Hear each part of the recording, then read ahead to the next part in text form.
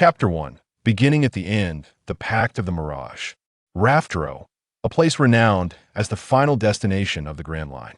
At the heart of this island lies a valley where two figures collide. A black-haired youth, adorned with wings and wielding a sword, engages in combat with another boy cloaked in black. Surrounding the black-haired youth are 6 swords suspended in midair. He raises his finger skyward, a 1,000-sword strike. The 6 swords whirl around him before soaring into the heavens. Once they vanish from sight, a multitude of swords rain down, launching an assault on the boy in black. The boy in black remains unperturbed, shadowless, vanish. He disappears from his original position, reappearing behind the black-haired youth, delivering a powerful punch. The black-haired youth senses the movement and swiftly retaliates, thrusting his sword toward the boy in black. He strikes true, yet the black-haired youth does not bask in triumph. Rather, his expression grows serious, for he has pierced a mere shadow. He shuts his eyes, feeling the energy around him, and suddenly perceives a figure charging at him with a fist raised. He crosses 2 swords to block the incoming blow. A pink silhouette flits through the air. Jianying, Mizong, cease your fighting. Jianying, sword in hand, points at the pink figure. Linlin, step aside. Today, I must see what lies beyond. Before Linlin can respond, Mizong, cloaked in black, interjects. No, you cannot enter. Just a glimpse. Absolutely not. That is my agreement with him. Mizong's resolve is firm, refusing to yield. Then I shall force my way in. This is my territory. If you wish to enter, first defeat me. Then come forth. I fear you not. The two engage in combat once more. Linlin watches the two with exasperation. This marks their 108th confrontation. Jianying's insatiable curiosity drives him to uncover the truth behind the one piece left by that person, while Mizong stands as its guardian, unwavering in his determination to prevent Jianying's advance. As their duel continues, dream melody, barrier, a multitude of musical notes converge to form a barrier, obstructing their attacks. Enough, both of you. One is excessively curious, the other stubborn. We are all allies here. Cease this bickering. Oomph. Though they halt, both remain unconvinced. Linlin sighs. Alas, that person must be nearing execution. A heavy silence envelopes the trio. Mizong recalls the pact. You shall protect the one piece for me, and in the future, entrust it to the strongest. 3 years prior. At that time, Mizong was the sole spirit. A man, accompanied by his crew, arrived at Raftero. Before they could set foot on the island, they were met by Mizong's ambush. Mizong, unaccustomed to inquiries, demanded, "Who are you? This is not a place for you. Depart immediately." One among them replied, "Little one, fear not. I harbor no ill intentions. I merely wish to leave something on this island." Mizong retorted, "Impossible. Regardless of your intentions, if you wish to enter, you must first defeat me." The man chuckled. "Very well. If I win, will you grant me a favor?" "Agreed, provided it does not violate my principles. However, if you lose, you must leave and never return." "Agreed." They battled for 3 days, and ultimately, Mizong was defeated. "Cursed human, wait and see, grant me another chance, and I shall surely triumph." The man laughed. "I shall await your return." Mizong dusted himself off and inquired, "What is it you seek? This place is not marked on any nautical chart. I wish to conceal something here. Can you safeguard for me?" "Certainly. You may place it here." "Thank you." As the man prepared to enter, Mizong asked, "Wait, you are quite formidable. What is your name?" "Gol di Roger." Thus, Roger entrusted the one piece to Raftero and spent a few days conversing with Mizong before departing with his crew. Mizong awaited his return to reclaim the one piece, but he never returned. Months later, Mizong gained 2 companions, both fellow guardians of Raftero, one named Linlin and the other Jianying. Observing Mizong's daily vigil over the sea, Linlin floated curiously. "What do you gaze upon the ocean for each day?" "Waiting for a friend." "Oh, you silly one. Guarding your territory, yet allowing no one entry. And yet you have other friends besides us? Do you wish to fight?" Mizong replied with displeasure, as Jianying was naturally his rival. "Fine, come at me." Jianying was equally defiant, believing that the strongest should lead, resulting in a perpetual stalemate between the two spirits. Enough, both of you. This is exhausting. Linlin expressed her frustration. However, we are indeed curious to meet him. Very well, there will be an opportunity. Eventually, Mizong did encounter Roger, but it was within the depths of an underwater prison. On the night Roger was captured, Mizong, alongside Jianying and Linlin, ventured to the prison. Mizong angrily questioned, "What do you mean by this? With your strength, those Marines are no match for you, unless you have chosen this fate willingly. Is that not so?" Roger affirmed, "Indeed." Mizong grasped the bars of the cell, demanding, "Why?" "Because I have contracted an incurable illness, and my time is short." "What do you mean?" "Linlin, check on him." As Linlin approached, Roger interjected, "No need. I have conquered the seas and become the pirate king. There is nothing left for me to desire." "What about what you left with me?"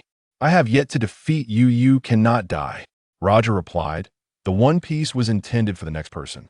"The next?" "Indeed. I have a premonition. I shall not perish, for my will endures. In the future, someone stronger than I shall discover my treasure. Defeating him equates to defeating me." Mizong turned away. "Very well. I hope he does not disappoint me. I shall grant him but one chance." "Agreed." Returning to the present, boss, Linlin, Jianying, "Look, today's newspaper announces that Captain Roger will be executed tomorrow in Lowtown." A boy cloaked in a cape, holding the newspaper, floated in the air. "Xingyao, you've transformed into a human form again to wander outside." Mizong expressed annoyance. "Oh, I merely took a stroll," Xingyao replied nonchalantly. "We must not reveal our identities to others. If they wish to come here, they must do so on their own accord." "Understood, boss. Shall we go to see him one last time tonight?" "Let's go together." That night, in the underwater prison, Roger remarked, "I never expected to see you again, Mizong. Have you come to rescue me? Do you need rescuing? Since you have made your decision, I shall not interfere. However, we have known each other. Do you have any last wishes?" "I do." "Very well, we shall grant them." Mizong prepared to depart, but paused. "Lugio is about to give birth." Xingyao interjected, "I calculated it to be a boy." Roger responded, "Is that so?" "I understand." Mizong stated, "Safe travels. I shall uphold my promise." Roger replied, "Thank you." After the spirits exited the underwater prison, they soared through the sky. Linlin sighed, "Alas, he was a remarkable figure. It is a pity he must die." Jianying remarked, "It is his own choice. We cannot interfere. Yet, I do admire him." A blue-haired boy piloting a mech asked, "Why?" Jianying replied, "Ino, are you not clever? Take a guess." He turned to Mizong, "But you, why do you assist him?" "I doubt it is merely because you have a friendly rivalry with him. Your nature does not lend itself to meddling in affairs." A fiery-haired youth smiled and stated, "I wager it is because of the D." The other's expressions darkened at his words, and the boy raised his hands defensively. "Oh, come now, do not look at me like that. Wu Jin, speak less of such matters, or I shall not spare you." "Understood." "Speaking of which, Xingyao, you seem troubled today. What weighs on your mind?" Xingyao replied, "Indeed, there is something significant I must share with you. All our final companion is about to be born." Ino remarked, "So what if it is born? What is there to worry about?" Before Xingyao could respond, the usually gentle Linlin asked, "Is that true? What abilities will she possess?" Xingyao answered, "She will be the rarest of nature spirits." The spirits gasped in astonishment. "What did you say?" "The nature spirit, the rarest existence among the spirit race, and the noblest of all, possesses the ability to control the elements of nature, transforming into all that is natural. Immortal and eternal, she embodies the spirit of nature." "Yet," Linlin exclaimed, "a nature spirit, truly?" Jianying, "At last there's a younger sister of higher status than the fool." The nature spirit, inherently protected by nature and in close communion with all living things, commands greater respect than any other spirit. "Ino, I hope she isn't too difficult to manage." The other spirits began to murmur, but only Mizong noticed the troubled expression on Xingyao's face. He approached Xingyao and inquired, "What troubles you?" "Xingyao, while divining her destiny, something very strange occurred." "What happened?" "There's a calamity destined for her." "How can that be?" "Nature spirits are born under the guardianship of nature. How could they face misfortune? That is not so surprising. The very day she was born coincided with Roger's death, which means her birth is intertwined with both fortune and calamity. Xingyao whispered this into Mizong's ear. What do you mean? Upon returning to Rafteru, everyone gathered in Lumeng's territory. The spirits remained oblivious to the peculiar scene unfolding within a crystal ball in Xingyo's domain. A vast emptiness surrounded a boy in a straw hat who was charging forward, while a girl in a brown cloak with golden hair wept inconsolably before him. Chapter 2. The Birth of Fu Lin and Roger's Execution. The following day, Rog Town was teeming with people, for a significant event was about to transpire. The execution of the Pirate King, Joel D. Roger. Have you heard? The Pirate King Roger is to be executed today. Who doesn't know about it? Just look at the crowd gathered here. But do you know? There are rumors that Captain Roger discovered a vast treasure during his voyages. Is that true? Where is it? Who knows? In a shadowy alley. Xingyao remarked, Boss, are they really going to let him die like this? Mizong remained silent. Roger was a man he respected, and thus he honored his choice. This dramatic scene was far more fitting for him than dying in a sickbed, for he was a king, the Pirate King.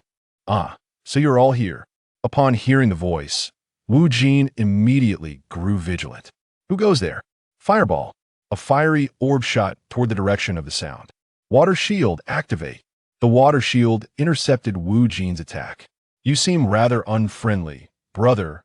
A girl with golden hair and a brown outfit appeared before the spirits. Upon realizing she was an ally, Wu Jin sighed in relief. I thought we had been discovered by humans. Lumeng reassured him. Rest easy, I've cast an illusion around us. The humans cannot find us. My name is Fu Lin. And what about you, brothers and sisters? Wu Jin, Lumeng, Ino, Xingyao. Jinnying, that fool over there is Mizong. Jinnying pointed to Mizong, who had been intently watching the execution platform. He knew that Roger was the one Mizong admired most, the only man he truly recognized. Had Roger not chosen this path willingly, Mizong would never have allowed him to perish. Soon, Roger ascended the execution platform, escorted by the Navy. Those who gazed upon him could see that he appeared remarkably composed, as if he were merely returning home, devoid of any tension, fear, or panic regarding his impending execution. Truly, he is the Pirate King. His presence is awe-inspiring. To face imminent death with such calmness, if it were me, I could never manage it. The crowd murmured among themselves, each voice adding to the cacophony of speculation. On the platform, Roger stood unwavering, unafraid of the cold blade before him. Suddenly, a flash of lightning illuminated the sky. The clouds overhead thickened ominously, and without warning, a torrential downpour began. The rain arrived without any forewarning, drenching everyone present and adding a somber atmosphere to Rog Town. Observing this, Fu Lin smiled slightly. How amusing it was that the heavens seemed to be sending him off. At that moment, someone in the crowd shouted, Roger, did you truly find Raftel? Where's your treasure? You're going to die anyway, why not tell us? Exactly. You're about to die, just hand over the treasure. Yes, give us the treasure, and we will spend it all for you. I intend to inherit your treasure. Ha ha, ha ha ha. As the laughter erupted from those few, others joined in, mocking the greedy individuals while also deriding Roger, who was on the brink of death. Yet, their eyes sparkled with anticipation, for they too wished to uncover the location of the Pirate King Roger's treasure. In the face of this derision, Roger's lips curled into a slight smirk, and a bold declaration erupted from his throat. You seek my treasure? If you truly desire it, I will grant it all to you. Go seek it. I have hidden all my treasure there. With his words uttered, the blade plunged into his heart, and he fell silent. In the aftermath of his death, the crowd erupted in cheers, surging toward one another. Fu Lin leaned against the wall, arms crossed, and remarked, It seems the seas will soon become lively. Mizong replied, Indeed, but I hope they possess some skill. I have no time to engage with the weak. Anyone wishing to challenge me must first surpass Roger. The shadow of the sword waved his blade and remarked, Such hope seems exceedingly dim. There are but a handful of individuals in this world who might earn your recognition. Starshine replied, Not necessarily. Just as he himself stated, even in death, his will shall not perish. The sea is vast. And who can say whether the next ruler might emerge? Dreamer added, Indeed, then let us wait in quiet anticipation. Miss said, Very well, let Let us return. As they departed, Mist cast a final glance at the figure lifeless upon the execution platform and vowed, "Rest assured, no matter how many years pass, I shall always uphold our agreement. I will wait for you, for our paths to cross once more. Farewell, Roger." Meanwhile, Starshine gazed intently at Fulin. The day of a natural spirit's birth should be vibrant and full of life. There should be no death. Why then did Fulin enter the world upon Roger's demise? Is it truly the case that fortune and misfortune are intertwined? Is something amiss, Brother Starshine? Fulin inquired, sensing his gaze and turning her head to ask. Oh, it is nothing. Roger may have perished, yet the sea remained tumultuous, in pursuit of the legendary treasure left behind by the pirate king Roger. Countless pirates raised their flags and engaged in fierce battles. The world began to brace itself for the dawn of the great pirate era. 22 years later, at Raftel. Something is amiss, Dreamer exclaimed, flustered as she emerged from the sound illusion Dreamer's domain. What is wrong? Ino inquired. Fulin, she has left. Left? What do you mean? Who has departed? Upon hearing Dreamer's distressed cries, the other spirits gathered, except for Mist. Dreamer produced a note, exclaiming, "Look, she left a message." The letter read, "Sister, brothers, I am off to undertake an important task. Do not worry, this may take a considerable time to conclude. Afterward, I will entrust the demon fruit tree to Dreamer alone. Rest assured, I shall not reveal my identity. Should the need arise, I will return. Farewell." Ino was left in a state of disbelief. What is she scheming this time? Dreamer turned to the Shadow of the Sword. What does this mean? The Shadow of the Sword replied, "How should I know? Weren't you together with her?" "We are not always together. Her character is well known to you," Ino remarked. "I wonder what she is up to this time. However, it may be for the best. At last, we can enjoy some peace. That girl always pilfers from his mecha fortress, Ino's domain, and I am utterly powerless to stop her. It is truly exasperating." Starshine calculated and said, "Let it be. That girl is likely too impatient to strike against those individuals." Dreamer responded, "Why the haste? Let us wait for those we anticipate before making our move. They're not easily toppled." Starshine replied, "She is well aware of this. She likely has her own plans." Ino asked, "Have you figured it out?" Starshine nodded, "Indeed. What are her intentions?" Starshine, unwilling to divulge a word, wore a solemn expression. "Has that human, who could aid my sister in evading disaster, made an appearance?" Chapter 3. Fulin set sail, collaborating with dragons above Rock Town. A solitary white cloud carried a young girl through the skies. "Master, we have arrived at Rock Town." "I know. I have been here before, by Mu." By Mu, a natural life form created by Fulin, took the shape of a white cloud and served as her spirit companion. "Master, what brings us here?" By Mu pondered, unable to fathom why Fulin would choose to visit Rock Town. "Of course, we are here to seek collaboration." "Collaboration?" Fulin raised her palm before her eyes, her black pupils transforming into golden, all-seeing orbs, as she sought out and discovered the individual. "We shall proceed," she declared. "Fulin, I must bring down that group who consider themselves as deities.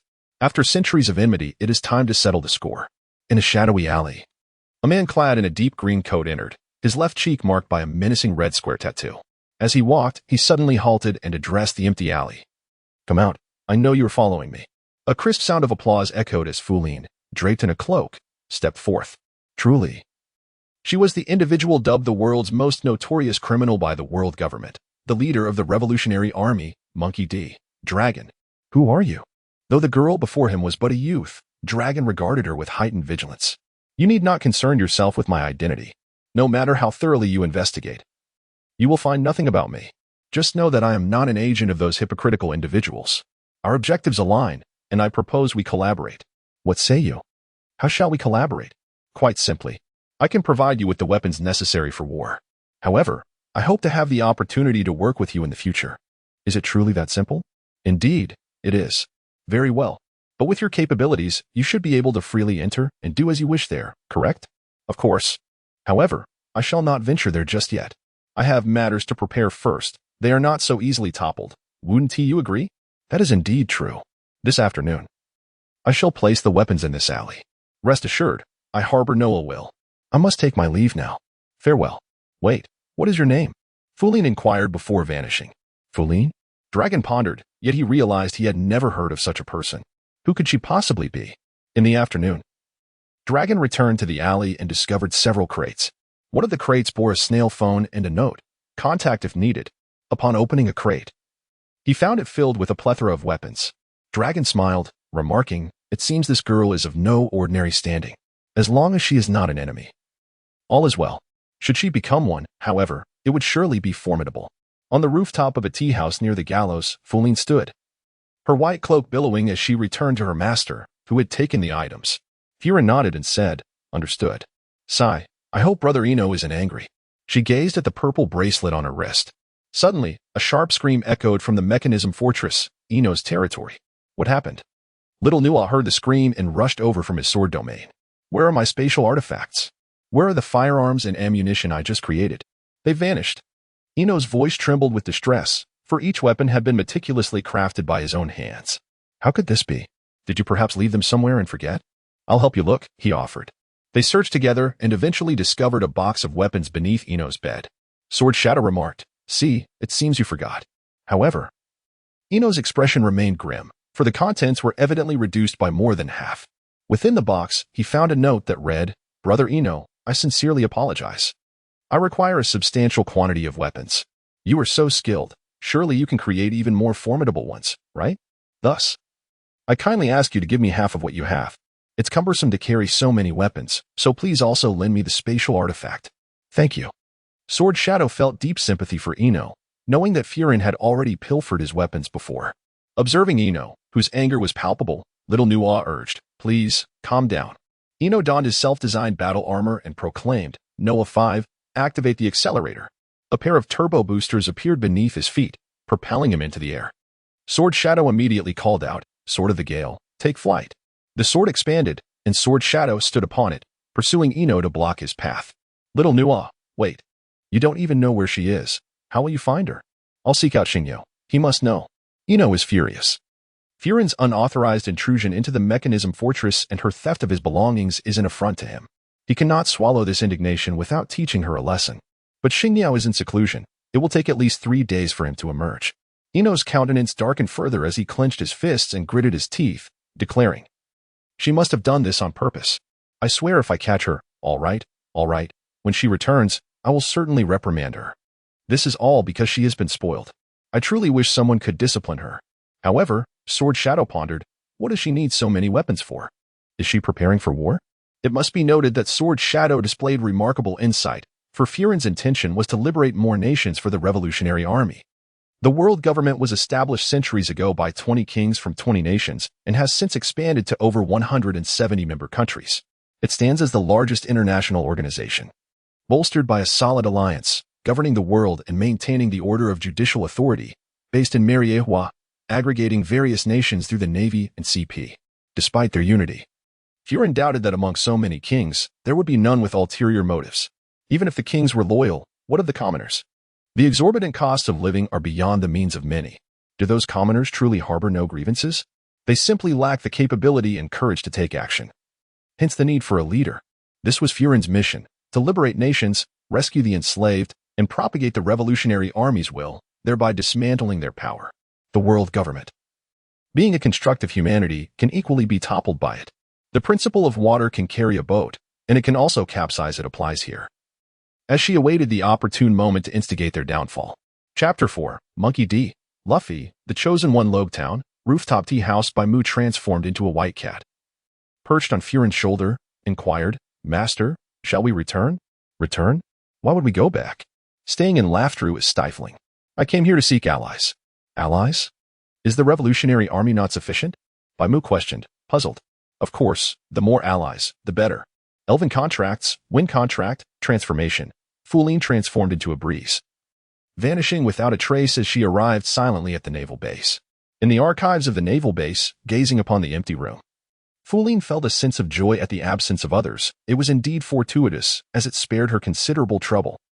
Linlin donned her gloves and commenced her search through various materials, newspapers, wanted posters, and files, meticulously examining every item that bore information about criminals.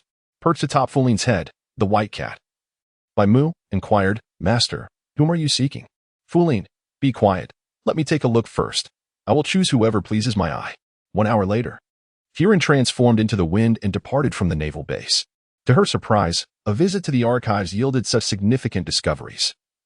It was astonishing that someone could interpret historical texts, which she had thought were lost for countless years. The decree to eradicate all scholars on O'Hara had been issued, with only one girl escaping. It was determined that this girl possessed the ability to decipher historical documents and could awaken ancient weapons. If she were to be found, she would be killed. What a heavy burden. If this girl truly had the power to awaken ancient weapons, why then would they desire to eliminate her? Perhaps the awakening of ancient weapons was merely a pretext. It was the ability to interpret historical texts that truly incited their pursuit. Contemplating this, Furin smiled faintly. The blank century? She found herself curious about the content inscribed by Roger on that stone tablet. Years ago, Roger had brought the true history to Laughtale, yet the script was exceedingly intricate ancient characters that even the elves could not decipher. Not even the stargazers could divine its meaning, and they nearly suffered backlash in the attempt. It was perplexing that, aside from the information concerning the D-Clan, the events and actions of the D-Clan remained untouched by the stargazers. The only known fact was that the D-Clan and the Elven tribe had once shared a deep bond. Centuries prior, the Elven tribe had made a vow to the D-Clan. Their descendants would never harm the people of the D-Clan. However, one day, the connection between the two tribes abruptly severed, and the D-Clan vanished from the annals of history. No one knew what had transpired. All that was understood was that they had gained a new mission, to uncover the truth, avenge the D-Clan, and protect Laughtale. They paid no heed to why their ancestors left such a legacy. They believed that unraveling history would reveal all. By Mu, you returned first and informed Xingyao. Have her calculate the whereabouts of someone named Nico Robin. Understood, Master. Please take care of yourself. Do not worry. There are few in this world who can best me. With that, Baimu transformed back into her original form and soared into the sky. After Baimu's departure, Furin sat alone on the rooftop, lost in thought, uncertain of her next course of action. Perhaps another visit to the naval base was in order? At that moment, chaos erupted among the crowd. Quickly, Pirate Buggy is about to execute the Straw Hat Kid. What? We must go and see. The Straw Hat Kid? If her memory served her correctly, his true name was Monkey D. Luffy. He was also the son of Dragon.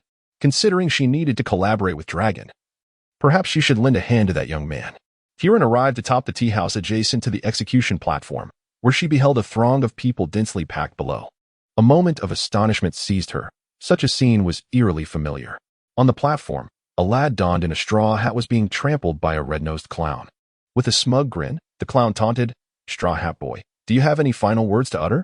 After several futile attempts to struggle, Luffy fell silent, then defiantly proclaimed, "I am the man who will become the Pirate King." Suddenly, an oppressive silence enveloped the crowd, his words echoing hauntingly in their minds. What did he just say? To aspire to be the Pirate King, here and now, such audacity. Well, having said that, you may proceed to your fate, the clown continued. Wait, hold on a moment, exclaimed Zoro, Sanji, and Luffy in unison. Zoro remarked, with that attitude, there's a limit to jesting, Luffy. Sanji added, if this is a sideshow, allow me to join in. In a haughty tone, Buggy retorted, Zoro, you are late to the party. As Zoro and Sanji prepared to charge forth and dismantle the execution platform to rescue their comrade, Luffy flashed a radiant smile and said, Zoro, Sanji, Usopp, Nami, I'm sorry, but it seems I am destined to die. That smile, even in the face of death, left Furin momentarily paralyzed. Meanwhile, the gleaming sword poised above his head descended ominously. In an instant, a bolt of lightning cleaved through the sky, striking the sword that hovered over Luffy and obliterating the entire execution platform. The crowd stood in stunned silence, as if turned to stone, unable to comprehend the spectacle that had just unfolded. Zoro and Sanji, like the others, were transfixed, each sharing in the astonishment of the moment. As the thunder roared, gentle raindrops began to fall. Buggy lay unconscious on the ground, struck down by the lightning, while Luffy, unfazed, joyfully retrieved his fallen straw hat from the ground, placing it upon his head and exclaiming, ha ha ha, I'm still alive. What a stroke of luck. The cigarette he had been smoking fell to the ground, and Sanji asked, Do you believe in the existence of gods in this world? Zoro sheathed his sword, saying, Stop with the nonsense. Trouble is brewing. We must leave hastily. Thus, the tea house near the execution platform bore witness to an extraordinary turn of events. Fulian was momentarily struck dumb, for the scene before her bore an uncanny resemblance to one from 23 years ago. Today's spectacle mirrored the moment of Roger's demise. The crowd was as vast as an ocean, and the events unfolding were akin to a public execution. The only distinction lay in the fact that on that fateful day, the execution platform was graced solely by a torrential downpour, whereas today, it was met with a resounding clap of thunder. Did you do this? Long appeared by Fulin's side without her noticing. No, it was not me, Fulin quickly retorted, inexplicably reminded of another Roger in that fleeting moment, which caused her to halt the release of her power. After a brief silence, Fulin calmly inquired, "Do you mind if I remain near your son?" Rest assured, I harbor no intentions of harming him. I have merely developed a slight interest in your son. I wish to witness his growth firsthand and see how far he can go.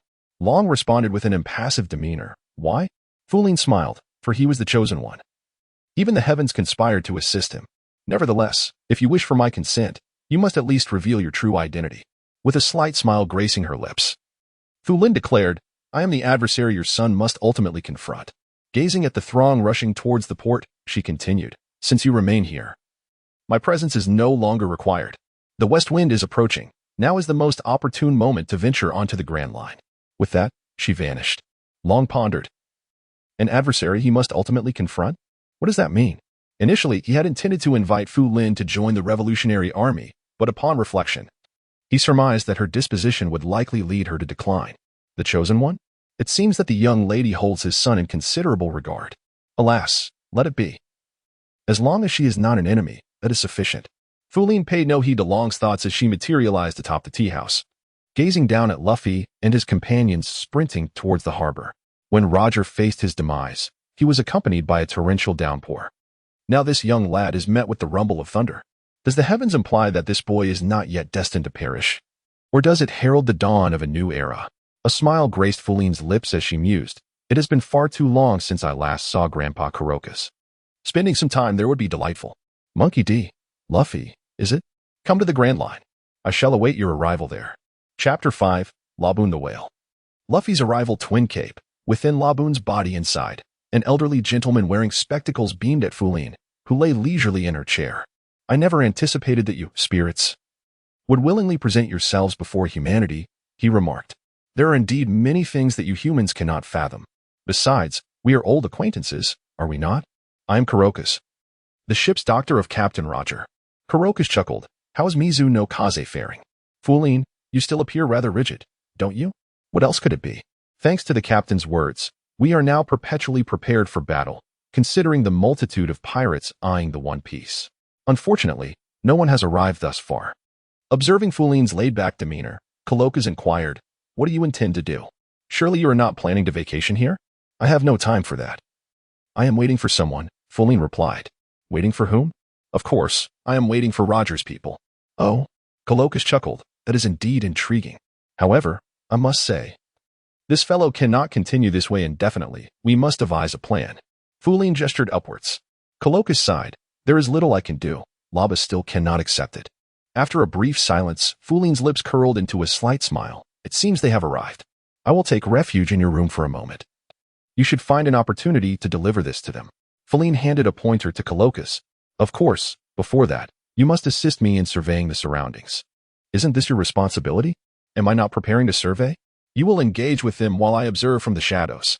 Outside the room, Sanji exclaimed. I thought we had been swallowed by a whale. Is this a dream? Zoro questioned. Perhaps it is merely an illusion, Nami suggested. Having conspired with Fulin, Kurokus slowly emerged from the room, casting a glance at everyone aboard before taking a seat on a lounge chair, pulling out a newspaper, entirely disregarding Zoro and the others. Say something. Sanji nearly erupted. If you wish to fight, then come on. We have cannons.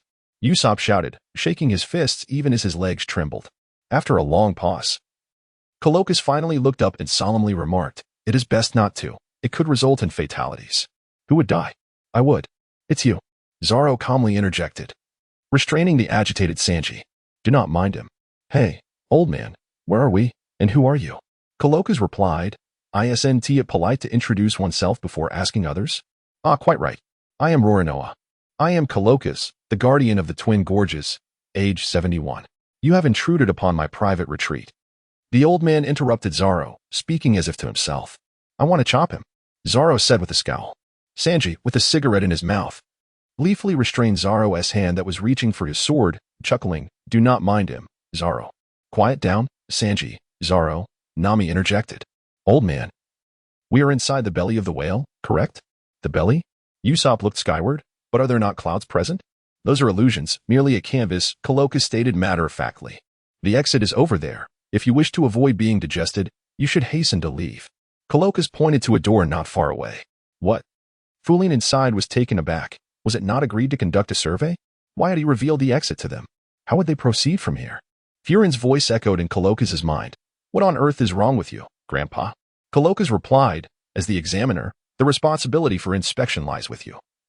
And it is imperative to venture out. The space here is far too confined. Upon hearing this, Furin was overwhelmed with frustration. An exit? Usopp exclaimed in astonishment. Why is there a door inside the whale's belly? Nami suggested, since there is an exit, let us hasten our departure. Zoro urged Nami. Suddenly, the surface of the sea began to tremble violently. Kolokas, filled with anxiety, stood up and gazed at the sky, asking, has it begun? Hey, what is happening? Explain it. Usopp shouted. The whale commenced ramming its head against the red earth continent once more. After the old man finished speaking, he leaped into the sea and swam toward a nearby ladder. What is that old man up to? Zoro pondered, watching the elder swim away. Is he not afraid of being dissolved by stomach acid? Who knows? Perhaps he intends to hunt whales, starting by eliminating it from within its belly. Sanji exhaled a puff of smoke, observing the old man ascend the ladder. In any case, we should leave, Usopp advised. If we linger too long, the ship will deteriorate. Before Usopp could finish his sentence, two startled cries erupted, and a man and a woman flew out of the window. Luffy, with wide eyes, exclaimed, Look, someone's flying out of the window. Haha, I see a super adorable lady. Sanji declared, his eyes brimming with hearts as he leaped into the sea. I am coming to rescue you, my lady. The others stared in disbelief at the chef, who jumped into the water with a blissful expression. Suddenly, the surface of the sea gradually calmed. Luffy blinked several times and remarked, that was impressive. What did that old man do? Fulin assumed a peculiar posture, one hand gripping the headboard while the other rested upon the ground. Once the situation stabilized, she withdrew her hand. With Grandpa Kolokas's elixirs combined with my innate powers, I should be able to soothe the emotions of this whale for several days, provided that it is not further provoked. After everything settled, a group of individuals outside fixed their serious gazes upon the two clandestine figures kneeling in the center. Ah, that woman, wasn't she the one Fulin recognized? Observing the blue-haired lady, she was somewhat astonished. If memory served her correctly, she believed she had encountered this person before. Fulin sat on the ground, carefully searching through a book she had retrieved from her spatial artifact. Outside, a voice called out, Are you still here? Everyone turned to see the old man had returned, standing at the escalator, coldly addressing the two figures. I will never allow you to harm Lap. They sneered, rising to their feet with sinister smiles. We shall see if you possess the capability. Our mission is to hunt whales, and this one is destined to be our town's sustenance. With that, they brandished two cannons and fired into the sky. Meanwhile, Fulin finally located the page she sought. Indeed, it was her Nefertari Vivi, a descendant of the Nefertari family. Grandfather, be careful, she heard Luffy shout. Instantly, Fulin snapped back to reality, witnessing Kolokas charging towards the cannon fire. What was happening? It was merely a moment's distraction. How had it escalated to this? Yet, there was no time to ponder.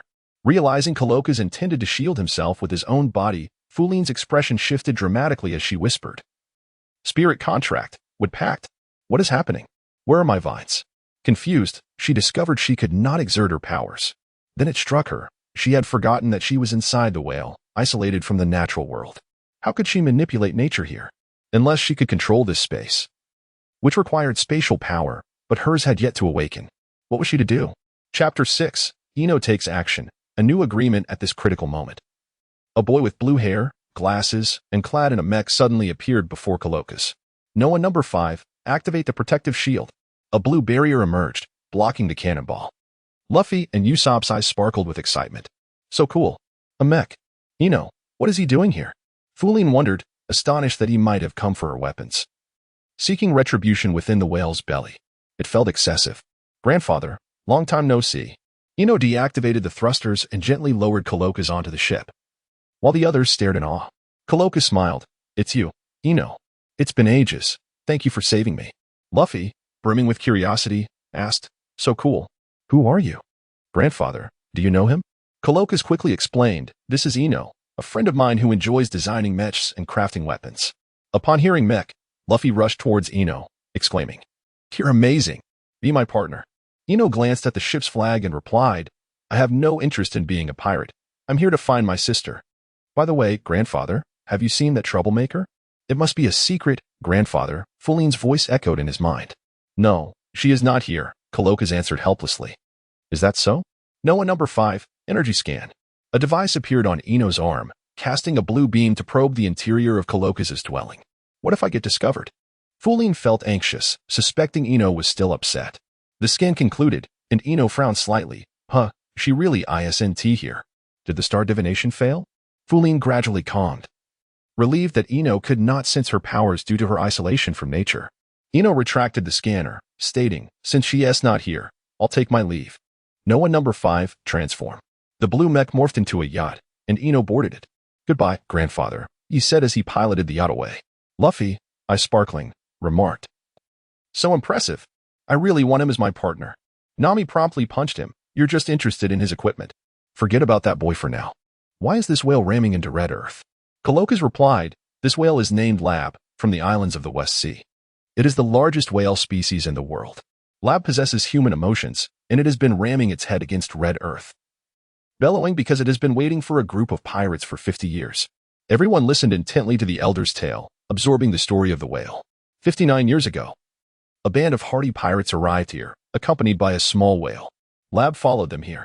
On the day of parting, they entrusted me with Lab for 2 or 3 years, promising to return in 3 years, declaring it would always be their companion.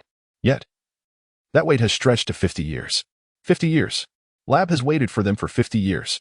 Doesn't that mean it possesses human emotions? The crowd gazed at the elder in astonishment.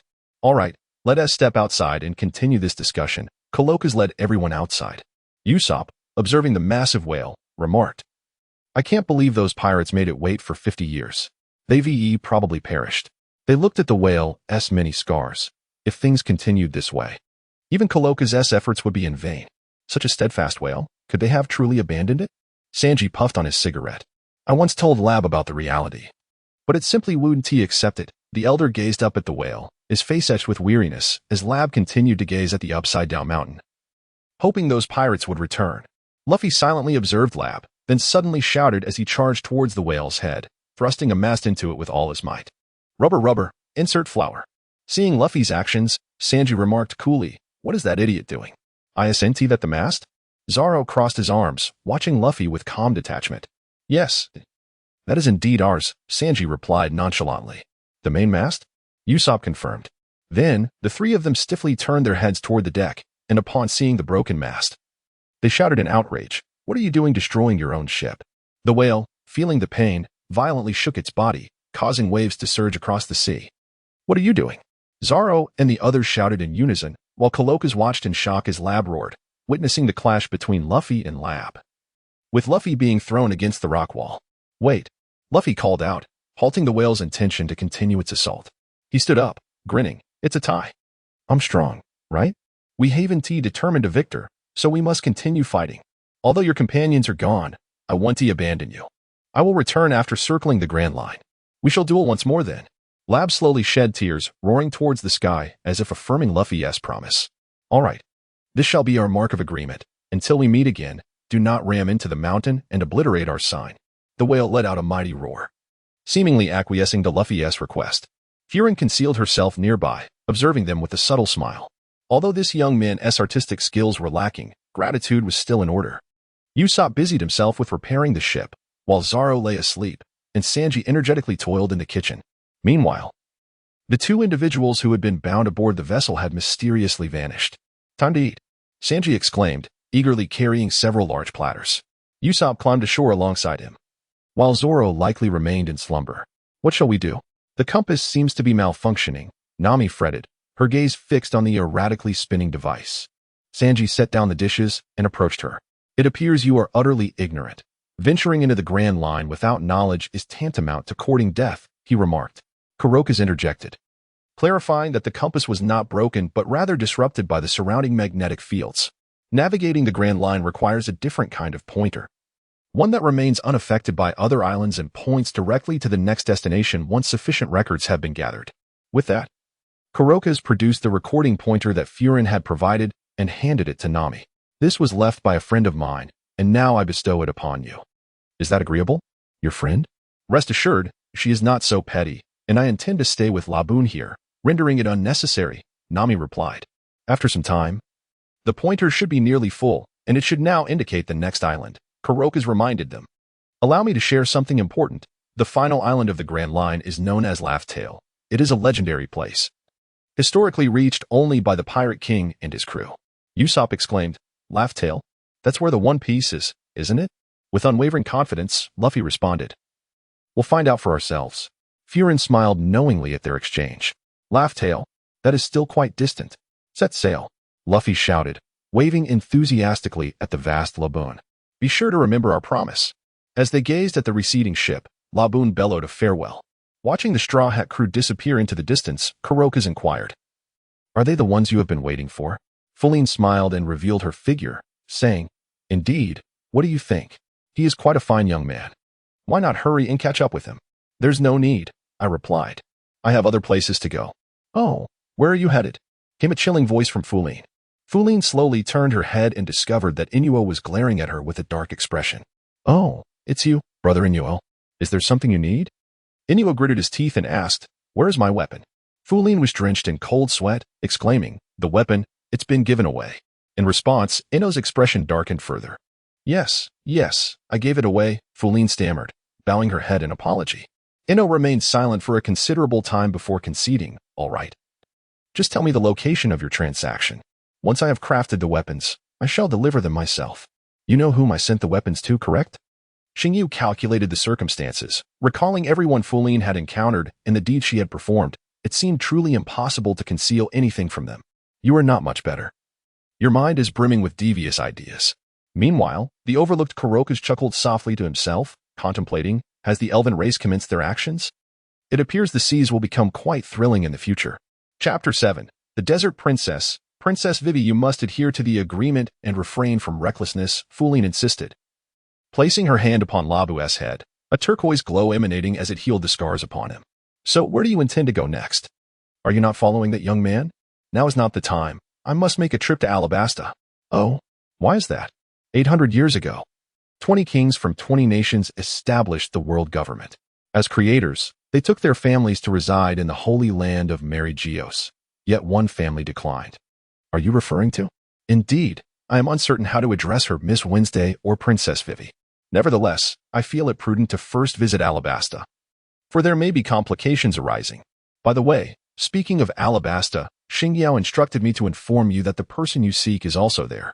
Oh, what a fortuitous coincidence. It seems I have much to attend to. Alas, I am at a loss with you. Do take care. I shall take my leave. That night, at Whiskey Peak, the bounty hunter's den, Zoro stood atop a rooftop, observing a throng of bounty hunters below. Allow my companions a moment's respite. I shall engage with you. Baroque Works. Upon their return to Whiskey Peak, Miss Wednesday and Mr. Nine had intended to treat the bounty hunters lavishly before ensnaring them. However, Zoro's vigilance was exceedingly high. He had sensed something amiss and was preparing to confront them. Though I believe they are no match for you, I still hope you can conserve your strength. Do you require my assistance? A masked girl clad in a black cloak stood behind him. When did she arrive behind me? Zoro swiftly turned around. Despite her obscured face, he discerned her femininity from her physique and the hand that was exposed. An unsettling premonition washed over him. He sensed her prowess was formidable. Had she not spoken a moment ago, he would not have noticed her presence at all. Gripping the hilt of his sword, Zoro warily inquired, Are you allied with them? Fuline smiled and said, You misunderstand me. I merely came to speak with someone, harboring no ill intentions. Initially, she had intended to head towards Alabasta, but along the way, she encountered two senior officials from the Baroque Works, engaged in a conversation that left her astonished to learn she was of royal lineage. Regardless of her identity, the directive from above was unequivocal. She must be eliminated. Fuline harbored concerns that the individual might be targeting Princess Vivi, leaving her somewhat uneasy. She felt compelled to offer a warning. Although she possessed a trace of celestial dragon lineage, she was undeniably distinct from that wretched group. Who to seek? She mused. Mr. 8 and Miss Wednesday? You claim they are not in cahoots. I assure you, I speak the truth. To demonstrate my sincerity, I shall handle the remaining individuals in one fell swoop. Aside from those two. Upon hearing this, the rest of the Baroque Works members, excluding Mr. 8 and Miss Wednesday, erupted into laughter. Little girl, cease your boasting. Resolving everything at once. We number over 100. Mind your own business. Feline smiled dismissively, for she held little regard for anyone lacking the caliber of a royal vice. Ignoring the jeers of the bounty hunters, she instantly materialized on the ground. With a fierce glare, an invisible wave emanated from her being, incapacitating all members of the Baroque works except for Mr. 8 and Miss Wednesday.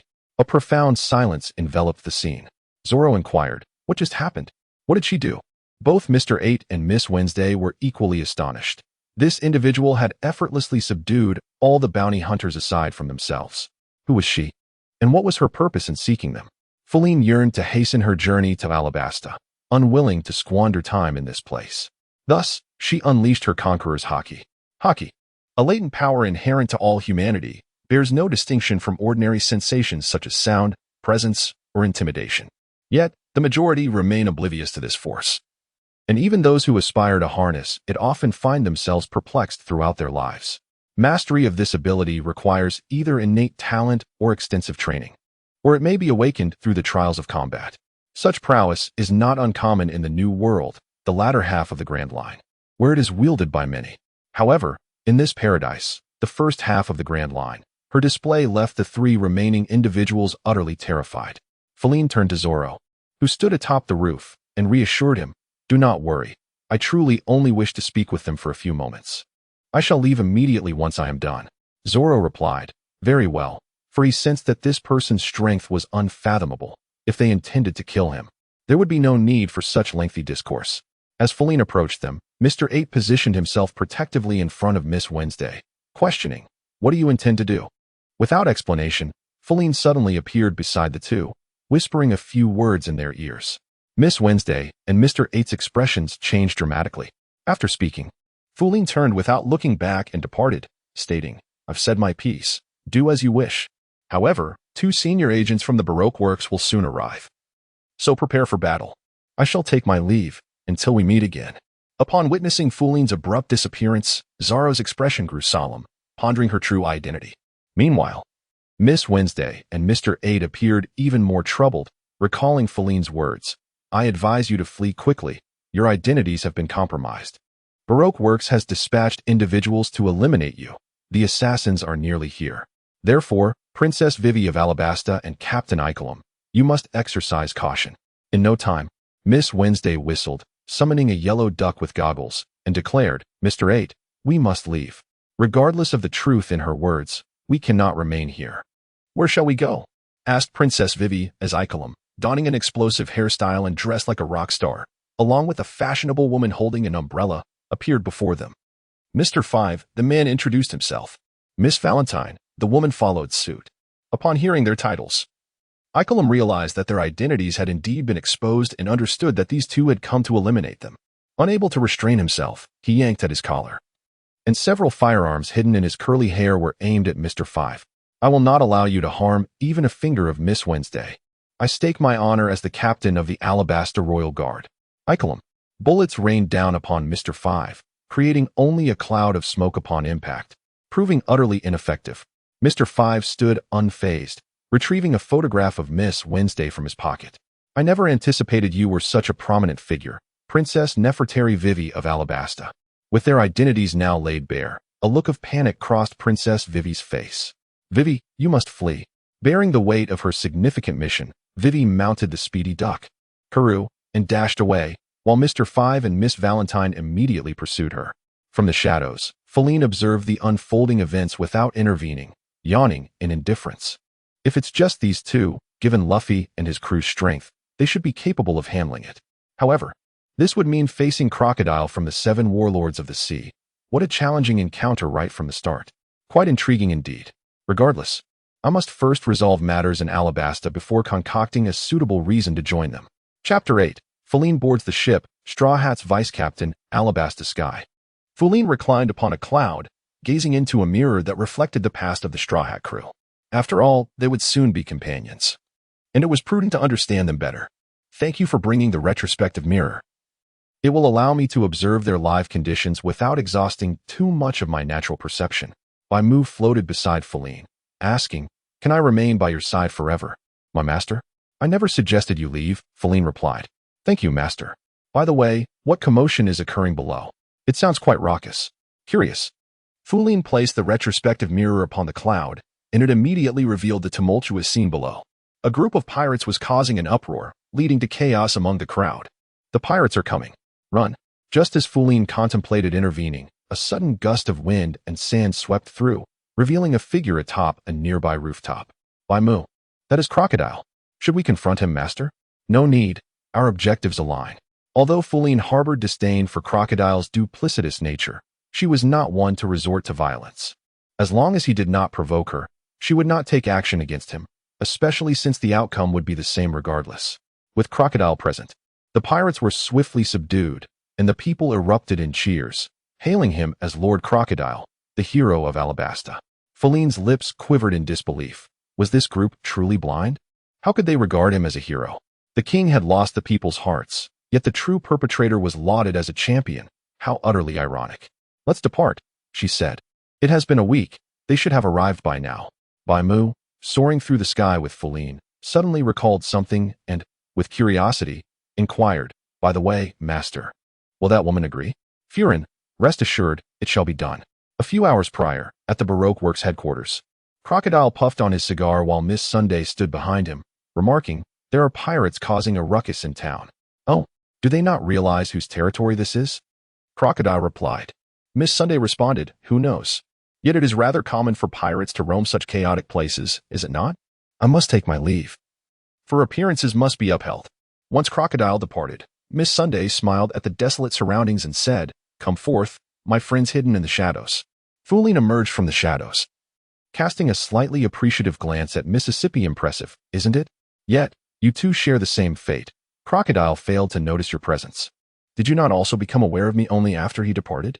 Indeed. Flynn's true purpose for coming here was to seek out Miss All Sunday.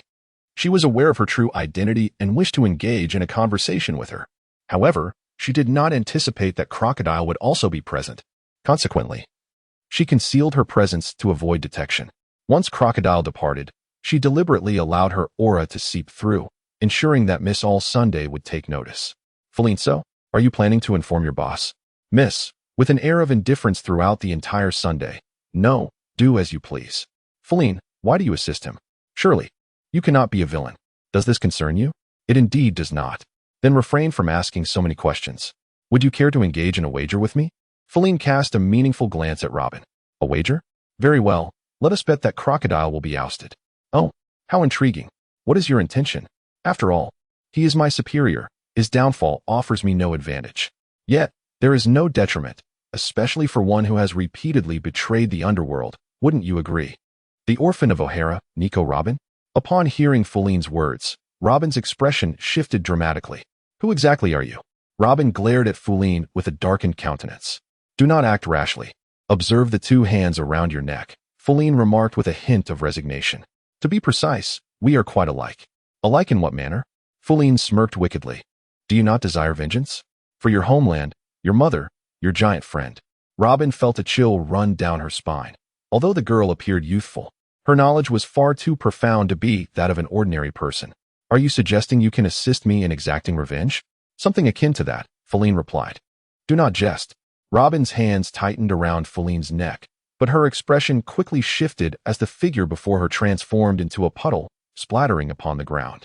Honestly, aside from the four emperors and their subordinates, I find little merit in others, she remarked. Suddenly, Linlin materialized behind Robin. What are you planning?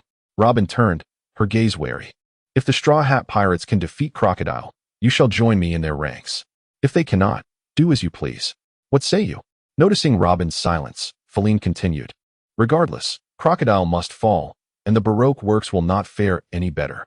Where will you retreat to then? Furin turned and said, you may ponder over it thoroughly. I have matters to attend to. With that, she vanished from sight. In the vicinity of Alabasta, aboard the Mary, everything seemed in order with the navigation system. We should be nearing Alabasta, shouldn't we? Nami mused, glancing at the dial on her wrist. Hey, Vivi, the weather and temperature at sea appear to have stabilized. Indeed. We have entered the climatic waters of Alabasta, Vivi replied with a smile. Look behind us, Zoro interjected. That must be one of the characteristics of entering Alabasta. Huh. Nami and Vivi turned curiously to the rear, while Usopp, having already retrieved his binoculars, was struck with fear upon sighting the vessels. No way. How can there be so many ships? And they all bear the Baroque works insignia. Sanji exhaled a puff of smoke and remarked, "So, the members are starting to gather. Huh. Are those the subordinates of the high-ranking agents? Let us go join them," Luffy exclaimed with excitement. "Hold on. Our objective is Crocodile," Sanji cautioned. "If those guys become a nuisance, we can deal with them later." "Indeed," Zoro chuckled. "Those high-ranking agents are our true adversaries. And we must remain vigilant of their unique abilities." "High-ranking agents, are they? Quite audacious. Since you all relish challenging foes, allow me to assist you." Furin suddenly appeared on the ship, startling everyone aboard. Sanji's eyes sparkled with infatuation as he stammered, "Hello, beautiful miss. May I inquire what brings you here?" Feline was unconcerned about the reaction her sudden appearance elicited from the Straw Hat Pirates. With a smile, she reassured them not to be tense, stating, "Haven't we met before? Zoro, Princess Vivi, I even assisted you during our time in the Whiskey Peak." It was then that Zoro and Vivi recalled the masked girl who had dealt with over 100 bounty hunters. "It's you, Furin." "Indeed, it is I?" Luffy glanced at Zoro and Vivi's reactions and inquired, "Who is she?" Zoro replied, "I am uncertain, but she is no ordinary individual. Previously on Whiskey Peak, she performed some unknown feat that incapacitated all bounty hunters except for Ikelim and Vivi. The others were left astonished. What? She? Feline perched gracefully on the ship's railing, crossing her legs as she remarked, "If those are the only caliber of individuals we are dealing with, it matters not whether there are merely 100 or even 1,000,000. They are akin to those individuals from the Baroque studio." She gestured dismissively towards them. "You are absolutely right. They are but a band of insignificant minions. Your true targets are Crocodile and his elite agents. To spare you some trouble, allow me to assist you." Suddenly, the once tranquil surface of the sea erupted into monstrous waves, overturning all the vessels belonging to the Baroque Work Society. Luffy and his companions gaped in astonishment at her, bewildered by the realization that someone could command the ocean itself. Let us see how lucky they are. They might not all drown, but surely half of them will be swept away. As for the elite agents, they should have long been on the island. Best of luck, Feline said with a smile. "Wait a moment," Luffy exclaimed, his eyes sparkling with admiration. "You are incredible. Join my crew." Feline was eagerly awaiting those words. "Certainly, however, I wish to become your assistant, that is, the vice-captain of this vessel. What do you think?" "Yash, no problem." But Nami, filled with concern, interjected, "Luffy, you can't just indiscriminately bring unknown individuals aboard. They had no knowledge of this person's background, let alone someone so pivotal as a vice-captain. Rest assured, I merely wish to assist you. To demonstrate my sincerity, I am willing to showcase my abilities." Feline presented a seed to Nami and inquired whether it was an ordinary one. Nami picked up the seed, examined it, and affirmed its nature. "Indeed," she replied. "Well then, do not be too astonished." Feline cradled the seed in her palm, her hands pressed together, and called out, "Power of nature, awaken." In an instant, the seed began to sprout within her hands, blossoming into a delicate iris in merely 10 seconds. This iris, known for its symbolism of unity and cooperation, represented Feline's earnest desire to stand alongside her companions as they faced any adversary, offering her assistance wholeheartedly. She presented the flower to Nami. Moreover, Feline spread her hands, and flames erupted forth. Luffy, Chopper, and Usopp gazed in awe, their eyes shimmering with excitement. "Incredible. My abilities allow me to manipulate the elements of water, fire, and wood. What do you think?" Luffy, Chopper, and Usopp raised their thumbs in approval. "Cool." Additionally, to facilitate future endeavors, Feline summoned her spirit companion, Bai Mu, who floated beside her and greeted the group. "Hello?" The others were taken aback. The cloud can talk. Luffy, increasingly intrigued by this stunning, formidable, and enigmatic figure, declared, "All right. From this day forth, you shall be the vice-captain of this ship." "I understand, Captain. My name is Feline." Meanwhile, as Luffy and Nami observed Chopper and Usopp tugging at Feline, urging her to demonstrate her powers once more, Nami discreetly asked Luffy, "Are you truly going to let her join us? We don't even know who she is." "She said her name is Feline," he replied. Nami punched him lightly. "I mean, where does she come from? Does it really matter? It's fine. She has helped us, and she is not a villain." Nami expressed her exasperation, yet felt powerless to intervene. Feline produced several information sheets and remarked, "By the way, prior to your arrival, I conducted an investigation into the senior agents of Mr. 15. Here are their profiles." Without even glancing at the documents, Luffy replied, "Got it. Let us go defeat them now." Upon examining the materials, Vivi expressed her astonishment, asking, "Where did you obtain this information?" Feline remarked, "Prior to this, I stealthily infiltrated the headquarters of the Baroque works alone and conveniently made off with the files of all the high-ranking agents." Upon hearing this, Vivi expressed her astonishment. "Infiltrating the Baroque works headquarters alone? How is that even possible? Did you not get discovered?" Feline replied, "If I hadn't spoken just now, wouldn't you all have also overlooked my presence?" Indeed, had Feline remained silent, no one would have taken notice of her. After pondering for a considerable time, Vivi said, "We have just encountered Mr. 2, who has already memorized our appearances. To distinguish ourselves, we should all adopt partner markings. You should create one as well. Is this a sign of formal inclusion?" Feline inquired. "Certainly, it's no trouble at all." Feline understood that Vivi had begun to trust her. "Hey Vivi, are we truly going to place our faith in her?" Nami whispered, "We don't even know her background. She likely means no harm." Vivi responded, "After all, she was the one who alerted me about my identity being exposed. Moreover, you witnessed her capabilities. If she truly wished to harm us, she wouldn't need to go through such complexities." Despite Nami's hushed discussions, Feline still caught every word. Furin contemplated, "It matters not, for there is ample time ahead. Allow me to accompany you in your journey to strength, to reach your ultimate destination, which is also my home, Lavdru." Chapter 9, Fire Fist Ace. A fateful encounter at the coastal entrance, Nami urged, "Listen closely, do not act on instinct recklessly. It is imperative that we prevent these individuals from causing any trouble." Zoro, glancing at Luffy who had leapt off the ship, muttered with a cold sweat, "The one who should heed that warning is no longer with us." Nami, observing Luffy sprinting away, shouted in exasperation, "You fool, don't act so rashly." Flynn, "Does he often act this way?" Everyone, "Yes. It's all right, I will go after him." Without heeding Nami's words, she jumped down and ran off. Zoro, "It seems our new vice captain is quite willful as well." Nami, with her forehead in her hand, sighed, "Indeed. Both of them are like this. Well, I have been up in the sky for too long. Now, let me see what delightful treasures the ground has to offer." Flynn merrily strolled onto the street, gazing curiously around. Suddenly, as if sensing something, Flynn smiled and said, "How peculiar. The smokeball, who has always refused to let pirates enter the Grand Line, is actually chasing Luffy all the way to Alabasta.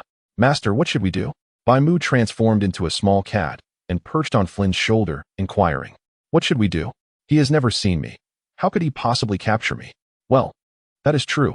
But wait, there are 2 Logia users." "Excuse me, sir, have you seen this individual? He should have arrived in Alabasta by now."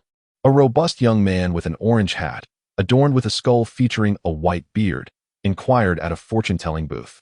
Upon seeing the young man, both Flynn and Baimu were astonished. "It's him. Baimu, he is still alive. I heard that Lord Xingyao tried to read his fortune, but could not foresee the outcome. I thought he was doomed to an early demise." Feline grasped its ear and challenged, "Dare you utter that in front of Mizong and Xingyao?" Suddenly, sensing something amiss, her expression transformed. "Master, what is troubling you?" Observing Feline's grave demeanor, Baimu realized that something must be wrong. "Monkey D. Luffy? I am unfamiliar with him." The proprietor scrutinized the bounty notice, gesturing towards a nearby restaurant. "But you might inquire there. The owner possesses considerable knowledge." "A restaurant, you say? How fortuitous, for I find myself rather hungry." "Thank you, kind sir." The young man graciously bowed to the proprietor before striding towards the eatery. Feline stepped into the shadows, clasped her hands together, and intoned, "In the name of the natural spirits, I command the powers of the nature devil fruit to summon the core of the blaze fruit." Soon, an orange crystal materialized in Feline's palm, radiating an intense heat. "What on earth is this creature doing?" Baimu understood the situation. "Master, this is..."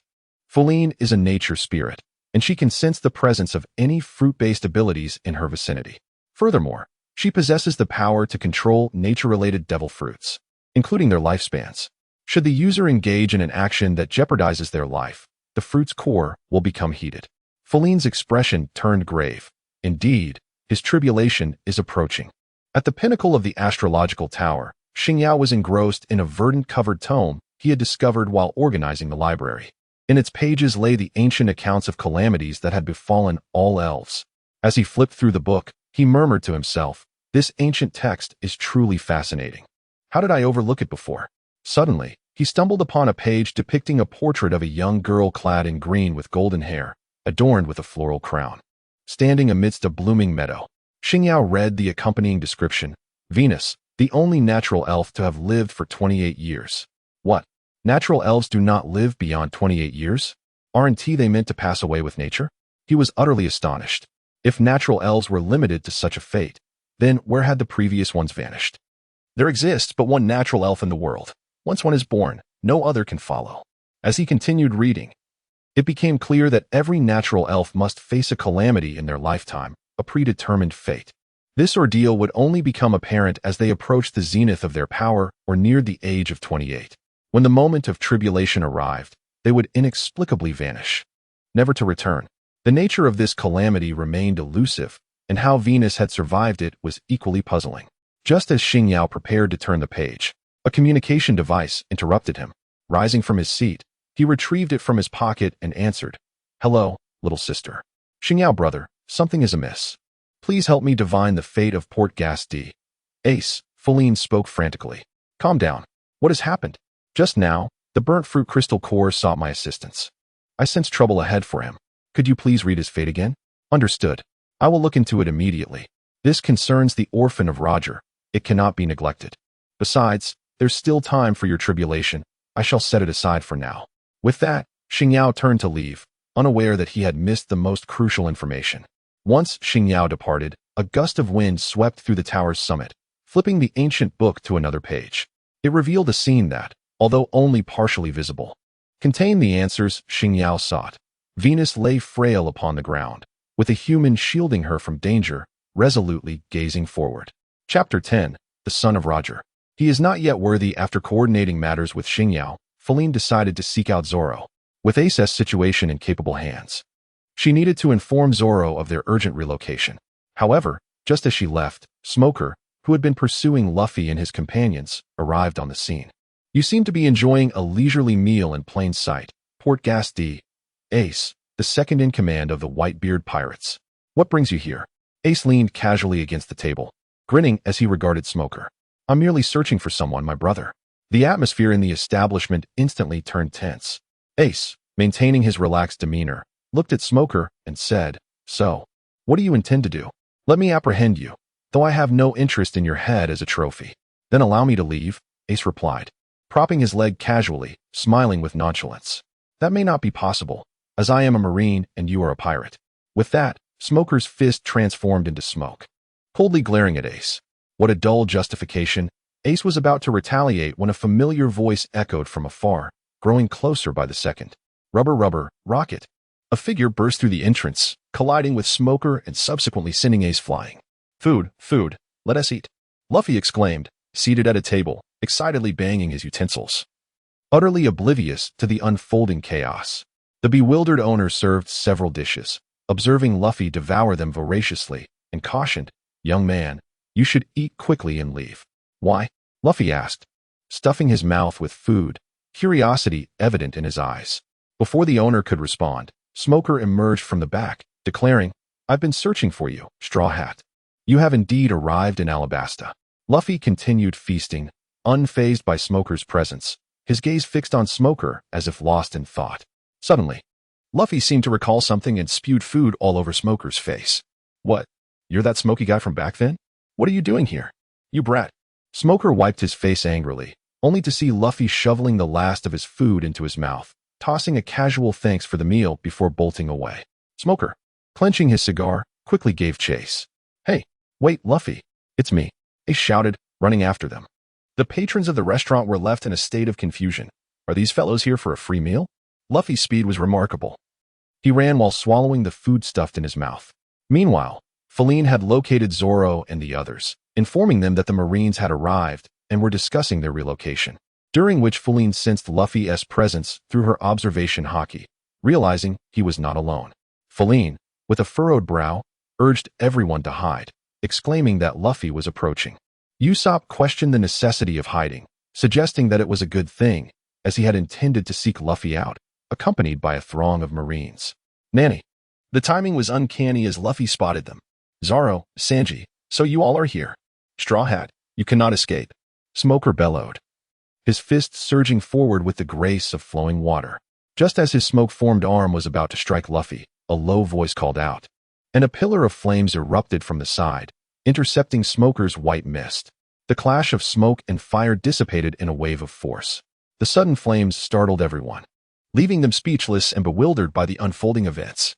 As the flames subsided, a figure enveloped in fire slowly emerged. Luffy, it's Ace. Upon hearing the voice from behind, Ace turned, a joyful smile spreading across his face. Luffy, you haven't changed at all. Luffy exclaimed in astonishment. Ace, you too have consumed a devil fruit? Indeed, I have. I consumed the flame fruit, Ace replied, glancing at the increasing number of Marines. Hey, Luffy, now is not the time for chatter. You all should leave. I will hold them off. The group promptly dashed away. Faced with the fiery fist of Ace, Smoker was exceedingly cautious. Having heard numerous tales about him in the New World, the presence of such a renowned pirate in this location puzzled Smoker. Why are you aiding Straw Hat Luffy? He inquired. With a smile, Ace responded, I have no choice. A troublesome younger brother like him is a cause for concern. Seeing Ace intervene against Smoker, Nami, puzzled, asked Luffy, who was that person just now? Do you know him? He is my brother, Luffy replied. Brother? The revelation astonished everyone except Feline. Nami, still in disbelief, sought confirmation. Hey, Luffy, is he really your brother? Yes, his name is Ace. We grew up together, living side by side. Although he set sail 3 years before I did. Feline, regardless, we should leave first. It is imperative that we promptly return to the ship to prepare for our departure. The others unanimously agreed. Indeed. Beep, beep, beep. Upon hearing the sound, everyone turned their heads. The noise emanated from Feline. Flynn smiled awkwardly and said, Perhaps it's been a while since I left, and my family is worried, so they called. You all go ahead. I will return shortly. Nami replied, I see. Please take care. We will leave first.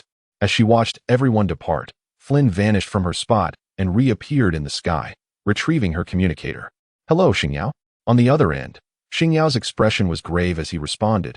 He has been pursuing an individual known as Blackbeard. To summarize, I can offer you these 8 words. The flames of war rage, and death approaches. Indeed, it was as Flynn had anticipated. Given this situation, she resolved that he must not be allowed to continue. Feline suddenly recalled something. By the way, does Mizong know about this matter? He is aware. But his reaction was rather unexpected. What happened? Upon learning that Ace was in danger, I immediately informed him. To my surprise, he merely responded with the words, do your best, as if he were indifferent to the fate of others. Isn't that peculiar? After Roger's demise, he even requested the recording crystal to monitor everything concerning Ace, and I assumed he would be considerably concerned. Feline sighed, contemplating the possibility that he felt profound disappointment towards Ace.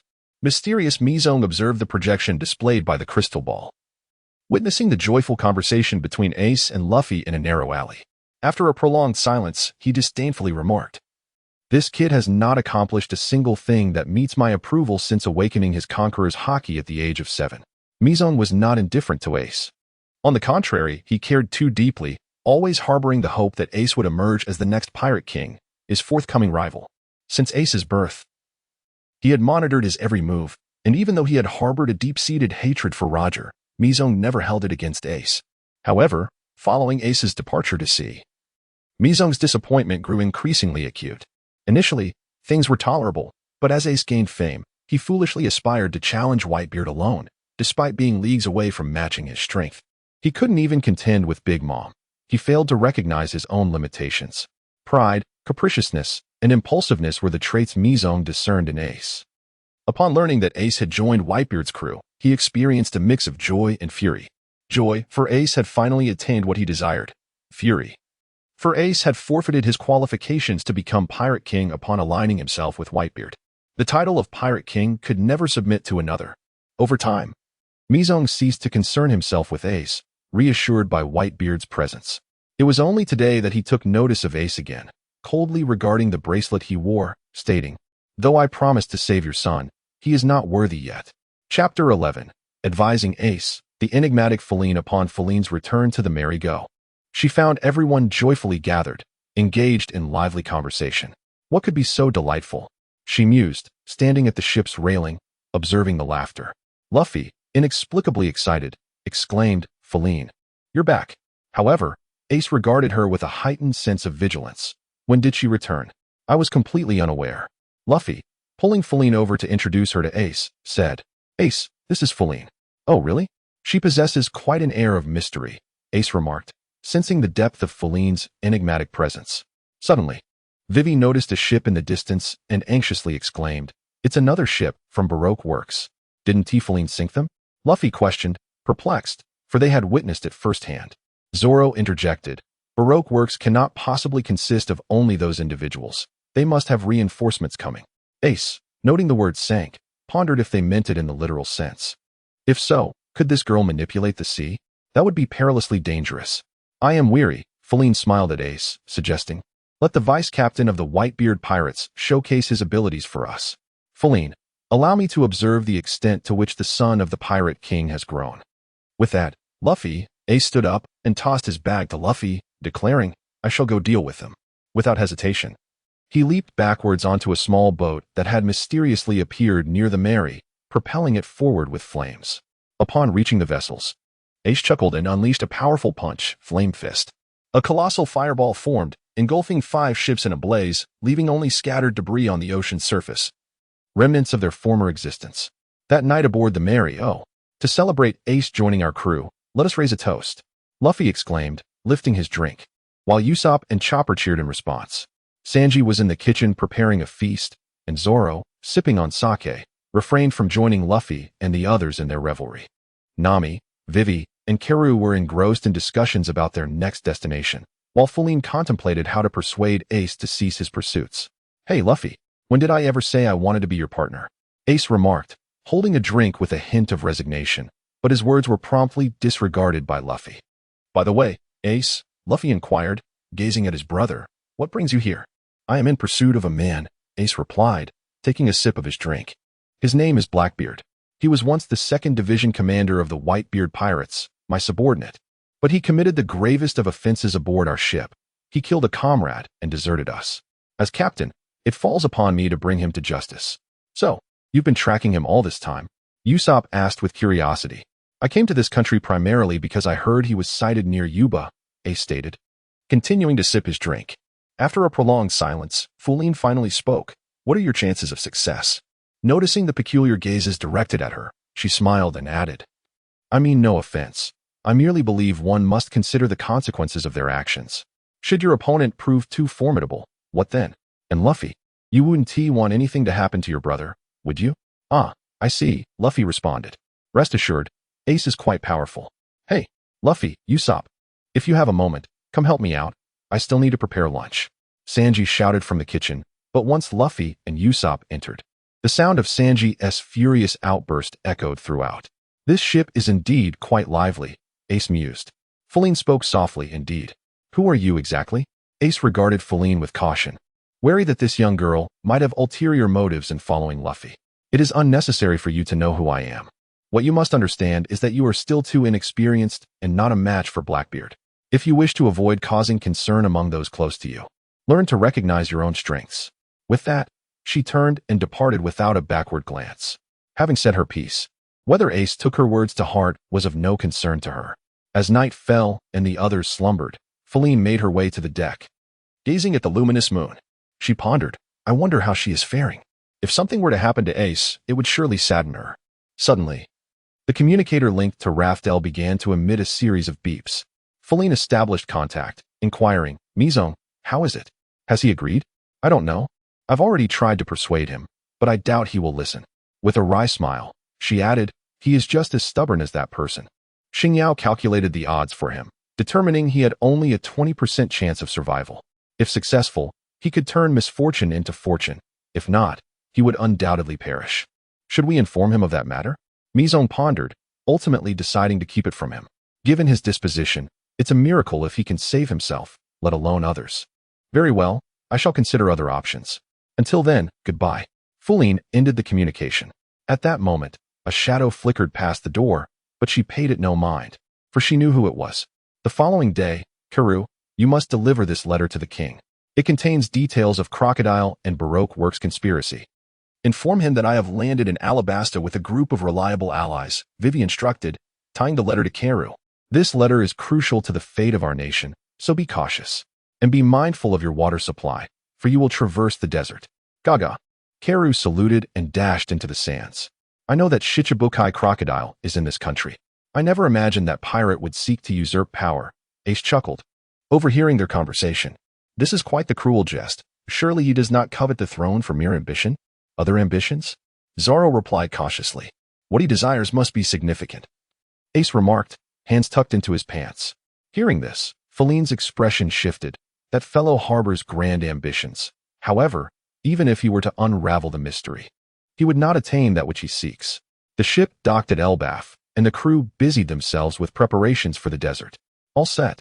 We have landed, Luffy shouted, as a multitude of turtle-like green creatures emerged from the sea. What are those, turtles? Luffy blinked at the creatures, whose upper bodies resembled turtles and lower bodies featured enormous tails.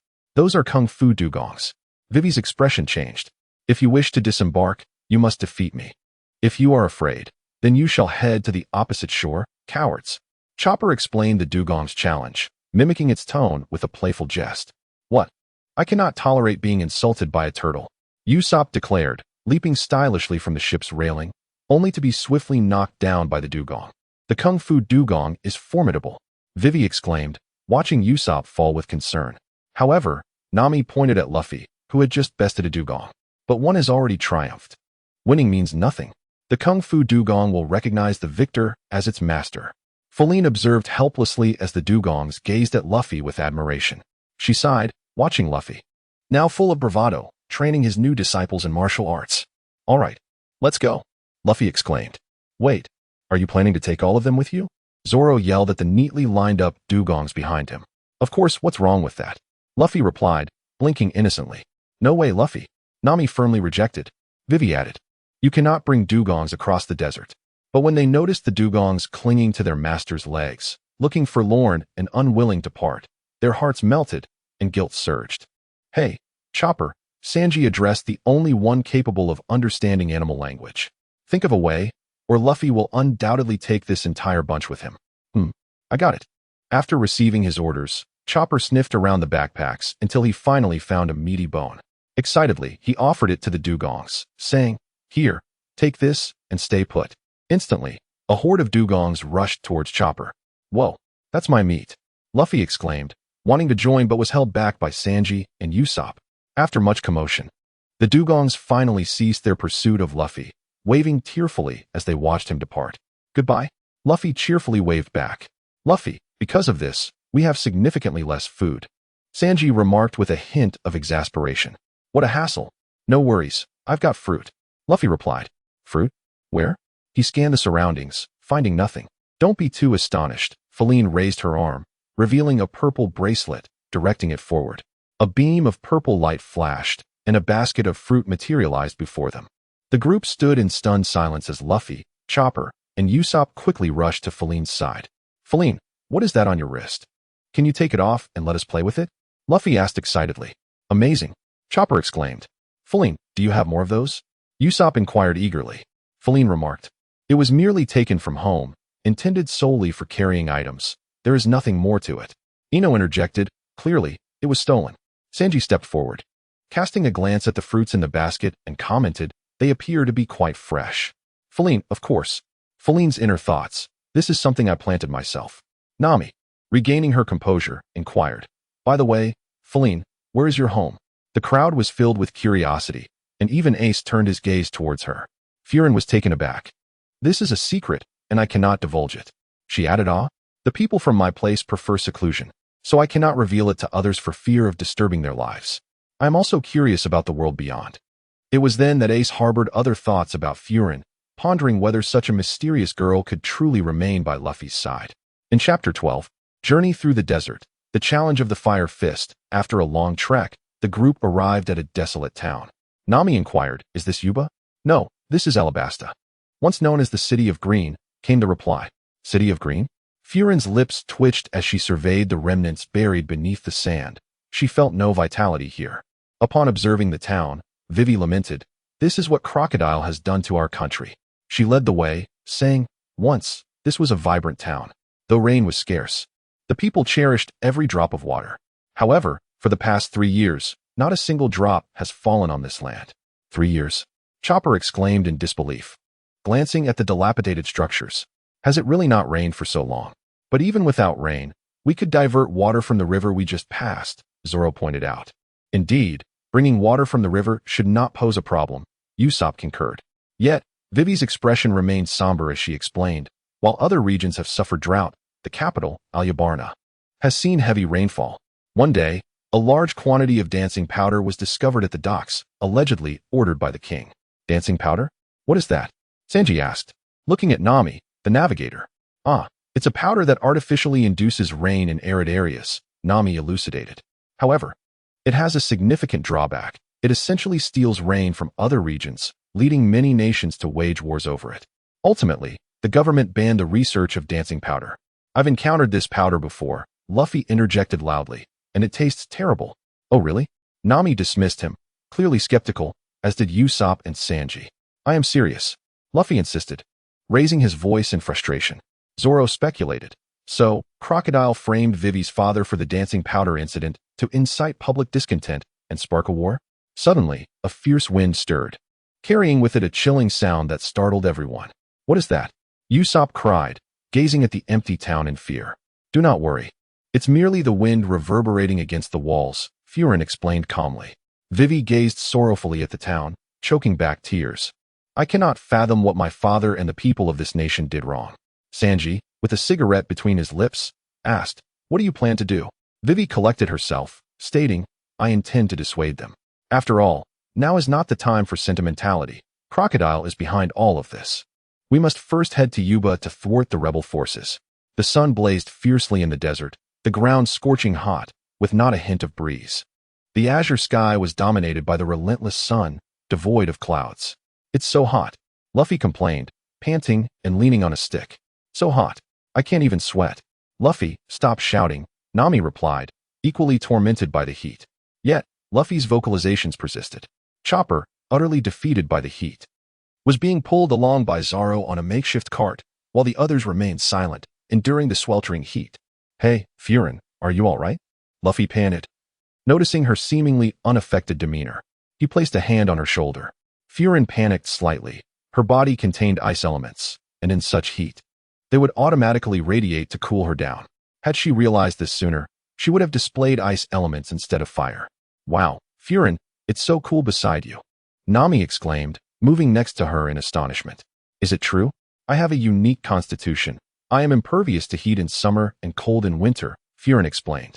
Usopp, nearly fainting from the heat, remarked, Your constitution is remarkable. Thus, Furin became the group's mobile refrigerator, surrounded by everyone.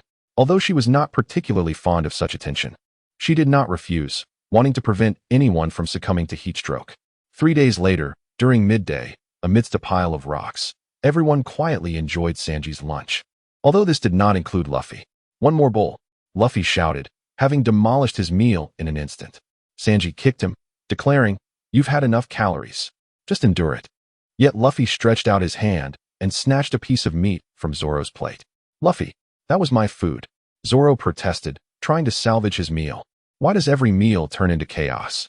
Vivi mused, still unaccustomed to the Straw Hat Pirates' dining habits. Usopp and Chopper were frantically shoveling food into their mouths, leaving no opportunity for their gluttonous captain to steal. Just close your eyes and eat. Ignore them, Nami suggested, accustomed to the pandemonium as she ate with her eyes shut. Look over there, Vivi whispered, noticing Ace had already cleaned his plate and utensils. Indeed, the standard is quite different, Nami remarked, glancing at Ace and then back at the raucous Luffy, realizing how chaotic his brother was in contrast to Ace's polite demeanor. Is it true that Ace has a substantial bounty on his head? Vivi asked in disbelief. They say it's a sum that would make bounty hunters drool, Nami explained. Fire Fist Ace of the Whitebeard Pirates. Just hearing that name sends shivers through the hearts of pirates worldwide. Ace is personally hunting him down. It seems that this Blackbeard pirate must be quite formidable, she concluded. Furin sat upon a stone, pondering. The dark fruit possesses a gravitational pull akin to that of a black hole, capable of absorbing, compressing, and shattering all that comes into contact with darkness, as well as nullifying the abilities of those who wield such power. Besides my close-range manipulation, what alternatives exist? Wow, look.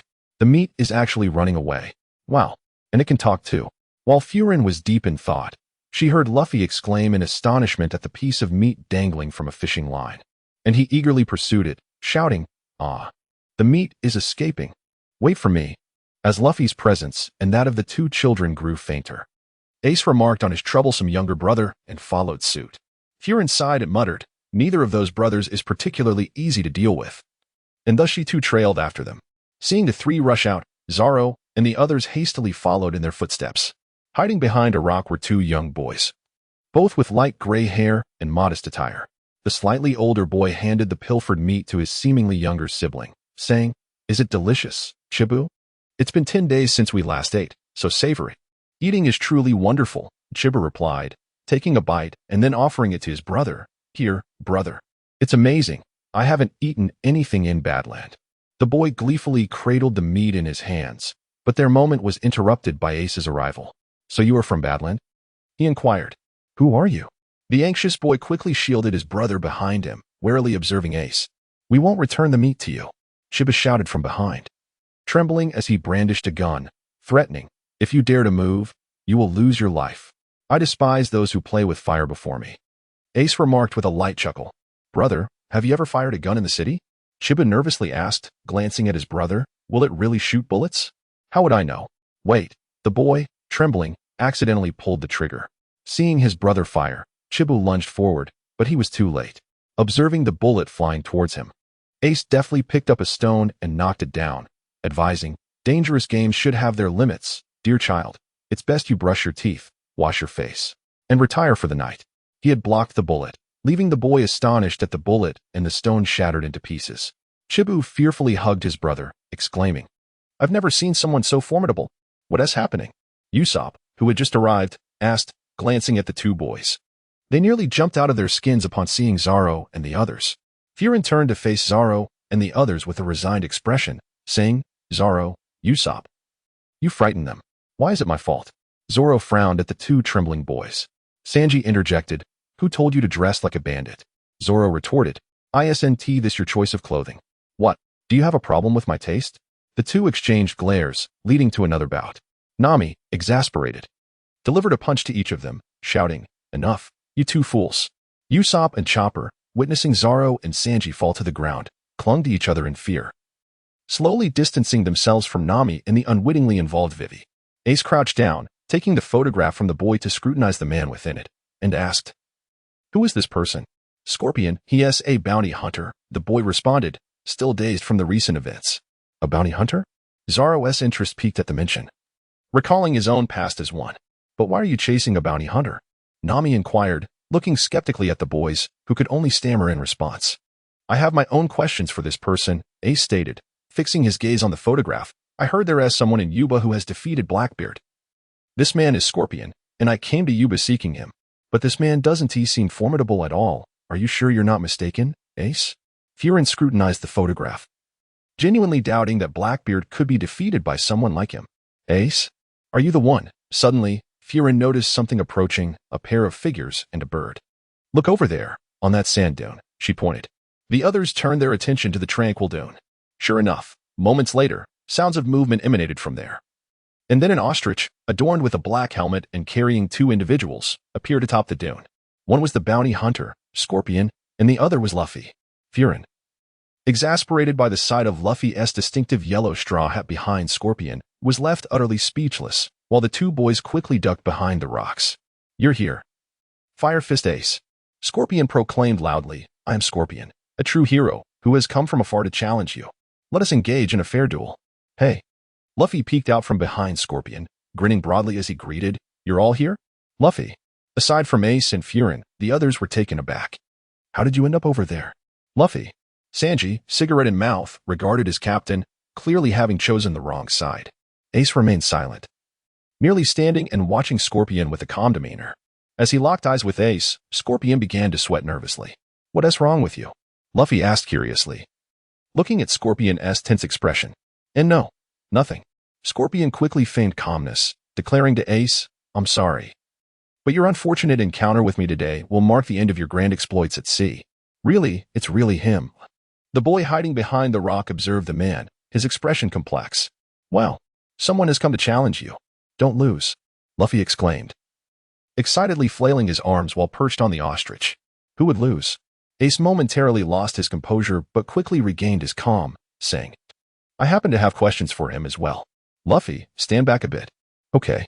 Luffy eagerly hopped off the ostrich and stood beside Ace, his eyes sparkling with anticipation for what was to come. Here I come, Fire Fist Ace, Scorpion shouted as he charged down, assembling a novel cannon while riding the ostrich. To prevent any collateral damage to Luffy and the others, Ace leaped into the open area ahead, calmly observing Scorpion rushing towards him. Prepare to receive my blow. The Scorpion let out a fierce roar and unleashed its cannon, casting a net of iron over Ace. Without lifting his head, Ace transformed his entire body into flames, the immense firepower shattering the iron net and rebounding onto the Scorpion. If the Scorpion had previously appeared weak in Freen's eyes, it now seemed utterly foolish. The net was, astonishingly, not infused with sea stone. Ah! The Scorpion, caught off guard, let out a wretched cry as the fiery net collided with him, sending him tumbling off the ostrich and rolling across the sand. The ostrich immediately kicked up sand with its legs to help extinguish the flames on its master. Freen could hardly bear to watch, with such a performance. Defeating Blackbeard was utterly impossible. If Blackbeard could be vanquished by someone of this caliber, she would have no reason to prevent Ace from pursuing him. Woohoo! Luffy, however, was exhilarated, waving his hands in encouragement for Ace, and the others were equally delighted to witness Ace's effortless confrontation, observing the Scorpion slowly rising again, coughing as it prepared to challenge him once more. Indeed, if it were so easy to catch him, he wouldn't he be Fire Fist Ace, but the warm-up was over. Pop, prepare the compression cannon. The ostrich swiftly brought a cloth bag before the Scorpion and then darted away to safety. Ace donned a serious expression, watching as the Scorpion hastily assembled the components, slinging a bag over his shoulder and aiming a gun at himself. The Scorpion laughed heartily as he charged forward. This is a compressed fire extinguisher gun. I intend to inject this compressed extinguishing agent into your body. Extinguishing agent? Luffy echoed in confusion, nervously shouting at Ace after a moment's thought. Ace, you're fire. Be careful. Flynn, Furin's inner thoughts, I overestimated him. He is neither a weakling nor a fool, but an imbecile.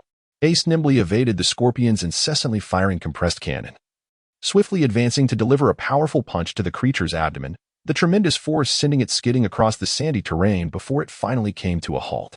What a bore, Usopp muttered, utterly feeble. I anticipated this all along. Your claim of defeating Blackbeard is a fabrication, isn't it? Did you think that by invoking Blackbeard's name, I would be lured into appearing? Ace observed the fallen figure nearby and coolly assessed the situation. Indeed, this tactic is commendable. The Scorpion, gritting its teeth in frustration, slowly rose and declared, so far, it's a draw. But now I shall fight seriously. Yet, it remained on the ground, breathless and weary. Stop fighting. Father, you cannot possibly defeat him.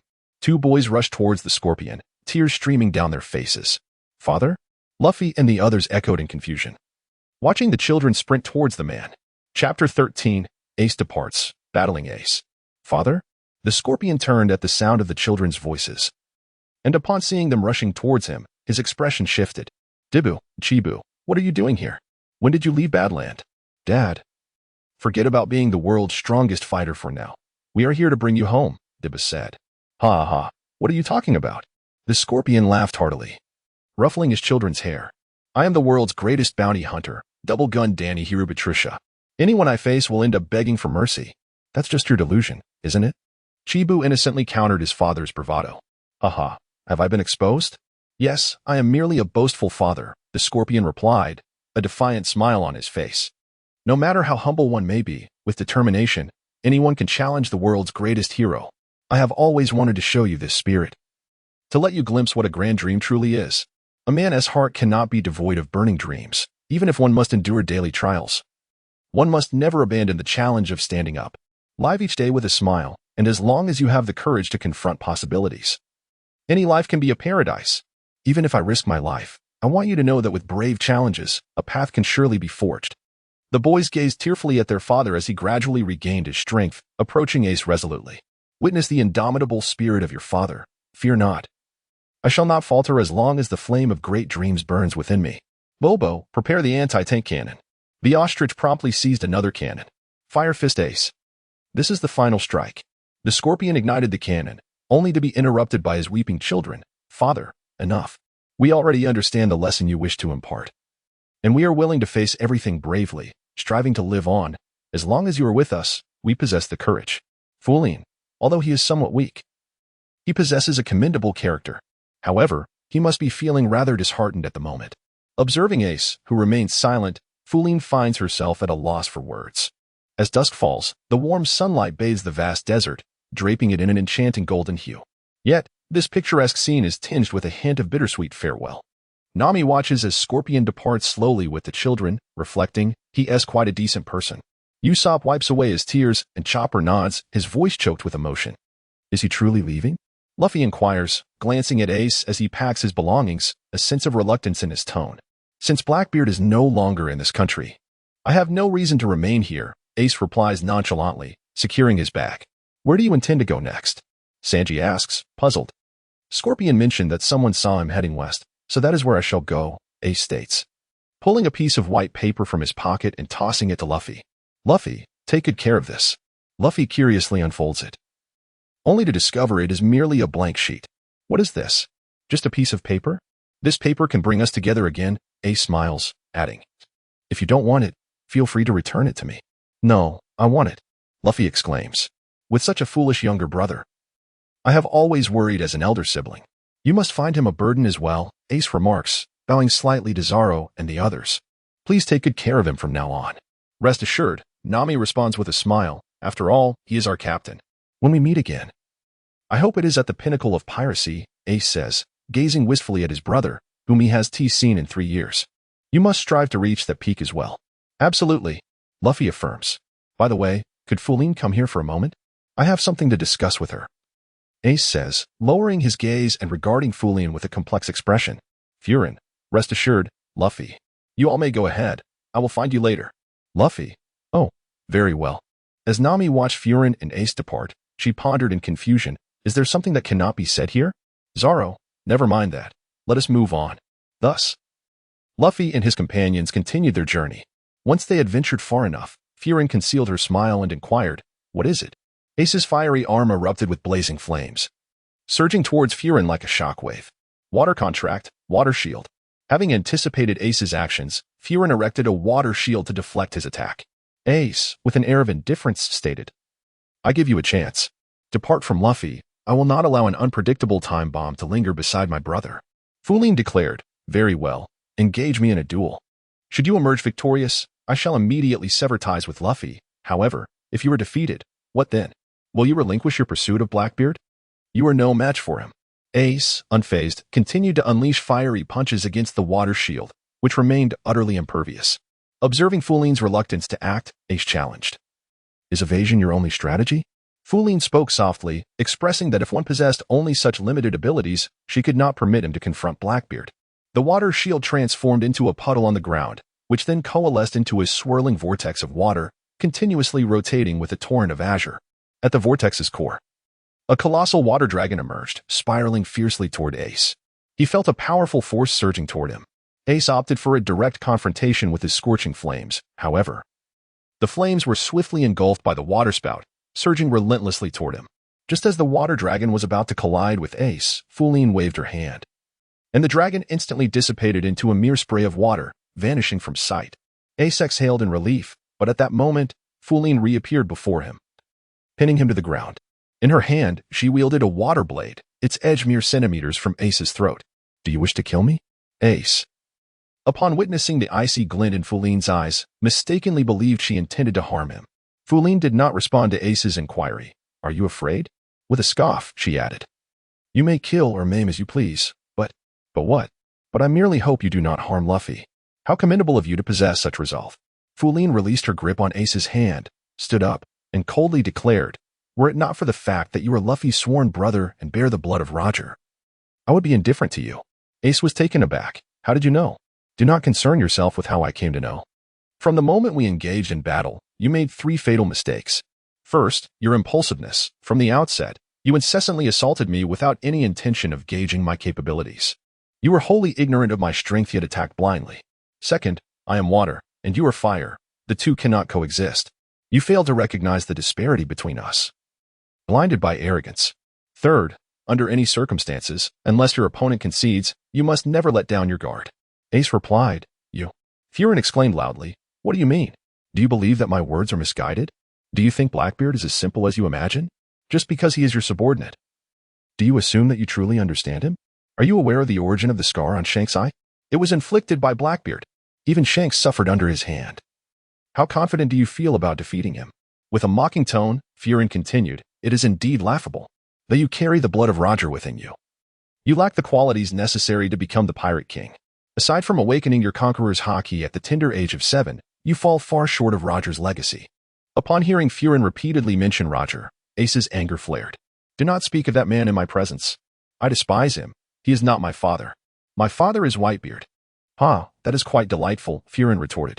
"What do you imply? You deem Roger unworthy of being your father. Similarly, I believe you are unworthy of being his son. The notion that Whitebeard wishes to assist you in becoming the next Pirate King is sheer folly, for you are but a rotting log. You fail to recognize your own limitations. To bravely confront those stronger than oneself is commendable, but recklessly charging forward without foresight is nothing short of hubris."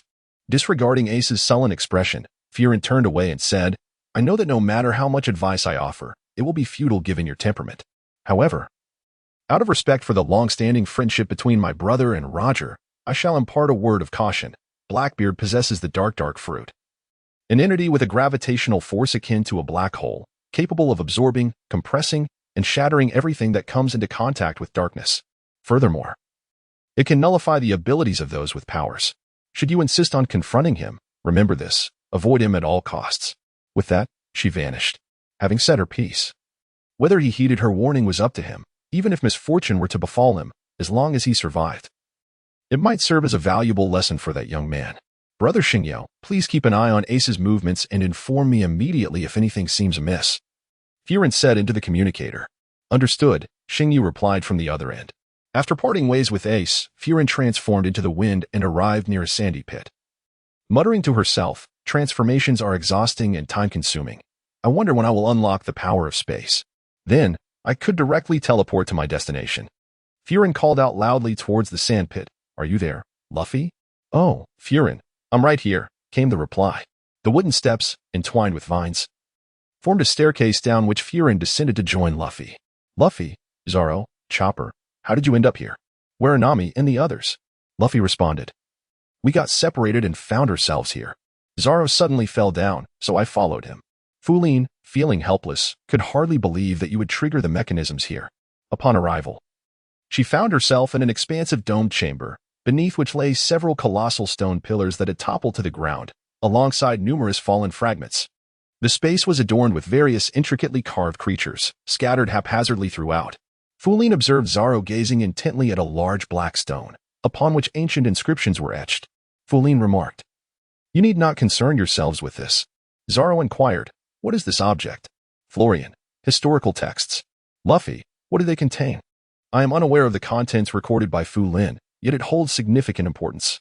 I have visited this place before and have already made an impression of the inscriptions upon the stone. In due time, you shall come to understand. I must find an opportunity to present this to Robin." Upon hearing these words, the two nodded, acknowledging that knowledge would reveal itself when the moment was right. However, our immediate concern remains to devise a means of swift escape. Otherwise, locating Nami and the others will prove even more challenging. Zoro turned to glance at Luffy, who lay on the ground, hugging his knees and rolling about, exclaiming, "No, no, I do not wish to go outside. It is so hot out there. And it is so cool in here." Fulin helplessly called out, "Baimu." Baimu floated out from the spatial artifact, responding, "Master." Fulin smiled and said, "Zoro, Chopper, would you like to try sitting on the clouds?" Chopper's eyes sparkled with excitement. "Is it really possible?" Fulin, "Of course." Zoro, "That indeed poses quite a dilemma for the first mate." Luffy, "I want to as well. I want to." Luffy was brimming with excitement. He had never ridden on a cloud before. Zoro, "No, no, no, it is cooler inside than outside. How could I, as the first mate, compel the captain to do something he does not wish to?" Upon hearing this, Luffy quickly wrapped his arms around Fulin's leg, exclaiming, "I apologize, Fulin. I take back what I just said. Moreover, the first mate cannot abandon the captain here alone." Sighing at this situation, Fulin felt utterly helpless. What a troublesome captain he was. "Let us go, Baimu." Baimu enlarged himself, carrying Luffy and the others back to the ground. However, even upon returning to solid ground, Chopper and Luffy clung to Bai Mu, reluctant to let go. Fu Lin expressed her irritation, saying, "Come down, Bai Mu will tie her as well."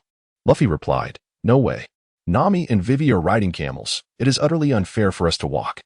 Fu Lin had no choice but to confine Bai Mu within the spatial artifact she had pilfered from Anona. Chopper exclaimed, "What an astonishing marvel, truly remarkable." Zoro inquired, "May I ask the vice captain, who exactly are you?" As Furine's smile faded, she remarked, "You will know in due time. Let us first rendezvous with Nami."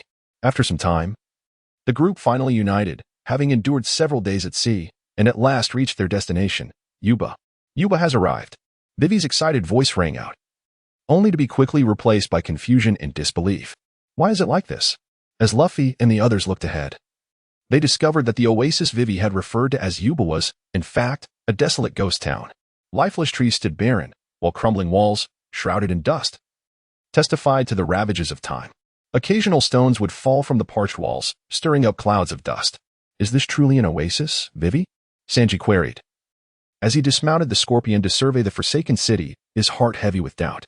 Luffy stealthily rummaged through their belongings, extracting the last flask of water to sip on while casting furtive glances around.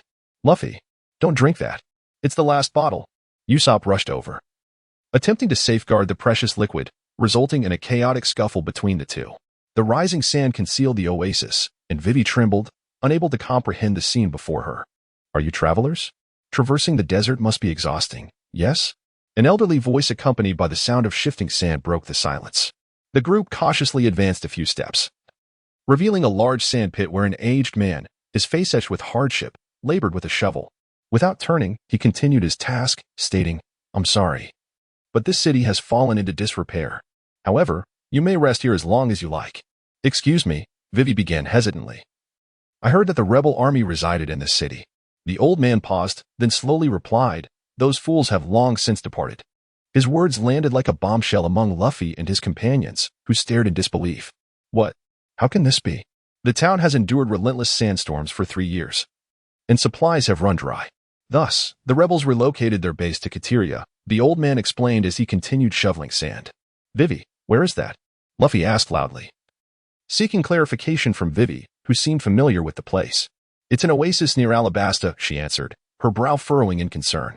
"Kateria is where I encountered Eyelash, the camel, when I got lost, right?" Chopper suddenly interjected as Eyelash chimed in with some comments. Reacting instinctively to Eyelash's words, Chopper translated, "Eyelash said it rescued me while it was helping the rebels transport goods to Kateria. Why didn't you say so sooner?" Luffy, Sanji, and Usopp rushed forward to deliver a flurry of punches. "Who knew?" Eyelash retorted, only to be met with further blows from Luffy and the others. "You fool." Vivi, suddenly animated, climbed up a hillside, her elderly face brimming with disbelief. "Did you just call her Vivi?" "Well, old man." Luffy dashed forward to explain, desperately trying to conceal Vivi's identity. "She is not a princess." But before he could finish, Zoro silenced him with a punch. "Shut up, you idiot. You are Vivi, aren't you? You're alive. How wonderful." The old man grasped Vivi's shoulders, his voice trembling with emotion. "Is it truly you? Can't you recognize me? It's no wonder I've lost so much weight." As Vivi gazed at the aged visage before her, she suddenly clasped her mouth in disbelief. "You are Uncle Naruto?" Yes, yes," the old man replied, gradually releasing his grip, overwhelmed with sentiment. "Those rebels have been reckless. I still have faith in the king. Most citizens share my sentiments. I've thwarted them many times, yet they still insist on rebellion. However, their strength has waned, and they've resolved to make a decisive move in the next assault." Vivi's eyes widened as she looked at the old man, who implored her, "Vivi, please. Stop those fools." Vivi clenched her fists tightly, then relaxed, bending down gently to reassure him. "Do not worry, Uncle Naruto. I will absolutely put an end to the rebellion." "Oh, thank you." That night, as everyone prepared to rest, the overly lively Straw Hat Pirates turned the modest room into a chaotic battleground for a pillow fight. Furine, noticing their captain was absent from the fray, quietly slipped outside to find Luffy digging a hole. "Luffy, what are you doing?" "I'm digging a well. If I dig deeper, I'll hit water," Luffy replied excitedly, continuing his work. However, the sand he unearthed buried the pit that old man Naruto was digging. "Wait, don't dump the sand you've dug out into my hole," the old man exclaimed, shielding his eyes from the sandstorm. "Are you trying to fill in my hole?" "Huh?" Luffy looked confused. "I'm just digging a hole." "No, the sand you're digging is falling into my hole." If that happens, all my effort is in vain. The old man explained with fervor. Do you understand what I mean? After pondering for a moment, Luffy resumed his enthusiastic digging. So, it's an incredible hole, right? I get it. Grandpa, you should rest for a bit, Furine suggested. You can't expect Luffy to understand you. He is a bit too simple-minded. The old man sighed and hurriedly climbed out of his hole, lest he be buried by the sand Luffy was tossing. Observing the old man's plight, Furine inquired, By the way, Grandpa, why don't you leave here? It's no longer livable, is it? This land was granted to us by the king. I must protect it. Moreover, I believe Yuba will not succumb to the sandstorms. Old man Naruto expressed with conviction. Then turned to Furine, asking, But why are you following Vivi? I'm a new member, so I don't know much. All I know is that they promised Vivi they would take her back, and everyone came along. Vivi has truly found a wonderful group of friends, the old man mused. And a silence fell between them.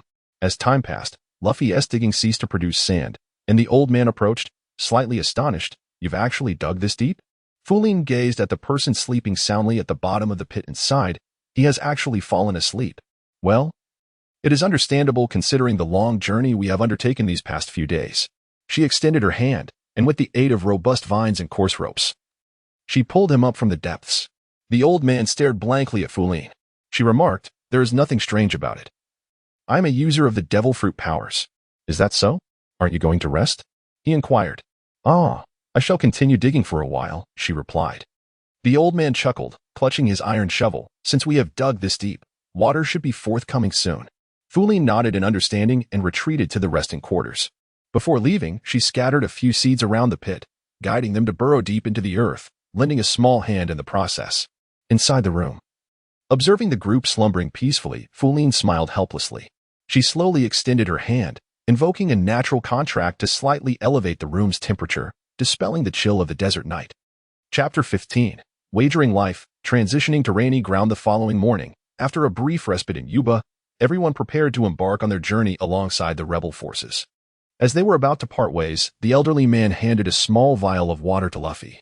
Luffy, his eyes gleaming with excitement as he gazed at the water in his hands, exclaimed, Did you really find water? After you fell asleep yesterday, I soon discovered a layer of moist soil. I painstakingly distilled the water.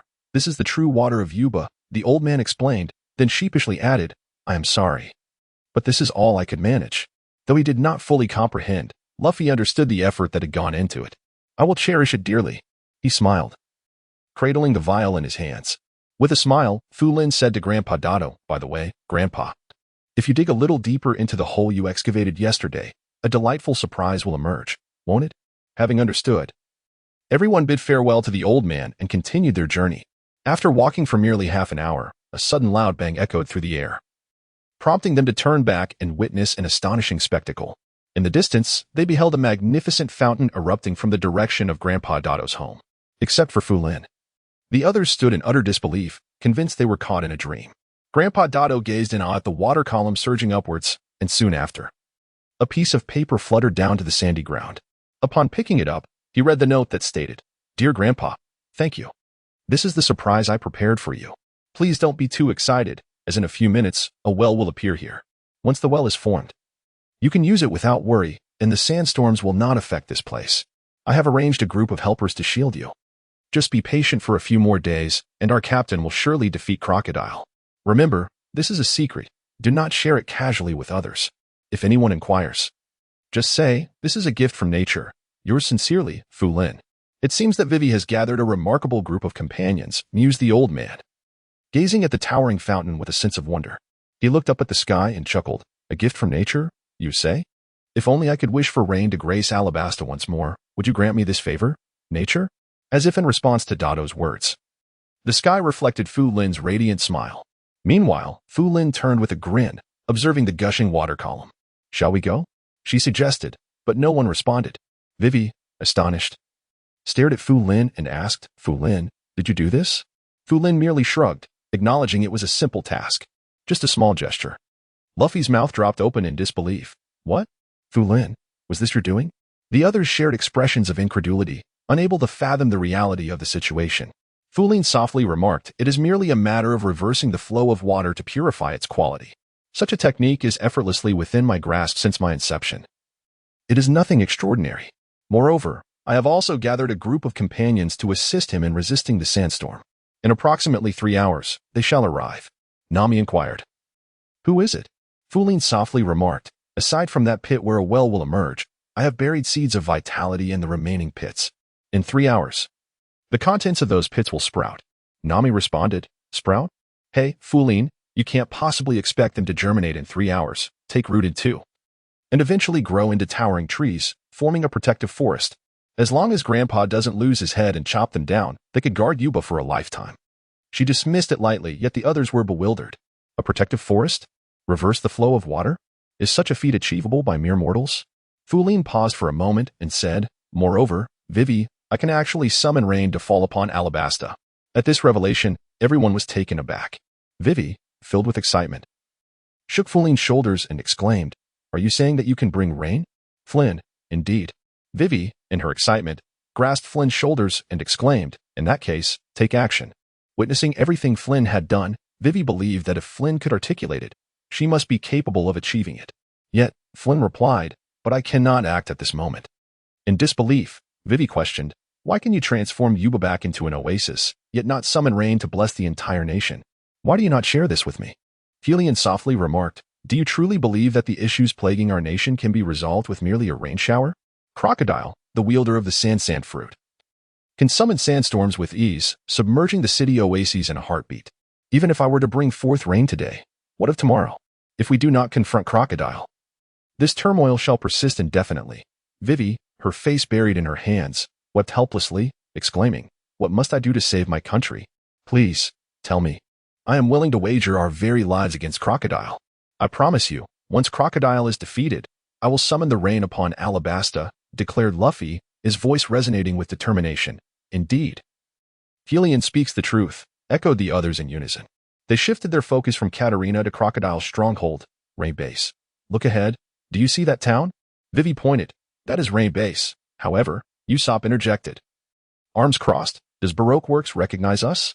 They likely do, Nami assessed. Mr. Tu has seen us. He will surely report our presence.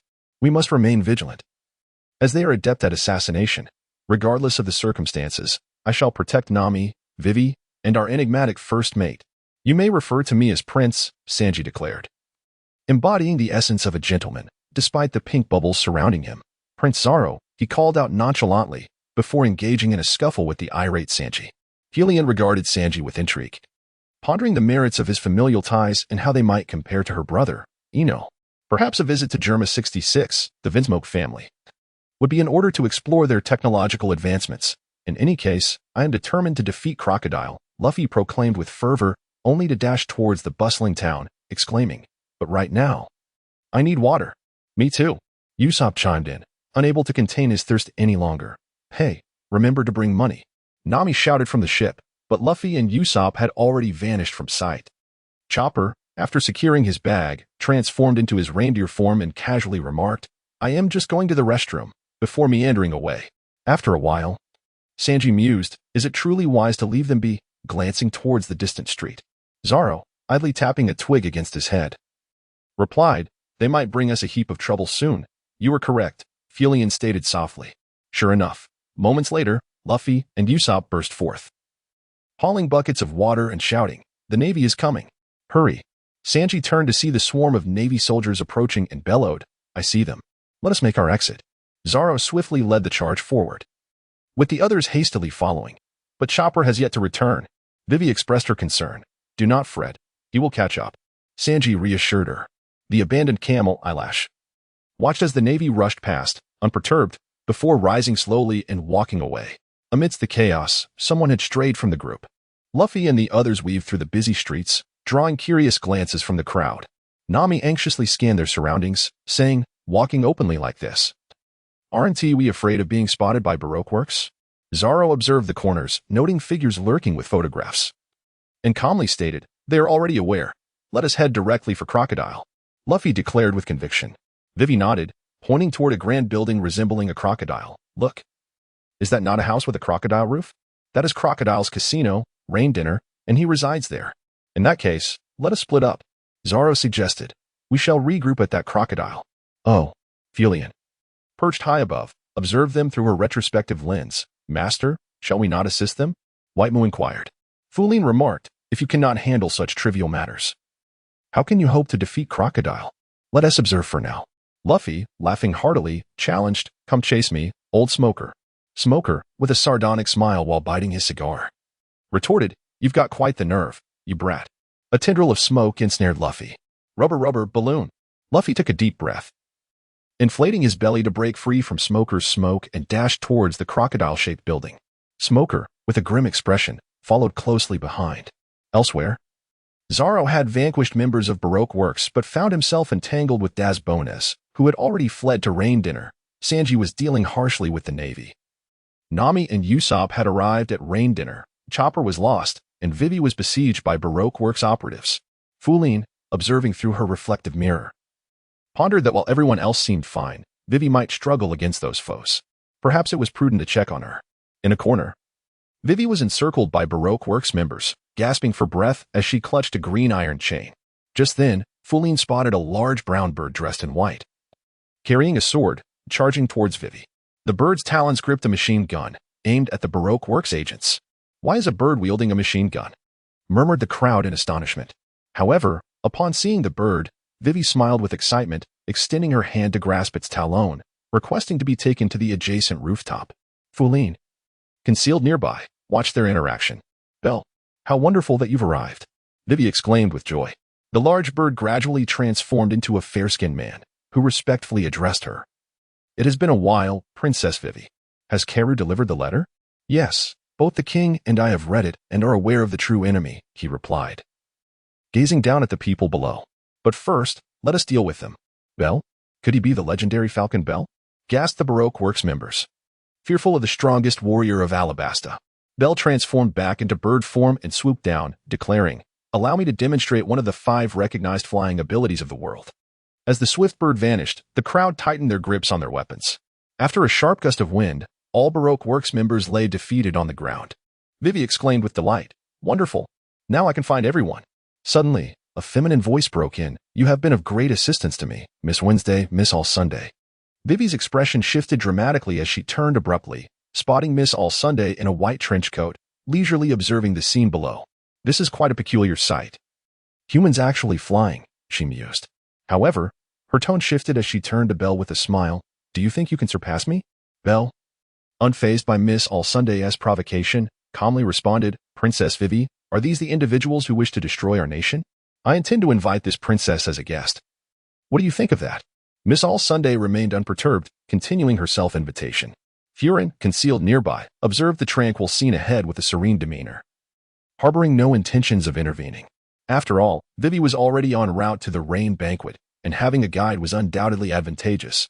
Moreover, she had no desire to inflict harm upon Miss All Sunday, or rather, Nico Robin. Do not inquire about such trivial matters. It is utterly impossible, Belle replied calmly, gripping his sword tightly. Unable to contain herself any longer, Vivi shouted defiantly, do not underestimate me, and charged towards Miss All Sunday, only to have her wrist effortlessly seized, halting her advance. A princess's actions ought not to be so rash, came the teasing words, and in the next moment, a slender hand pierced through Vivi's body. With disbelief etched across her face, Vivi helplessly lowered her hands. Furin remained composed, fully aware that Miss All Sunday had not truly harmed Vivi. You scoundrel, Belle exclaimed, witnessing Vivi's form being penetrated by a hand. His calm demeanor shattered, he transformed into a bird and soared upwards, declaring, I shall turn you into the sands of Alabasta. Oh dear, I was merely jesting. No need to be so agitated, Miss All Sunday chuckled, tossing Vivi to the ground. With her arms crossed over her chest and her lips slightly parted, she remarked, 3 blooms unfold. Suddenly, the bird's neck sprouted 3 hands, 2 grasped its wings while 1 clutched its neck, twisting forcefully, causing the creature to crash onto the rooftop, reverting to human form. Coughing, Vivi remained sprawled on the ground as Belle, filled with concern, asked, Princess Vivi, are you all right? Did my actions just imply I wish to kill her? Miss All Sunday explained cheerfully, raising her hand to reveal several more hands sprouting from her body. I possess the powers of the Hana Hana no Mi. Any part of my body can blossom like a flower. This is my ability. Strength and speed are of no consequence to me, and my body can bloom anywhere. You shall never escape my grasp. Humph, who wishes to flee? Belle slowly rose, drawing his sword to attack. Oh dear, I intended to play with you a bit longer. But time is of the essence, Miss All Sunday smiled, extending her hand. In an instant, 2 hands seized Bell's ankles, 2 tightened around his wrists, and 2 clutched his neck. Bell! Vivi cried out in alarm, helplessly witnessing Miss All Sunday raise her hand, compelling Bell's body to bend backward. With a sharp crack, her hands vanished, and he crumpled to the ground, utterly weakened. Is this truly the mightiest warrior of Alabasta? Miss All Sunday mused, casting a playful glance at the fallen Bell before turning to the pallid Vivi, saying, "Now, let us depart, your highness. The president and our companions await you in the prison of the rain banquet." As Miss All Sunday turned, a phrase echoed in her mind. "Leave a thread today, and we shall meet again another day. Do not go too far, Nico Robin." Without a doubt, she knew who it was. Noticing Furin had no intentions of intervening, Miss All Sunday smiled reassuringly. "Rest assured, Miss Furin." After witnessing Miss All Sunday leave with the utterly compliant Vivi, Furin finally dispelled her invisibility. Gazing down at the incapacitated Bell with a sardonic remark, "Is this truly the strongest warrior of Alabasta? The disparity is far too great." Upon inspecting Bell's condition, she noted only a fracture. The spirit of nature would heal him. Nico Robin had mentioned that Luffy and the others were in the dungeons of the rain banquet, and Crocodile was also present. It would be prudent to investigate further, just in case. Chapter 16. Trapped in the rain banquet, battling the sand crocodile. After Furine healed Bell's fracture, she arrived at the rain banquet, only to witness a startling scene. "Well, I am Mr. Prince," roared a gigantic chopper, his fists clenched, fiercely launching those who approached him aside, while Sanji, wearing yellow glasses, nonchalantly puffed on a cigarette. "Are you really Mr. Prince?" Crocodile inquired coldly, prompting Chopper to flee in terror. Furine, rendered invisible, silently observed Crocodile and Miss All Sunday. "Pay him no mind," Miss All Sunday remarked with a smile, showing no concern for the fallen members sprawled on the ground. "How dare you toy with me? You've truly incited my wrath." Crocodile hissed through gritted teeth, transforming his lower body into sand as he pursued Chopper. Miss All Sunday followed leisurely, and just as she stepped off the bridge, it suddenly exploded, plunging into the lake. After a brief glance back, she continued on her path. A clever diversion, indeed. Once Crocodile and Miss All Sunday departed the rain banquet, Furine revealed herself in a secluded corner. She glanced at Sanji, who was casually walking into the banquet while smoking, and decided to follow him. "Could you inform me of their whereabouts, princess?" Sanji asked gentlemanly. "Enough with the theatrics. Time is of the essence. Luffy is over there. We must hurry." Furine calmly indicated a direction. Although Vivi and Sanji were puzzled by Furine's sudden appearance and her knowledge of Luffy's imprisonment, they had no time to ponder this mystery as they hastily followed her lead. In a spacious room, Luffy, Zoro, Nami, and Usopp were confined within a cage. Even Smoker was trapped inside, as water continuously flooded the room, reaching thigh-deep levels. A massive yellow crocodile, adorned with a banana atop its head, circled the cage. The walls of the chamber were transparent aquariums, teeming with several yellow crocodiles. "Wow! Furine! Sanji!" Usopp exclaimed, gripping the iron bars of the cage in excitement. "Hurry and break us out. This room will be completely submerged in an hour." At that moment, the iron door containing the crocodiles swung open, and they began to emerge one by one. "No matter how many come, it makes no difference. You disrespectful rascals," Sanji said, lifting his leg slowly, a cigarette dangling from his mouth. "I must teach you proper dining etiquette. Go, Furine. Sanji. Quickly defeat them." Luffy and Usopp shouted with enthusiasm. Smoker observed the crocodiles and suddenly remarked, "The fifth one has the key to this cage." Luffy gasped, "How do you know that?" Smoker replied with a hint of disdain, "Are your ears merely for decoration? Its sound is identical to the one that swallowed the key just moments ago." Luffy and Usopp were instantly awestruck by Smoker's insight, exclaiming in admiration, "You're amazing. Are you a genius?" "The key?" Sanji glanced at the cage and immediately charged toward the crocodiles. Furine rushed toward Luffy's cage, while Vivi remained on the staircase for safety. "Furine, be careful. This cage is made of sea prism stone." Everyone assumed Furine's ability to manipulate natural elements was due to her devil fruit powers. Just as Zoro spoke, Nami shouted from behind, "Furine, there's a crocodile behind you. It's the one that swallowed the key." Fuline did not turn around, for Sanji had already approached her from behind. It is utterly unacceptable to bully a girl. That scoundrel of a crocodile. Sanji delivered a powerful kick, striking the crocodile squarely in the waist, sending the massive creature flying and causing it to expel something. Upon witnessing the crocodile regurgitate an object, Luffy and the others erupted in excitement, exclaiming, "It's a key." However, Their enthusiasm quickly faded as they realized it was merely a large white sphere. Wax removal.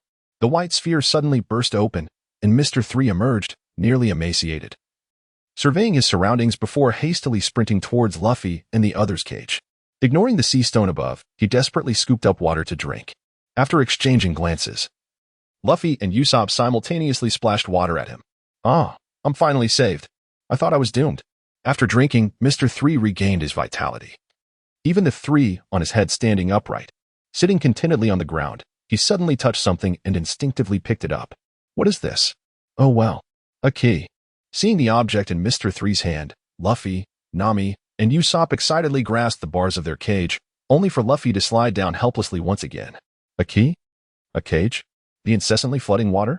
Mr. 3, puzzled, glanced at the key in his hand. Then at Luffy and the others locked in the cage and the water gushing from the walls, and instantly comprehended the unfolding events. With a sly grin, he hurled the key away. However, at that very moment, a figure snatched the key, for Fu Lin, endowed with extraordinary observation haki, was well aware of what would transpire next. Fu Lin, upon acquiring the key, descended to the ground and scrutinized it carefully, exclaiming, "The keyhole does not align. This cannot be the key to the cage." The crowd gasped in astonishment. Vivi, equally taken aback, remarked, "How can this be? This key undoubtedly belongs to Crocodile. But what if he had given us a counterfeit?" Frustration surged as she pondered, "What should we do now?" Suddenly, it dawned on Vivi that Crocodile's intention was to ensure the demise of everyone present. Thus, he would never relinquish the genuine key. Usopp, on the verge of tears, lamented, "What are we going to do now?" Mr. 3 contemplated a stealthy escape. Yet Fu Lin thwarted his attempt, ensnaring him with a vine and coldly stating, "If you wish to leave, you must first unlock the cage." At this moment, Nami recalled Mr. 3's abilities, exclaiming, "Yes, Mr. 3 can create a key based on the lock." Consequently, under Sanji's coercive force, Mr. 3 had no choice but to comply. Once the ordeal concluded, Sanji once again rendered Mr. 3 unconscious, shouting to Luffy and the others still confined within the cage, "Hurry up and get out. The water has completely drained." With that, Luffy burst forth, fist raised, charging towards the crocodiles, exclaiming, "I will never let you escape." Zoro brandished his sword and charged ahead. Fu Lin glanced over at the staircase, then turned to Smoker, who was coldly staring at her, and said, "Hurry up. I will vanish the moment you finish your conversation." The group was momentarily taken aback, unable to fully comprehend her words. Meanwhile, Smoker clenched his cigarette, fixated on the direction in which Fu Lin had disappeared. Pondering, that young woman is certainly no ordinary individual. As dusk descended, the sun sank below the horizon, leaving behind a brilliant afterglow that illuminated the vast sky. A multitude of bubbles surfaced in the lake as Sanji pulled a waterlogged Luffy ashore. "Honestly, devil fruit users have so many vulnerabilities," Sanji remarked, wringing out his drenched clothing while observing Luffy, who was sputtering water. Vivi and Nami also dragged the unconscious Usopp onto the shore, bewildered by his sudden fainting. "Hey, Zoro. Why are you even saving the enemy?" Sanji frowned slightly upon seeing Zoro bring Smoker ashore. "Less chatter," Zoro replied, ignoring the coughing Smoker as he climbed up. "We should hasten our journey. We've already wasted considerable time." "Nami-san, do you still have that perfume you bought in the canola flower fields?" Sanji suddenly inquired. "Could you spray a bit on yourself? Like this?" Nami responded, pulling down her collar and spraying some perfume. Sanji immediately declared with a twinkle in his eye, "I will love you until the seas dry up and the stones crumble, Nami-san." Zoro coolly interjected from behind, "You better go die soon, Roronoa." Catching his breath, Smoker swiftly drew his weapon, aiming it at Zoro. "Why did you save me?" Zoro calmly replied, "What choice did I have? It was the captain's order. He said you were a devil fruit user, and regardless of your words, you would perish. So, no need to thank me, it was merely a whim of his." Smoker stared incredulously at Luffy, who remained sprawled on the ground. "Get up, Luffy, it's time to eat," Fu Lin called out, rousing him. "Meat." Luffy sprang to his feet with a shout, and upon seeing Smoker, he clenched his fists, yelling, "Old Smokehead, do you want to fight? That kid." Now that's the real him, Smoker thought, before eventually responding, "Let us go, but this time I'll spare you. Next time we meet, it will be your doom." "We should leave. The Navy has arrived," Sanji said, glancing at the Navy personnel who had unexpectedly appeared. He turned to Vivi with a smile. "Which way to Alabasta?" "That way. Just keep heading east." Vivi replied cheerfully. Zoro hoisted the still unconscious Usopp onto his shoulder, stating, "Then let us be on our way." Nami and Vivi exchanged knowing smiles and took the lead, followed closely by Zoro and Sanji. Luffy retracted his fists and suddenly beamed at Smoker, saying, "Actually, I don't dislike you, you know?" Haha.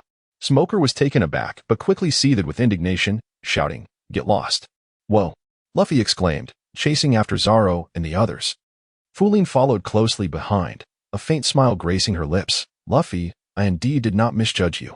Looking at the image within the crystal, Mizong rarely displayed an expression of admiration. Upon Ino's return, he learned that Linlin intended to choose someone to accompany her here. He was curious to discover who could earn Linlin's esteem and thus decided to pay closer attention. However, at this moment, not only Linlin, but even he himself had developed a slight interest in Luffy. Observing the figure of the straw hat-wearing lad in the crystal, Mizong remarked, "Young man, should you truly make it this far, do not disappoint me." Meanwhile, charge ahead, straight towards Arabasta, Luffy exclaimed with exuberance, leading the way with laughter. Usopp, now awake, sprinted alongside him, questioning, "Are we really going to run all the way to Arabasta? At this juncture, shouldn't we consider procuring horses?" Nami shouted. Vivi, filled with concern, replied, "But the town is swarming with marines." Linlin pointed ahead and exclaimed, "Look over there." "Wow, a crab." Usopp's terrified scream had already revealed what lay ahead. "Hey, friends." Chopper, seated atop the enormous crab, shouted, "Hurry and climb aboard." Meanwhile, the proud camel eyelash lifted its head majestically while perched on top. "Chopper, where did you find such a magnificent creature?" Sanji inquired, gazing up at the colossal being that stood nearly 5 meters tall. "This is a homestead crab. It is a friend of Eyelash. Since this is Eyelash's hometown, it has many friends around, although it has a rather peculiar nature," Chopper excitedly explained, with Eyelash nodding proudly beside him. "By the way, can this fellow run fast?" Zoro asked, sitting on a blanket with a grin. Upon noticing Luffy's return, Chopper quickly grabbed the reins and called out, "Everyone, hold on tight. We're off." At Chopper's command, the homestead crab swiftly began to move, its massive body gliding effortlessly. "This fellow is incredibly fast," Sanji remarked, settling back comfortably, while Usopp clung nervously to the blanket, fearful of being thrown off. Nami and Vivi also relaxed and sat down, while Luffy gazed wide-eyed at the enormous eyes of the crab. Florin's expression shifted dramatically as she abruptly stood up and inquired of Luffy, "Luffy, do you have confidence?" "What's the matter, Florin? What confidence?" Luffy responded with a puzzled look. "Crocodile has arrived." Upon hearing this, Vivi's face paled, and Luffy and the others were equally taken aback by Crocodile's sudden appearance. Zoro immediately shouted to Chopper, who was piloting the moving crab, "Stop." "Chopper." The moving crab came to an abrupt halt but continued to slide forward. As a golden hook flew toward them, Luffy instinctively pushed Vivi aside, grasping the hook to allow Crocodile to pull him away. Luffy bellowed, "You all go ahead. I can handle this alone. Ensure that Vivi reaches the palace safely." Everyone gritted their teeth, gazing intently at Luffy. Finally, Zoro clenched his fists and calmly stated, "That fool. Let us go." "Chopper." "Understood." Chopper, with tears brimming in his eyes, snapped the reins and declared, "Let us go."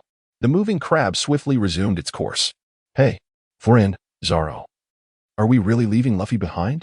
Usopp exclaimed in disbelief, looking back. "How can we abandon him?" "Luffy." Vivi anxiously glanced back, and Nami quickly embraced her, reassuring. "Don't worry, Vivi. Luffy's words are absolutely reliable. The unfortunate ones are them. Those who sought trouble with Luffy in the past never ended up well. Vivi, entrust Crocodile to Luffy. Since the moment the rebel army commenced their actions, this country has entered a countdown," Zoro stated calmly to Vivi. "You are the sole hope of this nation. No matter what transpires, you must survive." "Vivi, this is the war you have ignited," Sanji remarked, looking back. "But do not fret, you are not fighting alone." Flame smiled at Vivi and said, "Vivi, you must believe in Luffy. He is destined to become the Pirate King." Chapter 17, Luffy's Defeat. The Animal Legion. Meanwhile, after everyone had departed, Crocodile gazed at Luffy with a hint of disdain. "It seems you managed to escape. But do not rejoice too soon. Our forces are gathering in Alabasta. You, boy, dare to oppose me? I will ensure your defeat." Luffy rose, clenching his fists and adopting an aggressive stance. Crocodile tossed an hourglass to the ground. 3 minutes. I grant you 3 minutes. After that, our encounter shall conclude." Disregarding the warning, Luffy lunged forward. Goma Goma no pistol. His punch was deftly avoided as Crocodile tilted his head, effortlessly dodging the attack. In a swift motion, he soared towards Luffy, knocking him down. Yet, Luffy's rubbery form rebounded, utilizing the force to retaliate. Goma Goma no whip. Luffy's leg swept like a whip, aiming to shatter Crocodile's head. To his astonishment, it transformed into a mound of sand, reverting to its original state thereafter. With each futile assault, Crocodile's smug expression grew. As I have stated, Straw Hat Luffy, no matter how you struggle, you are no match for me. Goma Goma no Galing. Ignoring Crocodile's taunts, Luffy unleashed a flurry of punches, each strike ruthlessly piercing through Crocodile's sandy form. Yet, all he struck was layer upon layer of sand. Faced with the realization that his attacks were ineffective, Luffy felt a twinge of anxiety. You wretched sand monster. Crocodile wore a sinister grin. Your feeble attempts are merely tickles. Repeating them will yield nothing. Goma Goma no Rocket. Luffy extended his arms back, harnessing the elastic potential to smash into Crocodile's abdomen, but the outcome remained unchanged. Goma Goma no Axe. Luffy aimed a downward kick, intent on cleaving Crocodile in two. Unbeknownst to the others, Flame discreetly retrieved a reflection mirror, witnessing the scene unfold. What a pity. Had he mastered Haki, he could have struck Crocodile. I told you it was futile. At some point, Crocodile had appeared behind Luffy. You fool. At that moment, the sand in the hourglass ceased flowing, signaling the end of the 3 minutes. The game is over, Straw Hat Luffy. I have been earnest in our duel. Luffy felt a wave of frustration wash over him. What is this? No matter how I strike, I cannot land a blow. You are not on my level, Crocodile declared, his right hand swiftly turning to sand. Desert Sword. The sandy blade raced across the ground, resembling a darting serpent. Luffy instinctively dodged, narrowly escaping a dire fate. What luck to evade! Had I been struck, the pain would be far beyond mere discomfort. Luffy's eyes widened in horror as he witnessed the sand blade slice through the desert, cleaving it into 2 sections, extending for dozens of meters before halting. Crocodile reveled in his creation. As I have warned, you are not on the same tier as I.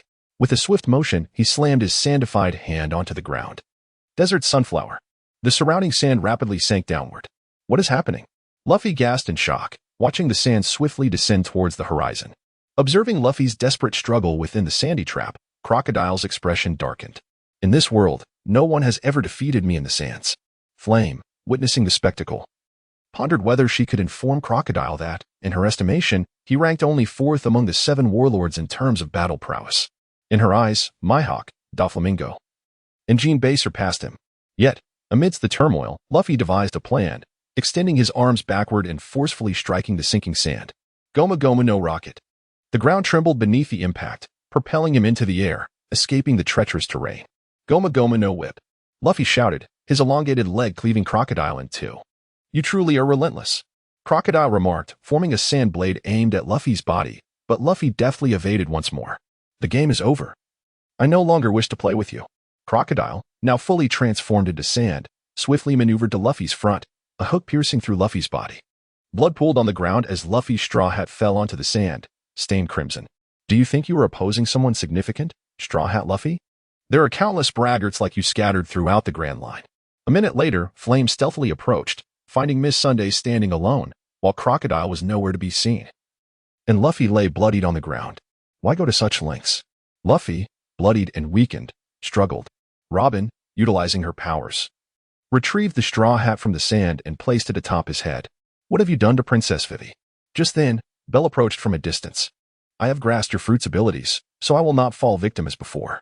Robin's expression remained enigmatic. You arrived just in time. You are here to rescue that child. Are you not? He has been the knight escorting your princess here. With that, she offered no further comment and walked away. Meanwhile, Luffy crawled to Belle's feet, grasping his pant leg. Meet. Once Miss Sunday had distanced herself, she addressed those present. Are you not going to check on your captain, miss? Fuline revealed her form. Rest assured, the reason I hold him in such high regard is due to his formidable willpower. He is not one to concede easily. Mississippi. Quanjori responded. Oh, you have such confidence in him. Fuline. Of course, in summary, I must express my gratitude to you. Miss, no need to mention it. It was merely a whim on my part. Fuline. By the way, what have you considered? Miss Quanchiri's expression shifted. Tell me your intention. I am not affiliated with the government. I know Robin understands that if this girl truly belongs to the government, she should eliminate herself. Moreover, she believes she is no match for Fuline. If that is the case, why inquire at all? I do not relish being indebted to anyone. You saved me, Captain. I shall present this as a token of gratitude. Fuline produced several sheets of paper and handed them to Miss Quanchiri. I trust you will find them delightful. What is this? Robin received the items from Fuline and glanced at them in surprise. I gift them to you. Having said this, she vanished without a trace. What a mysterious individual! Robin sighed as she tucked away the historical texts that Linlin had impressed upon her. Meanwhile, 4 hours remained until they reached the royal capital of Albania. Upon hearing Vivi's introduction, Usopp's eyes bulged in astonishment. What did you say? This crab cannot cross the river. Indeed, the land crab is highly averse to water. But isn't it a crab? Hurry, think of a solution. Vivi produced a map, for their party had just traversed the rainy land and must cross the Santora River to reach Albania. Sanji pointed ahead. This is bad. We are about to arrive at the Santora River. Vivi, somewhat anxious, urged, we must devise a plan quickly. Chopper suddenly appeared enlightened. That's right. It adores dancers. With the river fast approaching and everyone eager to reach the capital, they resorted to desperate measures. Nami and Vivi donned the attire of dancers. The land crab's eyes glinted with excitement as it gazed at them, while Sanji and the camel displayed the same hard-eyed admiration. Indeed, upon witnessing such a scene, the land crab's hormones surged, and it dashed across the river with remarkable speed. Chopper exclaimed, it has accelerated. Sanji remarked, the power of beauty is truly boundless. Vivi queried, this should suffice, right? Chopper? Usopp raised his fist triumphantly. Yes, the crab will charge across.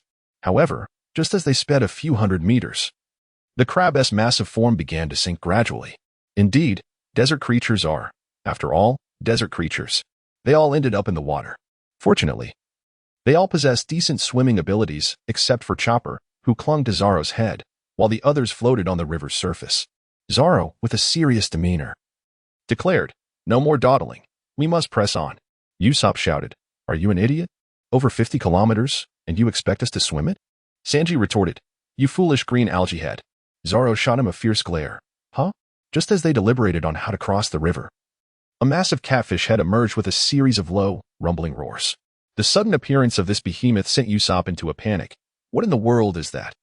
Vivi's face turned pale. That is the Santora catfish. Why has this rare sea beast appeared here? What good is it to discuss this now? Vivi continued. Moreover, it has a penchant for consuming humans. You should have mentioned that sooner. As the group gasped and frantically swam in the opposite direction, their speed was no match for that of the catfish.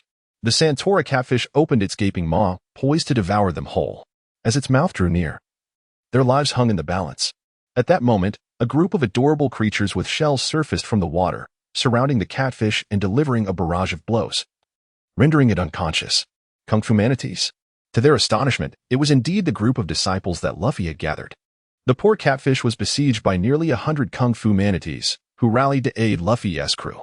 The leader of the manatees stumbled over its words, seemingly unable to articulate. Chopper translated, they say they would never let their senior brothers and sisters perish without assistance. Nami remarked, well, we are not Luffy's disciples. Sanji added, regardless, we are grateful to you. The nearly 100 Kung Fu manatees ferried Zoro and the others across the Santora River. Upon reaching the shore, they expressed their heartfelt thanks to the charming little manatees. They had made it to the land, but how would they reach the capital from there? Walking would take far too long. The camel could only carry 2 individuals and was particularly averse to men. At that moment, a flurry of figures approached. Usopp's eyes and mouth widened. What is that? Are enemies arriving so soon? Zoro replied, no, it doesn't seem so. Vivi's face brightened. That is a cacophony of laughter echoed as the figures drew near, revealing 6 swift-running ducks, including Karu, who saluted the group with their wings. Vivi joyfully embraced Karu. Karu, it's wonderful to see you. After a brief discussion, everyone mounted a duck and, following their plan, sped toward the royal capital of Albania. In their haste, they failed to notice that one person had vanished from their ranks. Chapter 18, A Duel Once More, the ancient weapon after an engaging conversation with Miss Linlin sought out Luffy. Under normal circumstances, one would typically visit a hospital to attend to someone severely injured. However, Linlin chose to go to a restaurant instead. Belle, are you truly capable of fighting in such a condition? Luffy, devouring his food ravenously, replied, once I finish this, I will go and take down Crocodile. How are you holding up? Linlin suddenly appeared at the windowsill. With his mouth full of meat, Luffy exclaimed in frustration, this time, I am determined to send that scoundrel Crocodile flying. I refuse to fail again. I have devised a method to counter his elusive attacks, and when the moment comes, I will surely land a hit on him. I intend to knock that crocodile out. Listening to his unwavering confidence, Linlin smiled subtly, realizing she had made the right choice. Linlin, then I shall take my leave. You should hasten to finish your words and vanish. Belle, astonished, inquired, do you know the girl in the brown attire? Luffy. Yes, she is our ship's vice captain, named Fuline. Belle, are you aware of her origins? Luffy. No. She merely stated her name and mentioned that she hails from an obscure island where her family prefers seclusion, thus no one knows of them. Belle, although she saved me, I sense she is not an ordinary person. I completely overlooked her presence, and I have an inkling her strength surpasses even yours, perhaps even Crocodile's. Meanwhile, on Vivi's side, due to the interference from Baroque Works members within the rebel army, they failed to stop Crocus. The rebel forces have surged into Alabasta, igniting a war with a staggering total of 1 million participants. Sanji, manipulated by the imitation fruit into becoming Mr. Toonami, found himself ensnared in a whirl of confusion. However, he soon discerned the weakness of Mr. Two's imitation powers. Consequently, an intense battle ensued between the evenly matched Sanji and Mr. Two, culminating in a narrow victory for Sanji. Zoro confronted Mr. One, while Nami faced off against Miss Doublefinger. After a series of weather-based maneuvers with the climatact, Nami, though struck by lightning, managed to instill a sense of arrogance in Miss Doublefinger. Utilizing her knowledge of weather, Nami successfully triumphed over Miss Doublefinger. In a brutal clash, Zoro ultimately grasped the essence of his master's teaching regarding an indomitable sword, acquiring the strength to sever steel. With his newfound technique, the one-sword-style lion song, he defeated Mr. One, achieving a hard-won victory. Thus, the Baroque Works was left with only Crocodile remaining. At the palace, King Cobra of Alabasta found himself pinned against the palace wall. Your Majesty. Oh, such a loyal lackey, Crocodile sneered at Gaka with a mocking glance. Cobra, with a rueful smile, uttered, Vivi, I regret to inform you that the opportunity you fought so valiantly to create for our nation appears to be in vain. Heh. The king speaks wisely. Miss Wednesday, your endurance to reach this point is solely due to those wretched pirates, Crocodile remarked with a sinister expression. Crocodile, cigar in mouth, turned to Cobra. Cobra, I have a question for you. Where is Pluton? How do you know that name? Cobra exclaimed, astonished, gazing up at Crocodile. Pluton, the legendary weapon capable of obliterating an island with a single cannonball. It carries the name of a god and is the most fearsome ancient weapon. It should lie dormant somewhere in this country. Crocodile declared with an air of aspiration. My initial objective was to acquire it. Once I possess it, I can establish my envisioned military state here. Commanding those pirates will be a trivial task. With increased power, I can surpass the world government and construct my ideal nation. The world government will never permit such a thing. Cobra bellowed. Thus, I require the mightiest military force. Crocodile exclaimed with fervor. You scoundrel. Gaka transformed into a black hyena, charging at Crocodile with a roar. However, devoid of hockey and sea stone, how could he possibly harm Crocodile? Blood erupted, and Gaka reverted to his human form, collapsing at the palace entrance. I have arranged for powerful cannonballs to be fired at that square. They will launch in 30 minutes. Are you serious? Cobra shouted in disbelief. That is a specially designed explosive shell with a diameter of 5,000 meters. From here, the view will surely be engulfed in flames, Crocodile said with an indifferent demeanor. 30 minutes. 5 kilometers. If you proceed with this, Vivi gasped. Isn't it splendid? After all, you wish to quell the rebellion, do you not? Crocodile chuckled, flicking his cigar. Due to your actions, the rebel army will soon arrive here, and the war will commence. Rather than going through the trouble of demolishing the palace, it is far more efficient to eliminate those individuals directly. How can you do such a thing? What have those people done to wrong you? Vivi roared in anger. Vivi shouted below, attempting to avert the war, but Crocodile summoned a sandstorm in the square, obscuring her from view. In her fury, Vivi attempted to strike Crocodile, only to be seized by the neck and lifted effortlessly. You speak of halting the chaos one moment, then claim otherwise the next. Wake up, princess. Your idealism is utterly unrealistic and cannot be realized, Crocodile declared, his cigar clamped between his teeth as he gazed at Vivi, whose neck he grasped. Only those with power can discuss reality. You lack the qualifications. Even if it is impractical, I will not abandon my ideals. Vivi protested, grasping Crocodile's hand, her feet kicking desperately, tears streaming down her cheeks as she cried out, How could someone like you understand? I am the princess of this nation and will not yield to someone like you. I will save this country. What an unlovable woman, Crocodile remarked. Glancing at the towering clock tower, it was now 4:15 p.m., with only 15 minutes remaining before the cannon fire at the square. Reinforcements for the rebel army continued to converge. You truly know nothing of fate, blindly advancing into the range of the explosion. Do you believe everyone can be saved? Such naive thoughts will only lead to the slaughter of your beloved citizens. Tears streaming down her face, Vivi watched as Crocodile trampled her ideals, mocking her aspirations of saving the nation and halting the rebel forces, merely adding to the ranks of the fallen for the sake of her trivial dreams. Let me be frank, you cannot save this country, princess. Farewell, Crocodile. Luffy, perched on Belle's back while carrying a large wooden barrel filled with water, shouted furiously at the laughing Crocodile. At that moment, the Straw Hat crew, having concluded their battles, arrived at the palace. Luffy. Chopper's mouth dropped open. Luffy, you're alive. Usopp wept with joy. See, I knew it all along. Sanji took a puff of smoke. Is that the expression of someone who knew all along? Nami approached and struck Usopp with a stick. Hey, what is this you gave me? A toy? Usopp, wrapped in bandages, lay in Chopper's embrace, looking feeble. Chopper. If I die, bury my body in the wild. Chopper exaggeratedly shook his little hoofs. Usopp. Seeing this, Vivi's tears flowed. Yes, I still have so many companions. My previous thoughts were truly foolish. For their sake, I must continue to hope. Luffy bellowed, sprinting forward and delivering a powerful punch directly to Crocodile's face. Onlookers anticipated a repeat of the previous encounter, expecting merely to break through a layer of sand. However, Crocodile spat out blood and rolled several times on the ground before halting. Oh, the assault has not ceased. Luffy extended his arms, grasping Crocodile's shoulders. Propelling himself forward, Gum Rocket. With a dull thud, his head collided directly with Crocodile's belly, sending him sprawling onto the ground. Luffy splashed water onto his fist and body, exclaiming, I've figured out how to deal with you.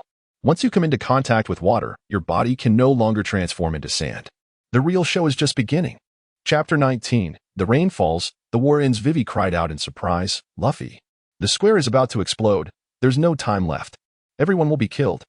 Her voice had become inaudible amidst the chaos. If this continues, the country will. Don't worry. Luffy replied with a smile. We can all hear you. Now is not the time for tears. You have more important things to do. So go and do what you must. I understand. Vivi nodded vigorously, tears in her eyes. Then dashed away. Usopp shouted, only 10 minutes left. How do we stop it? By the way, have you seen Freen? Zoro scanned the surroundings, noticing someone was missing. The group quickly realized Freen was gone. Chopper commented, it seems she disappeared as soon as we entered Alabasta. Never mind that for now. We need to find the bombs. All right. They dispersed to search for the explosives. Meanwhile, Luffy was engaged in battle with Crocodile. Although the bucket of water initially prevented Crocodile from transforming into sand and allowed Luffy to land several powerful punches, the disparity in their strength soon became apparent, and Luffy found himself at a disadvantage. Luffy then poured an entire bucket of water over himself, his round belly making for a rather comical sight. Are you messing with me? Crocodile bellowed, his expression shifting as he charged forward. Luffy quickly spat out several water bullets, catching Crocodile off guard. The wetness rendered Crocodile momentarily immobile. Who was joking around? I've been entirely serious. Luffy stretched out his hands and then rapidly retracted them, sending the frozen Crocodile flying with a powerful blow. Rubber, water gun.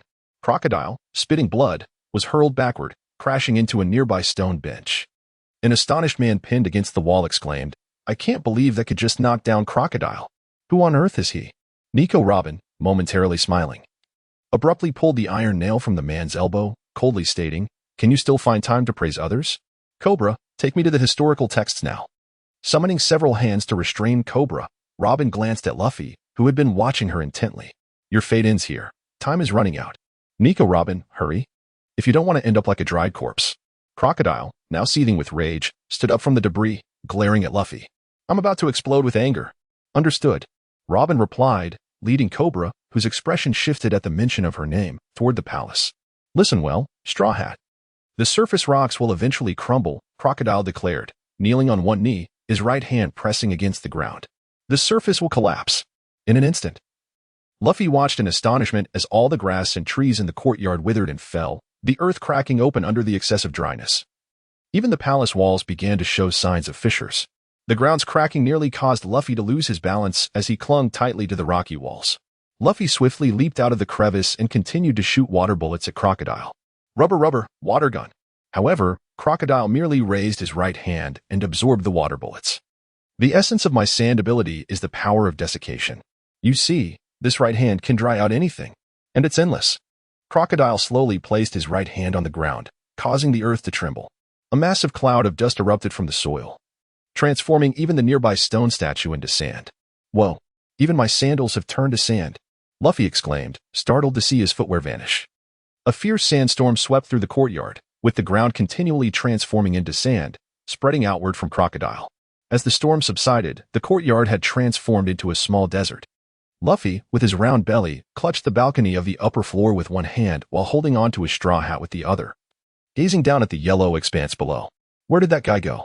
Suddenly, a gust of yellow sand swirled toward Luffy, coalescing into Crocodile's form. Crocodile lunged forward, seizing Luffy by the neck with a cold smirk. You made me waste so much energy. Luffy, struggling to expel 3 water bullets from his round belly, found them easily dodged by Crocodile. Watching Luffy transform into a weightless figure in his grasp, Crocodile laughed maliciously. This time you've lost again, Straw Hat. With that, he transformed into sand and flew toward the underground mausoleum. As Crocodile departed, the 3 water bullets Luffy had expelled fell upon him. At that moment, in the clock tower, Freen disdainfully regarded Mr. Six and Miss Father's Day, members of the Baroque works, whom she had encased in ice. Sensing trouble nearby, Freen had flown to the clock tower, detecting something remarkable hidden in the shadows. Ignoring the situation with the Straw Hat crew, she approached the clock face and kicked it open without hesitation. As the clock face shattered, it struck 2 individuals, a man adorned with the number 7 and a woman wearing a frog headdress. Mr. 7 scrambled to his feet, seething. Which bastard is responsible for this? Miss Father's Day, nursing a bump on her head, exclaimed, we can't let them get away with this. Oh dear, I apologize. That was unintentional. Freen feigned innocence, though her intentions were quite the opposite. Having already sensed the positions of the snipers and bombs, she aimed to teach these 2 a lesson. Upon seeing Freen, Miss Father's Day asked, Mr. 7, who is this girl? Mr. 7 squinted at Freen, meticulously scrutinizing her. Recognizing the dwindling time, Freen's expression hardened. I'll give you a chance to leave. I'll count to 5, and if you're still here after that, don't blame me. 5. You little brat, don't get too cocky. Both raised their guns at Freen, opening fire. In response, Freen vanished from sight. 4. Mr. 6 and Miss Father's Day gasped. Where did she go? 3. Come out if you dare. Mr. 6 shouted defiantly. 2. Panic began to set in for Mr. 6 and Miss Father's Day. 1. Time up. Since you refuse to leave, I'll accommodate you. Freen materialized behind them, her hands touching their shoulders. Ice contract, freeze. The formidable power of ice and snow encased Mr. 6 and Miss Father's Day into exquisite ice sculptures. Furline clapped her hands and remarked, you 2 are not worthy to contend with me. Truthfully, she yearned for an opponent whose strength, even if not on par with Beckman, should at least surpass that of Marco. Perhaps one of the calamities, like Ash, would suffice. Having dealt with these 2, Furline approached the cannon and observed, this is rather perilous. It appears to be timed. I must take this seriously. She pressed her hand against the cannon, and simultaneously, her attire and pupils transformed into an icy blue hue. In an instant, the domain of ice emerged, radiating an even more powerful force of frost at absolute 0. Meanwhile, beneath the clock tower, Vivi and the others arrived at the site. Is this truly the place? They inquired, looking towards Vivi. Indeed, there is a significant possibility, she affirmed. But how do we ascend? As they pondered their predicament, Chopper and Usopp pointed in awe at the clock tower. Look over there, they exclaimed. Before their eyes, the clock tower began to freeze rapidly, encased in ice within mere seconds. Time seemed to stand still in that moment. Usopp gasped, no way, the clock tower. Chopper's mouth fell agape, it has turned into an ice sculpture. Nami remarked incredulously, you must be joking. Such a large clock tower. Zoro questioned, who did this? Sanji commented in astonishment. To accomplish such a feat, Vivi, equally bewildered, pondered, could it be that there are others inside? In a flash, Furline appeared on the ground, cradling the frozen cannonball, and gazed at the ice-encased clock tower, exclaiming, oh dear, I still can't control the temperature. I hope no one was harmed.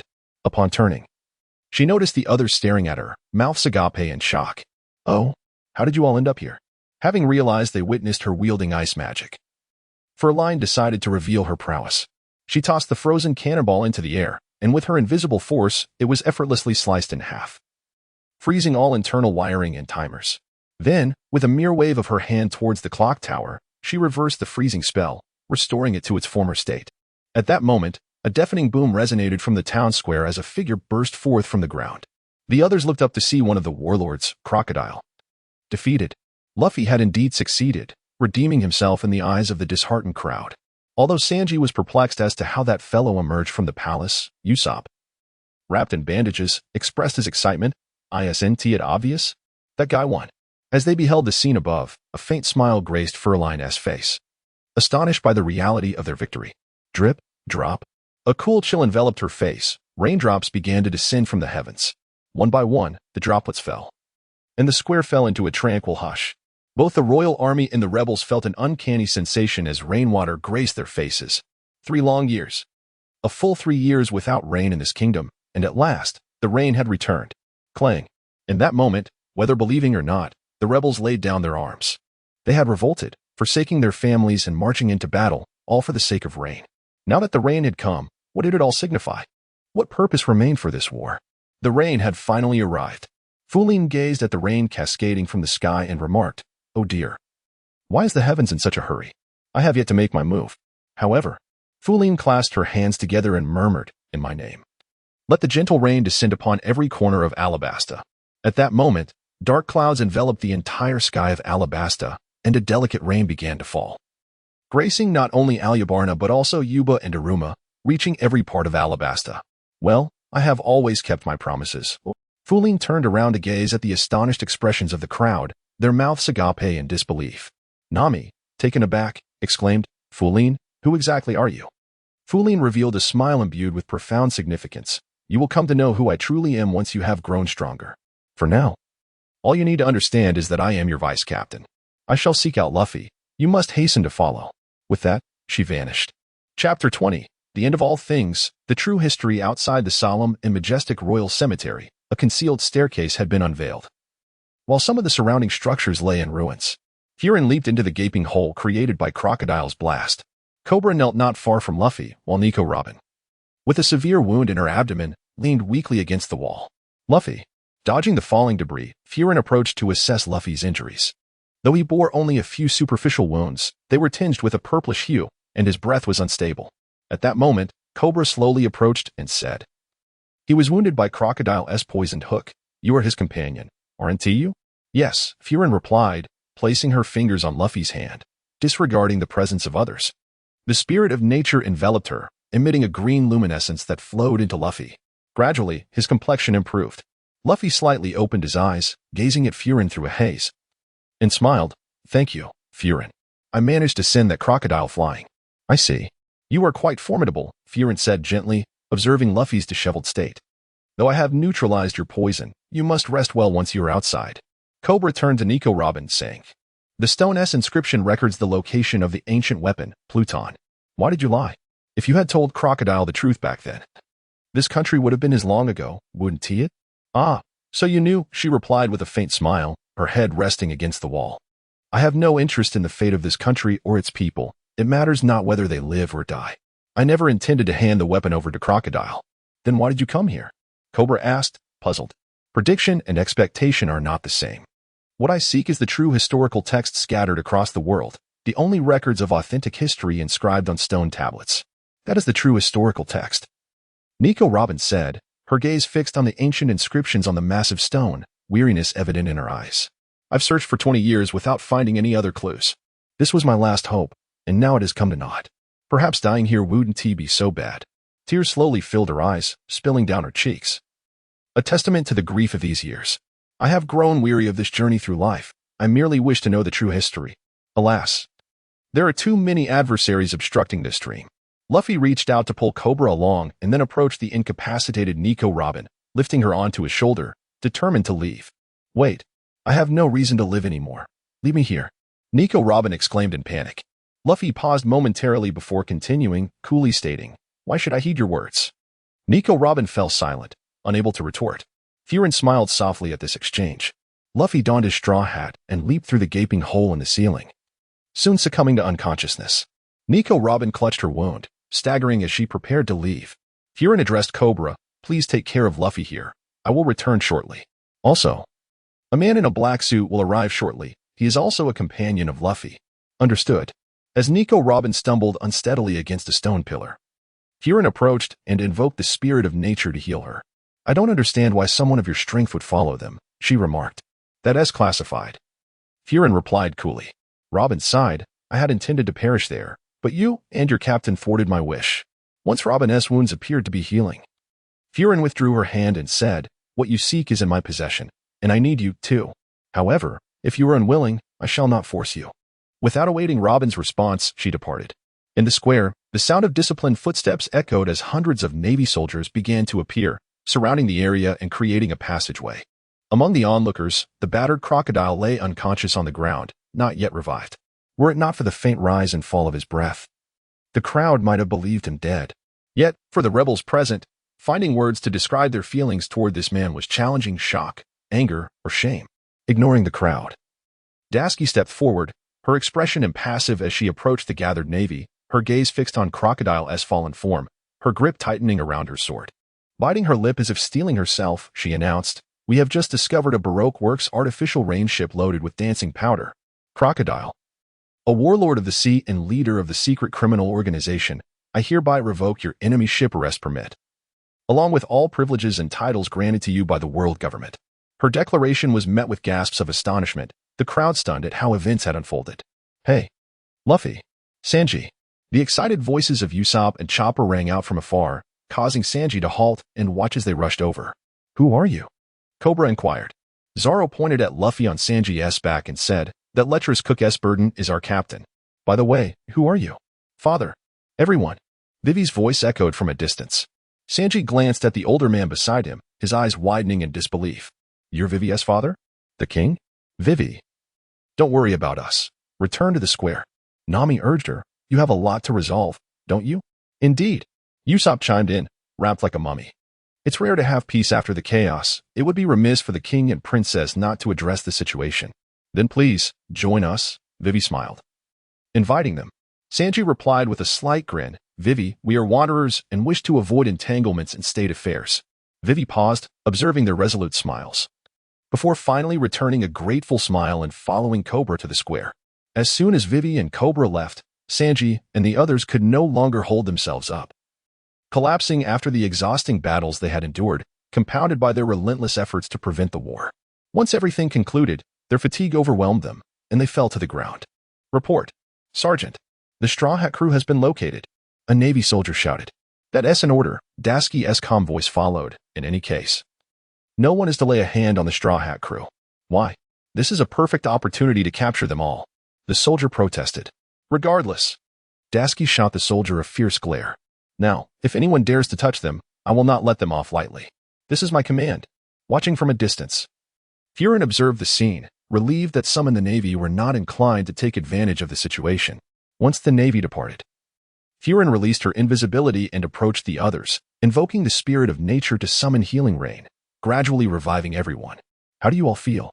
Fulin smiled and said to Nami, "It's much better than before. Thank you. Now, you all should head to the palace. I have matters to attend to."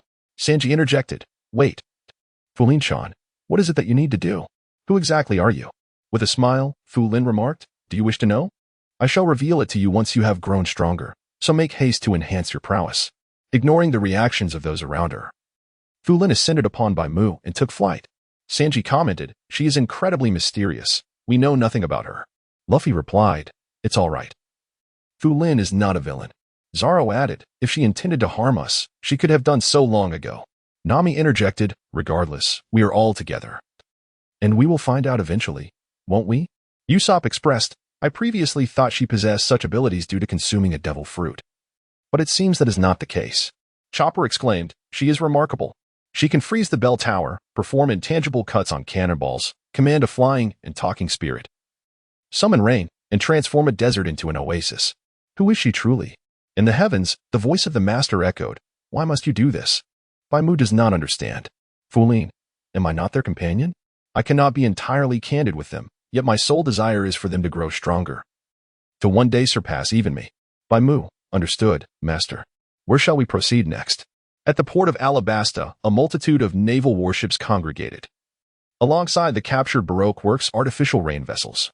Sergeant Dashki has returned. A shout echoed, startling the naval personnel docked at the shore. Upon seeing Dashki's return, Tina stepped forward to greet her. Observing Dashki's weary figure, a subtle smile graced Tina's lips.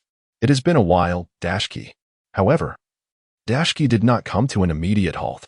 In response to Tina's puzzled gaze, she passed by her before finally stopping, turning her back with a tone laden with fatigue. Miss Tina, hello. I am rather exhausted. Please allow me to rest. Before Tina could respond, Dashki strode towards the ship. She lifted her gaze to Smoker, who sat on the stairs, smoking a cigarette, and her tone slightly shifted. Colonel Smoker, I have returned. Sitting calmly, Smoker replied, well done. I have heard about the Straw Hat Boy. Forgive me, Dashki murmured, her head bowed, her voice thick with remorse. Not only did I assist a pirate, but I also allowed them to escape. As a member of the Navy, such behavior is disgraceful. Gazing down at Dashki, Smoker questioned, why apologize? Isn't this your sense of justice? No, it is not. At that moment, I could only act as I did. Even though I knew the enemy's location, I could only relay it to others. Even though I was aware of the bombardment timing, I could only inform others. The justice I could protect simply does not exist. As Dashki articulated these thoughts, her body trembled, her hands clenched tightly, her voice rife with frustration. This incident had catalyzed her growth significantly. Brubro, the transponder snail rang. Hello, is this Colonel Smoker? This is regarding the operation against Crocodile. You performed admirably, and the higher-ups have decided to promote both you and Dashki and award you medals. Wait, did you not read my report? It was not us who saved Alabasta, it was the Straw Hat crew. Yet, the other party feigned ignorance and continued speaking. Smoker's expression darkened. Go tell those old geezers up top to go to hell. With that, he hung up. Fulin gazed down from the heavens through the retrospective mirror. A cold smirk escaping her lips as she remarked, I knew it would unfold this way. Those old geezers remain unchanged. Baimu's entire form had turned ashen. On the verge of becoming a tempest. I long to strike down those 5 ancients, she mused. Fear not, the opportunity shall arise. Once they have grown stronger, we shall descend upon those 5, not only to vanquish them, but also to obliterate their stronghold and rightfully usurp their positions. Fulin remarked, it is hardly surprising, as this is not their first endeavor. The conclusion of the Rocks battle was quite similar, was it not? My purpose in coming here was merely to observe the reactions of those 2 individuals. I have developed a slight fondness for these 2 naval officers. Baimu inquired. But master, why did that female officer say such things? What does she mean by claiming that the justice she wishes to protect does not exist? The Navy cannot act against the 7 warlords. They are recognized pirates by the world government. Ultimately, both the 7 warlords and the Navy serve the world government, making them essentially allies. Yet here, the 7 warlords run amok, and the Navy finds itself powerless to intervene. Ironically, they are saved by a band of pirates. Is that not a bitter irony? She desires to save this nation, but how can she? The situation has arisen because of their actions, and in the end, they must bear a glory that does not rightfully belong to them. While this glory may be seen as honor by others, it surely feels like shame to them. Chapter 21. Concealment after the turmoil on the 3rd day following the cessation of conflict. Within the palace of Alabasta, Chopper was concocting medicine, while the royal physician marveled at his methods, exclaiming, Heavens! I have never witnessed such an extraordinary technique. At first glance, it seems peculiar, yet it is so reasonable, truly remarkable. Where did you acquire such exceptional medical knowledge? Chopper paused, his mouth agape, staring at the royal physician. Tony Kuhn is a doctor from Drum Island, Vivi chimed in, carrying a basin of water. What? So you hail from the great medical nation of Drum Island? The royal physician exclaimed. Indeed, it is true that knowledge comes in stages. I have practiced medicine for over 40 years, yet I have never encountered such a skill. At that moment, Chopper could no longer contain himself, joyfully preparing tea and pulling out a chair. How annoying. Stop staring at me, you fool. Go away, you imbecile. The royal physician, sweating profusely, turned to Vivi and asked, May I interpret his words as an invitation to sit, enjoy a cup of tea, and observe at leisure? Yes, indeed, Vivi replied, both amused and exasperated. Meanwhile, on the streets of Alabasta, Sanji and Usopp were procuring food and other necessities in preparation for their voyage. However, upon encountering a gaping hole that Sanji had kicked open in his impatience, he immediately broke into a sweat, pulling Usopp away. On the other side, Nami rummaged through Cobra's study, searching for free books. So many fascinating books. Can I truly have these? She exclaimed with excitement. Of course, I have read them all. Cobra replied with a smile. Thank you, Nami said as she eagerly stuffed the books into her bag. At the palace entrance, Gaka stood with his arms crossed, glaring at the Navy officers. I said there are none. Do you not understand? Go back. For the good of this nation, you had best not lie. The Navy officer threatened, his expression stern. Harboring and concealing pirates is a grave offense. What pirates? I know nothing, Gaka retorted, spotting Usopp and Sanji returning from their shopping. Hey, good work. You too. Did you manage to find what you needed? Just a little. Given the current state of the city, finding these items is quite commendable. Sanji and Usopp replied, deliberately ignoring the Navy officers as they strode directly into the palace. Turning back, Gaka coldly stated, with the city in such good condition. Do you have evidence to prove that pirates are here? If you do, present it. Yes, no evidence, the two Navy officers replied, beads of sweat forming on their brows. Upon returning to the palace, Luffy awoke. Wow, I slept so well, he said slowly, yawning widely and rubbing his now empty stomach. With a gentle smile, Fu Lin inquired. How do you feel, Captain? Luffy scratched his head and exclaimed, Ha ha ha, Fu Lin, it's been a long time. Just then, Zoro returned from outside and remarked, Oh, Luffy. You're awake? Hey, Zoro, it's been a while, Luffy replied, only to suddenly feel something amiss. A long time? A long time? Nami chuckled and said, You've been asleep for 3 whole days, Luffy. No wonder you said that. 3 days? Luffy was momentarily stunned before bursting out. I've missed 15 meals. Fu Lin remarked, You certainly remember that well. However, your appetite is immense, requiring 5 meals a day. With a creak, the door opened, and Ikelim entered, followed by several maidservants pushing a cart laden with fruits. Finally awake, are we? I surmised you would be famished, so I prepared some pre-dinner fruits. Dinner will be delayed a bit, Ikelim explained, adorned in a pink dress. Wow, curly-haired uncle, you truly are alive. Luffy grinned, instantly devouring the entire cart of fruits beside him. Usopp stared, exasperated, at Luffy, whose face clearly displayed his hunger, and remarked, Do you think you're performing magic or something? Zoro, his face twitching, scrutinized Ikelim, who was dressed as a woman. From behind Ikelim, Vivi chuckled awkwardly and clarified, You've misunderstood. She is Tila Gatton, Ikelim's wife, the head chef of the palace.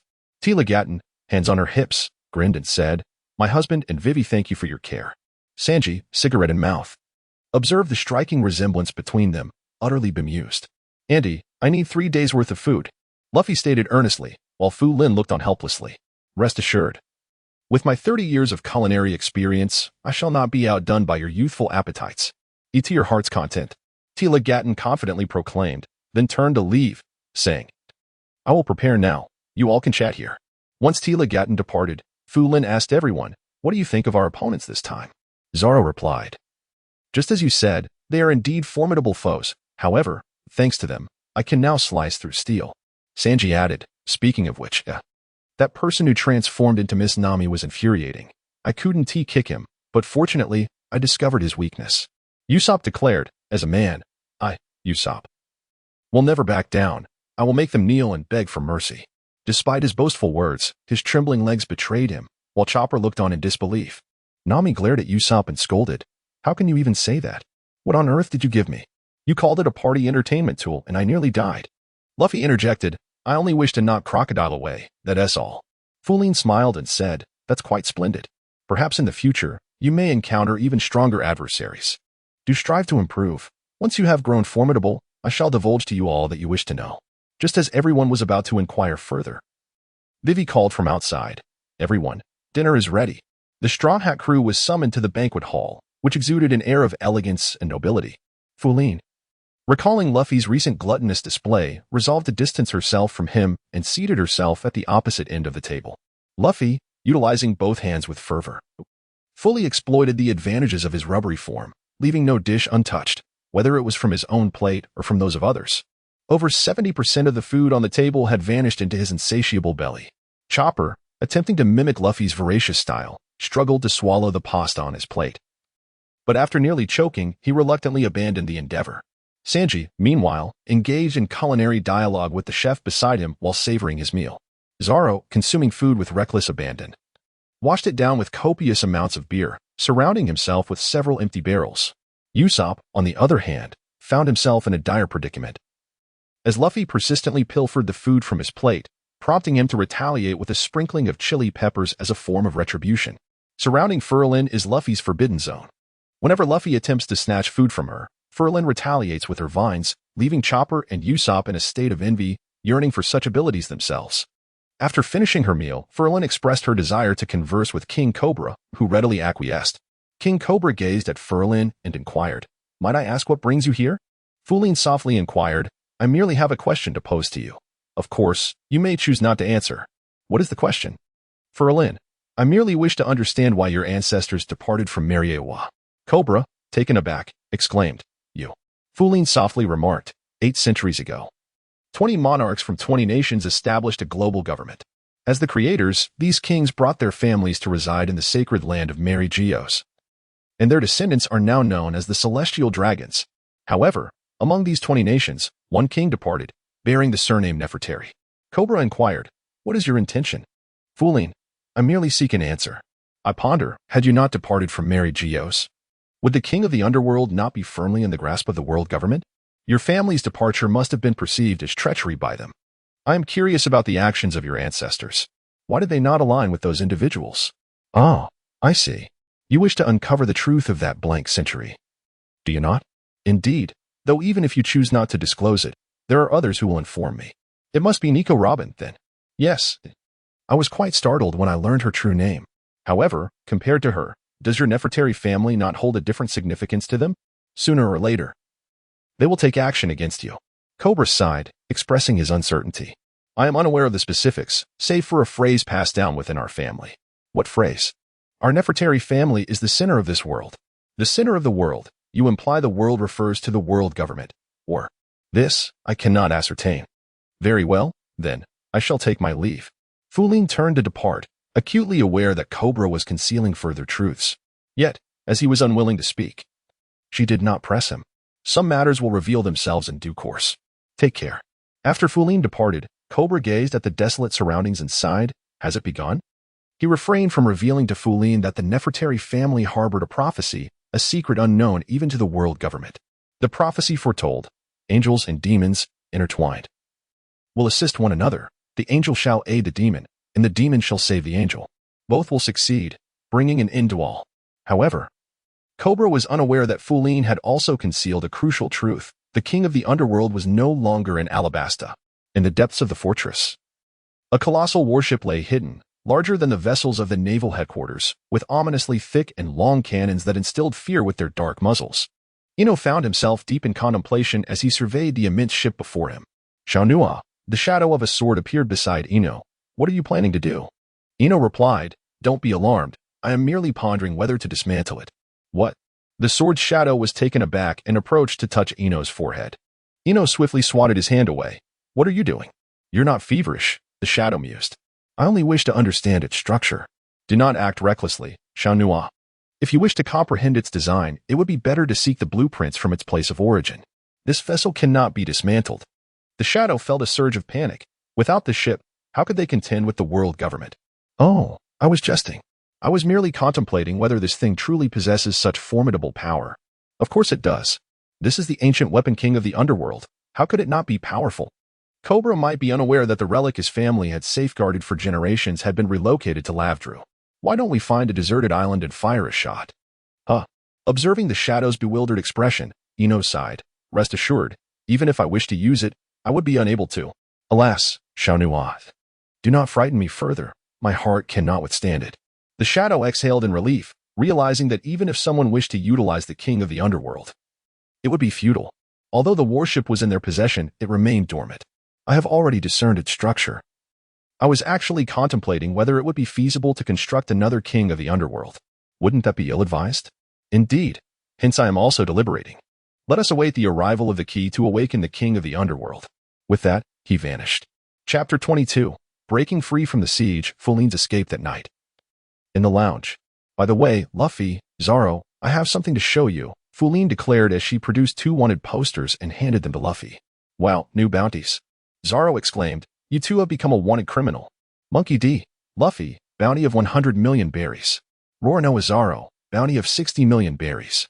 Haha, did you see that? Luffy exclaimed joyfully, "I have 100 million.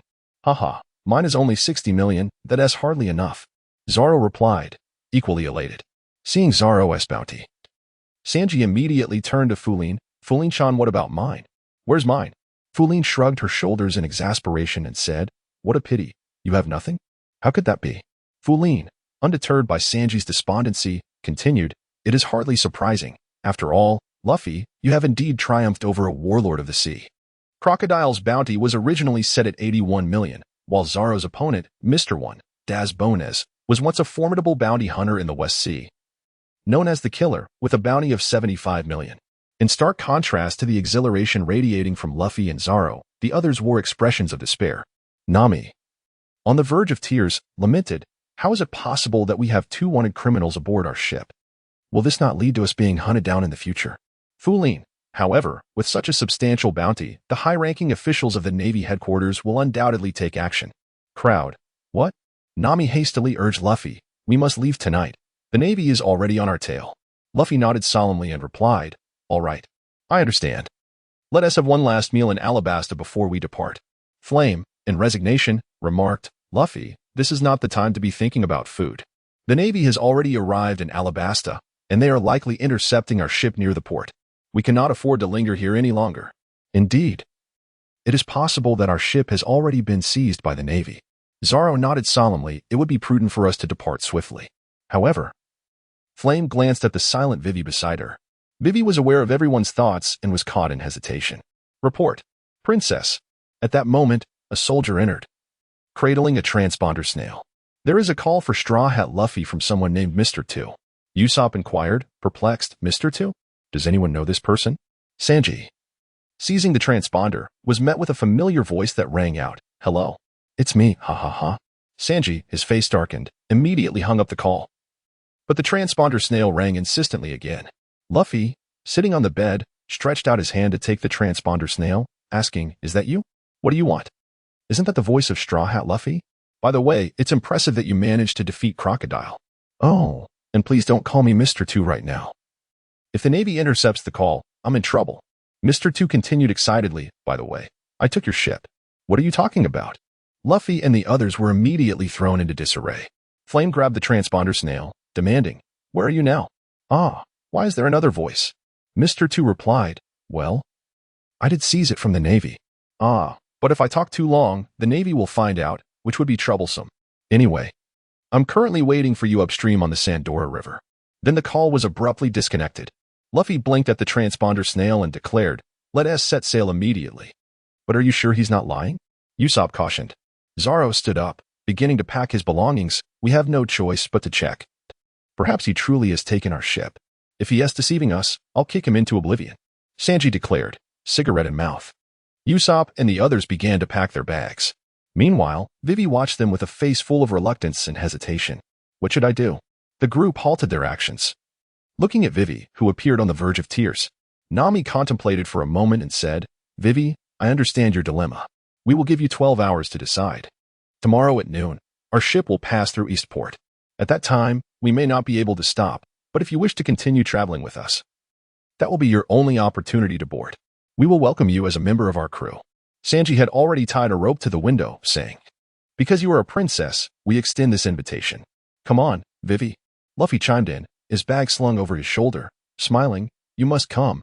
It's now or never." "Luffy, calm down," Flame interjected from her seat. "Vivi needs time to think.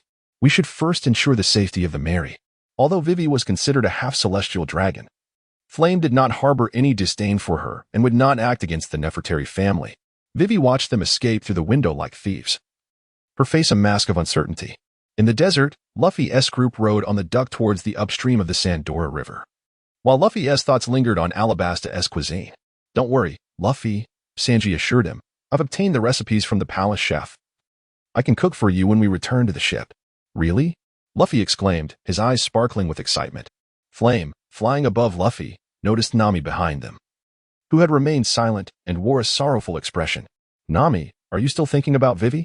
Seeing Nami's silence, Chopper looked at her with concern. "Nami, are you feeling unwell?" "I've decided to give up on Vivi." Nami's voice, clearly weighed down by thought, finally spoke. "I will forfeit that 1 billion berries." "What?" Luffy and the others were taken aback, while Usopp had already flown off. "You woman, you're upset over money," Zoro yelled. "Ah." Chopper pointed at Usopp, who had fallen behind. "Usopp has fallen out. What can we do?" Nami shrugged. "It's not my concern. Usopp fell because he was holding on." In the Alabasta Palace, panic ensued. "This is bad. Princess Vivi, where did Luffy and the others go?" When Icarus rushed into the room where the Straw Hat Pirates had been, he found only Vivi, who sat curled up in a chair, hugging her knees and gazing out the window. "What is the hurry, Icarus?" she asked. "They've already set sail. Everyone has left. After all, they are pirates. This is disastrous." Icarus tightened his grip on the wanted poster, suddenly realizing, Kuru. "Where's Kuru? We must inform them of the current situation." "It's useless, Icarus.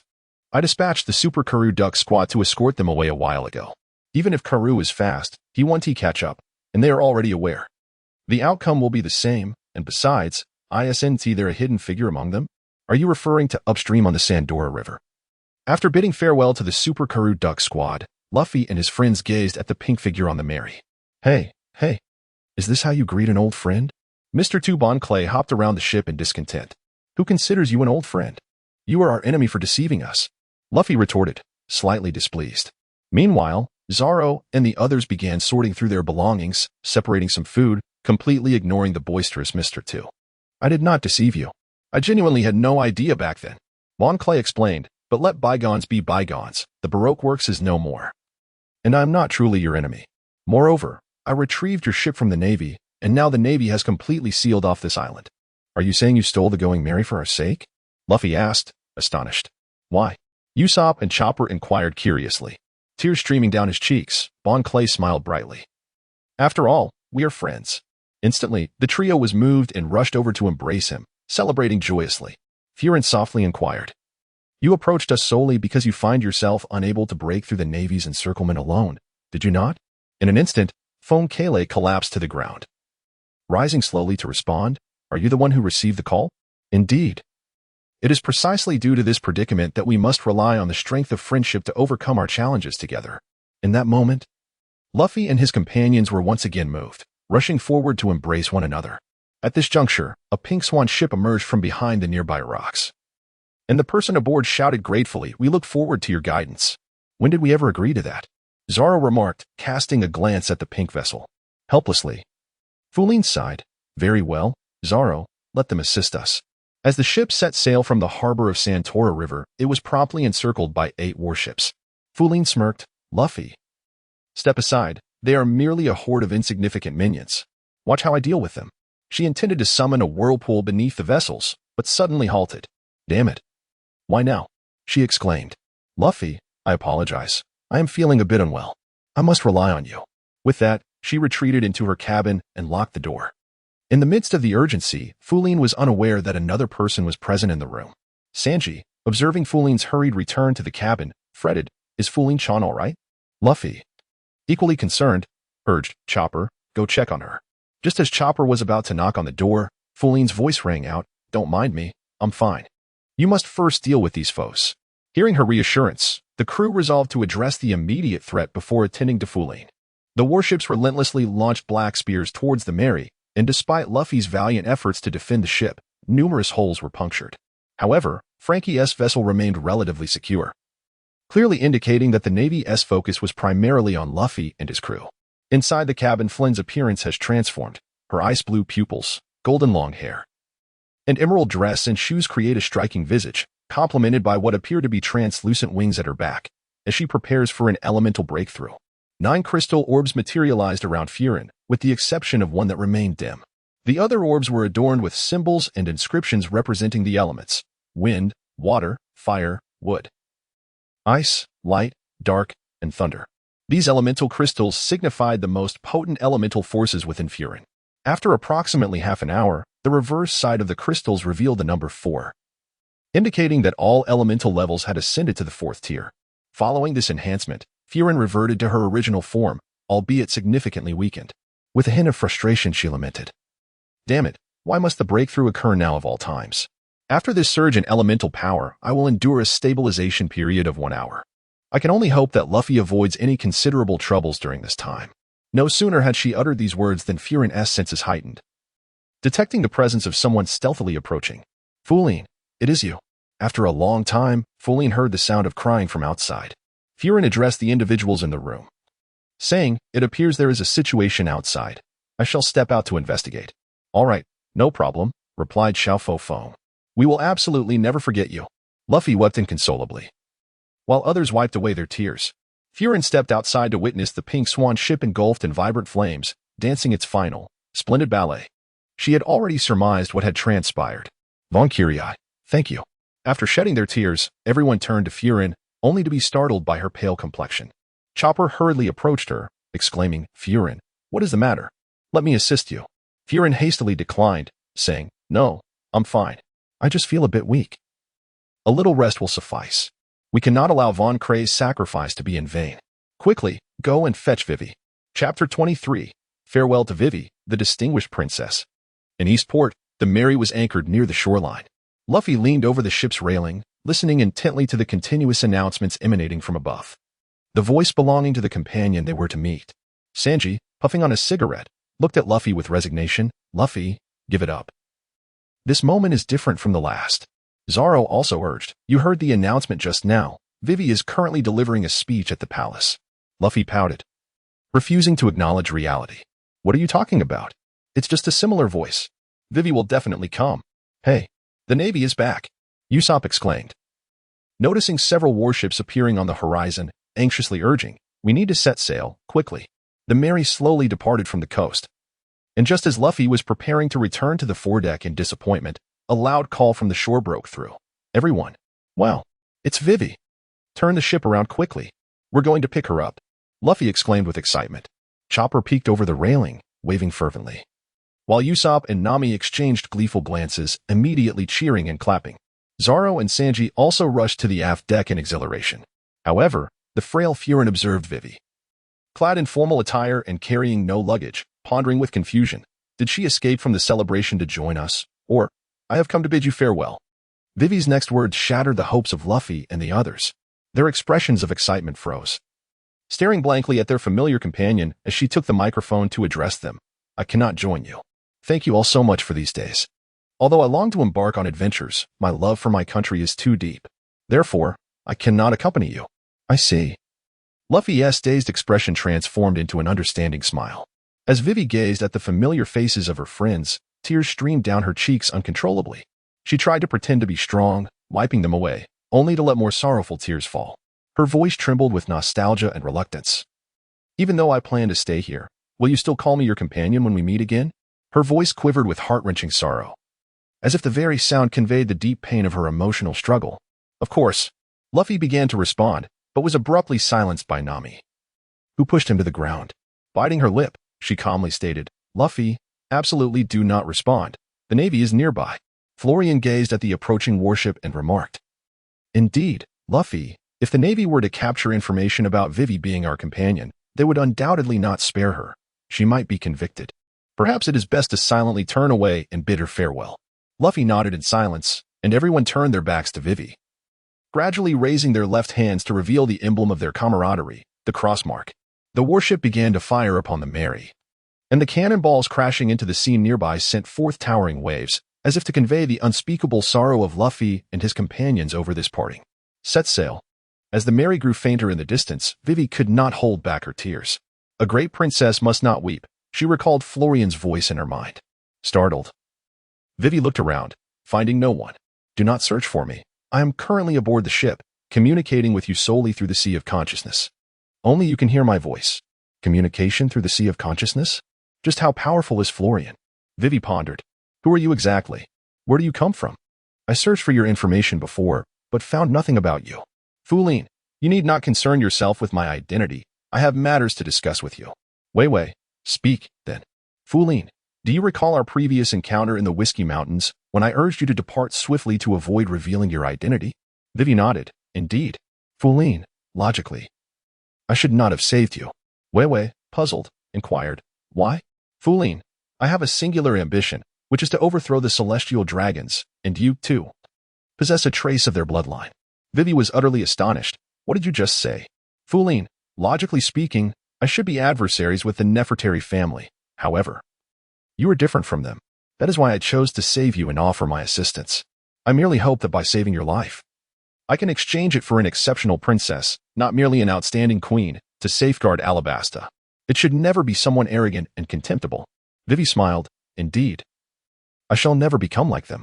Fulin, I tucked a necklace beneath Karu's goggles, a gift I bestowed upon you. I observed as Vivi removed Karu's goggles, causing a blue necklace to tumble forth. Furin, although you can be considered a half-celestial dragon, for various reasons, your Nefertari family is viewed as traitors in their eyes.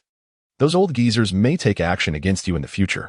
If you ever find yourself in Mariehua, be particularly cautious. This necklace will save your life in a moment of peril and transport you to safety. Vivi, holding the necklace, wore a grave expression. Is it because of the Underworld King? Fulin. Indeed, however, rest assured that the Underworld King is no longer in Alabasta. I have taken it away for safekeeping. After all, it must not fall into the hands of the government. Once those old geezers are no longer in power, I shall return it to you. Of course, this must remain a secret and cannot be disclosed to anyone, including your esteemed father. Vivi was somewhat astonished. What? Then, where is the Underworld King now? Fulin. I have concealed it in a secret location, where only Roger has ventured before. Even if Luffy and his companions wish to access that place, they must first defeat me and obtain the necessary permit to enter. Vivi, a place where no one has been except for Roger. Wait, could it be that you hail from there? How is that possible? Fulin, sure. This is a secret, so please do not bring me any trouble. Vivi smiled. Rest assured, I shall keep your secret safe. Fulin, that is good. The communication through the Sea of Consciousness has its limitations. I can no longer converse with you. Take good care of yourself, and when we meet again, you must become an extraordinary queen. Vivi, I certainly will. Furin's voice had completely vanished, and Vivi turned back towards the palace. So it is, she thought, feeling a sense of reassurance. Luffy, Nami, Zoro, Sanji, Chopper, Usopp, you must strive to grow stronger. Do not let Furin, or perhaps your examiner, down. Chapter 24, New Companion. Nico Robin cursed. Why won't those Navy scoundrels give up? Usopp lamented as he helplessly gazed at the relentless warships pursuing them while moving the black spears out of the cabin for additional support. Meanwhile, Luffy, Zoro, and Sanji were desperately trying to fend off the incoming cannonballs. Furin sat atop a pile of black spears. Although her body had become weaker due to the transmission of thoughts through the sea, she still possessed the ability to protect herself, occasionally transforming cannonballs that Luffy and the others had missed into ice. Nami was busy calculating their escape route from one side, while Chopper had succumbed to the water that had seeped into the cabin and was now playing the role of a floating corpse on the surface. Fulin, gazing at the warships trailing behind, expressed her impatience, exclaiming, "This truly seems never-ending. If it weren't for my frail condition, I would have relished the opportunity to sink them all." Zoro, sending a cannonball flying, interjected, "When will the vice-captain's health return to normal? Our vessel is slowing due to leaks, and they are on the verge of catching up with us."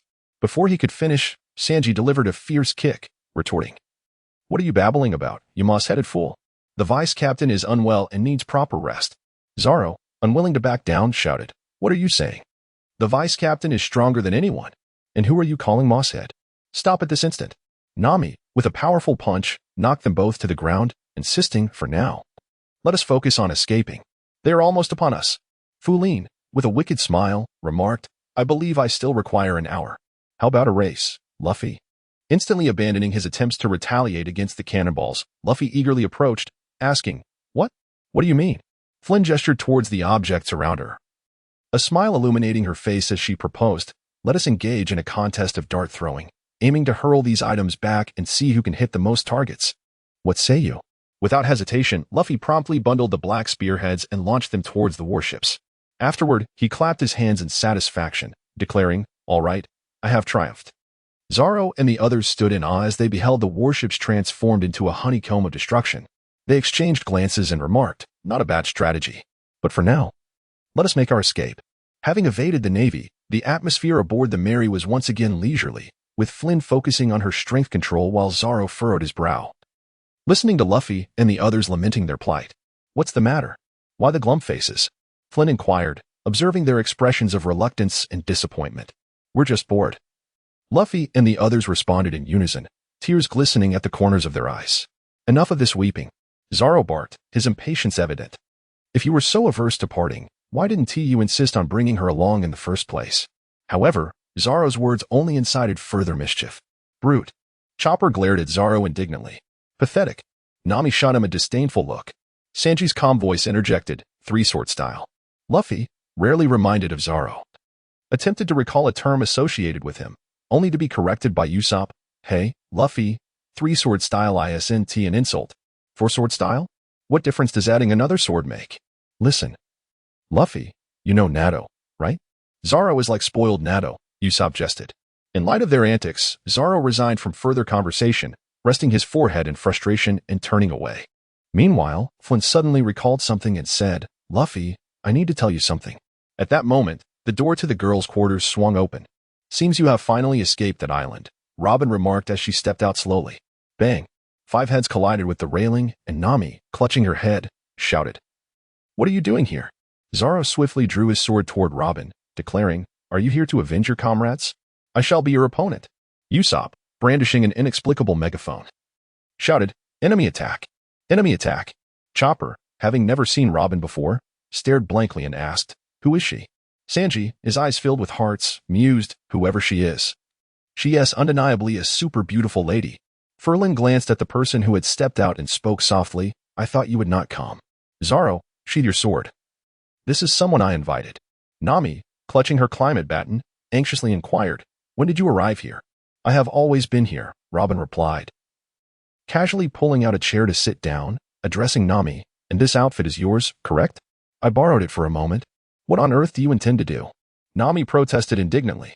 Robin, observing Luffy's bewildered expression, remarked, Monkey D. Luffy, what have you done to me? Surely you haven't forgotten? Upon hearing this, Sanji abruptly seized Luffy by the collar and shouted, Luffy, what have you done to this lady? Meanwhile, Usopp, clutching a megaphone and hiding behind the mast, continued to feebly shout, Passenger, please disembark. What are you talking about? I haven't done anything. Luffy replied innocently, gazing at the nonchalant Robin. Zoro had sheathed his sword but remained on guard, eyeing Robin warily. In the underground tomb, it was you, Monkey D. Luffy, who saved me from the depths of despair. And that is the sin you have committed, Robin said with a smile, placing her hands behind her head as she looked at Linlin. And you, who have always hoped I would join your crew. So, does that mean you've accepted? Linlin asked Robin. Indeed, I have agreed to be your companion. Robin's simple declaration detonated like a bomb among the crowd, causing an immediate uproar, though Sanji expressed his excitement in agreement. Robin rested her chin on her hand, continuing to smile as she explained, I have nowhere to go and no place to return. Besides, it was your first mate who extended the invitation to me. So let me remain aboard the ship. Linlin, it is as such. I believe she possesses considerable knowledge and, upon reflection, could be of assistance to us in the future. Hence, I extended the invitation to her, for anyone favored by Crocodile is surely of merit. I see. Luffy nodded in understanding, then it cannot be helped. It's fine. Luffy, Linlin, Zoro, Nami, and Usopp exclaimed in astonishment, while Chopper, still uncertain of Robin's background, sat perched on the stairs, resting his chin on his hands, observing them. Sanji, on the other hand, was lost in a pink haze, celebrating in delight. Everyone, do not worry. Luffy turned to Zoro and the others with a smile. This person is not a villain, and Linlin makes a valid point. Thus, with the endorsement of the first mate and the captain's approval, the Straw Hat Pirates welcomed another member aboard. On the deck, a simple table was set, with Usopp and Robin seated opposite one another as if interrogating a suspect. Sanji busied himself in the kitchen, preparing dessert for the newcomer. Linlin sat elegantly on a white chair, sipping tea, while Zoro and Nami cautiously scrutinized Robin. Robin gazed at Luffy and the others with a gentle smile, conjuring a hand from the deck before playfully brushing their faces. Amused, Luffy and Chopper erupted in laughter. However, upon seeing Robin's face, Chopper frighteningly hid behind Luffy, only to find himself in the wrong position. Stop looking around. Answer my question honestly. What is your name? Usopp slammed the table fiercely, then realized he had yet to introduce himself, softening his tone. I am Usopp. Pleased to meet you. I am Nico Robin, she replied. Very well, Nico Robin. What is your profession? I am an archaeologist. My family has been engaged in archaeology for generations. It is a family legacy. Is that so? A family legacy. Usopp scribbled her words on paper. And then what happened? When I was 8, I was pursued by the world government, and I subsequently lived in obscurity for 20 years. A child cannot make a living at sea, so to protect myself and pursue the truth of history, I survived by aligning with dark forces. Report complete. Robin recounted her past obediently, prompting Usopp to ask gravely, was Crocodile one of them? Indeed, all in the pursuit of historical texts, Robin replied with a hint of pride. I excel at underground activities. Employing my skills will surely yield benefits. Ah, and what exactly are your skills? Assassination. The simplicity of her statement stunned Usopp, bringing him to tears as he turned to Luffy, exclaiming, Luffy, fooling, the interrogation results are in. This woman is dangerous. Are we truly going to keep someone like her on the ship? Fooling, she is hired by me, the vice captain. If you have any objections, you may discuss them with Luffy. If the captain refuses, there is nothing I can do.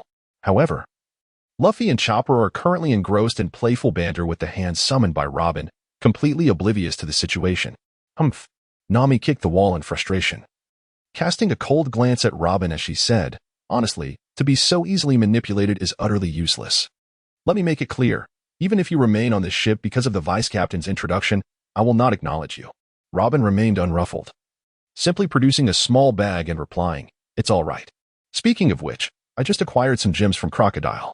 Nami, instantly enchanted by the glimmer of wealth, shamefully disregarded her earlier words, exclaiming, I adore you. Zoro and Usopp looked on disdainfully at the one who had so swiftly capitulated. Suddenly, the entire cabin was filled with heart-shaped decorations as Sanji gracefully descended the stair banister with a plate in hand, passionately proclaiming, love. Love flows like a river. Your beauty struck me like lightning, and I find myself swept away in the current of romance, before gentlemanly placing the plate on the table and saying, please, enjoy. It goes without saying that Zoro felt embarrassed watching the lovesick chef, as he and Usopp resolutely declared, in any case, the two of us will never yield. Hey, Usopp. Upon hearing Luffy's earnest voice, Usopp turned back with a look of impatience, only to find Luffy, with an innocent expression and two hands atop his head, playfully exclaiming, Chopper. Thus, the mischievous trio was once again assembled. Fooling, Sanji, could you prepare a cup of tea for me? Sanji, enveloped in a cloud of pink bubbles, joyfully replied, Of course, first mate. I shall get to it at once. Casting a glance at Luffy and his companions, who were engrossed in their playful antics, and at Nami, whose eyes sparkled with a fixation on the gemstones, as well as Robin, who was savoring her cake, Fooling made her way to the bow of the ship. What troubles you, Zoro? Fooling inquired with a smile. Zoro, eyeing the woman who had seamlessly integrated into their ranks, replied with evident displeasure. Why do you insist on keeping her? Rest assured, she harbors no ill intentions. Back in Alabasta, she saved Luffy, and I require her assistance in the crucial moments ahead. You will also find her to be indispensable, Fooling explained calmly, gazing out at the vast azure sea. Her abilities are considerable. However, should she choose to betray us as she did with Crocodile, I will not hesitate to eliminate her, regardless of her skills. After Zoro departed, Fooling remarked, Eavesdropping is quite unbecoming, you know. Robin emerged, acknowledging, you are indeed no ordinary person. Flynn, you have just witnessed that during Flynn's breakthrough, she was oblivious to her surroundings, as everyone else was outside, leading her to lower her guard. Little did she anticipate that Robin would be present in the room. So, do you intend to use this against me? No, I am merely curious. Given your prowess, even the collective strength of everyone aboard this vessel pales in comparison to yours. Why then, do you choose to remain among them? What is your ulterior motive? Furthermore, during our initial encounter, you proposed that I join your ranks. And you possess an unsettling amount of knowledge, compounded by the fact that you are not human. If you seek answers, promise me that you will not disclose this to anyone else, not a soul. Observing the raucous group below, Flynn declared. Very well, Robin assented decisively. Did I not mention before?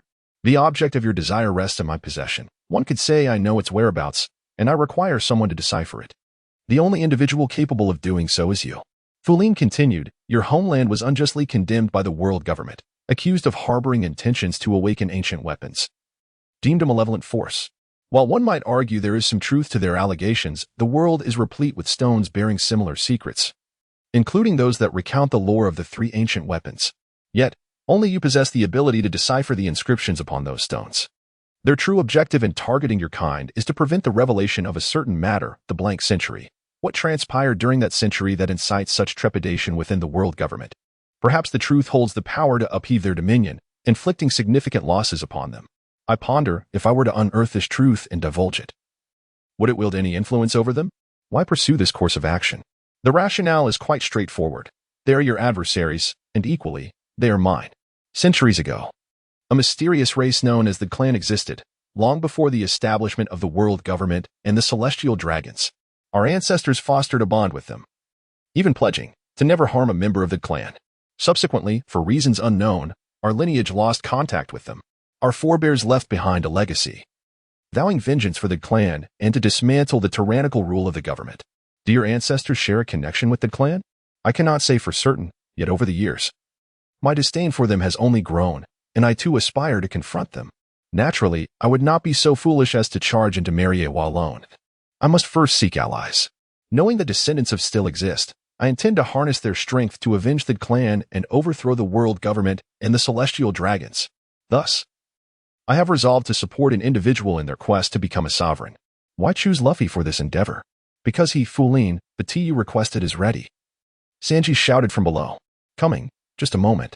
Linlin prepared to descend and turned back to Robin, saying, in summary, if you seek vengeance, it is imperative that you strive to survive, for only by enduring and growing stronger can you overthrow those individuals. What you desire has already been delivered to the terminus of the Grand Line. Should you wish to obtain it, you must go forth and seize it. However, be forewarned that entry is not so easily granted. I shall be one of your adversaries. Robin, astonished, replied, Are you suggesting that this is possible? Linlin smiled gently, proclaiming that in this world, nothing is impossible. It is merely a matter of discovery, endeavor, and eventual success. I can lead you, but first, you must all become formidable in your own right. If you seek the answers you desire, accompany the Straw Hat crew. Furthermore, I hope they will not seek shortcuts. Nor do I wish to become an object of contention among others, so I ask that you keep this a secret. Robin nodded in agreement. Very well, I promise you. I shall take my leave now. After Furline departed, Robin gazed out at the sea, murmuring to herself, is what she said true or false? After all these years, was she truly prepared to give up? Subsequently, Robin offered a wry smile, reflecting, what does it matter if it's true or false? My adversaries are far too numerous. Chapter 25, Seeking Clues. The aerial isles on this day, the weather was splendid. Nami, will it snow on the next island? Luffy inquired, leaning over the railing with a grin. Do you still wish to see snow? Nami retorted casually while meticulously comparing the records with the compass. According to the records from Alabasta, the next island should be Autumn Island. Robin elucidated. Autumn Island? That sounds delightful. I absolutely adore autumn. Luffy chuckled heartily. Luffy, if you wish to see snow, I can make that happen, Furline chimed in with a smile. Really? Luffy's eyes sparkled with excitement, astonished that Furline possessed such a remarkable ability. Linlin clasped her hands and, with a resolute fist, proclaimed, in my name, I summon the snow. Appear. Soon. A vast expanse of snow-laden clouds manifested above, and snowflakes began to gently descend. I am capable of altering the climate within a 5-kilometer radius. Remarkable. Both Luffy, Usopp, and Chopper were astounded. They had never anticipated that Linlin possessed the ability to change the weather. Meanwhile, Zoro's lips twitched in disbelief. Who on earth is she? Luffy exclaimed, let us have a snowball fight. Absolutely, came the reply. However, Linlin seemed to sense something amiss. What a letdown. It appears we won't be able to enjoy the snowy scenery after all. With a swift motion, she made the snow clouds vanish, summoning a colossal ice dome that enveloped the Mary. Linlin, what is happening? Luffy inquired, perplexed. Something is about to fall, Linlin replied coolly. The group looked up to witness an enormous, dilapidated sailing ship, 10 times the size of the Mary, plummeting from the sky. A ship is falling from the sky? How is that possible? With a thunderous crash, the massive vessel descended, yet the ice dome shielded the Mary from the devastation that would have ensued. Linlin then appeared outside the dome, delivering a powerful kick to the approaching ship, sending it crashing into the sea, creating towering waves. Linlin floated before the Mary, extending her hand horizontally, and the surface of the ocean instantly calmed. The group exhaled in relief. Why did a ship fall from the sky? Nami gazed upward in confusion. How peculiar. Yet now, there is nothing up there. Zoro and Sanji exchanged bewildered glances at the sky. Suddenly, Nami's piercing scream broke the silence. What is wrong, Nami? Sanji turned to her with concern. Nami, her expression one of shock, stared at the log pose on her left wrist. What should I do? The log pose is malfunctioning. The needle is stuck, pointing upward. Furlin paid no heed to Nami and the others' thoughts, and shouted directly at the sky, honestly. When will the residents of Sky Island stop tossing their refuse down below? Are they unaware of the repercussions it may have on those beneath? Of course. She knew they could not hear her, while the others gazed at her with peculiar expressions. Furlin, do you mean there are islands in the sky? Nami inquired, puzzled. Indeed, it may seem unbelievable to you, Furlin responded. I see. Robin suddenly interjected. The log pose was drawn to the Sky Island, thus acquiring a new recording. Sky Island? An island suspended in the air? Luffy exclaimed with delight. Yes, it is an island that floats in the sky. Like any island, it resides over the ocean. But this ocean is composed of a unique type of cloud that can support the weight of the entire island. What? There is actually an ocean in the sky? Incredible clouds! Luffy leaned in, his eyes sparkling with excitement. Did that ship and those skeletons fall from there?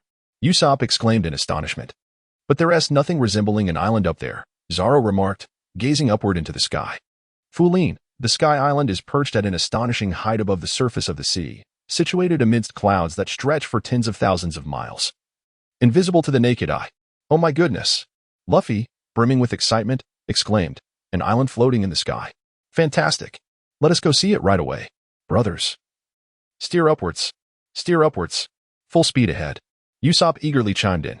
Robin, with a flick of her wrist, conjured several hands to cover Luffy's mouth, stating that she could no longer bear to hear him speak.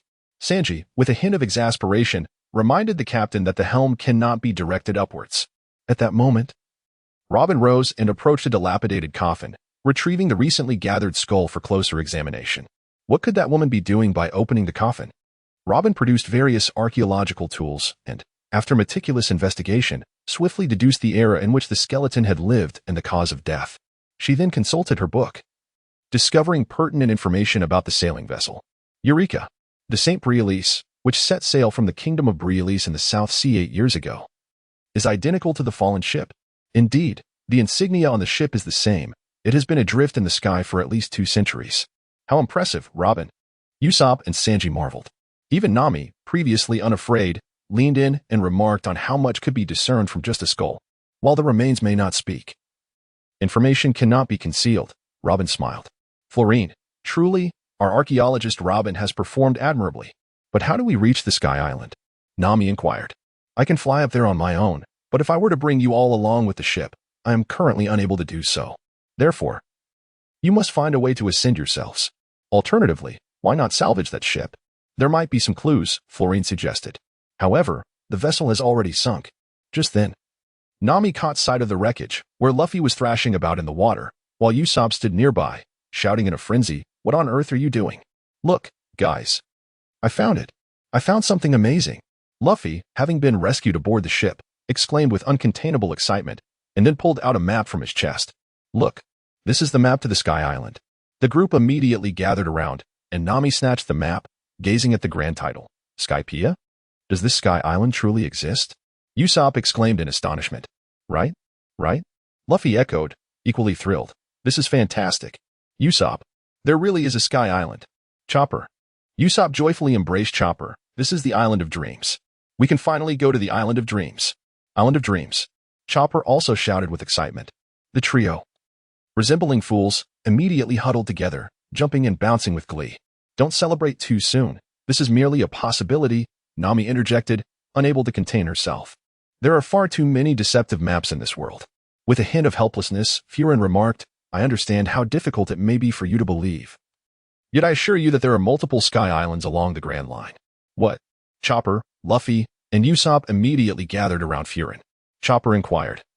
Are you suggesting that there are many Sky Islands? Indeed, I have visited several. This is a token I brought down from one of the Sky Islands. Unfazed by the curious gazes of those around her, Furin retrieved a shell from her spatial artifact and pressed it, causing the voices of 2 individuals to emanate from within. The conversation between Wujin and the esteemed Rayleigh during Wujin's visit to Sabaody Archipelago unfolded. Wujin remarked, You truly are formidable, having defeated the Sword Shadow. Rayleigh chuckled and replied, Ha ha ha, he is not without merit. However, I never expected Mizone to have so many subordinates now. Upon hearing this, Wujin seemed slightly disgruntled. If it weren't for his earlier emergence, who knows who would occupy the position of leader? Rayleigh teased, You certainly speak boldly. Does this imply a strained relationship with him? Wujin clarified, Not quite. It is simply that I find it amusing to watch him battle with Sword Shadow. Yet, every time, Lumming intervenes. Why must she meddle? Let them settle it once and for all. Rayleigh mused, You wish for strength to determine the leader's role. Wujin replied, Of course. While I am younger than Lumming in chronology, I surpass her in strength. I can assure you, without the leader and Sword Shadow, I would undoubtedly be the strongest among us. Even Ino would only stand on equal footing with me. That recently emerged little sister, who can merely manipulate nature, poses no threat. As for the other one, she is the weakest among us and stands no chance against me. At that moment, Furin's voice emerged from the shell. How arrogant. Although her voice was faint, it caught the attention of the two men. Wu Jin, noticing, called out, "Who is hiding there? Come out." Suddenly, an explosion resonated. Wu Jin exclaimed, "Where did they go? Was that merely my imagination?" Rayleigh speculated, "They have likely fled." Wu Jin scoffed, "Humph, they certainly made a swift escape." After a short while, ensuring her safety, Furin sighed in relief. That was close. I nearly got discovered by Brother Wu Jin. Thankfully, I have mastered transformation. I never anticipated that the Sky Islands would hold such fascinating wonders. This shell can even record sound. Oh dear, I seem to have forgotten to turn it off. Then, silence enveloped the scene. This is a sound shell, an object capable of recording sound on the Sky Islands. As for the contents within, you may choose to forget them. I shall retrieve the ship. Robin, please continue with your task. Understood, Robin nodded. Picking up the shattered fragments of a skull from the coffin and beginning to reassemble them into a complete form. Luffy, snapping back to attention, excitedly proposed. Shall we join in? Fulin, there's no need. Usopp, how will you manage it all by yourself? Fulin, do not concern yourselves with this. It would be best for you to steer the ship a bit farther away. With that, she leapt into the sea. Zoro, let us heed her advice and move the vessel further out. Moments later, with a resounding crash, the sailboat burst forth from the water, sending colossal waves crashing around. Fulin emerged from the depths, and in an instant, the surrounding sea within a 5-kilometer radius of the sailboat and the Mary was encased in ice, including the towering waves. Fulin clapped her hands and said, "All right, you may go and search." Except for Robin, who remained unfazed, the others gaped at her in astonishment. Luffy exclaimed, "Wow, that's impressive." Nami remarked, "That's incredibly strong." Zoro added, "That's quite an exaggeration." Fulin, why are you still dawdling? Go search. Oh, very well. Aside from Fulin and Robin, who remained on the Mary, everyone else ventured into the grand ship to explore. Robin, you're quite impressive, capable of freezing the sea. Fulin, likewise. You were able to glean so much information from a mere skeleton. Robin, seemingly reminded of something, remarked, I have encountered an individual possessing ice abilities similar to yours, whose strength is formidable, much like your own. Furin let out a cold chuckle. Ah, you are referring to one of the 3 admirals of the Navy, Akiji, whose real name is Kazan. Robin replied, indeed. Fulin, to be honest, I truly wish to find an opportunity to engage in a fair and just contest with him. As for the Navy, Fulin has indeed done her research. Robin, if you were to encounter him, what are your chances of victory? Fulin, it depends on my mood. If I'm in a good spirit, it could be 50, but if I'm feeling down, it might go up to 100. Robin, are you speaking truthfully? Fulin, what is it? Do you wish for me to eliminate him? Robin, no, it is not that. I cannot quite explain it. But I have an inexplicable premonition that we shall encounter him in the future. Flynn's complexion darkened. It doesn't matter, in my eyes, the Navy, aside from the 3 admirals and those from Roger's era, hardly commands my respect. Raftel remarked that she was arrogant, yet he too found himself gazing into the crystal ball. Wu Jin, with a hint of disdain, commented, but suddenly felt a significant drop in temperature behind him. Turning around, he was met with the ominous gazes of the remaining 5 spirits. Everyone had initially intended to observe Flynn's current state, but instead, they were drawn into a rather intriguing conversation. Lumming scoffed, it seems someone is quite dissatisfied with me being the elder sister. Wu Jin began to sweat nervously. No. With a grim expression, interjected, you mean we are on equal footing? Are you suggesting that I am akin to you? Wu Jin replied, brother, let me explain. Xing Yao, clearly irate, exclaimed, you dare call me the weakest? Jianying added, to utter such words in front of old man Rayleigh, you truly seek chaos. Mizone, turning away, cautioned. Little sister isn't here, don't go too hard. Wu Jin called out, wait, boss. Hearing this title, Jianying was displeased. Are you implying that I am the second in command? Wu Jin clarified, no, even Xingyu calls Mizone that. A gun was pointed at Wu Jin. Shall we spar to determine our standings?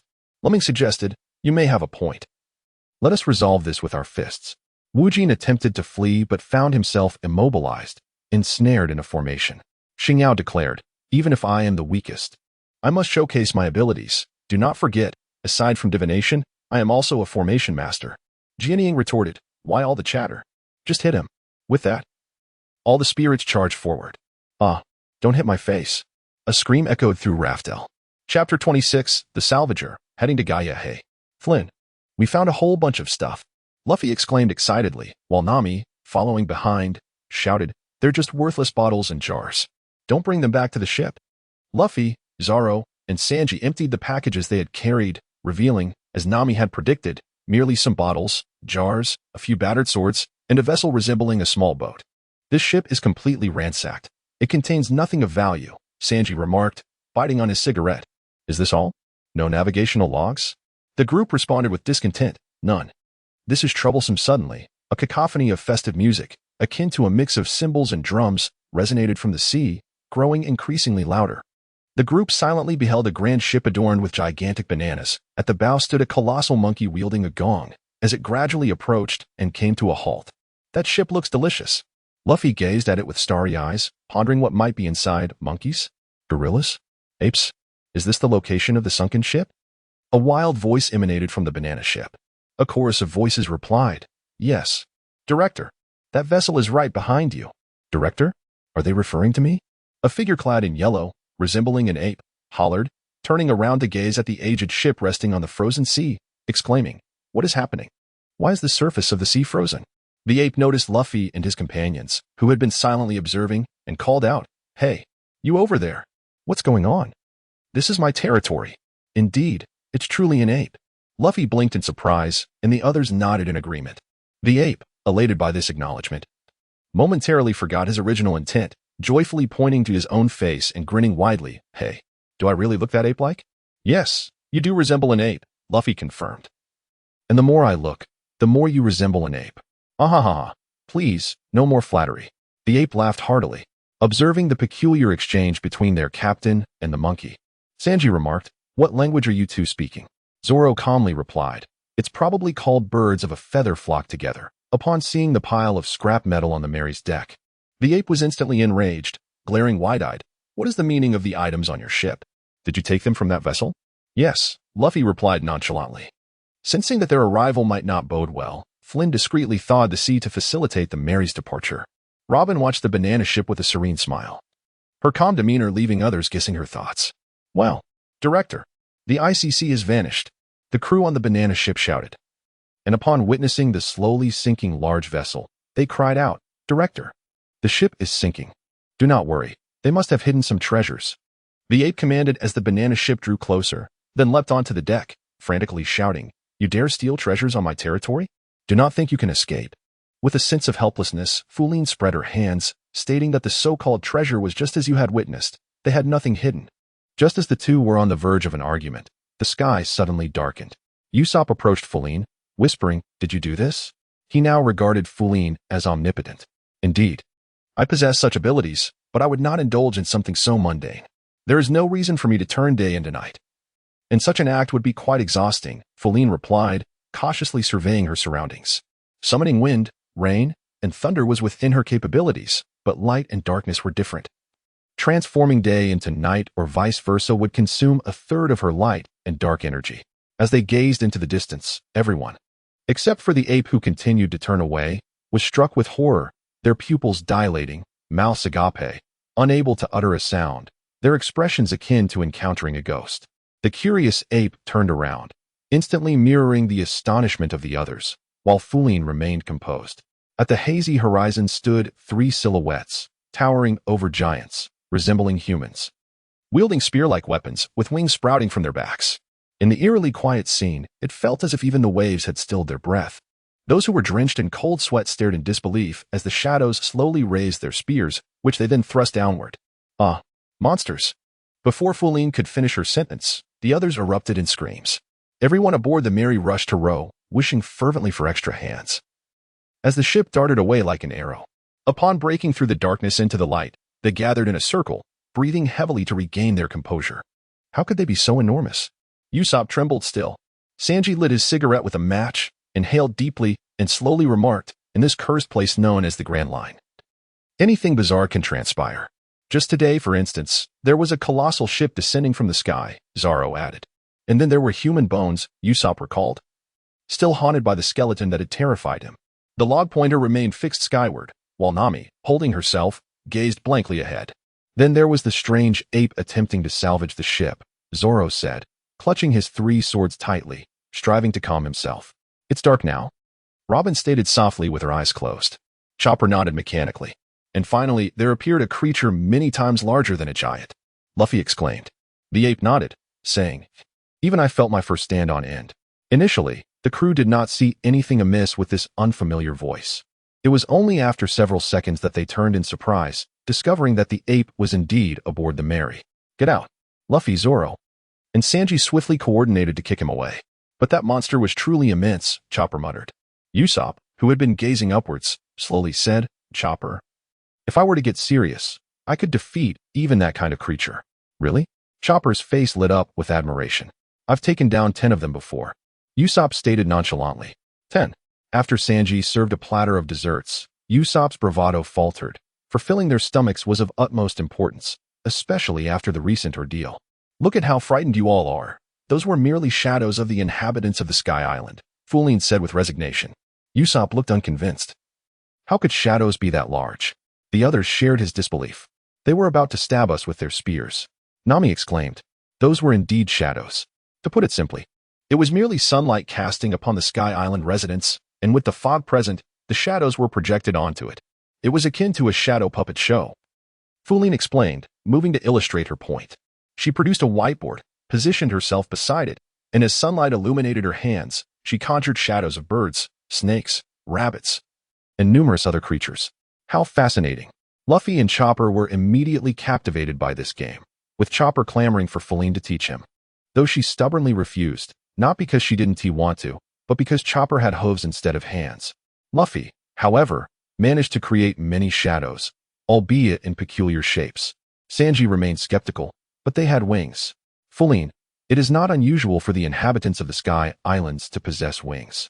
Moreover, I have not sensed any life fluctuations emanating from those entities. They can only be shadows. Yet, Luffy was captivated by Linlin's words, mistaking it for something more entertaining. Life fluctuations, what could that possibly be? Furin, I told you, but you wouldn't understand. Forget it, Robin. What did that monkey just have? Hiki, you really can't be deceived. Robin chuckled as he tossed a permanent pointer to Nami. A rather interesting artifact I pilfered from that gorilla-esque ship. Ah, you truly know me best. Nami exclaimed, taking it and setting aside her dessert. Gazing at the permanent pointer in her hand. Gaia, is that our base? Gaia, are we heading there next? Upon hearing of a new location, Luffy immediately leaned in to inquire. Shouldn't it be you who decides where to go, you fool? Nami retorted sharply. All right, full speed ahead, Luffy declared, swallowing the last of his dessert. The crew looked at their captain with puzzled expressions, uncertain of his intentions, while Furin calmly asked, Captain, which direction? Oh right, Nami. Which way is it? A certain navigator's weary voice chimed in. To the right. Good. Right it is. Full speed towards Gaia. But wait. If we go to Gaia, won't the records get wiped again?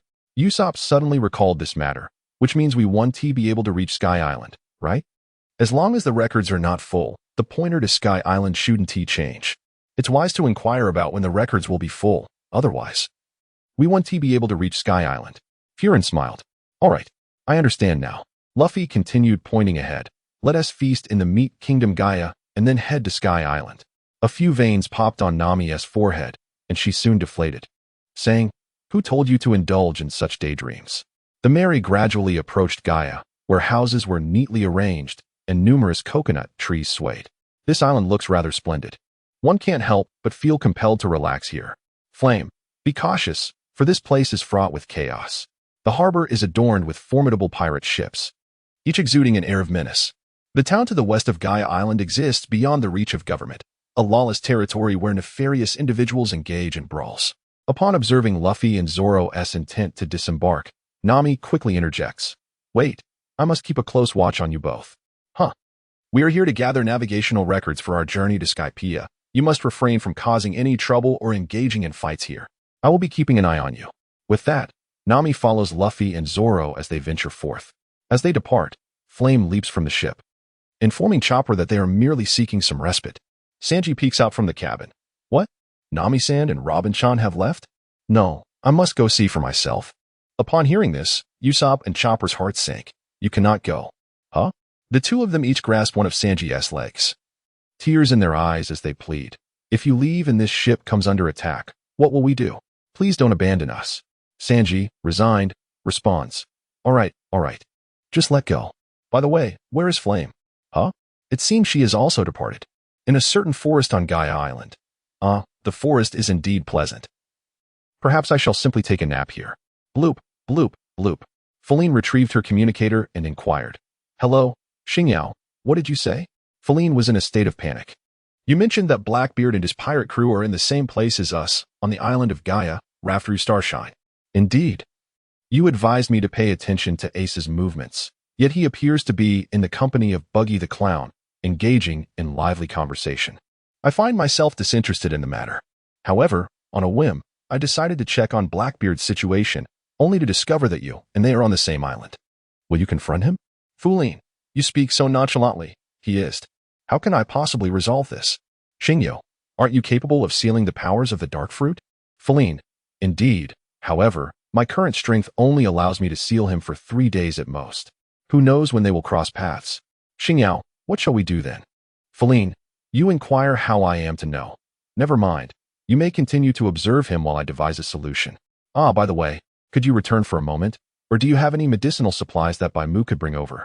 At this point, Xingyao's tone grew quite frigid. Isn't Sister Liming present? Why seek my assistance? Has Sister Liming been injured? Feline also sensed Xingyao's displeasure. I have sought her out. It was futile. Have you all angered her? No. It is Wu Jin who has incited our collective ire. He is currently suffering from our wrath, battered and bruised. With Liming being the most severe in her retribution, I merely ensured he could not escape. That scoundrel Wu Jin even claimed I am the weakest among us. Were it not for my compassion, I would not have considered asking for your aid. With that, the communication was abruptly terminated. Feline, she seems to have grasped something. Master, shall we have Bai Mu send something back? Bai Mu emerged from the spatial artifact. No need. Although I am not one to revel in competition, being dismissed as not worth fearing does irk me. Bai Mu, forget about him. The pain will subside in a few days. What matters most now is what Blackbeard intends to do in this place. Subsequently, Feline activated her observation haki to sense the dire situation. Luffy, Bai Mu, we must depart. Chapter 27. The Struggle of Light and Darkness. Battle against Blackbeard. When Furin arrived, she observed Nami and the others engaging in conversation with a robust man who was enjoying a cherry pie in the middle of the road. Sky Island truly exists. The man exclaimed suddenly, taking a few hearty bites of his pie before erupting into laughter. This cherry pie is absolutely delectable.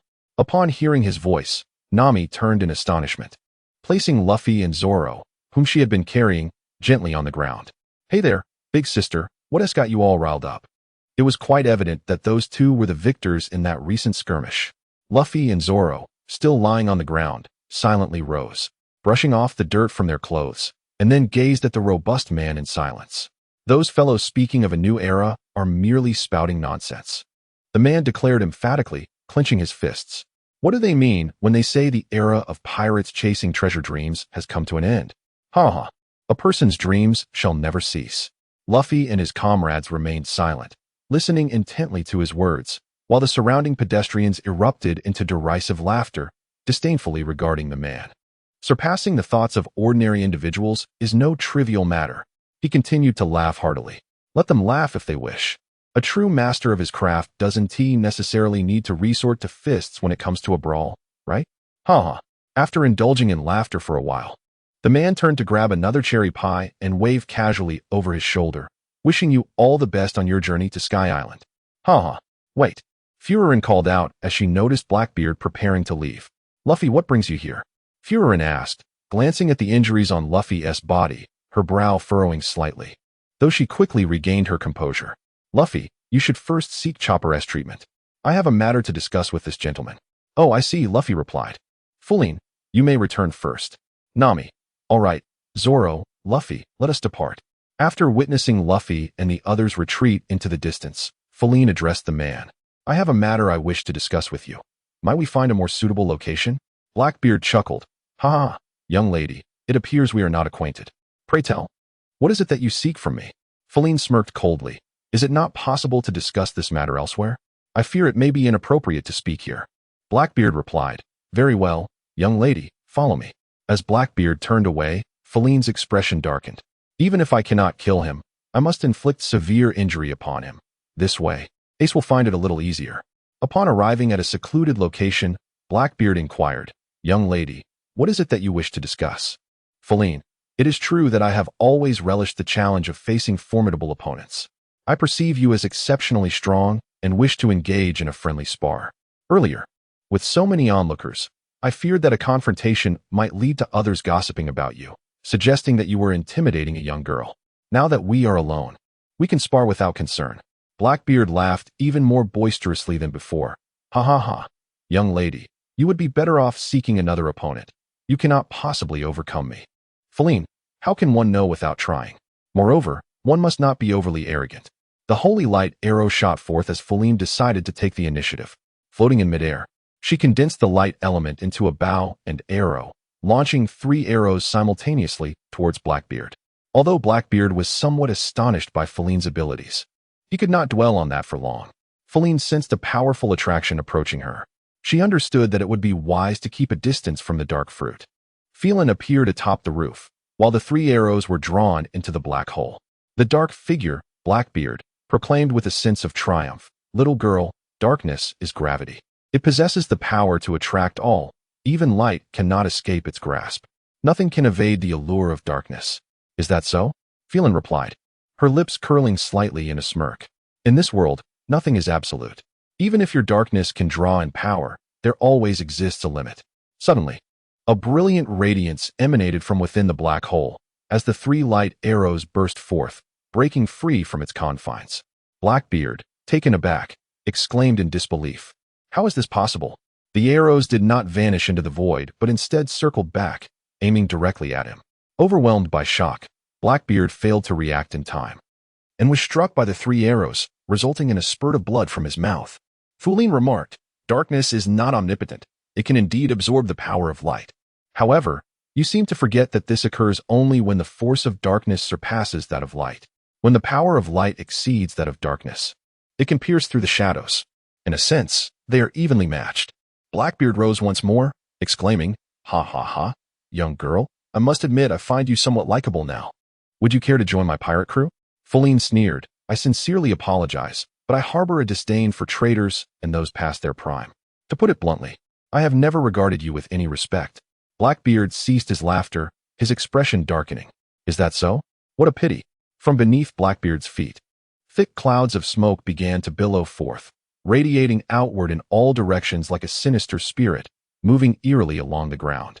The darkness spread, enveloping all in its path, obscuring any semblance of clarity, even devouring the very light itself. It felt as though a bottomless abyss had suddenly manifested beneath one's feet, presenting an expanse of impenetrable darkness, as if one might be drawn in at any moment. In an instant, the black mist emanating from Blackbeard's feet had engulfed the entire town. The ground was awash with a spectral haze, undulating ominously. "Little girl, you should concede," he taunted. "Impressive. Indeed, I did not anticipate the formidable pull of the dark fruit. I underestimated its potency." Yet, around Feline, a radiant white light began to emanate, enveloping the earth and dispelling the surrounding shadows.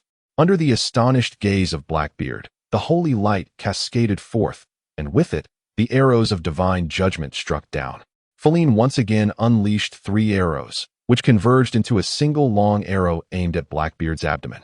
Severely wounded, Blackbeard could no longer rise. The captain, noticing someone approaching from a distance, Feline addressed the fallen Blackbeard. "To speak candidly, my engagement with you was merely to alleviate the burden of a son of a bygone friend. He bears the bloodline of a king, yet he is unfit to ascend to that throne. However, in comparison to him, you possess even less qualification, for your fate is destined for failure. Your arrogance, hubris, and self-importance lead you to believe that the power of the dark fruit renders you invincible, and you presume that no one in this world can rival you. Even in the absence of Whitebeard, you will never be the sovereign of this era. The true rulers of the seas shall not be you, for you fall woefully short." With those words, she turned away without a glance back. She had already imbued her holy light within Blackbeard, who believed himself invulnerable due to the powers of the dark fruit. Let him now experience the burdens that such power entails. As for the rest, it rests upon Ace himself. Her assistance could extend no further. Chapter 28. The Emergence of Kindred. Uncle Chestnut Feline returned to the port, and Nami waved her hand, exclaiming, "Feline, you're back. Hurry over. Robin has discovered the way to Sky Island. Feline leaped onto the ship. Really? Robin tossed the map to Nami. The specific details are still debatable. But I've heard of a person. This is a map of Gaia Island. The small town on the left is our current location, Magic Valley Town. And on the opposite shore, do you see this mark? It is said that an old man, exiled from Gaia, resides there. His name is Wonbulang Kulik. Exiled? Nami and Usopp, who had crept up from behind, asked in confusion. He's a dreamer. Don't you think you share a kindred spirit? Robin remarked with an elegant smile. Shall we go meet him? Feline inquired. Yes, Luffy exclaimed excitedly. As the Merry departed from Magic Valley Town, they spotted a massive ship resembling a giant ape. A colossal tree adorned the vessel, and a gigantic monkey face was painted on its sails. Luffy, Sanji, Usopp, and Chopper stood near the figurehead, while the others lingered by the mast. Is this what we see as soon as we set sail? Luffy said, noticing Usopp cowering behind Sanji. Don't worry, Usopp. It doesn't seem to be that guy. Let us not speak too soon. Whether we can feel at ease is still a question, Sanji replied, hands tucked into his pockets. Besides, it seems he has spotted us. Yes, and that monkey who calls himself the King of Salvage is also a resident of this island, Chopper said, gripping Usopp's pant leg in fear.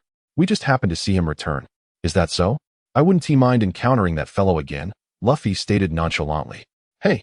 Hey, little brothers, what are you chattering about on that ship? Bellowed a 3-meter-tall gorilla clad in green, with long green hair and a plump visage from the massive ship. Honestly, I thought you were someone of importance. You made me nervous for nothing. Luffy gazed curiously at the gorilla's unique face and asked, what kind of creature are you? Of course, I am human. The gorilla retorted indignantly, while a crew member in a black diving suit shouted angrily, You are utterly disrespectful.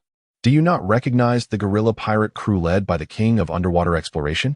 You had better not provoke our captain. Listen closely. If you dare to intrude upon the tunnel formed by my wrath, the gorilla threatened, what awaits you is a sea of blood. Disregarding the threat, Luffy calmly replied, Say what you will, we are setting sail now, so step aside. How outrageous. This maritime territory is under my jurisdiction. It is my domain. The gorilla roared. If you wish to pass through here, you must pay a toll. What domain? Usopp whispered quietly, hidden behind Chopper. Why does this sound so much like the ape's words? What, the ape? The gorilla, with keen ears, exclaimed, What did you say about the ape? Oh, he wasn't doing anything. We just kicked him far away, Luffy stated frankly, but he seems to be doing just fine now. What, you kicked him away? How dare you treat my brother like that? An enemy of the ape is my enemy. The gorilla, clearly ignoring Luffy's latter statement, produced a microphone and began to shout, destructive sound wave. The ship trembled as Luffy observed the gorilla's vessel shattering under the sound assault, wooden planks flying everywhere. Hey, can someone explain what they are doing? Sanji asked, utterly perplexed. Who knows, but that sound is really something, Luffy remarked, watching the splintered wood in awe, realizing it could indeed devastate a ship. Feline also covered her ears, overwhelmed by the cacophony. If only she could manipulate space, she could nullify the sound waves. With this thought, Feline waved her hand, and a thick fog enveloped the surroundings, obscuring everyone's vision. With the assistance of Furin, the group swiftly departed from the enchanting melody before the gorilla could notice them. Curse that beast. That roar has rendered our ship even more decrepit. Usopp lamented loudly while nailing down a wooden plank. Sanji glanced at the dilapidated Merry and then at Usopp's so-called repairs. The ship was in such a state of disrepair that continuing their voyage could prove perilous. Perhaps we should consider acquiring a new vessel? What did you say? Have you no heart? Usopp retorted angrily, turning to Sanji. However, a closer examination of the ship revealed its woeful condition. It was indeed time for a replacement. Even Zoro, who was assisting with the repairs, concurred. How can you say that too? Usopp shouted in frustration, while Chopper, who was passing him planks, found it amusing and imitated Usopp's outburst. You heartless fiend. I understand, Usopp, Luffy chimed in from the side, where he was also laboring on the repairs. Complaining now is pointless. The Going Merry is an important companion to us, and we must strive to restore it, no matter what. Usopp was moved to tears by Luffy's words. However, as Luffy hammered a nail, he struck too forcefully, creating a large hole in the hull. You idiot. Usopp exclaimed in despair. Are you trying to fix it or destroy it? No, I genuinely want to repair it, Luffy insisted. But then another loud thud resulted in yet another gaping hole. It's broken again. Meanwhile, as the others continued to discuss the possibility of replacing the ship, Furin wore a slight smile, as if sensing something. The Mary had arrived at the location marked on the map, home to the dreamer, Womblin Kulik. From the front, it appeared to be an extravagant castle towering 10 meters high. Wow, is that grand house really his home? Luffy exclaimed, it looks like a palace. Is that fellow Womblin Kulik some kind of tycoon? Usopp marveled. Please, take a closer look before making assumptions, Furin said, leaning against the ship's railing, slightly embarrassed. Whether he is a dreamer remains uncertain, Sanji remarked nonchalantly, but he certainly seems fond of vanity, completely oblivious to their conversation. Luffy leaped onto the shore and dashed around to the back of the house, only to be met with disappointment. What the heck, it's just a wooden board. As the ship docked, Usopp and Chopper also discerned the castle's true nature. What? The actual house stood only half as tall, and Zoro examined the wooden board, noting that the rest was merely plywood. What kind of delusion must he have been under to be expelled from here? Nami questioned Robin, her brow furrowing in confusion. I can't say for certain, Robin replied, leaning against the railing, but it seems this fellow claimed that a vast treasure of gold is buried on Kaya Island. Gold? Nami's eyes sparkled with excitement as she yanked Chopper towards the shore, shouting, Chopper, start digging. There's gold here. Is it really that easy to find? Chopper, transformed into his reindeer form, began digging with his antlers. The crew on the ship was utterly speechless. If it were that easy, this place would be overrun by treasure hunters. You all go ahead. I have some matters to attend to, Robin added. Then I shall remain on the ship with the first mate. Excuse me, is anyone there? Before Robin could finish her sentence, Luffy had already barged into the house. Usopp nervously followed, exclaiming, You fool, what if there's a fearsome creature inside? As everyone drifted away, Robin curiously inquired, So, what do you intend to do? Fullene smiled and said, I do not wish to pursue anything in particular. I merely sense the presence of a kindred spirit aboard this vessel. Flynn floated in midair, her body radiating a verdant glow, the spirit of all things, the pulse of life. The emerald light enveloped the entire ship as Flynn sensed every living entity aboard. Yet, she discovered that aside from Robin and a few potted plants, no other life forms existed on the vessel. Flynn gently descended, pondering, how peculiar. Could it be that I misinterpreted the sensations? Never mind. She approached Robin, concluding, It seems I was overly concerned. Please keep an eye on the ship. Of course. Robin replied with a smile. After Flynn departed, a small shadow emerged from the keel of the Mary. The shadow caressed the ship's planks and murmured, How fortunate she is. To be a rare nature spirit, blessed by the natural world from birth, able to traverse anywhere. As long as nature endures, so shall she. Yet my existence is bound to hers. If she perishes, I too shall vanish. How I yearn to remain with them forever. What am I to do, Mary? Meanwhile, Nami discovered a book on a wooden stump in front of the house. Ah, a picture book? She mused, noticing its age. The title read The Great Liar Rolando. The Great Liar Rolando. Sanji exclaimed, surprised. I never expected to hear that name in the Grand Line. Do you know this book, Sanji? Nami inquired, glancing at the cover. It mentions its publication in the North Sea. Indeed, I was born in the North Sea. Did I not mention that before? You hail from the North Sea? Nami asked curiously. I always thought you were from the East Sea. What are you discussing? Reading? It looks quite interesting. Do share. Flynn interjected as she joined them. All right, I will, Nami said, opening the book. Long ago, approximately 400 years back, in a certain country of the North Sea, there lived a man named Womblin Rolando.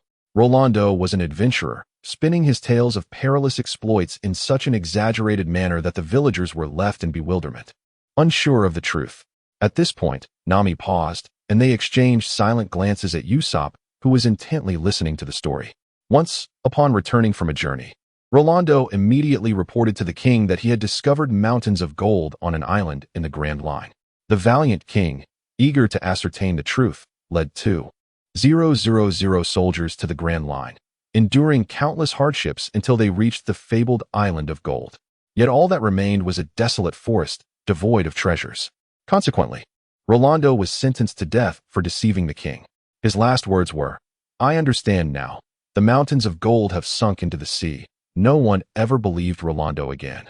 And until his last breath, he continued to weave tales to deceive the world. A North Sea fairy tale, The Great Liar Rolando. Alas, the unfortunate liar met a grim fate. Nami sighed deeply, closing the book and gazing at Usopp with a measured tone. He perished without ever becoming a brave warrior of the sea. Suddenly, Usopp, who had been engrossed in the story, realized and pointed at Nami, exclaiming, "Don't look at me while you say that. And don't add your own commentary." At that moment, a splashing noise emerged from the shore. Flynn, exasperated, used a vine to pull two individuals from the water. "You are quite troublesome. How did you end up in the sea? And who is this gentleman?" Besides Luffy, Flynn had retrieved a nearly 3-meter-tall man wearing a cap resembling a chestnut. The man glared at those on the shore, declaring, "How audacious! To brazenly intrude upon my territory. This area of the sea is mine." "Territory?" Usopp echoed in confusion, while Sanji charged forward. "Are you after the gold? Prepare to die." The man, who had been chewing on a stick, suddenly lunged at Sanji, and a fierce brawl ensued. Out of nowhere, the man drew a gun and fired at Sanji, who skillfully dodged the bullets. Sanji, Nami, Usopp, and Chopper shouted in concern. "I'm fine," Sanji called back, evading the shots. Suddenly, the man's hand trembled, and he collapsed to the ground, writhing in agony. Nami, Usopp, and Chopper exchanged glances before looking back at Sanji, who sighed in relief, puzzled by the unfolding events. Chapter 29, The Liar's Diary, Details of the Sky Island. In a modest room furnished with only the essentials, at Chopper's request, the windows and doors were opened for ventilation. "What is wrong with this man?" Luffy asked curiously. "He has decompression sickness," Chopper explained, diligently applying a cold towel to the unconscious man. Decompression sickness shouldn't become a chronic ailment. When ascending from the depths, insufficient decompression prevents nitrogen, which is normally dissolved in the blood, from remaining so, creating bubbles that can expand in the bloodstream and cause harm. Luffy, utterly bewildered, abandoned his attempt to grasp Chopper's detailed explanation and leaned against the window, observing the scenery outside, concluding, "In short, it's a bizarre phenomenon. This man must have descended again before the bubbles dissipated from his body. He has been forcing himself daily, which has led to his illness. Decompression sickness can be fatal, depending on the circumstances," Chopper elaborated earnestly. Feline glanced outside the door, then at the photograph hanging on the wall, and was astonished to discover that it featured the elderly gentleman alongside a gorilla and an orangutan. What is their relationship? Outside, a cacophony of footsteps echoed, and suddenly, two enormous heads squeezed through the doorway, bellowing, "Dad, are you all right?" Upon recognizing the figures to be Usopp and Chopper, the duo panicked and scurried around the room, exclaiming, "They've come to kill us." The gorilla, noticing Luffy and the others inside, vocalized, "What brings you here?" The orangutan followed suit, demanding, "What have you done to our father?" The only one capable of communicating with them, Luffy, replied nonchalantly, "Can't you see? We are taking care of this ailing gentleman. Now step aside." Upon hearing Luffy's words, Usopp abruptly halted in his frantic movements and shouted, "You fool! Do you think they understand you? They are wild animals." The orangutan and gorilla paused for a moment, and the next second, tears welled up in their eyes, touched by the kindness they perceived. Zoro, with a slight twitch at the corner of his mouth, observed the duo obediently exiting and then glanced at Luffy, realizing that birds of a feather truly flock together. Besides Luffy and the unconscious elder, the others nodded in agreement. Outside, Luffy was engaged in loud banter with the gorilla and the orangutan, while the elder, now awake, sat quietly on the bed smoking a cigarette. Sanji occupied a humble table in the elder's home, while Feline flipped through a storybook. Zoro leaned against the wall with his arms crossed, and Nami and Usopp stood not far from the bed, while Chopper had just stepped outside to call Luffy in. "Hey, elder, I have something to ask you," Luffy exclaimed joyfully as he dashed inside. Uncle Kulik took a puff from his cigarette before responding, "I apologize for the trouble. I thought you were merely treasure-hunting fools in search of gold." "Gold? Is there really gold in this house?" Nami, with keen ears, instantly transformed her eyes into sparkling coins upon hearing the mention of gold. "Go on," Uncle Kulik said slowly, cigarette in hand. "What is it you wish to inquire about?" "Elder," Luffy eagerly asked, "we are very curious about how to get to Sky Island. Can you tell us?" "Sky Island?" Uncle Kulik merely cast a casual glance at Luffy, then erupted into laughter. "Huh? You truly believe in the existence of Sky Island?" Detecting the sarcasm in the elder's laughter, Nami clenched her fists, ready to charge at him, only to be firmly restrained by Chopper and Usopp, who urged, "Nami, stay calm. He is a patient." "But Feline said she has been to many Sky Islands," Luffy insisted, firmly believing that Feline would not deceive him. "Oh." Hearing this, the elder looked astonished and turned to the young girl who was engrossed in her storybook. Flynn casually remarked, I have not only visited the Sky Island, but I have also ventured to the Dragon Palace beneath the sea. The Dragon Palace beneath the sea? Others were left in sheer disbelief. Usopp burst into laughter, exclaiming, "Ha, Flint, you can't possibly be boasting, can you? Flint, I assure you, it is an unavoidable path for you, and I am well aware of how to reach it." Luffy, with stars in his eyes, exclaimed, "Really? Flint, when shall we go? It is still quite early for that. The destination is far from here. For now, let us proceed to Sky Island." Observing Flint's calm demeanor, Kulik lowered his head, biting his cigarette, and remarked, "I cannot confirm the existence of Sky Island, but there is one person who has always believed in it. A man who became a legendary and infamous con artist known throughout the world. Those from the North Sea should have heard of him, the great con artist Rolando. Speaking of which, I recall that Rolando's surname was Mont Blanc, just like that of my uncle." Sanji suddenly interjected, "Could it be that you are a descendant of that Rolando?" The uncle merely scoffed, stating, "He is my distant ancestor, many generations removed. It is rather unfortunate. Our bloodline is so diluted it is akin to the amount a mosquito would draw. When the Mont Blanc family was exiled from our homeland, we lived in obscurity, as the world's scorn upon us never ceased. However, no one in my family harbored hatred towards that man, for Rolando was an honest man, incomparable to anyone else." Everyone in the room fell silent. Nami, astonished, said, "But in the picture book, it was written that before his death, Rolando uttered a final phrase. I understand now. That mountain of gold has sunk into the sea. Yet, in truth, he wept bitterly, dying with resentment, for he believed until his last breath that the island of Gaia, which he had brought the king to, was indeed the island of gold he had previously reached. He could not convince himself that it was merely an illusion. Although he claimed that geological shifts caused the gold to sink, anyone who heard would perceive it as a futile struggle to absolve himself. Ultimately, amidst the laughter of the crowd, Rolando was executed in a public display, leaving an indelible stain of shame upon his descendants. So, uncle, is your quest for the golden land beneath the sea a means to clear the Mont Blanc family's name?" Usopp exclaimed excitedly. "What nonsense!"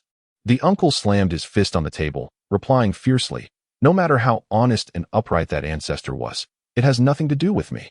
Merely because I share a drop of blood with him, I am subjected to the scorn of strangers. Do you know what that feels like? Over the past 4 centuries, many have ventured out to clear their names, yet all have vanished without a trace. I have always felt ashamed of such a lineage, and thus I ran away from home to become a pirate. Unbeknownst to me, I eventually became the captain of a pirate crew. However, 10 years ago, by chance, I arrived at Gaia, the island that resembled Rolando's description. I suddenly realized this was my destiny. Those who could not comprehend my actions abandoned me, and I was left alone. To find it would be my fortune, to not find it, my fate. My search for gold is not to prove Rolando's innocence. It is a duel between me and the man who disrupted my life, hoping that in my lifetime, the truth may finally surface." "Then what of the monkeys? Why are they here?" Luffy inquired, puzzled. Usopp, already moved to tears, choked out, "There must be a touching story behind this. They are fans of the comic book, having approached me 5 or 6 years ago, insisting on being my subordinates."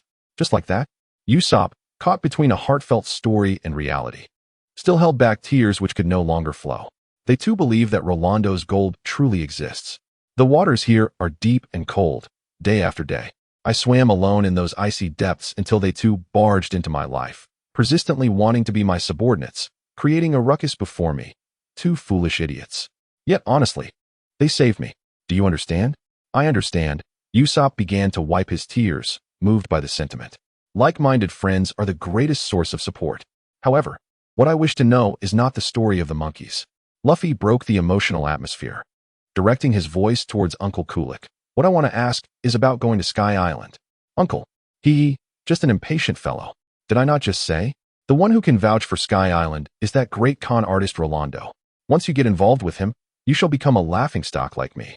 As he spoke, the uncle retrieved an old book from the bookshelf, flipping through a few pages before tossing it to Nami. "Read aloud what that page contains." Year 1120 of the sea calendar, June 21st, clear weather. Departed from the bustling town of Villa, according to the record's pointer. The ship sailed straight east after leaving the port. During the day, I purchased a peculiar item from a passing merchant ship, a single-person vessel called the Wibba, resembling a snowboard, capable of sailing through calm winds. Truly a marvelous little boat. However, Its power source seems to only exist in Sky Island. I have heard that there are many such extraordinary things above. Speaking of Sky Island, I cannot forget the lively sky fish my explorer friends showed me. It was indeed a marvelous fish, astonishing me. Although that area remains an unknown sea to our ship, as a sailor, I truly hope to one day visit Sky Sea and broaden my horizons. Mont Blanc Rolando. Feline, what are Wibba and Sky Fish? Luffy, Usopp, and Chopper curiously asked. To put it simply, it is a type of yacht that can sail upon the Sky Sea, but its power source is rather unique, utilizing shells as energy. Sky Island differs from our world. Their inhabitants employ a substance known as shells, each possessing distinct abilities. The people of Sky Island utilize shells as energy sources or weapons. The one I previously demonstrated to you is called a sound shell. At this thought, Feline felt a pang of embarrassment, wondering how her brother Wujin was faring now. As for the Sky Fish, it is quite delicious when steamed. I would love to try it again if given the chance. Upon hearing this, the Straw Hat crew surrounded Feline, asking her various questions. Luffy was incessantly asking about the delicacies available on Sky Island, while Sanji was keenly interested in Feline's mention of the Sky Fish, insisting that she draw all the ingredients she had seen on Sky Island. Usopp and Chopper tugged at Feline, inquiring about any fresh happenings on Sky Island. Zoro asked her about the capabilities of the inhabitants above, and Nami questioned whether it would be hot up there, while the uncle had mysteriously stepped outside. Old man, are you feeling any better? The monkey inquired. Kulik waved his hand. I ask you too, what do you think of those fellows? Why do you ask? The gorilla replied, puzzled. Because it seems they genuinely intend to go to Sky Island. Kulik's words left the gorilla and the monkey in a state of shock. Sky Island, the gorilla pondered, realizing it was the only way. However, those fellows are bound to meet a dire fate, aren't they? The monkey said gravely. Then let us lend them a helping hand. Chapter 30. The Rising Sea Current. Preparing to depart what? Ride the current into the sky. Won't the ship fall into the sea? Generally, yes. As long as you seize the moment, it should suffice. However, whether the situation will be as simple as I described, where the current pushes you up, is uncertain. In any case, it will not be as leisurely as you imagine for a journey through the skies. The uncle spoke solemnly. Thus I advise you to be mentally prepared. Usopp was rendered speechless by fear, while Nami curiously inquired, what exactly is the principle that allows that current to surge skyward? We have never heard of anything like this before. The monstrous nature of that current remains undefined, as no fool would risk their life to investigate such matters. However, a vague definition exists. There is an immense void in that area of the sea, deeper than the ocean floor itself. The frigid waters nearby flow into this abyss, and the geothermal heat from below generates tremendous steam pressure, leading to an underwater eruption powerful enough to propel water upwards, thus creating the spectacular updraft known as the skyward current. This phenomenon lasts for approximately 1 minute, continuously ascending into the heavens. The elder continued his explanation. The eruption occurs at varying locations, with a frequency of 5 times a month. Usopp, trembling as he stood, his face pale with terror, asked, would one be shattered to pieces if they fell? Who knows? The elder replied calmly, turning away. It is utterly foolish to attempt to explain such a magnificent natural phenomenon with mere words or logic. Are you suggesting that even if one successfully rides that current, there is no guarantee of reaching Sky Island? Usopp, now devoid of hope for his journey, continued to ask fearfully. Indeed, failure means death. There is nothing in the high skies to catch the ship. Should it plummet from the heavens into the sea, all aboard would meet their demise beneath the waves. All right, let everyone abandon hope for Sky Island. They lamented. It is simply too perilous. Besides, our beloved Going Merry is in a state of desperate disrepair. Should it encounter any significant disaster, it would surely not survive. Usopp continued to plead, trying to dissuade the captain, who was still laughing joyfully. If you are not the luckiest of the lucky, there's no point in even attempting. Ha ha ha. Luffy replied, still grinning, it's fine. Let us go. Usopp immediately deflated. Indeed, in the state that ship was in, it might disintegrate the moment the water erupted. The elder had briefly given Usopp a glimmer of hope, but his next words swiftly returned him to reality. However, you need not worry about that. The monkeys and apes will accompany you on your voyage for protection, and of course, reinforcing the ship beforehand is essential. Oh. The monkeys and apes squeezed their massive bodies through the window, waving their hands and declaring loudly, leave this matter to us. You can count on us. Luffy excitedly waved back at them. Flynn, what are you doing? Flynn was seen nearby, eyes closed and head bowed, seemingly sensing something.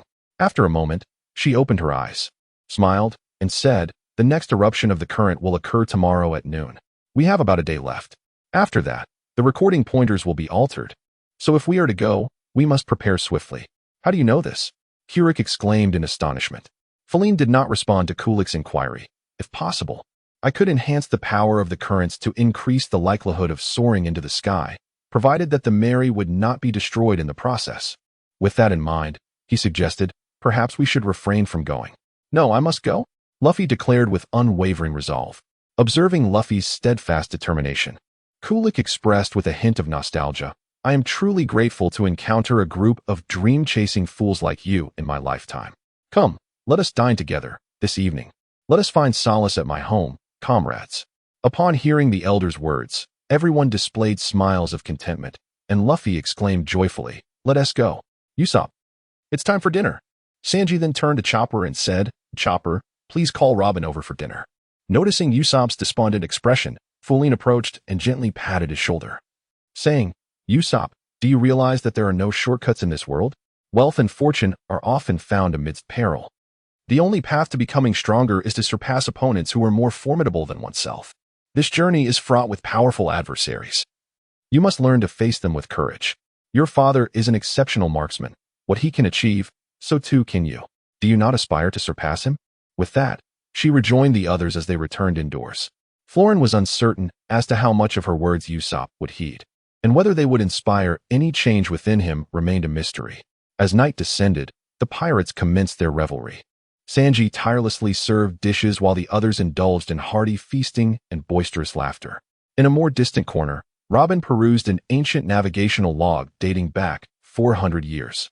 Suddenly, a jovial man with a bottle of wine, who had glimpsed gold within the skull's right eye, approached Robin and uttered an enigmatic phrase, prompting everyone to fall silent and listen intently. This was a poignant quote penned by Rolando in his final moments. "I saw gold in the right eye of the skull." It was on that day that Rolando faced execution. The man stood and addressed the now quiet crowd, saying, "However, since arriving at Jaya, I have yet to grasp the meaning of this phrase. What lies in the skull's right eye? Is he perhaps alluding to some ancient city? Or is this a metaphor for his impending demise?"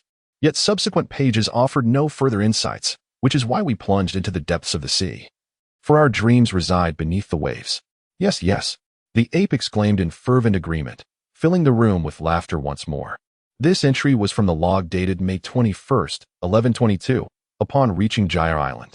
With their appetites sated, the man began reciting Rolando's log once again. Aside from the two animals still reveling in laughter, Luffy and the others gathered around him. Upon arriving on the island, they were greeted by the enchanting calls of exotic birds from the forest, accompanied by the resounding chimes of a colossal golden bell. Its echoes reverberated across the land and into the heavens, reminiscent of a bygone era when the ancient capital showcased its former glory. The vast civilization nurtured by the ocean paled in comparison to the unpredictability of life, leaving even those seasoned by decades of existence momentarily speechless. As they stood in solemn silence until the final toll faded, the ape, the orangutan, and Luffy raised their arms in unison, shouting with exuberance, while Nami clasped her hands, her face flushed with excitement. Amazing! A gigantic golden bell. The man, like a treasure bearer, revealed 3 small golden bells, each measuring 50 centimeters. Nami immediately lunged forward, seizing one and rubbing it with delight, her eyes gleaming with anticipation of riches. Rolando did not speak of this bell. "It is merely a bell-shaped ingot. We discovered 3 of these at the seabed.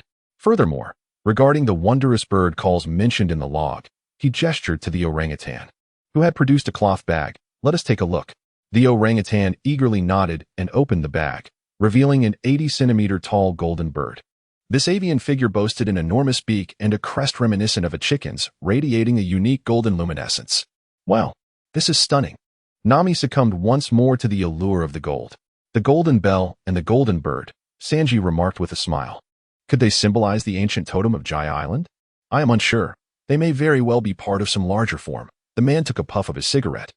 "This bird is known as the guide bird, and it still exists on this island. Just as the log described, its call is indeed peculiar. I had heard of the guide bird during my time as a sailor," the orangutan interjected, suddenly recalling something significant. He exchanged a surprised glance with the equally astonished orangutan. And the man too seemed to have a revelation, prompting the trio to exclaim in unison, "Oh no." The humble dwelling trembled slightly at their outburst. "What's wrong? What's wrong?" Luffy, oblivious to their alarm, inquired loudly. "This is bad. You must hurry to the forest. The southern forest." The man urged, anxious. "Quickly, catch that bird." "Right now? Huh. What bird do we catch at this hour?" Luffy asked, perplexed. "Listen carefully. The ascending current you must navigate to tomorrow is located directly south of this cape." The man continued to explain nervously. "Once you leave the open sea on the Grand Line, directions become uncertain." "Ah yes. This time, our target is not an island, but the current." Nami suddenly realized. "Then the log pointer will be useless. How can we head straight south?" "To proceed south, we must utilize the guide bird's innate behavior.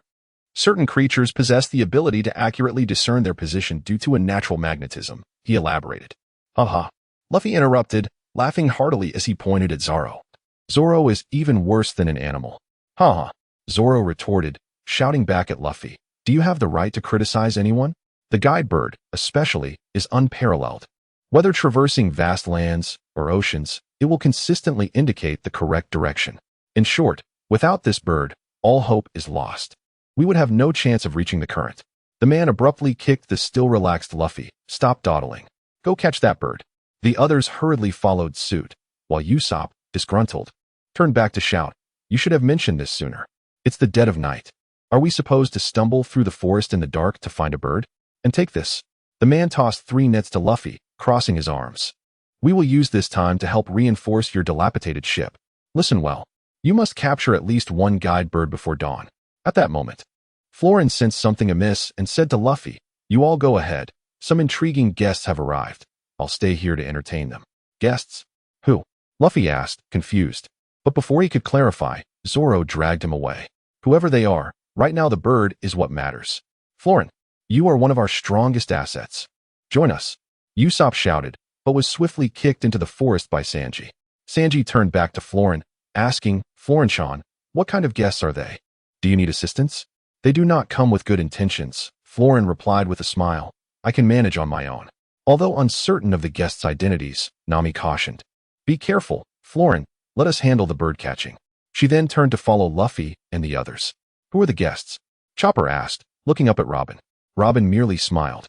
"Who knows? I hope those guests don't provoke our vice captain. Though he is gentle and kind, he can be quite dangerous when angered. Let us proceed to catch the bird." Indeed, catching the bird seems the safer course, they agreed as they ventured into the forest. Chapter 31. The frog at the bottom of the well, self-deluded. The moon hung high in the sky, casting its silvery light across the land. A pirate ship slowly approached the shore, its figurehead adorned with a round face hidden behind a black eye patch, and its flag featuring a skull with a protruding tongue. Bellamy, still clad in his blue coat, disembarked with a band of followers. The man stood with the orangutan and the gorilla before their grand vessel, the two factions facing off, while Florin observed the unfolding scene. Hey, I advise you not to provoke us," the gorilla warned, arms crossed as he glared at Bellamy. "You don't intend to rob our gold under the cover of night, do you little squatters?" The ape chuckled a few times, flexing its massive fingers. "We still have matters to attend to." "Ha. You are the gatekeeping monkeys, aren't you? I didn't expect to see you here, Pirate Kulik." Bellamy laughed mockingly, then continued with sarcasm. "I heard about the tragic tale of your Wombrown family at the tavern. Truly touching. However, it's rather delightful to seize treasures that others have fought tooth and nail for." "Ha." In response, a vine whip struck Bellamy's face, and Feline coldly remarked, "Do you not regard me at all?" She had been standing there for quite some time, yet Bellamy and his cohorts seemed oblivious to her presence. The ape immediately squinted and said, "Little sister, rest assured, we will certainly deal with them, ensuring they don't harm you in the slightest." "How dare you, little girl? Do you know what they call me?" "Hyena." Uffed. Feline laughed lightly. "I simply think that title ill-suited for you. Compared to that moniker, I believe frog in a well is far more appropriate." "Ha. Frog in a well." The ape and gorilla immediately erupted into loud, derisive laughter. "A frog in a well dares to steal gold? Ha. Enraged, Bellamy's countenance shifted as he bellowed at the dozens of subordinates he had brought along. "Ignore that little girl. Let's seize the gold first." As he watched his men rush forward with knives and guns, he grinned maliciously, folding his arms. "Since you've come knocking, Do not blame us if our men show no mercy. Dealing with our Ape Mountain United Army will not be so easy. Ape Pain Assault. As a throng of men charged forward, the gorilla and the ape immediately teamed up to knock them to the ground, while the elder also showcased impressive martial prowess in dispatching a few. Well then, the most thrilling show of the night is about to commence. Observing his subordinates sprawled on the ground, Bellamy merely licked his lips with his tongue. Then, he crouched down, his calves transforming into springs. Spring sniper. Seeing Bellamy darting towards them, the elder and his companions paused momentarily before assuming a defensive stance. Fuline merely chuckled softly, summoning a vine whip in her left hand. With a crack, she struck the swiftly approaching Bellamy down to the ground. Fuline stepped in front of the elder and his companions, saying, "I still require your assistance in repairing our ship, so you might as well take a break while I clear away the trash." Fuline sneered, "Moreover, it is said that my captain was bullied by such trash at the tavern today. I have always been protective of my own, and while the captain may not hold grudges, I certainly do not relish being at a disadvantage." The nimble Bellamy quickly rose, stretching his neck and letting out a cruel laugh. "Huh, so that straw hat brat is your captain, huh? But now, you stand here all alone. Even if you wield the power of a devil fruit, what does it matter? Even if that cowardly straw hat brat were here, I would not fear him. I am Bellamy, the hyena of the spring fruit." However, before Bellamy could bask in his arrogance for long, he suddenly let out a pained scream and collapsed to the ground. He found himself ensnared by wooden vines, adorned with thorns, and stared in astonishment at the girl in brown clothing. Her icy gaze sent chills down his spine. Coward?" Fuline scoffed. "You, a frog in a well, dare to judge others? You are ignorant, pitiful, and utterly useless. Your ignorance lies in your belief that the reason the log pose points to the sky is due to a malfunction. I must ask you, do you think all the log poses of those who arrive here are broken? This is the Grand Line. The only thing you can rely on is the log pose. If you do not trust it, you may as well toss it aside and wander aimlessly. As long as you are unafraid of death, you are free to do so. Your pitiful nature stems from your disdain for those with dreams. Why do you scorn them? Because you possess no dreams of your own. Since you lack ambition, you might as well return home. What use is it to set sail if you believe such things do not exist? But who can prove otherwise? You have always been like a frog at the bottom of a well, gazing only at the sky above, never contemplating the vast world outside. Some things do not elude you. Rather, you have never endeavored to obtain them. As for your ineptitude, it is simply overwhelming. 55 million, is that impressive? My captain had 35 million when he was in the East Blue. As for the current figure, you may inquire further. You will undoubtedly be astonished. And why, pray tell? Did they refrain from retaliating while you were delighting in beating Luffy and Zoro? It is not because they are incapable of defeating you, but because they deem you beneath their notice. I initially had no intention of addressing your insolence, but your recent words and actions have thoroughly provoked me." Bellamy stared in disbelief at Fuline, whose smile remained unwavering as he struggled against the tightening vines, realizing that the more he fought, the more entangled he became, the thorns piercing into his flesh. Fuline was genuinely infuriated this time, not merely because they had bullied Luffy or seized the gold, but because these individuals reminded her of those who mocked One Piece. Each encounter with such detritus evoked memories of Roger's demise. Mizong held profound admiration for Roger, frequently recounting their encounter to others. In her eyes, Roger was the only individual worthy of her recognition. She was intensely curious about the nature of Roger himself. On one occasion, she utilized a retrospection mirror to uncover the entirety of Roger's story. To her, Roger was not a villain of unspeakable wickedness. Rather, he embodied the essence of a dauntless hero. It could be said that he didn't perish merely due to his impending death, but rather for the sake of the entire world. If the world were filled with individuals who held dreams in contempt, what significance would Roger's death hold? Bellamy.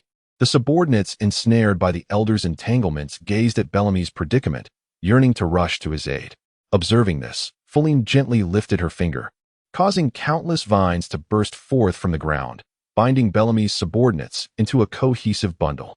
After tethering Bellamy and his men together, Fuline approached Bellamy with an icy demeanor. "What do you intend to do, you witch?"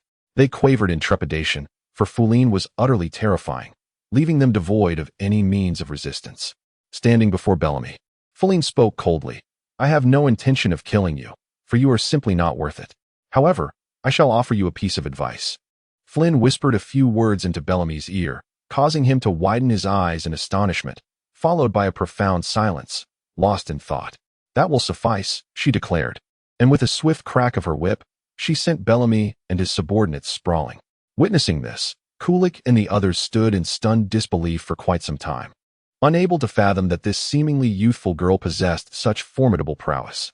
Feline turned around and smiled at Kulik, saying, "All right, uncle. Let us set aside the unpleasantness of the past and discuss something else, shall we?" Kulik found it difficult to adjust to Feline's sudden transformation. "Uncle, do you truly believe that the currents can lift our ship into the sky? Although the likelihood of success is minimal, it is indeed possible. Is that so?" Feline replied with a significant smile. "Then, if the currents were to be even more powerful, would they not also lift the island into the sky?" Kulik's expression changed as he gazed deeply at Feline. Feline continued, "This is the Grand Line. Nothing here is surprising, regardless of what transpires. There may still be countless things yet to be uncovered. Therefore, I do not regard your ancestor as a deceiver. On the contrary, I might possess the answer to your ancestor's final words. Do you truly know?" Kulik inquired. Feline, indeed. The phrase "seeing gold in the right eye of the skeleton" implies a sense of urgency. "Hey, Feline. Uncle, we caught a bird." Luffy's laughter echoed from afar, emanating from the forest, accompanied by Helix's joyful exclamations. "What value does that stag beetle hold?" Soon followed Nami's furious outcry. "Do you realize that if we fail to catch that bird, we won't be able to reach Sky Island?" Yet, Chopper's innocent voice chimed in. "But Luffy mentioned that choosing between that stag beetle and One Piece is quite challenging." "Oh well," Usopp chuckled. "If you ask Luffy whether meat or One Piece is more important, he might hesitate too. Forget about him. I just caught the cutest wolf spider in the forest." A horrified scream erupted from Nami and Sanji as they dashed out of the forest. Feline watched the raucous group with a resigned expression. On the other side, Bellamy's subordinates at Gaia Port sat panting on the ground, while Bellamy remained silent. Suddenly, a pirate rushed in, visibly flustered, clutching 2 bounty notices. "What is going on? Why the commotion?" Sasuke, irate, questioned as they found themselves in disarray due to a mere girl. "Boss, we should hurry and flee." "Flee? Why?" "Boss, look at these bounty notices." The pirate displayed the papers, and silence enveloped the crowd, soon followed by a chorus of shouts. 100 million. "Yes, boss. We need to escape quickly. If he comes back for revenge, we're finished." Holding the 2 bounty notices, Bellamy said nothing. Recalling Feline's words whispered in his ear, "The gap between you and my captain is akin to the distance between you and the person you aspire to follow. A word of caution, don't become too entangled. You are not on the same level, nor do your thoughts align. No matter your actions, he will never regard you." "What is the point?" Reflecting on this, Bellamy let out a bitter smile. "Was I merely deluding myself? But does it truly matter?" Chapter 32, Soaring Towards the Skies. Awaiting us, the Mary had been transformed, with white wings unfurling on either side and a white tail elegantly trailing behind. The neck of the sheep's head bore half an eggshell, crowned with a red comb, resembling a sheep adorned in feathers, ready to take flight. "What is this?" Usopp exclaimed, gazing in awe at the newly transformed Mary, now sporting wings. "Incredible." Luffy's eyes sparkled with excitement as he exclaimed, "It truly looks like it can soar into the sky. Do you feel the same?" Usopp asked, his enthusiasm palpable. "Is that so? The more I look, the more uneasy I feel," Nami sighed. At that moment, Luffy approached the taciturn Uncle Kulik, saying, "We're leaving now. Thank you for helping us with the ship." Kulik took a deep drag from his cigarette and gestured towards the gorilla and orangutan behind him. "If you wish to express gratitude, do so to them." "Oh, thank you all," Luffy said, pulling out a stag beetle from his pocket. "I'll give you Higalis." "Really? You're truly giving it to us? You're such a good person. By the way, Uncle, this is for you." Feline presented a paper crane to Kulik. "It contains the answers you seek." Then Feline turned to Luffy. "All right, let us board the ship. We should depart now." The gorilla nodded. "We will lead the way. Make sure to follow closely." "All right, prepare to set sail." Luffy laughed heartily as he bounded onto the ship, with the others hurriedly following suit. "We'll guide you. You must keep up." The gorilla shouted to Luffy and his crew. Time is of the essence. The 3 ships gradually departed from the waters surrounding the uncle's residence. The uncle called out to the crew aboard the gorilla's ship, Gorilla Alliance. "Never let your guard down. No matter what calamity befalls, you must protect these individuals to the end." As dawn broke, the orangutan and gorilla's ships flanked the Golden Mary, serving as its escort. Listen closely. It is now 7 a.m., estimating our arrival at the sea current vicinity around 11 a.m., just as your father mentioned. The eruption point of that upward current varies each time, so we must arrive early to accurately ascertain its location, the orangutan instructed loudly, outlining the crucial points to the crew aboard the Mary. However, aside from Nami and Robin, no one seemed to pay attention. Sanji busied himself in the kitchen.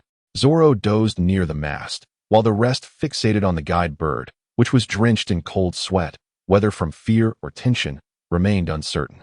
Look, look. Luffy has the southward guide bird pointing straight ahead, but its head turned sideways. However, once released, the guide bird's head promptly returned to its original direction. Luffy laughed. Haha, did you see? It faced forwards. Indeed, I never imagined such a peculiar bird existed, Usopp mused, cradling his arms in wonder. Haha, it's amusing that the guide bird merely points ahead, like a compass. Luffy laughed until his stomach hurt. Coo, coo. Hearing Luffy's laughter, the guide bird squawked loudly, its droopy eyes wide. Chopper explained, I simply refuse to face south, just to make you all think hard. Ha ha ha. Luffy laughed even harder. Then give it a try. Ha ha ha. Cooing, the guide bird immediately spun its head 180 degrees to face north. For the first couple of seconds, it was still able to squawk proudly, but gradually, it broke into a cold sweat, losing its voice, eventually turning its head back. Ha ha. Luffy laughed even louder. This creature gets anxious without facing south. Ha. Time passed on the sea, and after several hours, the orangutan on lookout shouted through a telescope, Captain, trouble is brewing. A storm is approaching from the southwest. It's a cumulonimbus. Really? What time is it now? The orangutan anxiously asked, gazing at the ominously dark sky. 10 a.m. It appeared earlier than expected. This is bad. Gorilla, do you have a plan? The Sea Exploration Squad will deploy. Immediately dive to explore the location of the current. Following the gorilla's command, crew members clad in diving suits plunged into the sea. As they descended into the depths, the gorilla grabbed a microphone and began to howl, utilizing sound waves to gather information from the ocean. What is happening? What is going on? Sensing their tension, the Straw Hat Pirates, previously relaxed, gathered at the bow, observing the orangutan and gorilla's slightly frantic demeanor. Is that the cumulonimbus? Nami exclaimed, her gaze fixed on the turbulent waters ahead. It appeared earlier than we anticipated. Yet the position of the upward current remains undetermined. A crew member emerged from the water, shouting, sound wave reflection confirmed. At 12 o'clock, a massive sea current has emerged. At 9 o'clock, we detected a gigantic creature. It must be a sea king. At this moment, the third crew member emerged from the sea surface and shouted. 10 o'clock. There are waves moving against the current. It is likely a massive whirlpool. That's it. Turn the ship to 10 o'clock. The ape commanded loudly. That is a precursor to the eruption. We must advance towards the whirlpool. Retreat is not an option. Upon the return of the underwater explorer to the ship, the three vessels immediately adjusted their course to 10 o'clock. Suddenly, the previously calm sea turned tumultuous, with the ship rocking and creaking, as if it would soon succumb to the waves. The waves have suddenly surged. Nami exclaimed. The others clung tightly to the ship to prevent being thrown overboard. This is the foreshock of the eruption, the ape warned loudly. Everyone, be cautious. At that moment, rain began to fall, complicating their navigation through the raging sea. Robin, braving the rain, inquired, Navigator, how is the compass reading? Nami grasped the railing firmly, glanced at the compass on her wrist, and replied. The needle is unwaveringly pointing towards that cloud. The rain abruptly ceased, and the ship stabilized slightly. Now the wind is favorable. The cumulus clouds are moving towards the center of the whirlpool, Nami announced regarding their current situation. Wait, what whirlpool? Where's the whirlpool? Luffy asked, puzzled by the rising waves. Yet he could not discern any whirlpool. It seems we are not mistaken this time. The ape declared loudly. The scale of the eruption is substantial, and all conditions are met. Can we ascend to the sky? Luffy, no longer preoccupied with the whirlpool, asked excitedly. Yes, we can. Let the whirlpool's path guide you. The ape shouted. At that moment, two iron chains with hooks suddenly extended from his large ship, fastening to the railing at the bow of the Mary, gradually pulling her from between the two ships and flinging her forward. What do we do next? Nami shouted at the ape. Follow the current. Once you enter, just maintain your course to reach the eye of the whirlpool safely. Suddenly, A whirlpool with a diameter of 100 meters appeared before the three ships, its unfathomable depths resembling a passage to the underworld. The distinctive roar of the whirlpool assaulted their fragile eardrums, instilling a sense of dread. The Mary glided slowly toward the whirlpool, while the ape and the gorilla's ship remained at a safe distance from the whirlpool. Such a massive whirlpool? Nami and Usopp clung to one another in terror, while Frin gazed at the abyss with sparkling eyes, remarking, "This whirlpool is impressive. I shall have to enhance my skills." The Golden Mary continued its advance toward the whirlpool's center, and Usopp screamed, "We're about to be swallowed." "I've never heard of our ship being engulfed." Nami covered her ears, shouting, "This is unbelievable." Robin remarked in amazement, "This is the largest whirlpool I have ever seen." Zoro, exasperated by Usopp's panic, said, "Give it up, Usopp. Someone's spirit has already soared to the sky," as he proclaimed, "Sky Island. Here I come." Someone raised their hands in excitement and laughed heartily. Suddenly, a gigantic yellow sea creature emerged beside the Mary. Nami, Chopper, and Usopp turned pale with fright, while the others remained calm, watching. The creature, initially poised to bite the Mary, was overpowered by the whirlpool's pull and fell, just like the Mary, being drawn into the whirlpool's center. Nami, Usopp, and Chopper were so terrified they could scarcely speak, while the others maintained their composure. "All right, brothers. Now it's up to you to fend for yourselves." The ape and the gorilla shouted from their ship, waving their hands. "Ah, thank you for your escort." Luffy joyfully waved back. "Wait," Usopp shouted in panic. "I can't take it anymore. Spare me. This is terrifying. Come back, you fools. I don't want to die." "I refuse," Nami shouted in protest at the ape. "You didn't mention there would be such a massive whirlpool." "Ah, the sky has darkened," Chopper cried, nearly in tears. "We're about to be pulled in. Turn back." "Luffy, it's not too late," Usopp pleaded, tears streaming down his face as he implored Luffy, their captain, encountering such a whirlpool. "We will surely meet our doom at the seabed." "Frin, were you deceiving us all along?" Feline was somewhat displeased. "Would I jest with your lives? Rest assured, no matter what transpires, I shall ensure your safety." Luffy, however, turned around and grinned excitedly at Usopp and the others. Feline said it will happen, and missing out on such a grand adventure would leave one regretting for a lifetime. Ha! His exuberance was so infectious that it nearly overwhelmed the already dazed Nami and her companions, who felt a sense of despair. "Hey, while you are still futilely resisting," Zoro calmly remarked, gazing into the deepening whirlpool, "the ship is nearing." As they beheld the ominous, pitch-black abyss that seemed to be the gate to hell, three screams echoed from the ship. Just as the Mary approached the whirlpool, the entire vessel was suddenly lifted, plummeting downwards. Ah! Initially, one might have thought the Mary would continue its descent indefinitely, but to their astonishment, the whirlpool vanished the moment they reached its edge. The once turbulent sea now lay eerily calm, devoid of even the faintest ripple, while dark clouds hung ominously above, creating an unsettling tranquility. "Wait, it disappeared. Why?" Sanji pondered, observing the serene waters around them. "Such a massive whirlpool has simply vanished?" Usopp echoed in disbelief. "What on earth is happening? Is everyone prepared?"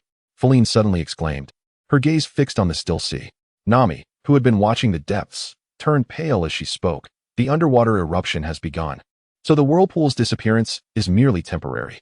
To facilitate their ascent, everyone promptly stowed away the sails. In the distance, a gorilla bellowed for Luffy and the others to focus. "It's coming. The sky current. Be mentally prepared." Before the gorilla's voice had fully faded, a wave began to swell in the waters where the Mary floated, positioning the ship directly in the center of a rising water column. "Hold onto the ship's body or take refuge in the cabin," Sanji shouted, tossing a guide bird into a room as he secured himself. Luffy and the others gathered near the mast, gripping the railings with determination. "This is bad. We're going to be launched into the air."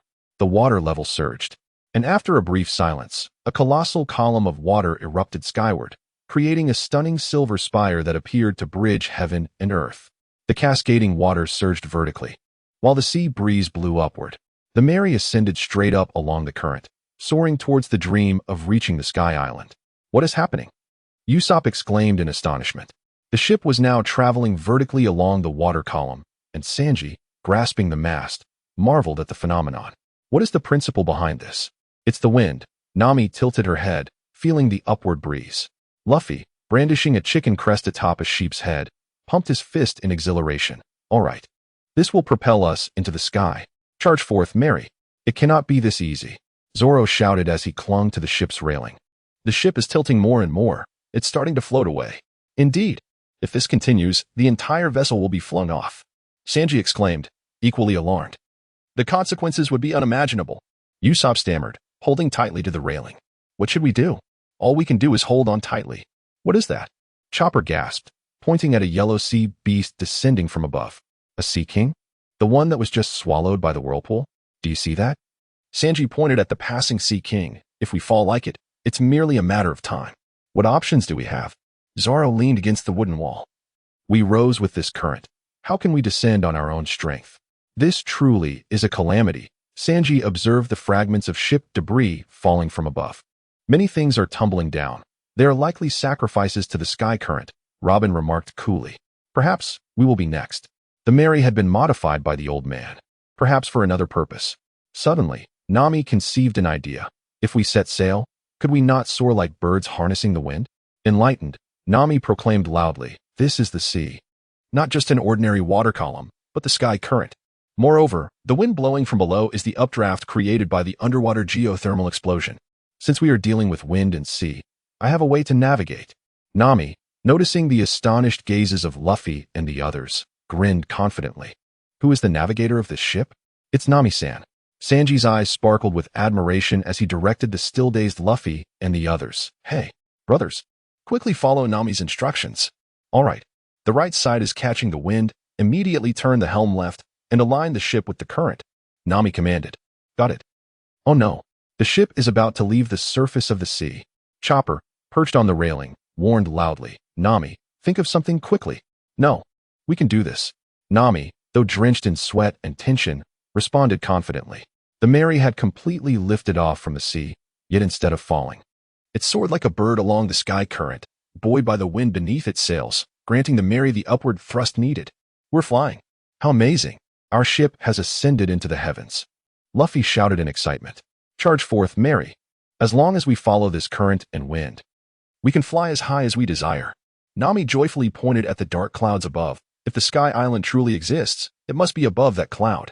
Above the clouds? What lies above? Luffy adjusted his hat against the gusting winds, gazing eagerly at the cloud formation. Let us surge towards the cloud of GD. It will succeed. Feline foresaw the outcome with exceptional observation. Kirik sighed. I wonder how they are faring. Reflecting upon Feline's words, Kirik unfolded a paper crane, crafted from a map, revealing the cartography of the Sky Island. Are you suggesting the Sky Island is indeed real? No, old man, at that moment. A voice resonated in Kirik's mind. Thank you, old man, we have succeeded. Indeed, you are no ordinary individual. Feline, so what? I merely feared that you might misinterpret my answer. Dear uncle, please take a closer look. Kulek scrutinized the map once more, and suddenly a thought struck him. In a flurry, he dashed back to his home to retrieve another map, one that indicated the location of Gaia. He meticulously aligned the two maps, his expression transforming into one of astonishment. The final words of Skull Rolando resonated in his mind, and he finally grasped their significance. Trembling, Kulek held the two maps, while Feline's voice echoed in his consciousness. It seems you understand now, dear uncle. Subsequently, a radiant green light enveloped Kulek, and he felt a remarkable shift within him. His affliction seemed to dissipate. You must take care of yourself, dear uncle, and refrain from foolishness. All you need to do is wait. We shall undoubtedly prove it to you. A smile spread across Kulek's face as he stepped outside, shouting to the heavens, if that is the case. I shall await your arrival. Above, Feline smiled in response. Rest assured, we will be there, dear uncle. Chapter 33, Above the Clouds. The sky night as the Mary returned to the clouds and settled into a calm state. The crew had yet to take in their surroundings. As the high atmospheric pressure above the clouds left them gasping for breath, their garments dampened by the recent mist. However, this did not apply to Luffy, who remained inexplicably unaffected, nor to Feline, who was equally unfazed by the pressure. From the moment they arrived, he had been filled with curiosity and excitement, gazing at the scenery around them. Hey, look at the area surrounding the ship. Luffy exclaimed with enthusiasm to those still seated on the ground. It's a sea of white. Indeed. Upon realizing this, the crew members rushed to the ship's railing, peering with wonder into this enchanting world, except for Usopp, who remained oblivious and still lying on the ground. Feline smiled and said, See, I wasn't deceiving you. Was I? Is this really the sky above the clouds? Nami, gazing around at the fluffy clouds, inquired, why aren't we falling? Why not? Luffy replied nonchalantly, arms crossed. Clouds can indeed be sat upon. Chopper and Zoro affirmed. That is true. P.S. These three had previously sat upon the white mist. Where could one possibly sit? The others countered, rejecting Luffy and his companion's reasoning. Ah, Linlin. I would have completely forgotten had you not mentioned it. It has been quite some time since I last took Bai Mu out for a leisurely outing. Bai Mu, come forth. Amidst the astonished gazes of the others, Bai Mu floated out from the spatial artifact. Wow, Master, we are in the sky. What are you planning to do? Nothing much, merely bringing the captain and crew to witness the beauty of the heavens. Oh, do you intend to let them explore this place? Are you able to carry so many? Do not worry, Master. Bai Mu's form gradually enlarged. Please, everyone, come aboard. With palpable excitement, they all climbed on. Nami remarked, it's so soft and quite comfortable. Sanji added, indeed, the clouds are quite accommodating. Luffy laughed heartily. See? I told you I wasn't deceiving you. Zoro and Chopper chimed in. Back in Alabasta, when we fell into a deep pit, it was Bai Mu who brought us back up. Upon hearing this, the trio received envious glances from Nami and Sanji. Bai Mu then took them on a delightful tour of the sky. Fooling, let us descend, Chopper. Go check on Usopp. I wonder why he has been rolling his eyes. Nami smiled as she snapped a few photographs. I had intended to take a group photo as well. But you make a valid point. Once everyone had descended, Chopper hurried over to examine Usopp, who was in a state of panic, attempting to revive him. Oh no. Usopp has lost consciousness. Usopp, you must rally yourself. After a brief moment, Usopp slowly opened his eyes and surveyed his surroundings, then abruptly sat upright, exclaiming in astonishment, What? Is this not a cloud? There are so many clouds. What is this? Is this what they call an island in the sky? Nami glanced at her log pose, noting that it still pointed upwards. However, look here. The log pose continues to indicate above. This is indeed the center of the White Sea, yet for you all, it seems you are at a loss as to where to go next. Feline, seated on a white cloud with her camera in hand, suggested. But let us first capture a photograph together. Quite right. It would be a shame not to commemorate our visit here, Usopp declared, instantly striking a pose he deemed handsome. Allow me to handle this, Robin said with a smile, conjuring two hands to take the camera. The group promptly crowded in front of the camera, causing Usopp's pose to become misaligned. With a click, the camera captured the prologue of this adventure.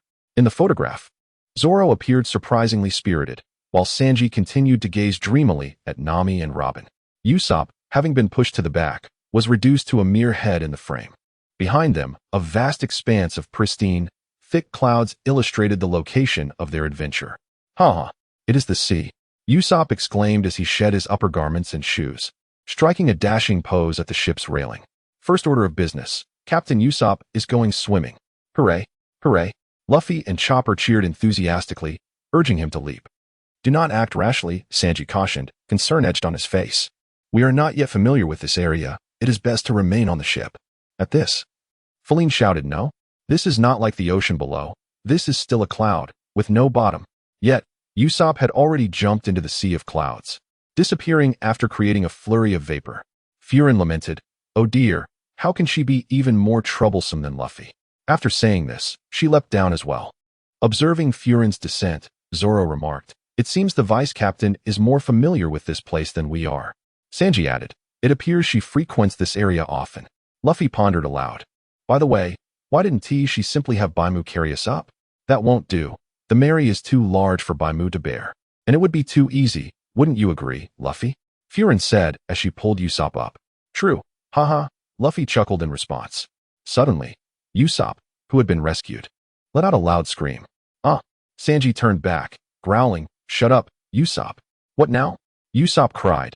It seems there's something in my pants. He pulled out a small empty fish from his trousers. Wow, I've never eaten this kind of empty fish before, Robin remarked. Luffy rushed over, snatching the empty fish from Robin's hand and took it to the kitchen.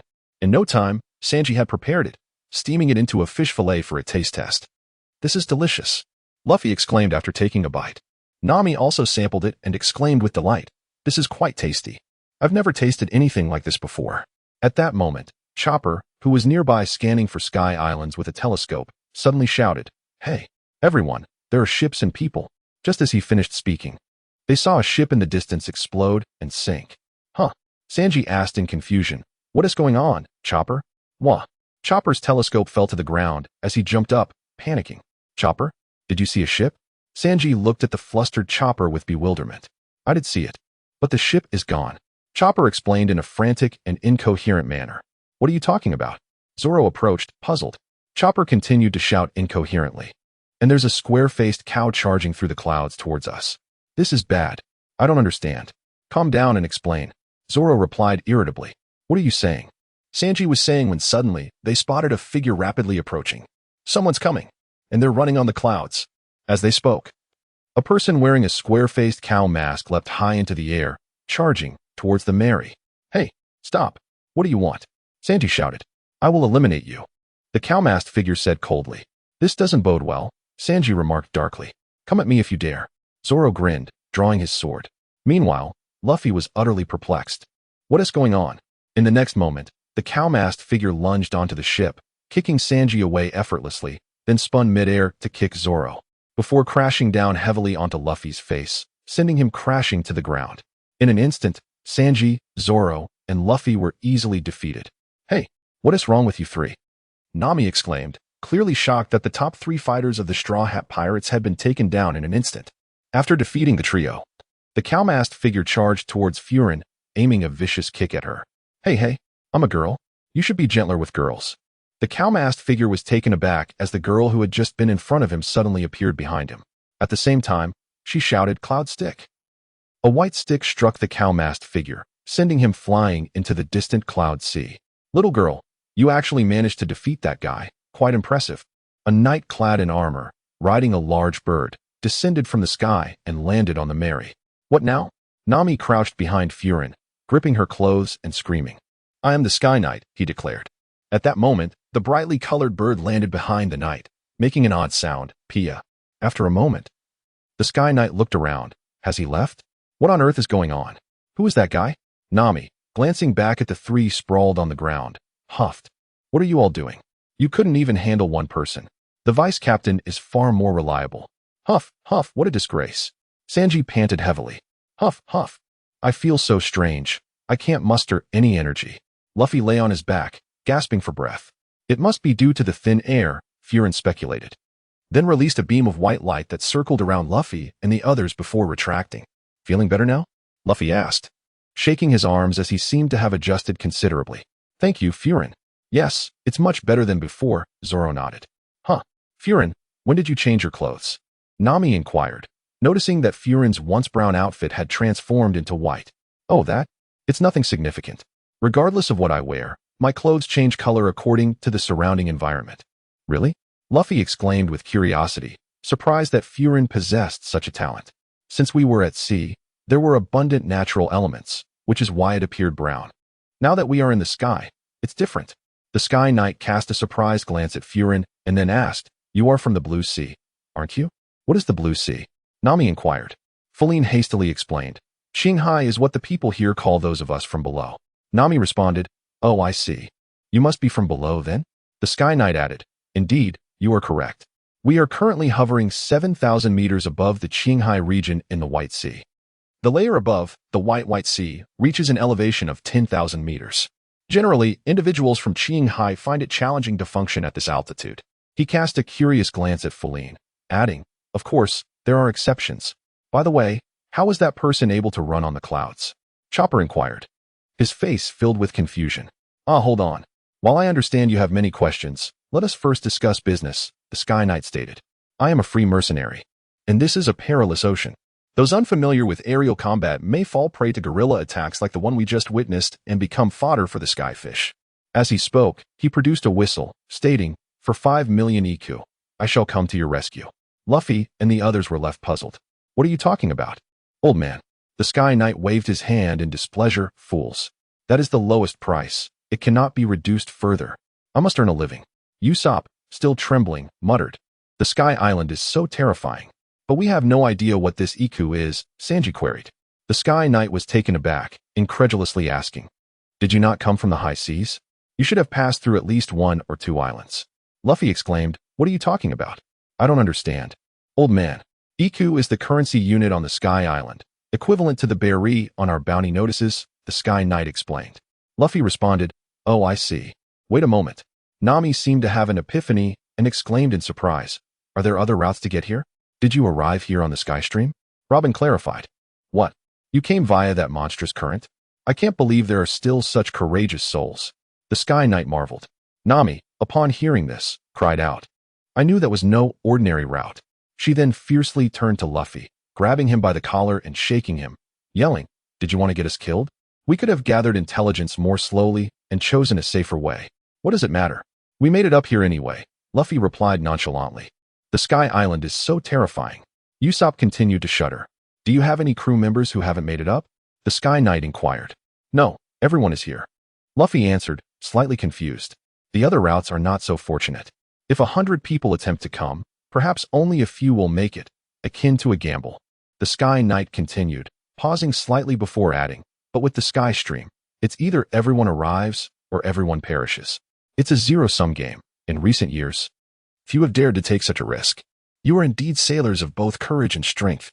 Hearing this, Usopp, who had been trembling moments ago, stood tall and proclaimed, "Ah, I am truly honored.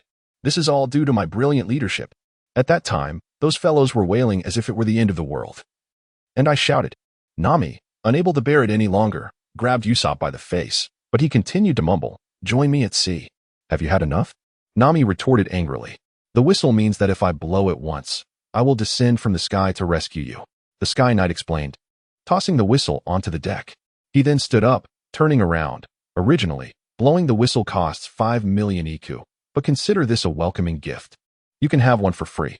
"Wait, we haven't asked your name," Nami exclaimed. "I am the Sky Knight Gonfuer. This is my companion, Pierre." Gonfuer introduced himself before adding, "I forgot to mention, my partner Pierre, though a bird, has consumed the horse fruit." As he spoke, the large bird suddenly transformed, leaving the Straw Hat crew awestruck. "So, it can turn into a winged horse. A Pegasus." Nami gasped, her eyes sparkling. "Indeed, a Pegasus." Gonfuer confirmed as Pierre completed his transformation, though the horse retained the spots from its previous avian form. The Straw Hat crew broke into a cold sweat, finding the situation somewhat peculiar. "Wishing you brave adventurers good fortune." Gonfuer mounted the peculiar Pegasus and vanished into the horizon, leaving the Straw Hat crew in a state of bewilderment. Feline pondered, stroking her chin. "Gonfuer? I feel like I've heard that name somewhere. How do we get up there?" Zoro asked. "Fine, let's blow the whistle and call that old man back," Luffy declared, reaching for the whistle. However, Nami and Usopp rushed forward.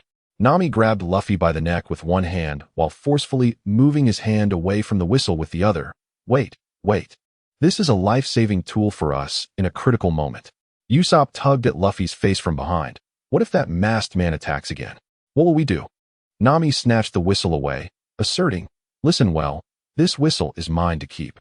Do any of you have objections?" Luffy, Usopp, and Chopper all raised their hands in unison. "What objections could you possibly have? I'm the weakest girl here, so of course, it belongs to me," Nami said, displeased. "I'm calling the old man now," Luffy insisted. Usopp pushed Luffy aside.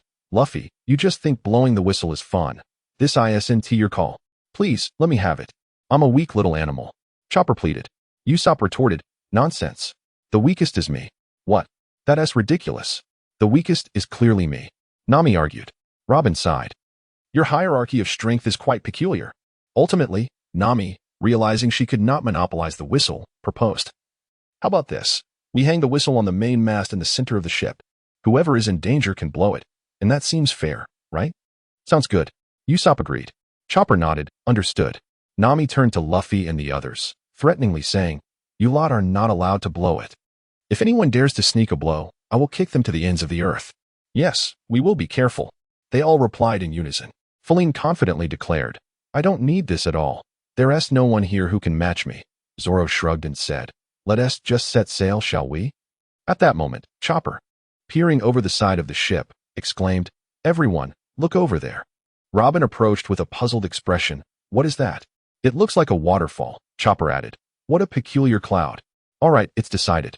Let us go check it out," Luffy exclaimed.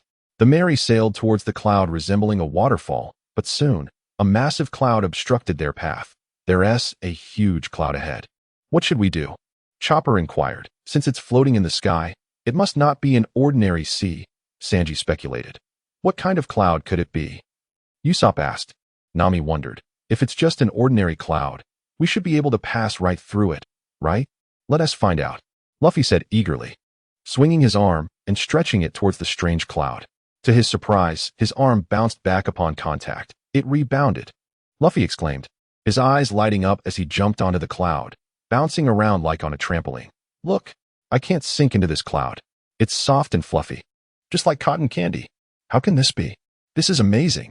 Chopper exclaimed, his tongue rolling in excitement and his eyes sparkling. What phenomenon is this, Nami? Incredible! I want to join in. Usopp shouted, leaping toward the cloud, followed closely by Chopper. Luffy lay on the cloud, reveling. Ah, this is so comfortable. So warm. I could fall asleep right here. It's even better than freshly laundered blankets. At that moment, Usopp and Chopper landed on the cloud, and the three of them frolicked joyfully, bouncing around with unrestrained delight. Furin stood aside and remarked, this is Sky Island. There are two types of clouds here. One resembles the sea, while the other resembles islands. The inhabitants of the sky reside upon such clouds. Nami called out to Luffy, hey, see if there are other paths from above. Oh, all right. Luffy replied, but just then, Usopp shouted, Luffy, over there seems to be something. What is it? Luffy immediately disregarded Nami and hurried over. Hey, stop playing around. Nami screamed in frustration. Soon, Usopp and the others returned, reporting to Nami that they had discovered a massive door beneath a waterfall. A door? Nami asked, puzzled. That must be the way to the upper level, Furin explained. Well then, lead the way, Nami nodded. With Usopp and Chopper's haphazard directions, the Merry circled through the island clouds for a while before finally emerging from the cloud cover. Before them lay a colossal white waterfall. And just before it stood an enormous, peculiar door, prominently inscribed with the words Gate of Heaven. Chapter 34. Entering Heaven, the Culture of Sky Island. Wow, Nami exclaimed. Pointing at the waterfall, that cloud resembling a waterfall is truly a waterfall. The clouds below were unlike the previous ones. They were fluid. Let me see, Gate of Heaven. Usopp said, staring at it. It seems ominous, as if we are on the brink of death. Perhaps we truly are dead, Zoro said, lounging with his legs crossed over the railing. If that's the case, it would make this incredible phenomenon understandable, Sanji added, shaking off ash from his cigarette. Chopper stared blankly, his eyes widening. Are we dead? This looks like heaven. How fun. Luffy exclaimed with excitement. Who wants to die? Nami could no longer contain herself and knocked Zoro, Sanji, and Usopp to the ground. As the Merry entered the door, an elderly woman clad in a pink dress, holding a camera and sporting a wrinkled face, emerged, her camera flashing incessantly. Behind her, a pair of small white wings fluttered. Hey, someone is coming out. Chopper exclaimed in astonishment. Look, she has wings on her back. Is she an angel? Is that how angels look? Luffy wondered, his expression curious. She looks like a sour plum. Everyone silently observed the old woman. After finishing her photos, she regarded them with equal stillness. I am the gatekeeper of heaven, Amazon. She suddenly announced, are you here for sightseeing or for battle? Should she say sightseeing or what? Nami was uncertain how to respond, and what did she mean by battle? I want to go to Sky Island. Luffy proclaimed loudly, the other side of this door leads to Sky Island, right? It doesn't matter what you choose. The old woman replied expressionlessly, but to ascend, you must first pay the entrance fee to heaven, which is 1 billion IX per person, as mandated by law. What? 1 billion? Usopp exclaimed, then whispered, how much would that be in berries? No matter how you calculate it, just hearing 1 billion is staggering, Chopper said dazedly. 1 billion per person, for 8 people that's 8 billion, Usopp lamented. Is it typical to require such a sum to enter a country? This old woman is clearly trying to swindle us. Excuse me. Nami quickly covered Usopp's mouth about this entrance fee. You can enter even without money. The old woman said nonchalantly, but you could also choose not to enter. I am neither a gatekeeper nor a guard. I am merely inquiring about your intentions. Upon noticing the sly smile on the old woman's face, Furin understood her intentions. She chuckled softly but remained silent. However, Luffy had already declared, then let us go. We're heading to Sky Island. All right. Do all 8 of you wish to enter? As soon as the old woman finished speaking, 2 enormous pincers emerged from either side of the Merry, grasping its broken wings. Wow! Chopper and Nami screamed in fright. The old woman explained. That's the specialty of the White Sea, fast shrimp. Suddenly, the shrimp leaped upwards, swiftly moving into the door and gliding up the passageway. Hold on tight, Nami shouted. It's really fast. After the giant shrimp ascended along the waterfall behind the door, Luffy and his companions discovered a winding cloud path that seemed endless above the waterfall. As they clung to the ship's railing, enjoying the thrill of the journey, Furin glanced back at the now invisible gate of heaven and muttered as she entered the cabin. "What a cunning old woman." Baimu remarked, "Master, you have been to similar places before. Why didn't TU inform them of the consequences of not paying?" "Fooling, do you think they possess such wealth?" "No.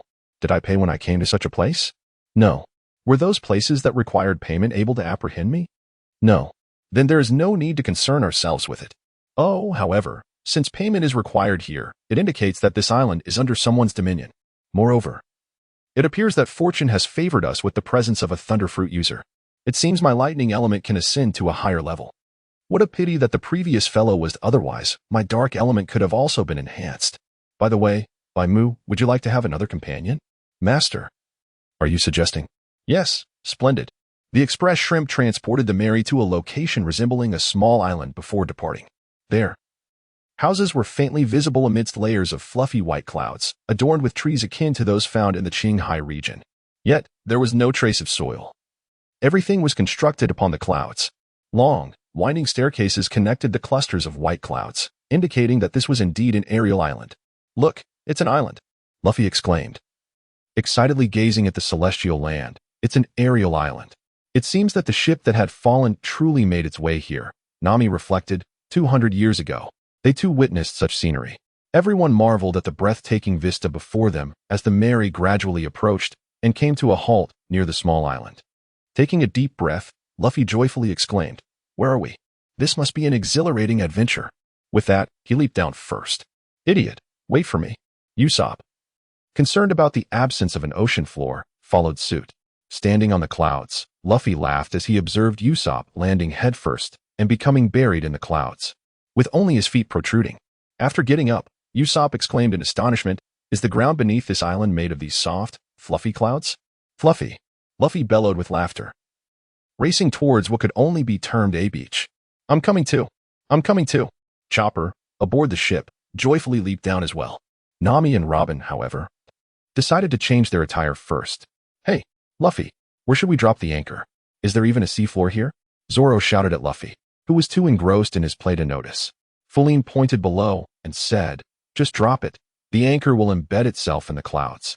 Following Linlin's advice, Zoro cast the anchor, which indeed lodged itself in the clouds without falling. He surveyed the surroundings and remarked, "But this place is truly beautiful, like a dream. Indeed. Look at those three fools, so excited. Haha, what can we do about them?" Sanji, having slowly approached the ship's railing, removed his leather shoes and jumped down like a child, exclaiming, "Yahoo!" Linlin and Zoro exchanged nervous glances, beads of cold sweat forming on their brows. "Ah, so painful, so painful." Nami, donning a bikini and brown capri pants, rushed out, clutching her head after being incessantly poked by the navigator bird. "I'm so sorry. I'm so sorry." Upon her exit, the navigator bird flapped its wings and took flight. Nami, still holding her head, lamented, "We brought it along and forgot to let it fly away. Isn't there anyone living here?" Linlin observed the nearby dwellings and remarked, "It should be able to fend for itself. Perhaps it will find its way back." Zoro watched the red silhouette of the navigator bird disappear and quipped, "Isn't it a bird? It can just fly down. Speaking of which, this place feels like an island floating on the sea." Robin, adorned in a golden vest and purple-fitted capri pants, stepped out barefoot, pondering, "I wonder if we were washed ashore, would we end up in the same place?" At this point, nothing surprises me anymore, as I have witnessed too many incredible things. The only certainty is that this aerial island is indeed here, Nami stated, leaping onto the clouds and smiling radiantly. "Haha, you'll understand the reality of it by experiencing it. There's no reason to doubt it." She then dashed to the shore, urging, "Come quickly, your feet can touch the ground, so there's nothing to worry about." The essence of adventure, indeed? Both sailing and landing are forms of adventure. I had never even contemplated this before, Robin remarked with a smile before leaping down. Suddenly, a graceful melody filled the air, drawing everyone's gaze towards its source. They discovered a distant cloud hill where a young girl in a pink dress stood, playing a harp from which the enchanting sound emanated. Her yellow hair was styled in twin ponytails, with two yellow appendages resembling antennae atop her head. "That's an angel," Sanji said, dumbfounded. Luffy, clutching a pumpkin, tilted his head in confusion. "An angel? Like that sour plum-like old lady? Sanji kicked him again in frustration. After pausing her harp, the girl tilted her head and smiled at them, saying, "Heiso." "Heiso?" Luffy and the others exchanged puzzled glances, repeating the unfamiliar term. Sanji, meanwhile, was already smitten. Did she just say Heiso? Usopp inquired, bewildered. Chopper curiously asked, "What is Heiso?"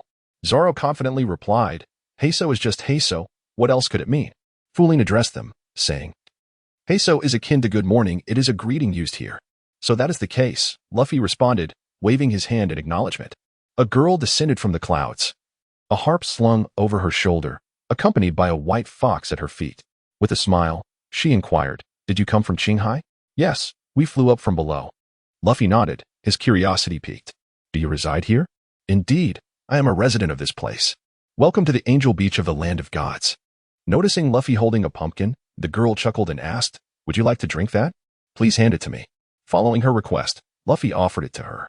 She took it, turned it over, and produced a fruit knife, explaining, "The shell of this coconut is as hard as iron, so it cannot be bitten through. It must be cut open from the inside." Retrieving the knife, she inserted a straw into the fruit and handed it back to Luffy, saying, "Please enjoy." After taking a generous sip, Luffy exclaimed in delight, "This is absolutely delicious. My name is Cornus, and this is my cloud fox, Susu. If you have any questions, I will do my utmost to assist you," Cornus said gently, cradling the cloud fox. "Ah, please listen. Your gaze has healed the burns within my heart." Sanji's heartfelt words were abruptly interrupted as Nami pulled him aside by the ear. "Step aside."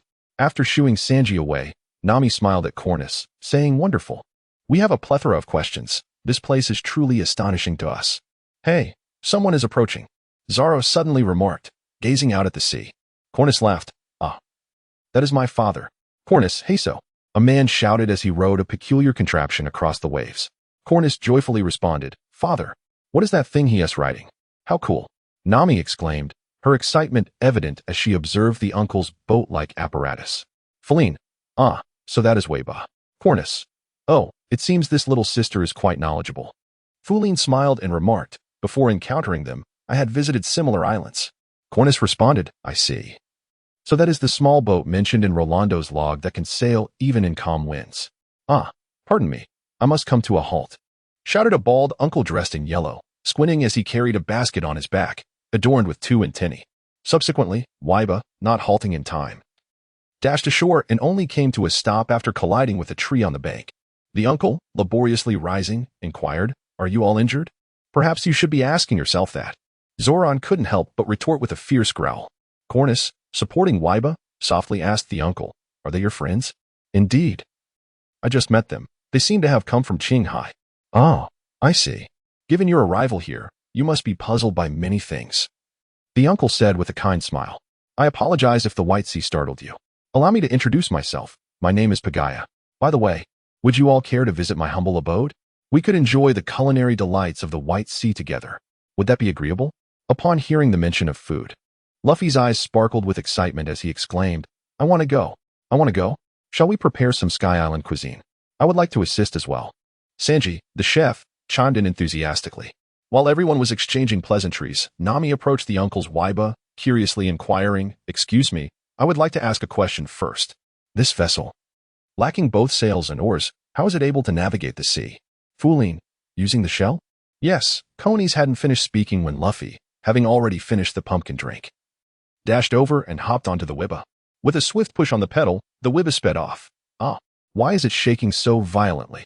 Seeing Luffy ride the Weiba heading straight into the sea, Fulin anxiously shouted, "Luffy, be careful."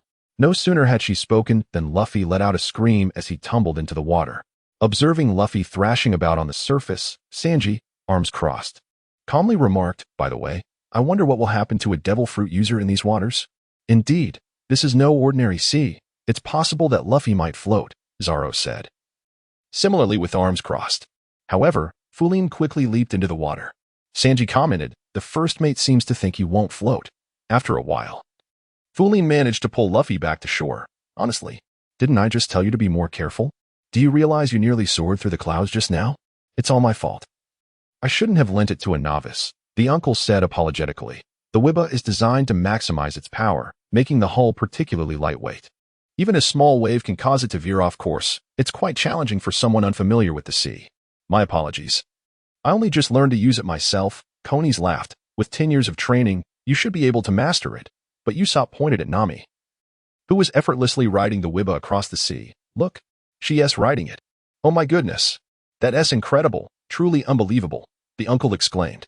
Even Luffy, who understood how difficult it was to ride the Wiba, widened his eyes in astonishment. How did she learn that? It's really tough. Riding the Wiba does require a certain finesse. But it's a subtle skill that cannot be easily acquired. Luffy, Nami called out proudly from the sea. Luffy was momentarily stunned, then yelled indignantly.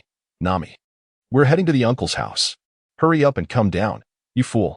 You all go ahead. Uncle, may I borrow this to play with? Of course.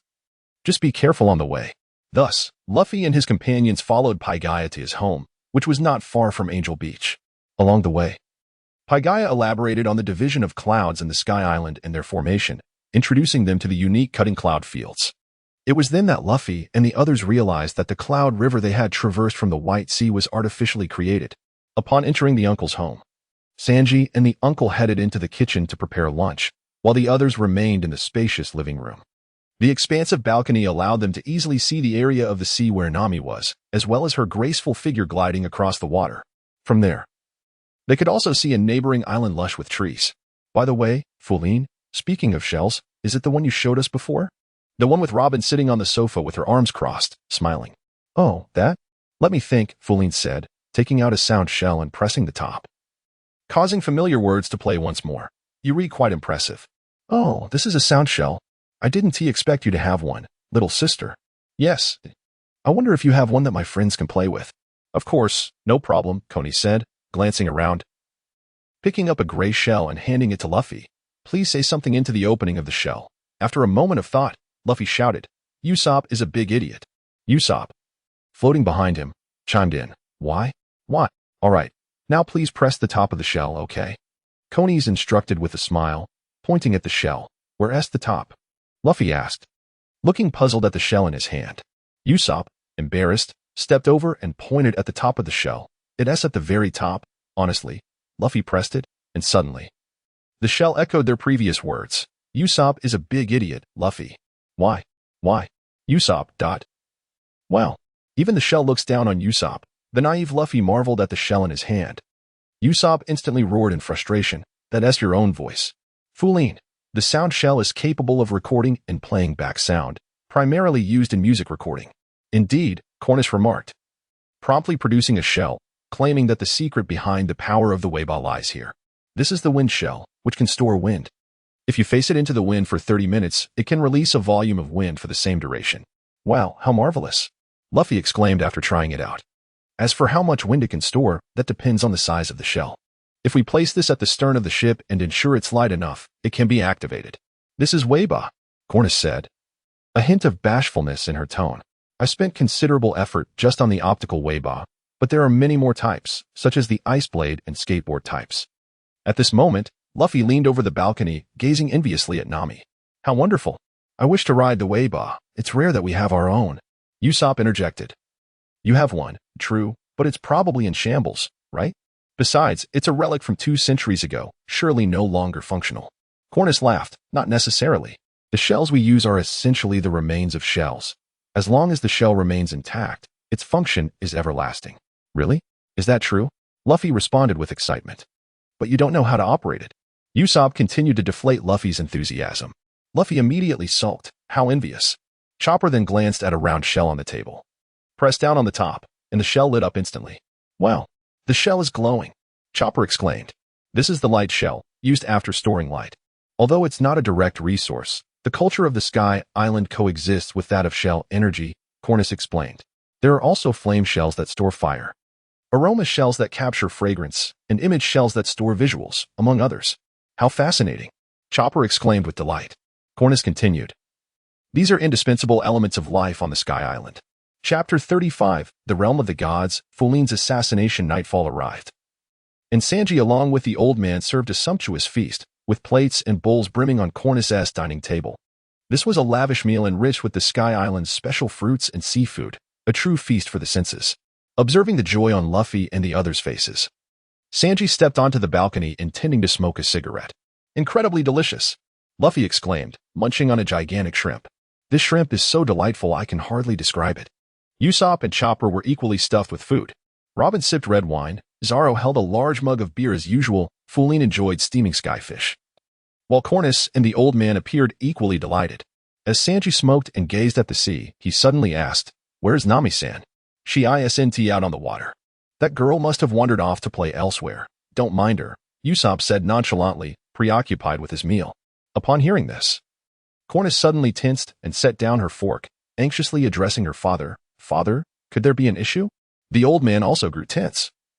Beads of cold sweat forming as he replied, "Cornus, I too have a foreboding feeling. I fear it might be so." "What is happening?"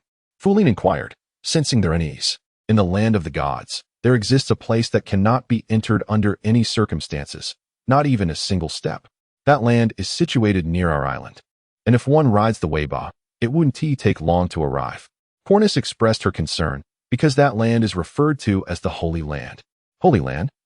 Usopp echoed in confusion, while Luffy, upon hearing the term the Holy Land that one cannot step into, inexplicably grew excited. Everyone refers to it as the land where the gods reside, God Island. Are there gods? Does this island have gods? Luffy exclaimed, rising suddenly. Living in a place absolutely forbidden to enter? Indeed, our Scipia is what is known as the land of the gods. Ruled by the omnipotent deity God Enel, Cornus said with a sorrowful expression. God Enel is all-knowing, possessing dominion over all in this world, always observing our every action at any time. Anywhere. What? At any time? Is he watching us right now? Usopp exclaimed in astonishment. Yes. What? That omniscient deity is watching us? Chopper nervously scanned their surroundings. In contrast to the anxiety felt by Chopper and Usopp, Fulin scoffed. "Pfft, is that all? I can do that too. Not only that, but I can even predict the near future." Usopp burst into laughter. "Fulin, you boast even more than I do." Fulin softly remarked, "I never deceive. Do you ponder why I am aware of your every move? It is due to a unique ability known as Kenbunchika Haki. Moreover, I am not the sole possessor of such a skill. Your so-called deity likely merely wields a rudimentary form of Kenbunchika Haki, utilizing it to envelop the entire island for sensing purposes, nothing extraordinary." Kenbunchika Haki? Chopper inquired with confusion. Haki is a latent power, categorized into 3 types, Kenbunchaku, Busashoku, and Haushaku. Kenbunchika Haki allows one to perceive attacks, anticipate an opponent's next move, gauge the strength of living beings, sense their emotions and thoughts, as well as discern the location and quantity of objects beyond the field of vision. However, these are merely fundamental abilities. The crowd responded, "Just the basics?" Fulin, evading attacks and predicting them are merely fundamental operations of observation haki. A more advanced form of observation haki allows one to glimpse a fleeting future, perceive the thoughts and emotions of others, and communicate one's own consciousness to influence their mind and thoughts. What? Is it truly that formidable? Luffy exclaimed with starry eyes, feeling it was an extraordinary ability. If it is just observation haki, I can teach you when I have time. However, as for armament haki and conqueror's haki, that poses a bit of a challenge. One is due to my infrequent use, and the other relies solely on self-activation, making it impossible for me to instruct, Fulin replied. That's all right, just teach me observation haki for now, Luffy said eagerly. Very well, once we descend, I shall impart it to you. Really? When have I ever deceived you? Fantastic, Luffy exclaimed, brimming with excitement. Meanwhile, the others pondered, who exactly is she? At that moment, Fulin abruptly stood up. Luffy, I suddenly feel the need to step outside for some fresh air. I shall return shortly. All right, take care, Luffy responded. After Fulin vanished, Sanji remarked to Konis and the others, our vice captain is simply mysterious. It's nothing unusual. Let us continue our discussion. Clearly, they had grown accustomed to Fulin's sudden appearances and disappearances. Outside, just as Sanji mentioned Nami's absence, Fulin had already sensed through her observation haki that Nami was indeed on the island of the gods, and she was hastening back, transforming her appearance. Fulin donned a black outfit from head to toe, cloaked in a dark cape, with a purple star and moon mark on her forehead, masking her face as she entered the island of the gods. In truth, her visit to the island of the gods was not solely for Nami. She had another objective, an assassination attempt. Baimu transformed into a thundercloud, accompanying her. Master, why not leave that fellow to Luffy? I do not intend to kill him. My aim is merely to engage him in battle. I wish to break through the elemental forces within me once more. If all elements are to be unleashed simultaneously, it could weaken my body. Some things cannot be rushed. To put it simply, he is merely a means for me to level up. But if he gets injured? Won't it make things too easy for Luffy? Not to worry, I shall restore him afterward. Bai Mu felt an unexpected surge of sympathy for Enel. In the Divine Palace, it was late at night, and the priest should have already retired, while these minions posed no threat at all. Flynn produced 2 small vials. One contained a potion of slumber, expertly crafted by Sister Lemming, while the other held a dream-inducing elixir. Which should she choose? Perhaps a dual assurance would be prudent. Flynn blended the contents of both vials and discreetly dispersed the mixture around the Divine Palace. After ensuring the area was secure, she concealed her presence and entered the palace, where she beheld a figure adorned with a white headscarf, elongated earlobes, and accompanied by 4 thunder drums, reclining on a chair. Astonishingly, he was asleep. How could he have succumbed to slumber so early? Observing this, Flynn intentionally released her aura, hoping to draw Enel's attention, and brandished the Star Moon sword towards him. Indeed, Enel sensed the imminent peril, awakened, and deftly evaded Flynn's strike. Who are you? Are you one of the illegal intruders reported by Amazon? Fuling intentionally altered her voice, saying, I apologize, but I am unfamiliar with the term illegal intruder you mentioned. I have always relished defying the odds. Upon hearing that you are the deity of this realm, I felt compelled to challenge the divine. Should I succeed in slaying you? I shall ascend as the god of this place, which is rather delightful, isn't it? To slay a god? How audacious of you. I am a deity. The most potent existence. How dare you contemplate my demise? Where are the guards? How did a mere rodent manage to infiltrate here? Come forth. Cease your cries. Since I have dared to challenge the divine, I have undoubtedly prepared meticulously. They have already fallen victim to my illusions, regardless of what transpires here. No one shall come to this place. Brace yourself for the Star Moon Slash. This strike is imbued with the element of thunder, and those struck will enter a brief state of paralysis. However, this should have little effect on Enel, who has consumed the thunder fruit. Yet, Feline did not intend to kill him. She merely sought to engage him in a contest. Enel too. Since the thunderous essence within her power, I wonder how you came to attempt my assassination. It appears you have partaken of that which grants you electric prowess. Furin felt a flush of embarrassment. How long had he been here? Did he not realize that in this world, there could be no identical devil fruits? Nevertheless, let him think as he wishes. Indeed. That is precisely why I came to challenge you. However, you wouldn't dare to refrain from retaliating, for that would be utterly dull. Of course not. Enel, known as Thunder God, unleashed a torrent of lightning from his body, transforming the electrical energy into light to nullify Furin's assault. In an instant, he appeared behind Furin, proclaiming, I am a deity. I possess the insight to perceive all that transpires here, including your strikes. Behold my electrocution. Feline sneered, is that so? What if I could do the same? What? The Rakage realized that the lightning strike from Enel had only hit a phantom conjured by Feline, while the real Feline appeared behind him, creating distance between them. Enel, taken aback, remarked, you can also utilize the mind network? Many possess such abilities. Feline spoke truthfully. The latter half of the Grand Line is known as the New World, a realm teeming with formidable adversaries, where one would feel embarrassed to lack the Haki to survive. The reason Feline chose to explain Haki to Luffy and his companions now is that they are still in the first half of their journey, far removed from that world. Thus there is no urgency for them to learn it. Furthermore, if you truly possess the insight to perceive everything, how could you be unaware of my identity? If you were cognizant of my actions, how could I have infiltrated your domain? Wouldn't you agree? At this point, Enel genuinely felt perplexed. He had never encountered this individual. Amazon had reported 8 illegal entrants, yet only 7 photographs were available. He had used the mind network to discern 7 individuals, and in that moment, he had scolded the elderly woman for her failing eyesight, questioning her ability to count. The old woman herself doubted her own vision, wondering if her age had clouded her perception. They were entirely oblivious to the fact that Feline had rendered herself invisible when the Amazon guards were observing them. And while Enel employed the mind network, she had also masked her presence.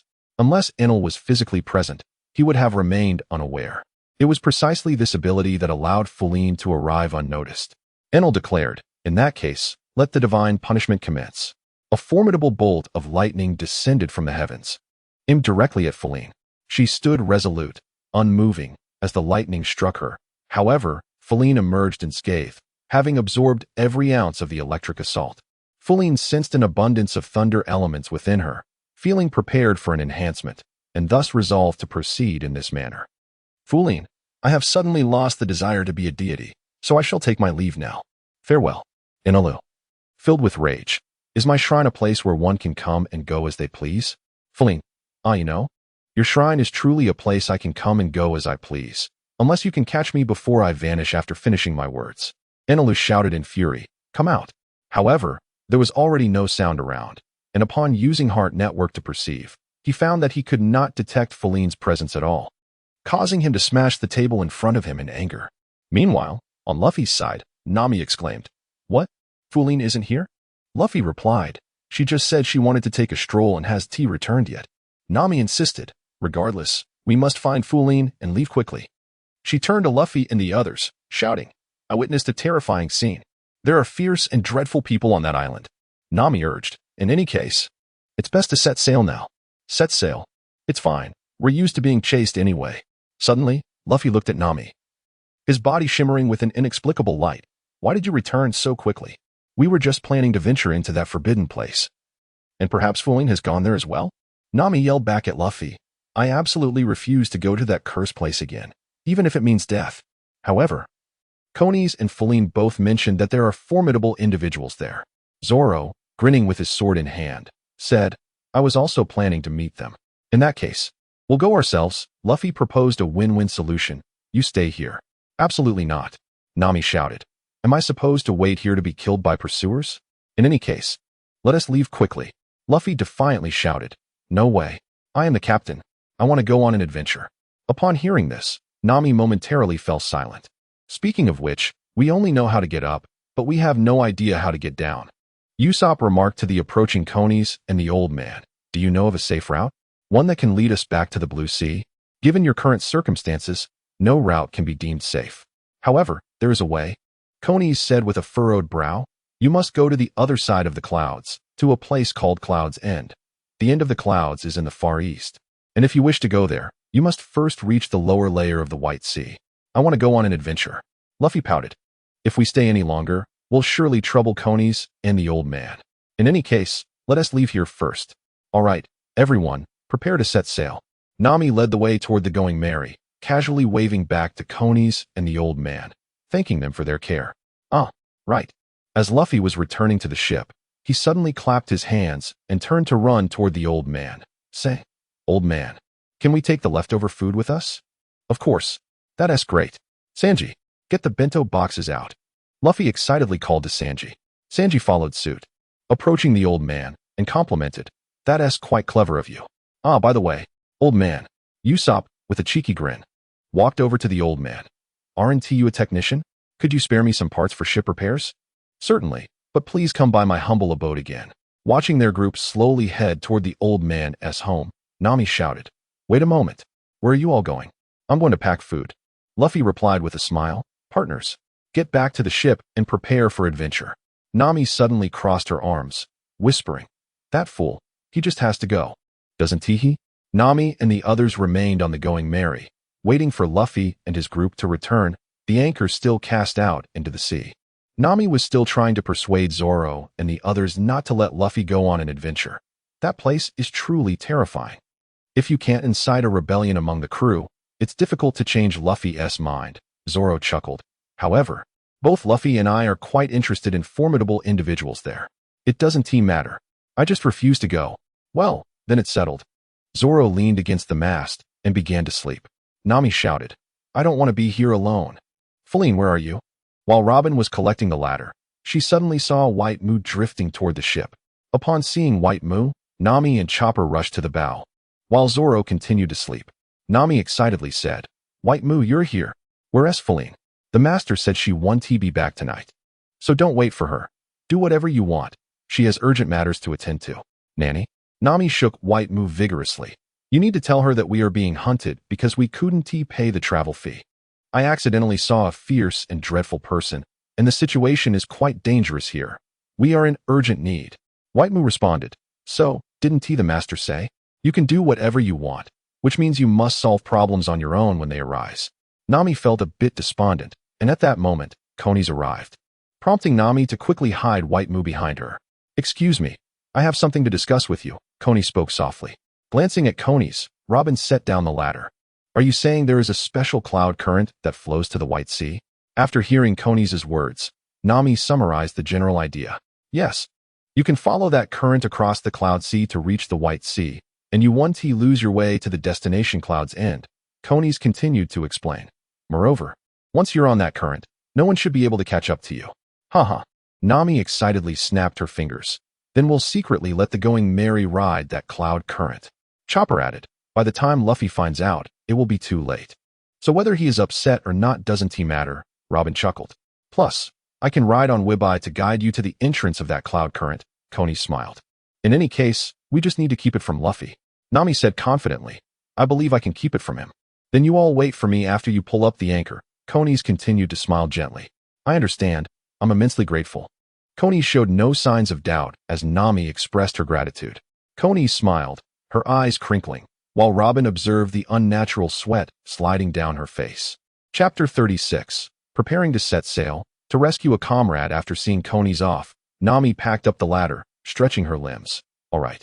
Now I don't have to worry about that fool Luffy always shouting about going on adventures. I'll go change my clothes.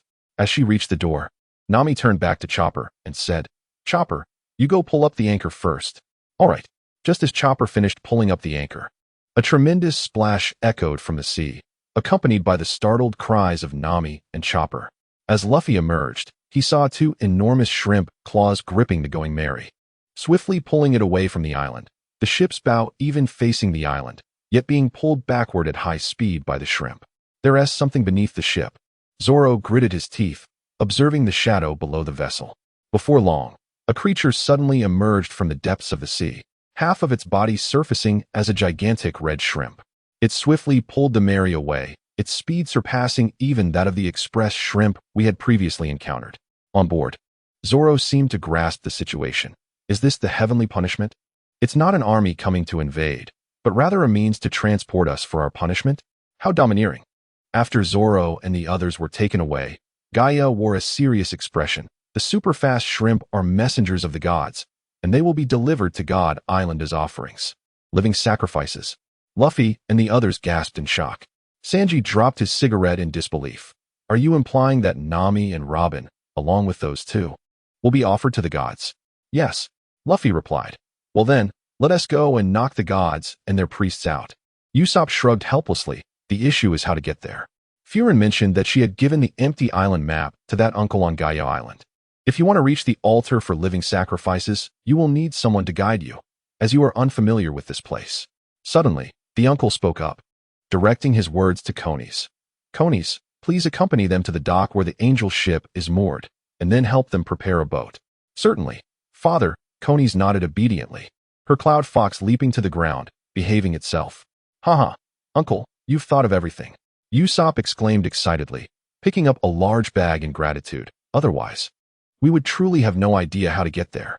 I'm so happy to have Miss Coney's accompanying us. Sanji, also carrying a yellow package, was predictably ecstatic, bursting forth with pink bubbles. Ha ha ha.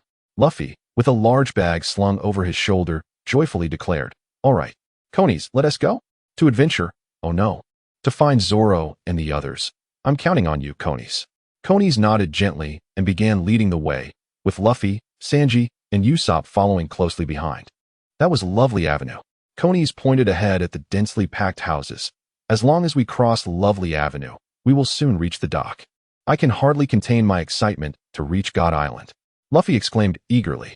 Sanji remarked, you were determined to go from the very beginning, weren't you, Luffy? Ha ha ha. Luffy scratched his head and laughed sheepishly. How did you know? I didn't even say it out loud. His two crewmates exchanged knowing glances, silently thinking, it's obvious from your expression, but aren't you afraid of death? Coney's asked calmly from the front. Luffy replied naturally, after all, everyone will die someday. He then grinned widely. Regardless, I'm just so thrilled right now. Sanji, who was beside Luffy, gritted his teeth. You better worry about Nami and Robin's safety. You're still able to laugh. Usopp couldn't help but punch Luffy on the head. You should be worrying about the Merry too. And don't forget about Zoro and Chopper.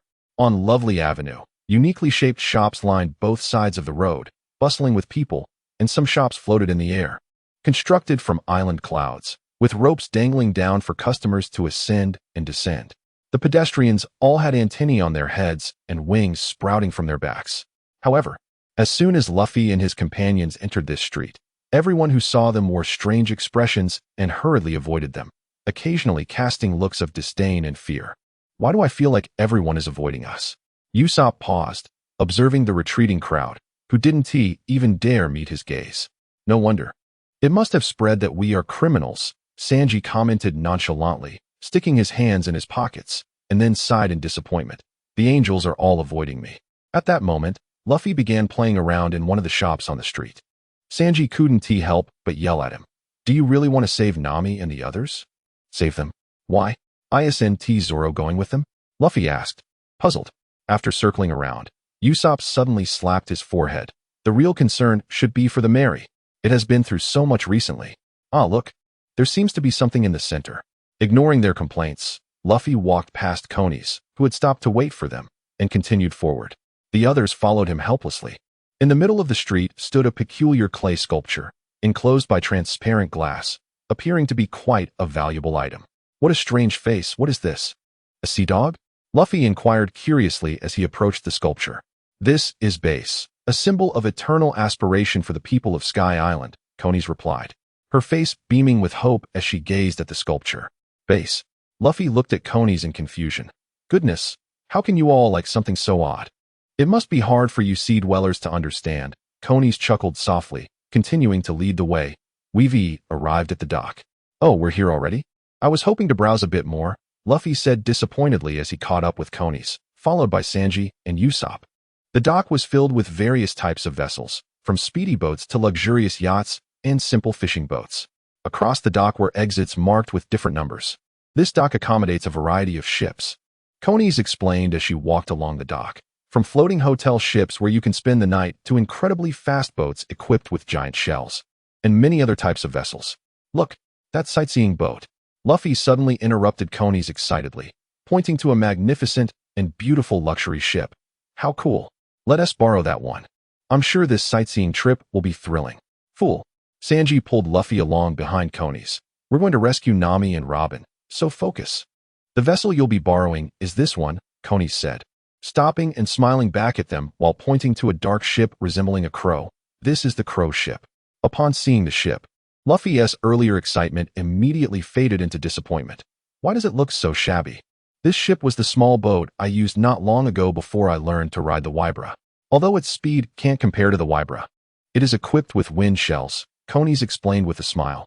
Feel free to use it. Luffy frowned, looking at the ship. No way, I'm not going. Konis was taken aback, her eyes widening in shock. As the surrounding onlookers wore expressions of disdain that conveyed, I knew it.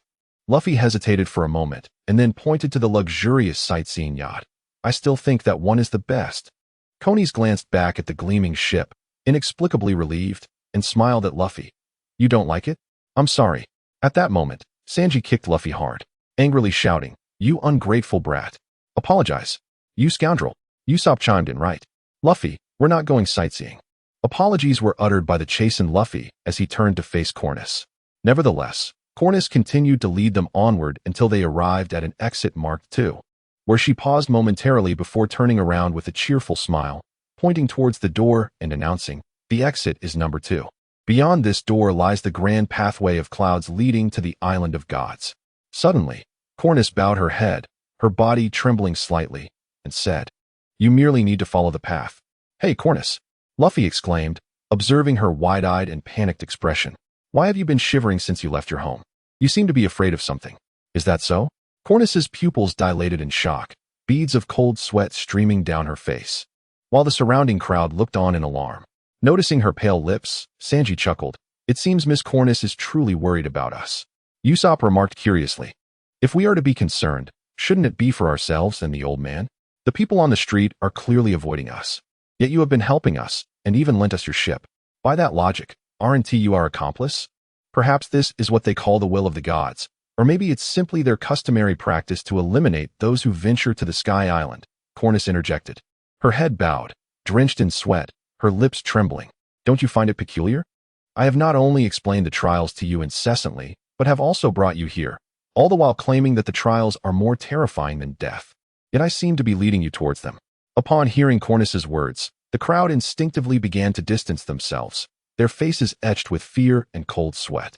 Cornus, biting her lip, trembled even more violently before suddenly kneeling before Luffy and the others, tears dripping onto the pristine ground. Please, you must escape. I am so sorry. I was the one who called for the super-fast shrimp. You mean the giant shrimp that took Nami and the others away was you? Sanji exclaimed in disbelief, staring at the girl kneeling before him. I deceived them while you were away, telling them there was a swift current for escape, urging them to raise the anchor. Cornus continued to tremble, choking on her words. That was the signal to summon the super-fast shrimp. Once the whereabouts of the criminals are confirmed, we must lure them to the place of divine retribution, or we will all be killed. It is our duty as citizens. I am so sorry. Cornus covered her mouth, tears flowing ceaselessly. Luffy suddenly shouted at her, You fool. If that is the case, why did you say anything? You could be killed. Cornus looked up at them in astonishment. Oh no, get away from that girl. The crowd immediately retreated from the dock, shouting in panic, Run away. The divine retribution is coming. No sooner had the words left their mouths than a blinding white light appeared in the sky, followed by a brilliant column descending rapidly, seemingly poised to pierce Cornus. A blue protective shield enveloped her, while a lightning wolf surged forward. Heavenly steed, consume it. As the command was uttered, the lightning wolf opened its jaws wide and devoured the white light, leaving both Cornus and Luffy unharmed. Feline approached with her hands tucked into her pockets. Tianchi, well done, she remarked. Tianchi turned to Feline, replying, You flatter me, master. Luffy and his companions cheerfully exclaimed, Feline, you finally arrived. They noticed a small wolf beside Feline, one that could devour lightning, piquing their curiosity. This is my new spirit companion. He embodies lightning and is named Tianchi. However, this is not the moment for such discussions. Feline lifted her gaze to the sky and called out, Uncle, I entrust them to you. A familiar voice responded, Rest assured. Ah, that peculiar old man. Usopp exclaimed in surprise. What peculiar old man? Do not forget that I am a Sky Knight. This time, it is complimentary service. Gonfu replied as he stepped forward to Feline. Allow me to protect this girl. I will not let her fall victim to Enel's treachery. Very well. Luffy stood up, adjusting his straw hat as he fixed a determined gaze upon Gonfu. You are aware of the truth of this nation and the power of the gods. Now, it is up to you to decide your course of action, the old man stated, scrutinizing the four present, urging them to contemplate their subsequent choices. This country has nothing to do with us, Luffy asserted unwaveringly. We only wish to reach God's Island to rescue our companions, nothing more. Is that so?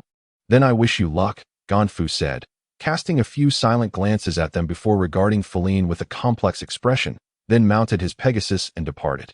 Furin, Luffy. This time your adversaries are the four priests and the god Enel. They all possess the ability of observation haki, allowing them to sense your movements. Enel, wielding the power of the Rumble fruit, can manipulate lightning. Since you are made of rubber, only you can inflict harm upon him. Others must avoid confronting him at all costs. Good luck to you all. Usopp then inquired whether Furin could accompany them, but she vanished without a trace. Luffy approached the ominous black ship, the Crow's Nest. All right, let's set sail. Luffy exclaimed excitedly, pointing towards the grand gate ahead, to God's Island. Okay, Sanji said as he stepped on the throttle, setting the vessel in motion towards their destination. Not far away, Furin observed their retreating figures with a faint smile. Even in the face of such formidable obstacles, they exhibit no hint of fear or hesitation, wholeheartedly pursuing their goals. This is what I eagerly anticipate in the next Pirate King. Chapter 37. The Trial of the Gods. All members assemble. On God's Island at the shrine, Enel lounged in a large chair, a half-eaten fruit in hand, his expression one of displeasure. Recently, many had dared to cross him, and just moments ago, he sensed a girl interrupting his sanctions, which greatly irked him. Glancing at his subordinates standing nearby, Enel inquired, Have we located that individual? The divine soldiers replied, No, not yet. Upon hearing this, Enel's countenance darkened, then continue searching. We must find her, or else. Understood, we will keep searching. However, about Lord Shadley. Forget about him. At that moment, in the midst of the ominous clouds, Enel remained oblivious to the fact that although he could not perceive Furin, she was currently observing their every move. Feline scoffed, It appears his intellect is rather lacking. I initially believed he would harbor suspicions towards me, but it seems I have overthought the matter. Bai Mu inquired, By the way, Master, when do you intend to join them in battle? Clearly, you are the strongest among them, yet you persistently remain a mere spectator. Lord Jinying previously asked me why he had not seen your bounty notice. Brothering, when did he arrive? Yesterday, during your breakthrough with the lightning element, he stopped by. He requested that I deliver this to you. Bai Mu carried a book upon her back. Feline picked up the book titled Naval Six Styles from Bai Mu's back and flipped through its pages. What is this for? She inquired. Lord Jinying informed me that it was an instruction from Lord Mizong, suggesting that you ought to acquire some skills in physical combat. After all, our master excels in long-range tactics, but it is imperative to enhance close combat abilities as well. Feline pondered thoughtfully. It indeed makes sense. The Navy's 6 styles represent a mastery of physical techniques that surpass the limits of human capabilities, encompassing 6 distinct forms: Soru, Tekai, Kami-e, Jeppo, Renkyaku, and Shurgon. Each technique possesses immense power, and mastering them all would enable even a devil fruit user to hold their own in battle. As for the others, Tekai is unnecessary. Bai Mu inquired, why is that? Phelan scoffed, I find no value in iron blocks, as long as one masters the ultimate level of armament hockey. Physical strength becomes inconsequential. Tianchi inquired, does the master mean that his armament hockey has reached its pinnacle? Bai Mu asked, is that true? When did this occur? Feline, previously, I visited an elderly gentleman, and I took the opportunity to request his guidance in mastering hockey. I stayed there for approximately a week. Tianchi and Bai Mu, an elderly gentleman? Lavdru, upon witnessing this scene, a certain elf, gripping a blade and gritting his teeth, inquired, when did this occur? Mizong, however, remained unfazed. Does it truly matter? In fact, he had just learned of this matter. Jinying bellowed in anger. Of course, it matters. I can wield armament hockey as well. Why should that old man be the one to instruct? Perhaps it is because he perceives him as superior to you. After all, did you not lose to him? Jinying retorted, that was merely an accident. It does not count. I refuse to accept defeat to a mere human. Unlike you, I too resent losing. Yet my opponent has perished. Are you suggesting I challenge his corpse? Moreover, how could there be any waste aboard that fellow's ship? You, enough. If you continue to shamelessly seek challenges with that old man, others may think we cannot bear to lose. There is no shame in being defeated by him. Observing the frenzied Jinying, Lemieux hastily advised. Mizong, certainly, if you are dissatisfied, you may engage in another match. Jinying, saying nothing, leapt onto his sword, preparing to depart. Lemieux, where are you going? I wish to challenge that old man once more. With that, he soared away. Others. Wu Jin, can he win? Mizong, what do you think? Saying this, he produced a small purple transponder snail. On Xianghua Island, the elderly gentleman, occupying his time with a drink, was being pondered by Jinying. The transponder snail buzzed, and he retrieved a small purple device from his pocket, displaying an enigmatic smile. The old man answered the transponder snail. Hello? It's been a while. The cold voice of Mizong resonated from the other end. Oh, Mizong, it has indeed been some time since we last communicated. I am here primarily to express my gratitude. I heard that you aided my younger sister in enhancing her armament hockey. Given her disposition, I imagine she caused you quite a bit of trouble. Not at all, replied Rayleigh, stroking his beard. That girl is quite lively and cheerful. I rather like her. Moreover, she learns quickly. Why? Does she require my guidance again? No. She is likely preoccupied at the moment. Oh, she is growing alongside a human. Is she? How intriguing. I wonder who the fortunate individual might be. At this, Mizong's tone shifted abruptly. His name is Monkey D. Luffy. From your tone, it seems you hold him in high regard. He is decent enough, at the very least. His lineage is far superior to that individual. Ha ha ha, your words are always so incisive. I suspect Feline will reach out to you as well. I merely wish to give you a heads up. Additionally, my tenacious brother has sought you out. Please teach him a lesson on my behalf. I see. With that, he waved a knife behind him. Clang. The clash of blades resonated as Rayleigh, without turning his head, continued. Understood. Meanwhile, Jinying, fueled by indignation, shouted, Old man, take me seriously. Do not underestimate me, nor the elves. I am far more formidable than that fool. Mizong, elder, I hope you do not grow too frail. Feline and I have matters we wish to entrust to you. The myriad blade energy from Jinying retreated, launching countless sword energies toward Rayleigh.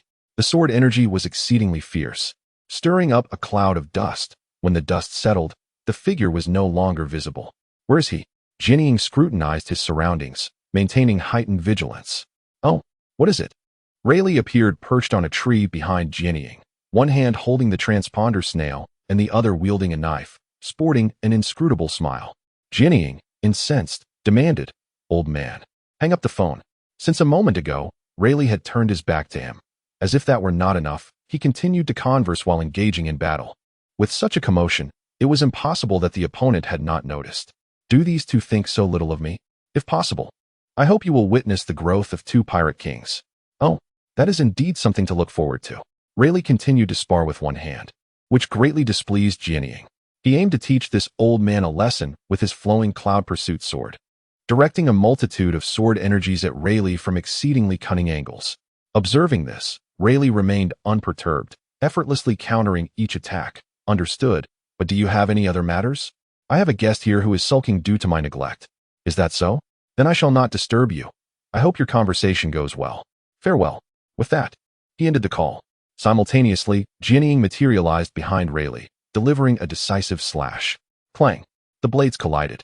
Rayleigh chuckled. Being reckless is not advisable. Jianying huffed. Mind your own business. Rayleigh replied with a smile. So, how do you intend to compete this time? Jianying gritted his teeth. The usual rules. Rayleigh. Very well. However, if I win, you must do me a favor. How about it? Jianying produced a sound snail. Agreed, but if you lose, you must admit before it that you and Mizong are inferior to me, and answer one of my questions. Rayleigh, no problem. The clash of blades resumed as the two continued their fierce duel.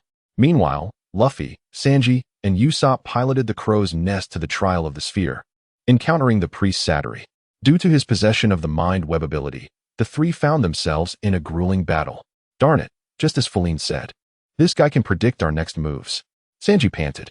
Usopp, Skypiea is truly terrifying. Luffy, what do we do now? How do we counter him? Interfere with his actions. The voice of Feline echoed in their minds. Upon hearing this, Sanji and Luffy exchanged glances and nodded. Saturi drew a rope from his person, gradually forming the surrounding white spheres into a 15-meter-long dragon, adorned with a red dragon mask at its forefront. This sphere dragon was composed of fiery clouds. If you so much as touched one, you would be blown away. With that, he wielded the rope, commanding the dragon to charge toward Luffy and the others. Witnessing this, Luffy grasped the rope, propelling the sphere dragon towards Saturi, resulting in a massive explosion. In an instant, Saturi's mind web was thrown into chaos, and even Luffy, who was hiding behind him, was unnoticed as he ensnared the giant meatball's neck. Let go of me immediately. You are utterly despicable. The giant meatball thrashed violently, yet Luffy bound him securely with his extended limbs. You took someone's companion without permission, caused the lovely angel to weep, and now you wish to kill us? Who are you to claim we are despicable? Sanji slowly stood, kicking his shoes. Indeed, that is correct. Luffy, from behind the giant meatball, maneuvered his head around to face him, grinning at his sweat-drenched visage. While your ability to foresee our actions is impressive, it is of no use if you cannot evade them. He.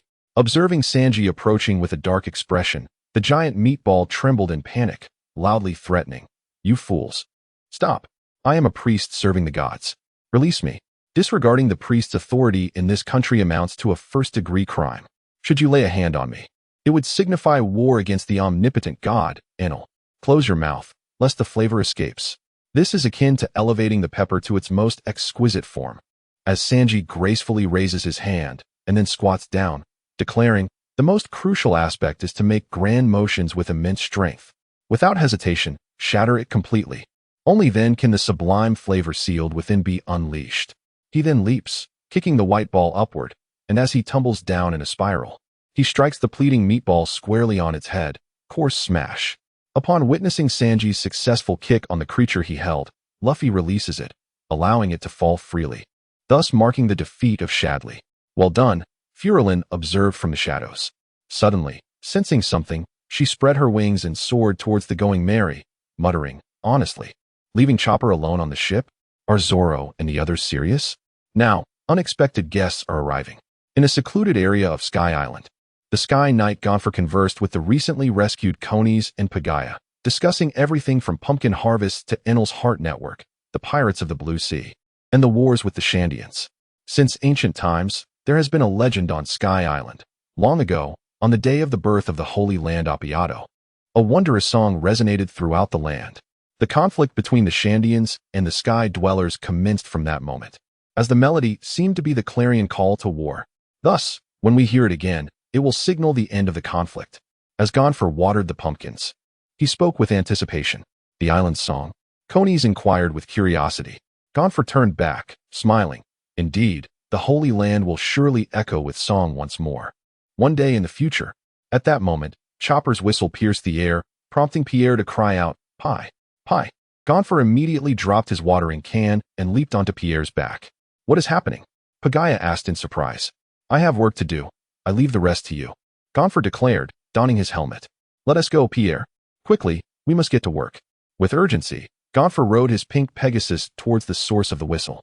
On Sabaody Archipelago, an elf, having battled Rayleigh for 300 rounds, fell to the ground.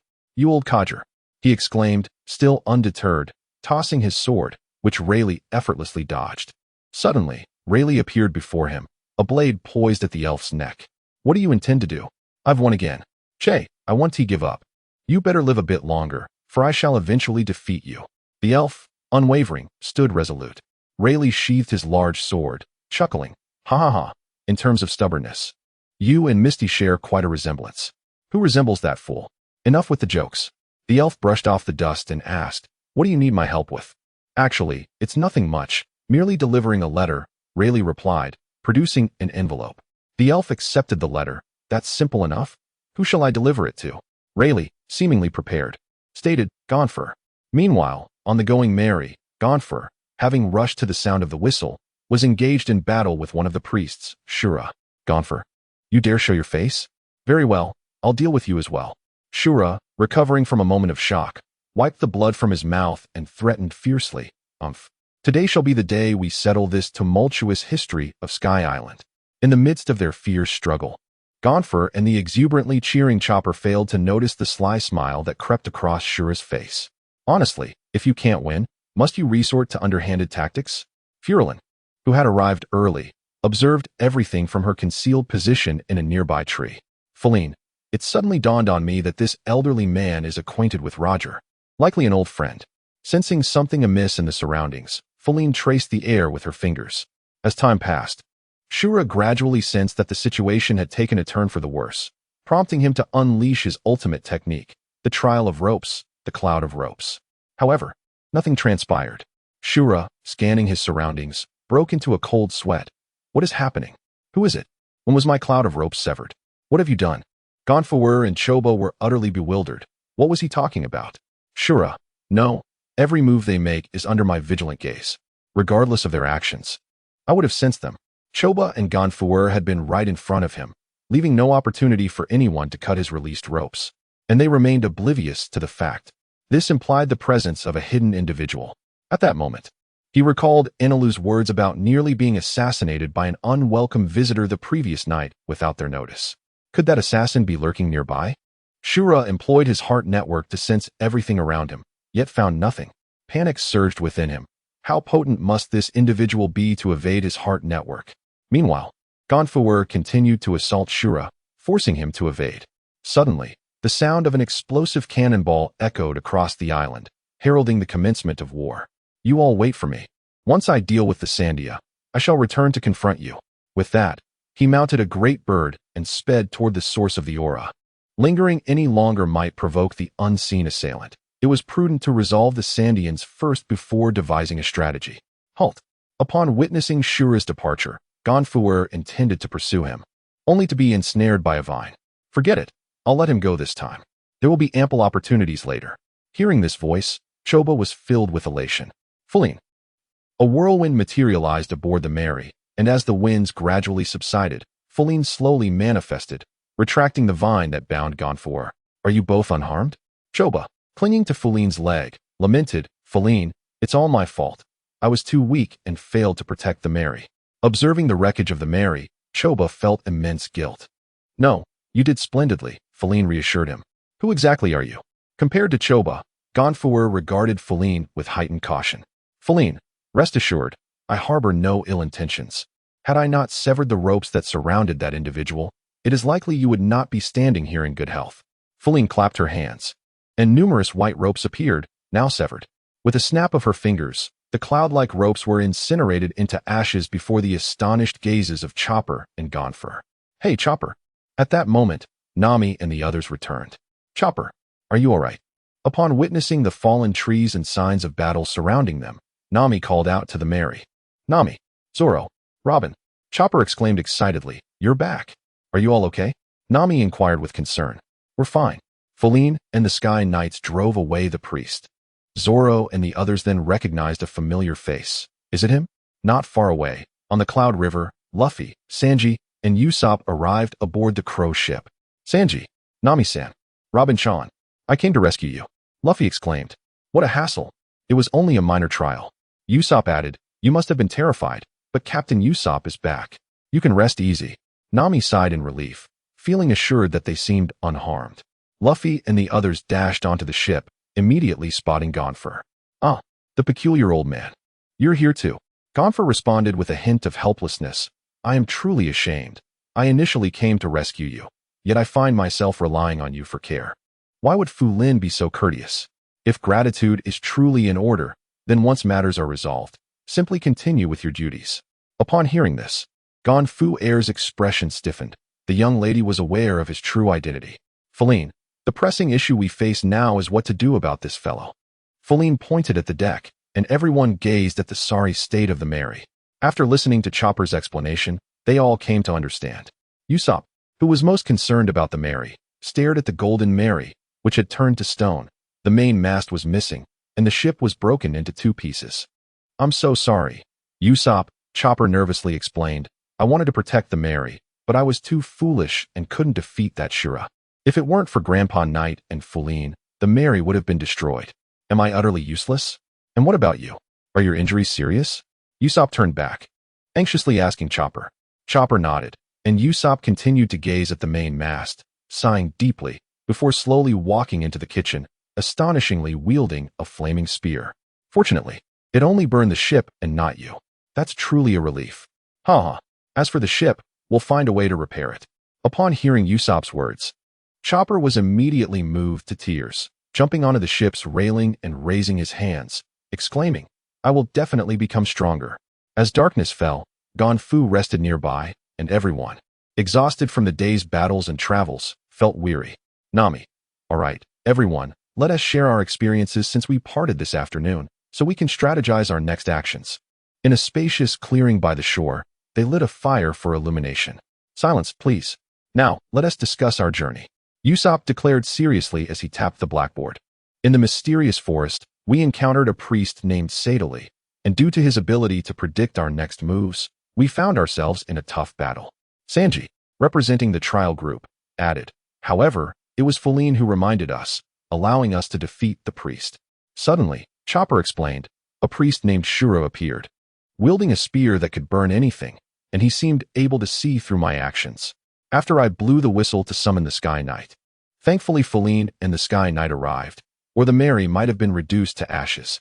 Nami, slightly excited, remarked, "We finally uncovered the secret of this island. It turns out this island is..." Before Nami could finish, Feline interjected, "This island is actually part of Gaia Island. The Golden Country did not sink to the seabed but floated into the sky. Nami, you knew? The reason I left the Sky Island map for Uncle Kulik was to reveal the truth." At this point, Feline stood and, using a water droplet, conjured an image of the Sky Island map, followed by a map of Gaia Island, piecing the two together. "Look, what do you see?" everyone exclaimed. "It's a skull. The original shape of Gaia Island resembles a skull." "Indeed," Feline confirmed. "The phrase gold can be found in the right eye of the skull actually means that the gold is hidden in a location on the original Gaia Island. The right eye of the skull is here." Feline pointed to a spot on the Sky Island map, which means the hidden treasure is precisely where the Monkey Mountain Alliance has been searching for the Golden Country. "Is that true?" Luffy exclaimed, tossing aside the fish bone and staring in astonishment at Usopp's blackboard. Nami shouted, "Didn't I just mention this? What exactly did you hear?" "Hey, Luffy, did you forget that gorilla's warning?" Usopp, drenched in cold sweat, looked at Luffy. Chopper, recalling the god's abilities, trembled as he stuttered, "And there's a gigantic god. The god of thunder, a terrifying god." Robin simply smiled and said, "It seems quite intriguing." "Indeed," Sanji chimed in, his cigarette dangling, excitement evident in his voice.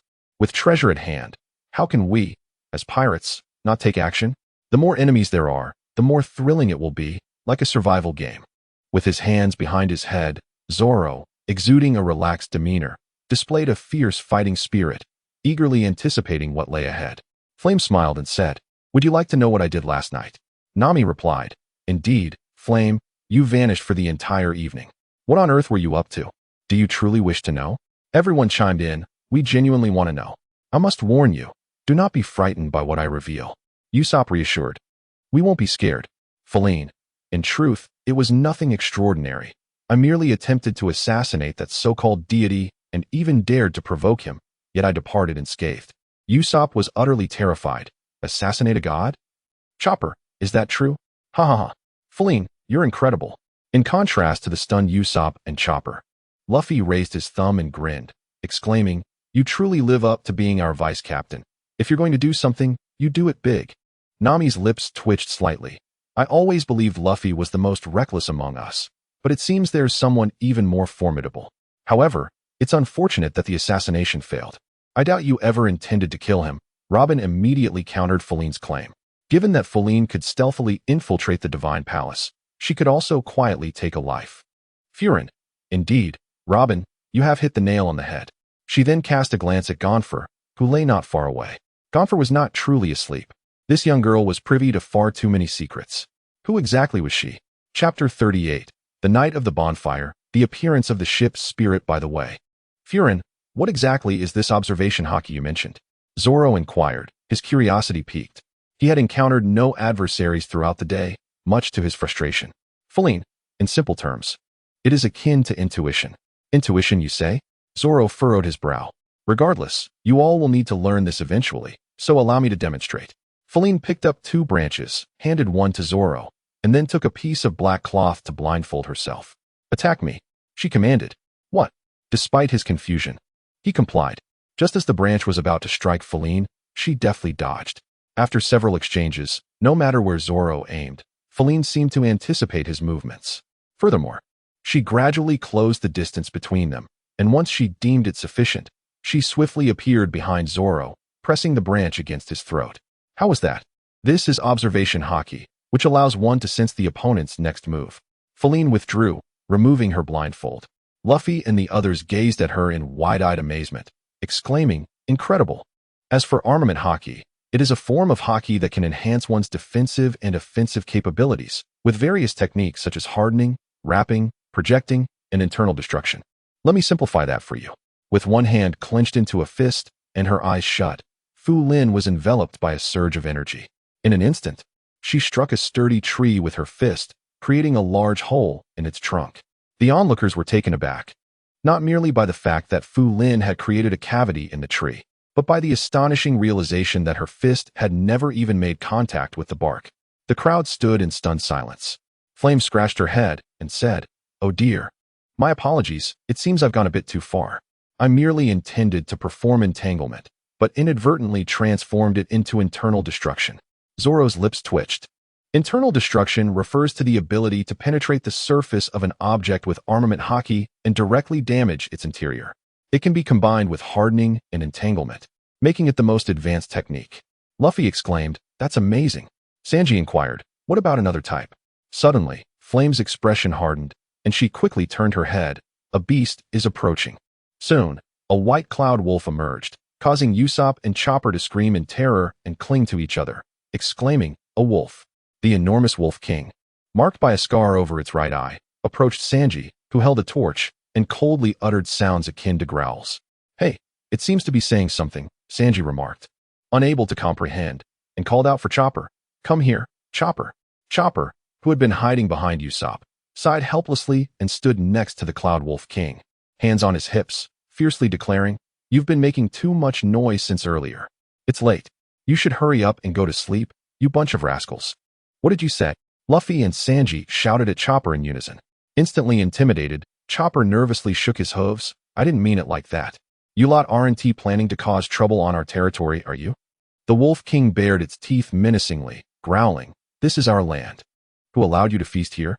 Every blade of grass and treasure in this forest belongs to us, Awu. Upon hearing this, Nami delivered a powerful punch, clenching her fist and glaring at the Wolf King, who had collapsed, proclaiming, "The treasures are mine."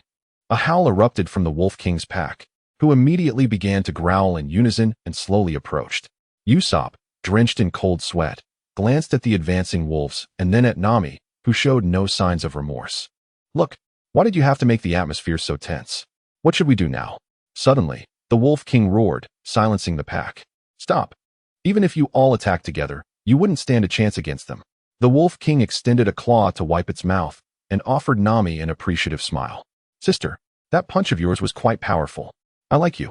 Observing the exchange between the Wolf King and Nami, Usopp curiously asked Zoro, "Does this mean everything can end well?"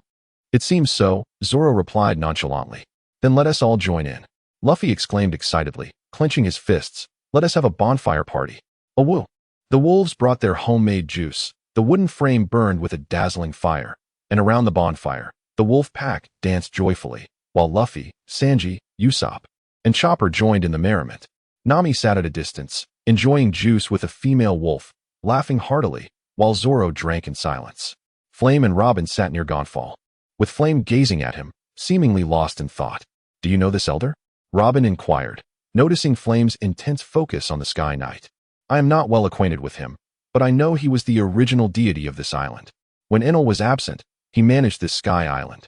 Unfortunately, he later clashed with a group of outsiders and was ultimately overthrown." "Oh, it seems you know something." "Indeed, I am merely pondering whether I should assist him or not." "Oh, the situation arose partly due to their own faults. Logically speaking, the inhabitants of this Sky Island are essentially raiders, which complicates my decision on whether to help them reconcile with certain individuals." "Those gorillas?" "Precisely. So how do you plan to decide?" "Out of respect for an old friend, I shall lend a hand. Moreover, while they are victims, their selfish possessiveness also displeases me. If we do not resolve this issue, we shall not fare any better. Your old friend Woon T happened to be..." "Shoo." Flame suddenly sensed something, smiling, "So it wasn't just my imagination." Robin asked, "What is it?" "Nothing. I'll step away for a moment. If Luffy and the others inquire, just tell them I'm taking a stroll to clear my head." Once finished, Flame vanished like the wind. "Does this girl truly have issues?" Gonfall remarked, standing, "She knows far too much." Robin reassured, "Rest assured, she means no harm. With our current strength, we wouldn't stand a chance against her even if we teamed up." "Do you genuinely believe she hasn't noticed you're awake?"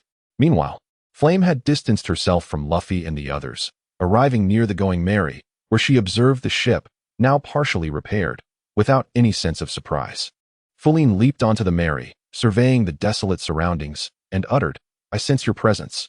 Come forth." At her words, a shadow slowly emerged from the corner, wielding a hammer. "You know," she continued, "I truly envy you. We are both spirits, yet you are born of nature, sheltered by it. As long as nature endures, you shall not perish, while I am but a ship's spirit, destined to share the fate of this vessel. If you wish to continue living, I can assist you." "Really?" came the hopeful reply. "Of course," the ship's spirit replied with a bitter smile. "How could it be otherwise? From the moment of my birth, I entered into a life and death pact with this ship, fated to exist alongside it. That is my destiny. However, if you wish to survive, I can help you break the life and death pact and sever ties with the Merry, provided one of us possesses a strong desire to do so. Otherwise, I cannot alter our fate. Thus, I seek your thoughts on the matter." "No, you mustn't," exclaimed the master, Bai Mu, and Tian Chi, emerging from the spatial artifact in a flurry of urgency. "You would lose your cultivation." Arthur was taken aback. "What?" Yet Fuline remained unfazed. "Cultivation can be restored, but life cannot be reclaimed. Besides, I may not fail. Success is all that matters." "Are you confident in your success?" "That I cannot predict." "Why would you do this?" Arthur inquired, perplexed. It was their first encounter, and although they belonged to the same kind, such measures seemed excessive. "You are alive, while the Merry is not. Moreover, Luffy and the others would miss you. Consider it further. I shall take my leave. By the way, I am Fuline. And you?" "Ship's spirit, Arthur." "Then farewell, Arthur. If you come to a decision, do let me know." With that, she departed. Watching Fuline leave, the ship's spirit resumed its repairs, murmuring to the Merry, "Such bold ideas. I wish to live, yet I do not wish to burden others. Merry, what should I do as morning broke?" the sun filtered through the dense branches, casting a gentle light upon the altar where the Mary lay. Upon bidding farewell to the wolf pack and returning their belongings to the altar, the group was astonished. The main mast, which had previously sunk to the lake's depths, had been salvaged and meticulously repaired with iron sheeting. Although the crew had performed rudimentary repairs the day before, additional iron plates had been affixed with care. However, the wings and rooster comb, initially installed for flight, had been removed, restoring the Mary to its original golden form. Has the Golden Mary truly been restored? The group exclaimed in unison, bewildered by the turn of events. They decided to return to the ship before making any further judgments. Indeed, Nami joyfully caressed the main mast. Even the broken mast has been mended. Robin approached the main mast, gazing upward at its lofty pinnacle. Raising such a heavy mast is no simple feat. She then glanced at Feline. There are still good souls in this world. Luffy beamed at the repaired ship. But which shipwright would reside in such a cursed place? Zoro questioned, his brow furrowed. In this divine island, aside from us, there are only enemies, right? Usopp, who had been pondering, furrowed his brow. But why would our ship repairer know what the Golden Mary originally looked like? How could they possibly know it had neither a rooster comb, nor wings, or a tail? Feline pondered for a moment and exclaimed, perhaps the Mary has repaired herself. Usopp burst into laughter, responding, Ha! Feline, do not jest. How could such a thing possibly happen? Furin did not refute. She had spoken the truth, and whether they chose to believe it was their affair. She caressed the main mast of the Going Mary, conveying her thoughts to Arthur. It seems that everyone is rather skeptical, Arthur. Arthur remained silent. What are you all dawdling for? Nami, obsessed with gold, had already accepted this incredible situation and exclaimed loudly, don't forget, there's still much to be done. Nami, aren't you curious? Chopper asked, looking at Nami, who showed no sign of surprise. Don't you care about who helped us repair the Going Mary? Why should I care? If it were damaged, then we would have to address that. But since they helped us fix the ship, what is there to ponder? Nami replied, the most pressing issue right now is to get the Going Mary down. Then we can search for gold. Does anyone have a good idea? If we need to move it down, then let's all push it. Luffy exclaimed excitedly, stretching his shoulders, while Zoro and Sanji nodded in agreement. Absolutely not. Nami shouted. Do you have any idea how many tons the Going Mary weighs? How could we possibly push it down? That's simple enough. You all go down. And Furin stepped forward into the realm of ice. She encased the entire altar in ice, then froze the Going Mary, utilizing the slickness of the ice to slide the ship down. Usopp, Luffy, Chopper, amazing. All right, let us discuss our next plan, Furin declared as she jumped down. After much deliberation, it was decided that Luffy, Furin, Zoro, Robin, and Chopper would venture to retrieve the gold, while Sanji, Nami, Usopp, Elder Gonfer, and Pierre the Bird would remain with the ship. Okay, now that we are prepared, everyone gather around to check the map. Nami called, pulling out the ancient map of Goddess Island and laying it on the ground. As everyone gathered, she took a pencil and marked the routes for the two teams. The route for the reconnaissance team is this one, heading straight south. There should be some ruins at this spot marked by the right eye. In any case, your mission is to avoid enemies and bring back the gold. I would be more than happy to investigate the ruins, Robin smiled. Why do you keep talking about gold but not join us? Luffy asked, looking curiously at Nami, who wore a sly expression. Of course, it's because I'm afraid, Nami said matter-of-factly. Although she longed for the gold, she was unwilling to take any risks. Chopper, trembling and sweating profusely, remarked, Nami is so strange, so perverse. Nami shot him a glare, prompting Chopper to hide behind Zoro, though he unfortunately dodged the wrong way. We will find a way to navigate the Going Mary away from this island. It is quite perilous here. Nami continued, sketching another route on the map. We will endeavor to reach the coastline near the ruins quickly. She circled a small area close to the ruins and said, we will gather here and then make our escape from Sky Island. By then, we shall be the wealthy pirates. We can buy anything we desire. Really? Luffy exclaimed, drooling with excitement. I want a mountain of meat. At that moment, Furin seemed to sense something and remarked, what a bunch of mindless savages. I must attend to some matters. Let us meet on the east coast. With that, she vanished. Let us hurry and go, don't mind her, Robin urged. Since that is settled, let us set off. The group responded with enthusiasm. Chapter 39. The Sandians, for 100 years of grievance master. Where are you headed now? Aren't you going to help Luffy and the others? Rest assured, they will be fine. Moreover, to avoid complications, I need to have a word with those individuals regarding Shura. She replied, chuckling, "Do you think you can handle us?"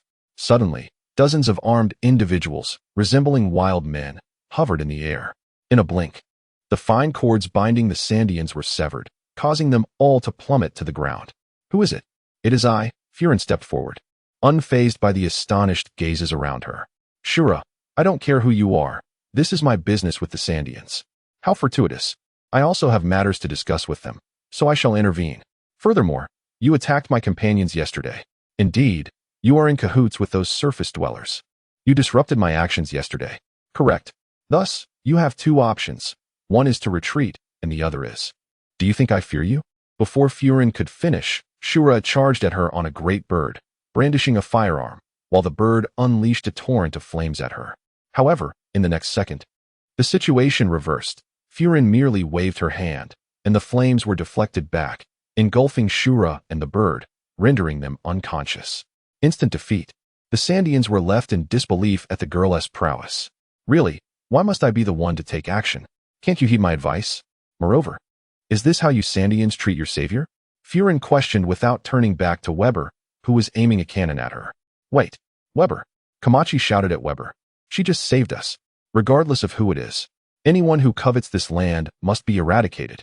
Weber continued to point the cannon at Furin. "She is a surface dweller. Our targets this time include surface dwellers." Feline let out a sigh, and suddenly she vanished before Weber, reappearing atop a tree behind him. With a smile, Fu Lin recounted. "Once, there was an adventurer who arrived at an island inhabited by a community known as the Sandora. He aided the Sandora in overcoming an epidemic and forged friendships with the locals, particularly with a formidable warrior named Karlgla. In gratitude, the warrior offered him gold. However, when he returned with the king to the island, he found that everyone had vanished.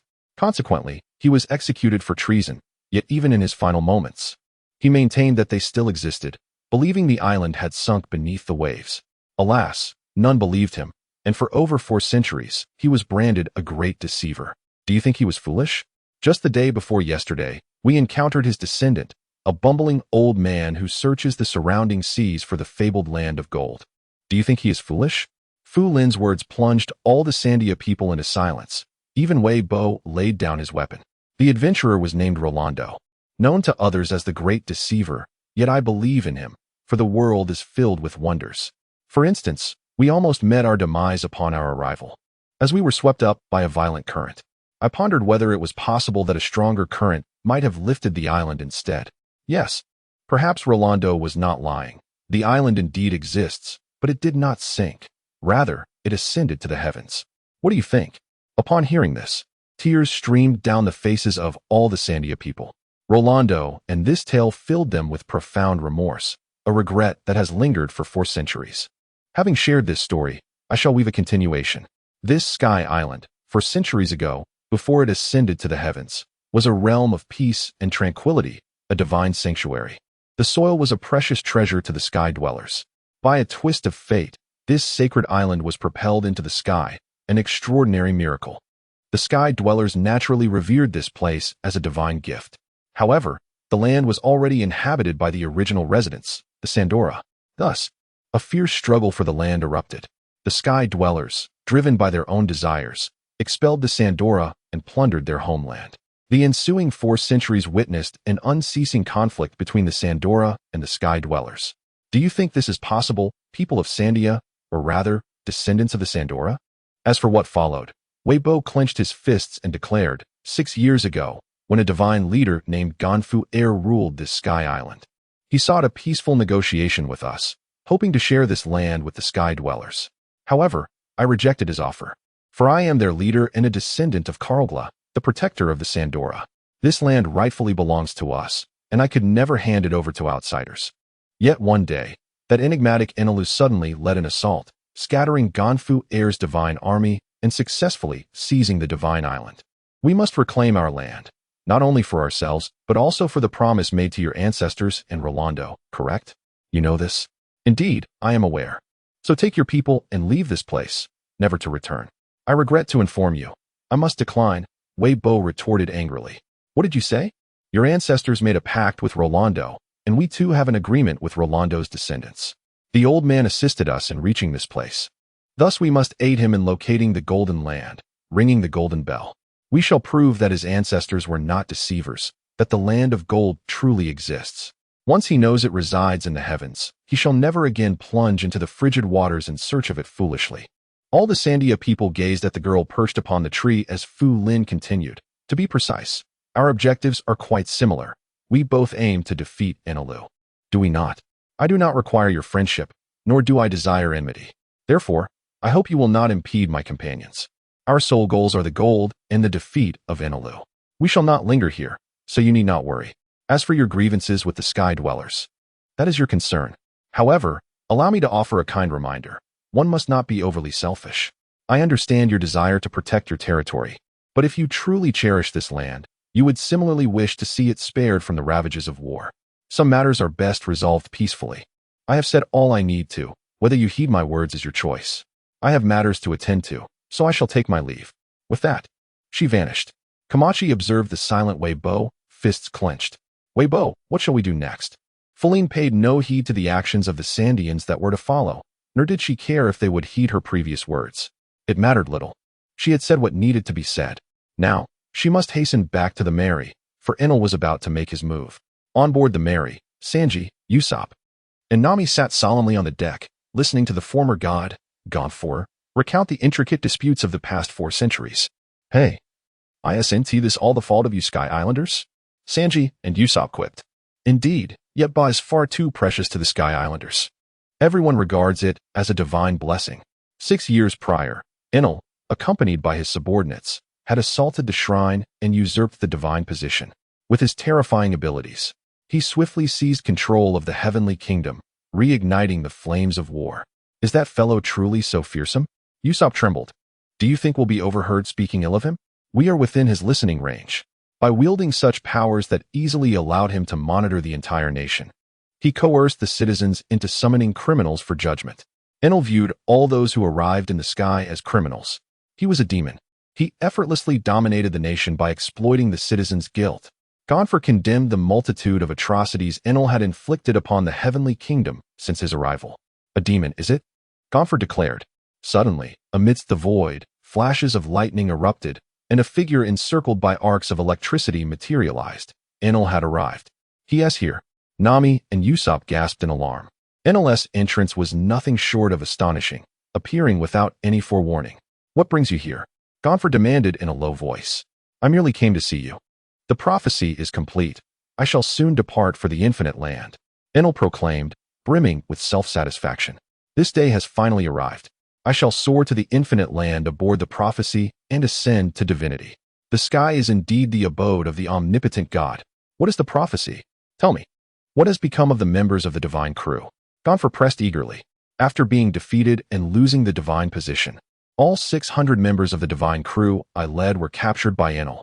They are well. Without them, the prophecy would not have been fulfilled. Enel replied, a sly smile creeping across his face. You've released them? Gonfor asked incredulously. I sent them on their way. They should have arrived by now, Enel stated impassively.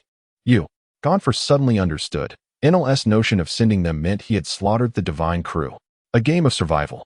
Enel chose not to respond to Gonfor, but instead regarded the other 4 aboard the ship with keen interest. Before I leave, I will select 5 individuals to accompany me to the infinite land. The last 5 survivors of this survival game. And I shall participate as well, Enel declared, extending one hand. Who will be the other 4 fortunate souls? His laughter echoed with arrogance. Scoundrel. Sanji could no longer tolerate Enel's brazen demeanor and launched a fierce kick. In the face of Sanji's formidable strike, Enel merely raised an eyebrow, offering no words in response.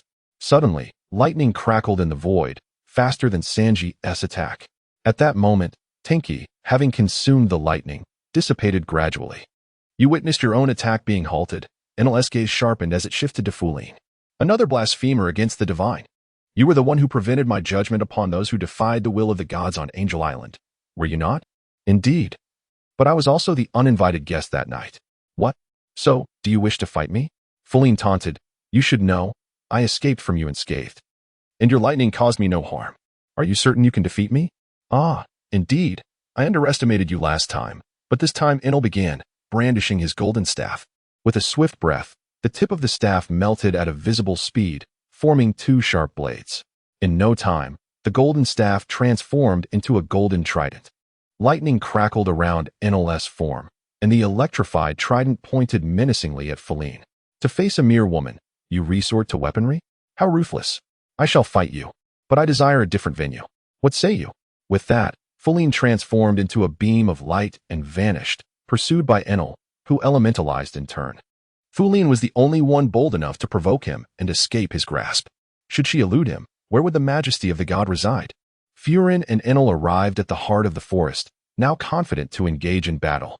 But I shall allow you only 3 strikes. Do you seek death? Then I shall grant you this opportunity. With a flourish, Enel struck the thunder drum on his right shoulder with the tip of his golden trident, summoning a bird-shaped bolt of lightning from its apex, which he hurled towards Furin. In the face of such formidable power, Furin chose not to evade. Enel gazed at Furin with disdain, proclaiming, "Do you think enduring the wrath of a god can enable you to rival the divine? Though the thunderbird appears diminutive compared to divine punishment, its might far surpasses that of any divine decree." However, Enel did not witness Furin being reduced to ashes. She stood unscathed. Thunder Beast. Not deterred by the failure of the thunderbird, Enel resolutely struck the thunder drum on his left shoulder, unleashing a beastly bolt of lightning aimed at Furin. He then transformed into lightning himself, vanishing from her sight. Unsurprisingly, Furin remained unharmed. Yet, suddenly, a golden trident lunged towards her from behind, aiming to pierce her. As the trident approached her back, Enel's expression morphed from anticipation to one of sheer horror. He felt no sensation of impact. An illusion was the thought that flickered in Enel's mind. How could you predict the movements of a god? Enel inquired, his gaze fixed on Furin.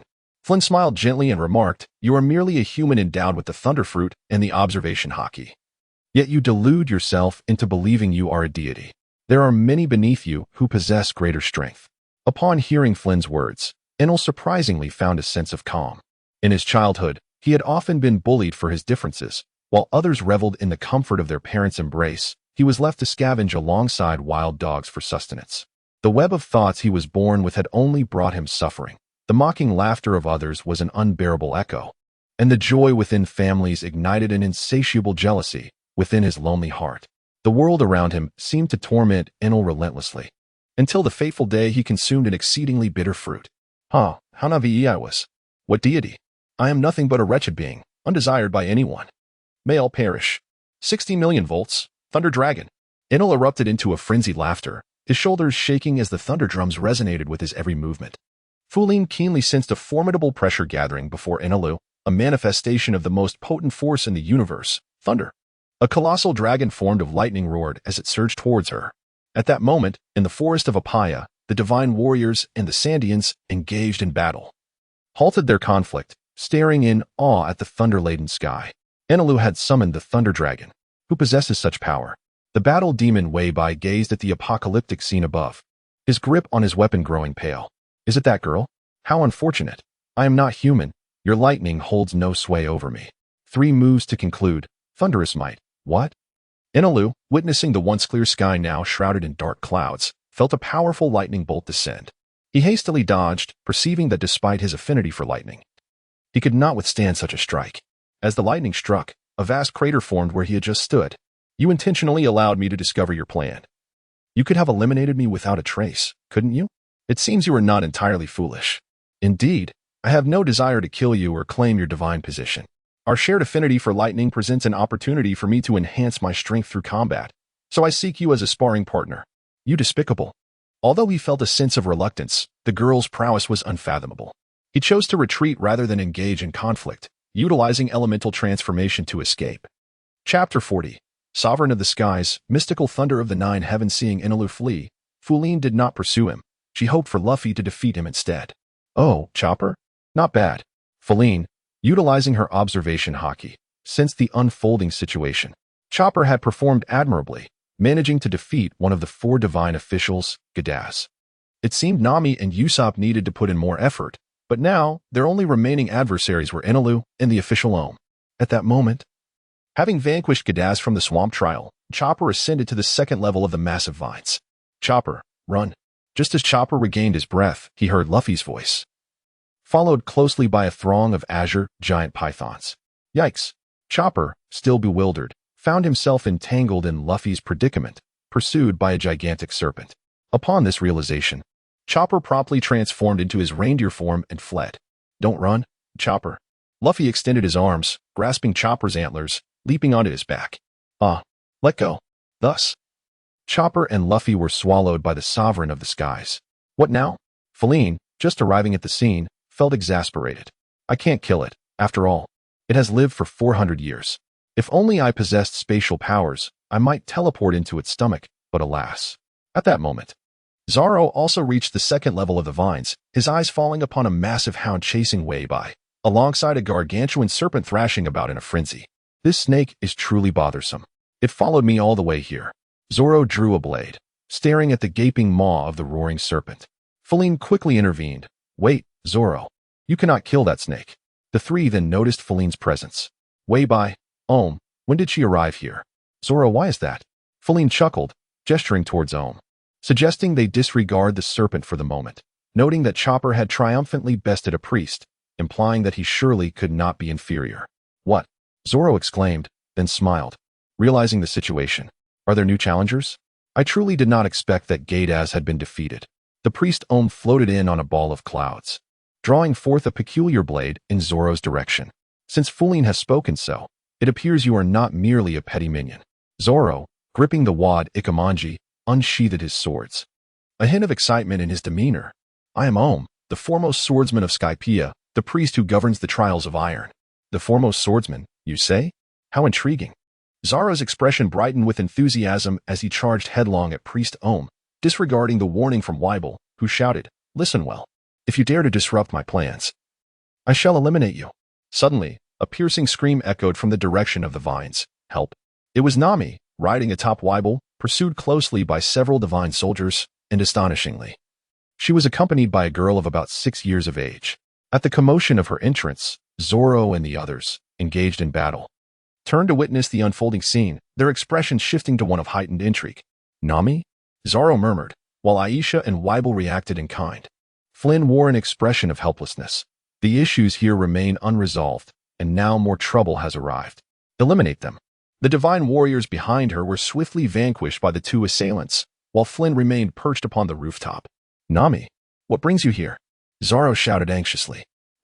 Zoro, where is everyone?" Nami, who had halted the menacing advance, tightly embraced a girl named Aisha, her eyes wide with panic as she gazed at Zoro, and then finally noticed Flynn atop the rooftop. "Flynn." A massive serpent loomed nearby, prompting everyone to widen their eyes in astonishment as it leisurely opened its enormous jaws, preparing to devour them. With a resounding gulp, the serpent triumphantly flicked its tongue. Feline was utterly speechless, exclaiming, "Nami, Aisha." Zoro and Weber immediately rushed towards the colossal serpent. "Do you still have the leisure to worry about others?" Woof. Seizing this opportune moment, and the large dog swiftly launched their attacks against Zoro and Weber. No sneaky assaults from behind. A glimmering ice sword intercepted Ohm's cloud blade, while a vine struck the dog down to the ground. "It seems you possess the abilities of a natural elemental." Over there, Zoro had already swung his sword at the great serpent, and Weber directly bombarded it with cannon fire. But alas, it inflicted no damage whatsoever. "Zoro, you handle this man. I'll take care of the serpent." Feline shouted back at Zoro. "I still need to figure out how to make that serpent open its mouth to let Luffy and the others out." I see." Zoro calmly donned his black bandana and, after a brief pause, looked at Feline with a puzzled expression, asking, "Feline, who do you want to come out?" "Luffy. He's also inside." Before Feline could finish, the enormous serpent suddenly lunged at her. Zoro noticed, but paid it no mind. The serpent posed no threat to Feline. "Just watch that girl get crushed by the serpent." Sneered at Zoro, wielding his cloud blade. Feline, evading the serpent's attack, retorted, "Mister, don't underestimate me just because I'm young." Deflecting Ohm's assault, Zoro brandished his gleaming blade at him, declaring, "Do not underestimate that person.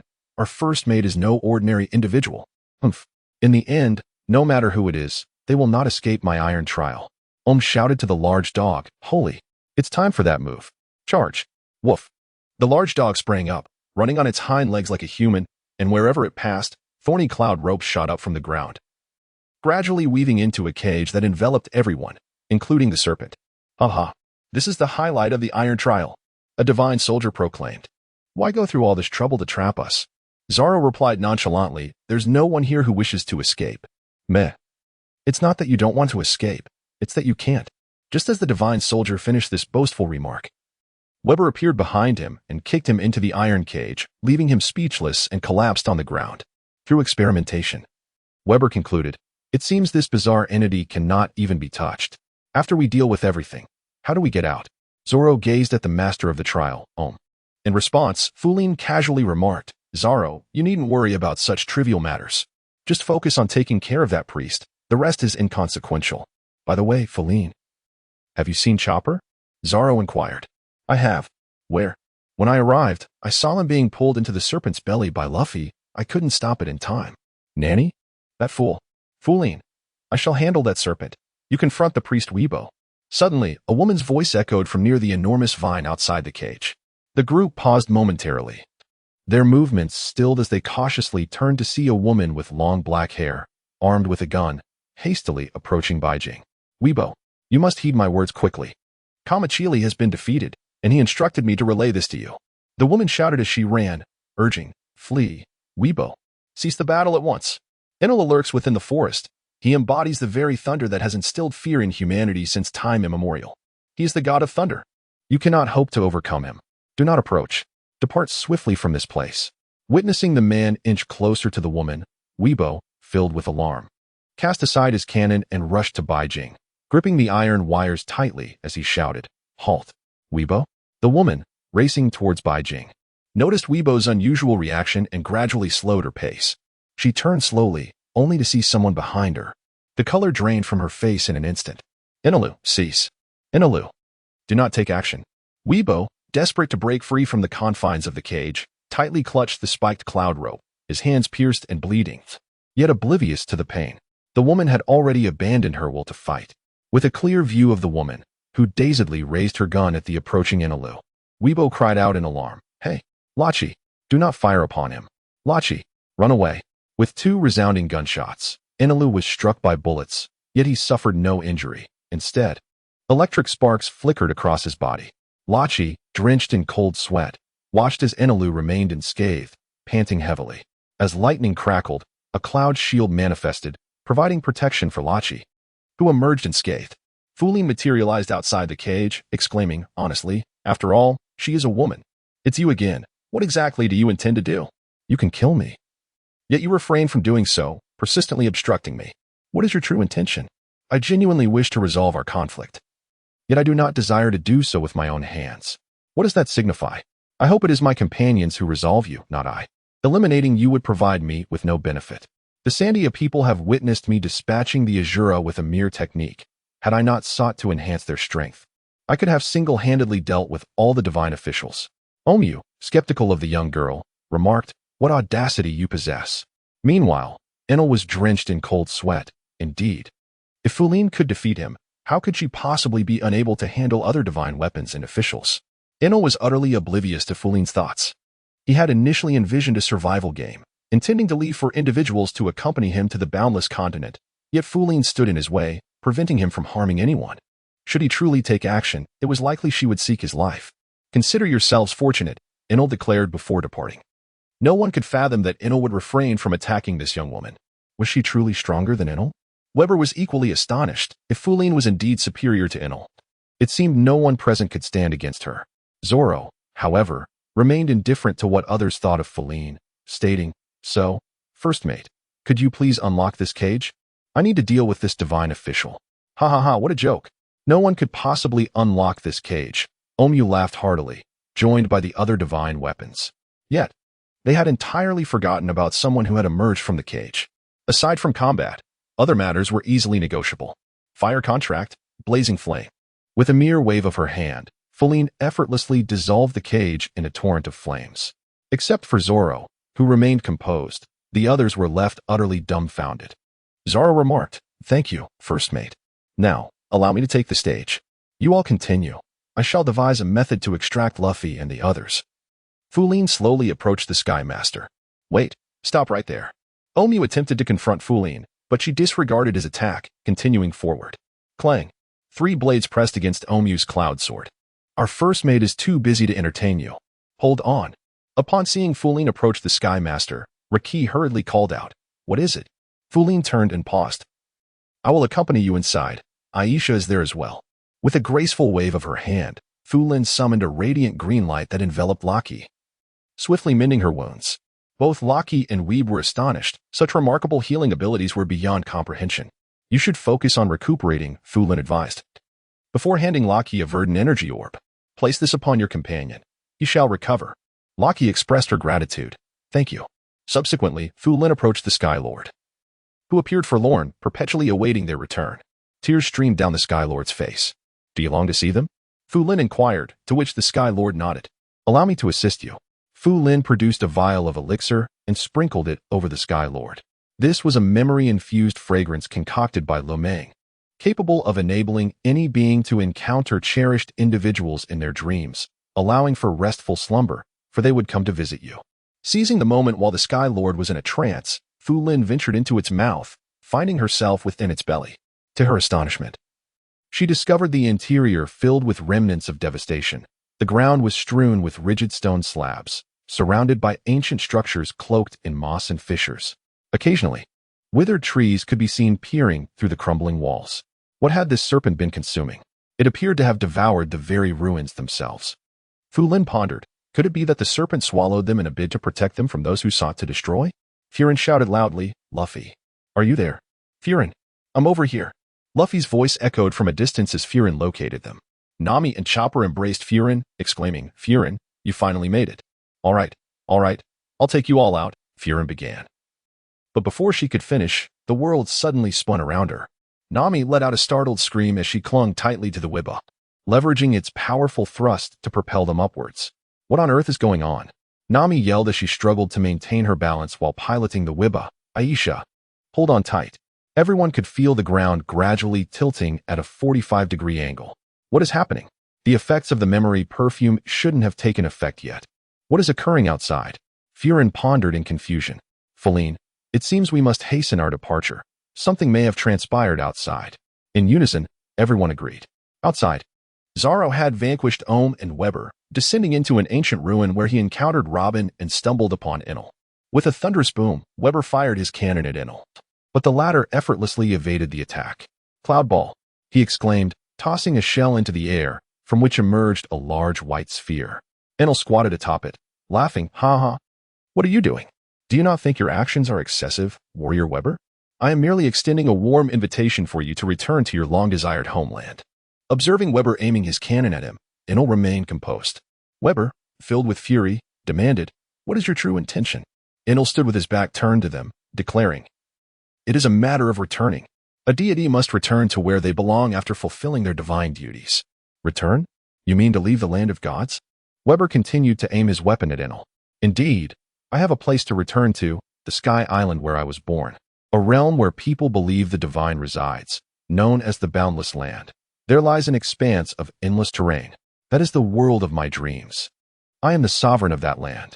After proclaiming this, Enel obliterated the cloud beneath him with a burst of electricity and leisurely descended to the ground, asserting, listen, your incessant bickering has another reason. You are not clouds yet were born in the sky. You are not birds yet live in the air. This floating nation is fundamentally an unnatural existence. Earth belongs to the earth, humans to humanity, and gods to the divine. Each has a rightful place to return to. As a god, I am merely upholding the truth of nature. Indeed, I intend to cast all humanity from this sky. That aligns with nature. Fulin, emerging from the belly of a serpent, slowly retracted her smile. Nature? You dare invoke nature before me? I can assure you that nature would vehemently oppose your madness. Fulin fixed Enel with a frigid gaze. Nature surely desires equality, harmony, and freedom for all beings. You constantly claim to be a god. Yet a god exists through the reverence of the people, not their fear. I ask you, do you deserve such reverence? What does deserving have to do with you? I merely sought to alleviate my boredom by orchestrating a survival game, allowing 5 individuals, myself included, to accompany me to the Boundless Land. However, your interference has disrupted my plans. You wish to protect them. What can I do? No matter, I shall depart, for this place no longer requires existence. I will annihilate everything here. You demon, Weber shouted angrily, charging at the seated Enel with his weapon. Yet, Enel effortlessly stood, tossing his golden staff into the sky. Fingers interlaced, gradually increasing the distance. 5 million, 10 million, 20 million. Before Enel could gather the full charge of his thundercloud, Feline swiftly seized Gone Weber, confining Enel within a formation. With a somber expression, Feline raised her hand and coldly declared, "Nine heavens profound thunder," before the astonished gazes of the onlookers. The sky gradually darkened, and 9 bolts of lightning struck down upon the ensnared Enel. A cry escaped Enel's lips. His lightning merely stemmed from the power of his devil fruit, but Feline summoned the true lightning of nature, proving effective against him. "You cannot kill me," he exclaimed in anguish. "You misunderstand. It is not that I cannot kill you, but rather that my nature forbids me from indiscriminate slaughter. Thus, I typically render individuals unconscious. I initially intended for my companions to hone their skills by letting Luffy deal with you. However, I have since changed my mind. It is better to conclude your existence swiftly." The 9 bolts of lightning intensified with each strike, and after the third, silence enveloped the area. "Stop," Feline commanded, ceasing the thunder and dismantling the formation that confined Enel. "TCH, is that all it takes for you to perish? How fortunate you are." As Feline turned, she noticed the others with their mouths agape, as if they had witnessed something extraordinary. "What is wrong with you?" Feline inquired with a smile. "We are fine. Then let us proceed." Just a few steps later, Feline heard the crackling of lightning behind her, accompanied by a sound reminiscent of a heartbeat. Thump thump. Feline halted her steps and remarked, "Ah, it seems I have underestimated you. I should not have ceased my actions earlier." Enel's entire body crackled with electricity, his chest rising and falling violently beneath the shimmering bolts. Zoro, equally astonished by the spectacle before him, momentarily stood in disbelief, yet quickly regained his composure, gripping his sword firmly and cautiously aiming it at Enel. The others, too, widened their eyes in astonishment, perceiving that the lightning unleashed by Feline was far more perilous than Enel's, believing that in such a dire circumstance, no one could possibly survive. Feline swiftly launched a sharp icicle, aiming to deliver a final blow to Enelu. However, just as she was on the verge of inflicting harm, he suddenly transformed into a radiant flash and vanished from the ground. "Feline, had I known earlier, I would not have hesitated to unleash my full power and strike him down with lightning. If 9 bolts of lightning had descended upon him, even a deity could not have intervened." "Hey, Feline," called out Luffy and the others, waving at her. "Luffy, you're here." "Enel just left," Feline exclaimed, spitting out a mouthful of blood. "What happened, Feline?" everyone asked with concern. "I'm fine," Feline reassured them. Luffy inquired, "Was it Enel's doing?" "No, it's not that. It's just that. I'm going to confront him now. Just wait," Luffy declared, eager to rush forward, but Nami quickly restrained him. "Do you even know where he is?" Luffy paused, realizing he genuinely did not know Enel's whereabouts. Aisha pointed in a direction and said, "He is over there." With that, Luffy dashed off, carrying Aisha with him. Zoro turned to Feline and asked, "What is wrong with you? It seemed like Enel didn't even touch you." "That's not it. This time, Enel truly had nothing to do with it. I was just a bit angry and unleashed my most devastating technique, which resulted in a slight backlash." Chopper and Nami exchanged puzzled glances, struggling to fathom what kind of technique could inflict such harm. Meanwhile, Zoro and the others recalled the earlier scene. Feeling a twinge of fear, that technique was indeed perilous. Weber approached and asked, "Who exactly are you? Perhaps you are not even human." Nami retorted, "What are you talking about? If Feline isn't human, then is she a ghost?" Weber responded, "A human cannot possibly wield such immense lightning power. Even Enel himself could not." Feline looked up and smiled. "If I truly were not human, would you despise me?" Aside from Weber and Aisha, the others responded in unison, "Of course not." "That's good," she said before fainting. Nami and Chopper vigorously shook her. "Feline, what's wrong?" Robin calmly interjected, "Stop shaking her. Let her rest for a moment." That last move seemed quite powerful. Zoro, observing Robin's serene demeanor, asked, "Did you already know?" "Not long ago. I discovered it when I first boarded the ship." "What?" Chopper exclaimed. "Was it when Feline suddenly fell ill?" "Yes." Chopper continued. "I wanted to help her then, but she refused." "She wasn't sick." "It was of no use to check on her," Robin clarified. "If it wasn't an illness, then what was it?" Zoro inquired. "Perhaps it was an enhancement of her abilities." "An enhancement?" "When she is ready to speak of it, she will tell you herself." At Laugh Tale, Lu Ming was stunned. "Heavenly thunder. This is too severe." Xingyu sighed. "What can be done?" "She is genuinely enraged this time. Feline abhors those who disregard human lives, and this individual spoke of the truths of nature. As a spirit of nature, how could she allow anyone to belittle it? Linlin glanced around and asked, "By the way, why are only the three of us here? Where are the others?" Wu Jin replied, "After chatting with Mizong and old Rayleigh, they went to train. Jianing hasn't returned yet, and Aino went to study ancient weapons. The last one is just lying there, isn't she?" Meanwhile, Nami expressed her concern. "Can Luffy truly defeat Enel? He has lightning, after all." Robin reassured her. "If Linlin trusted him to go, it means he can handle it. Besides, Luffy is rubber. Right. Rubber is an insulator and doesn't conduct electricity." Just then, Sanji, with a lovesick expression, rushed over, followed by Usopp. Upon seeing Linlin lying in Nami's embrace, they were both alarmed. Usopp asked, "What happened to Linlin?" "Chopper, can you check on her?" Robin replied, "She's fine. She just needs some rest." Zoro observed the unconscious Linlin and remarked, "She usually keeps her true abilities hidden. It seems Enel has provoked her." Robin added, "She did this for you." Weber glanced at Linlin and said, "You see, folk are quite peculiar. You allow a person of unknown origins to remain by your side." Sanji retorted, "How could that be? Linlin could never be a villain." Usopp chimed in, "Exactly. Although Lin's origins are mysterious, she has never harmed us." Weber scoffed, "That's your concern. However, should there come a day when she stands against you, you'll have no room for regret." Sanji insisted, "That's impossible. She would never be an enemy." Robin smiled and said, "Perhaps there will come a day when she opposes you. Would you then despise her?" "Of course not," Nami replied. Robin chuckled, "Rest assured, she may be your adversary, but she is not your enemy." After saying this, Robin resumed her examination of the ruins of Sandora. Although Linlin lay in a coma, her consciousness remained intact.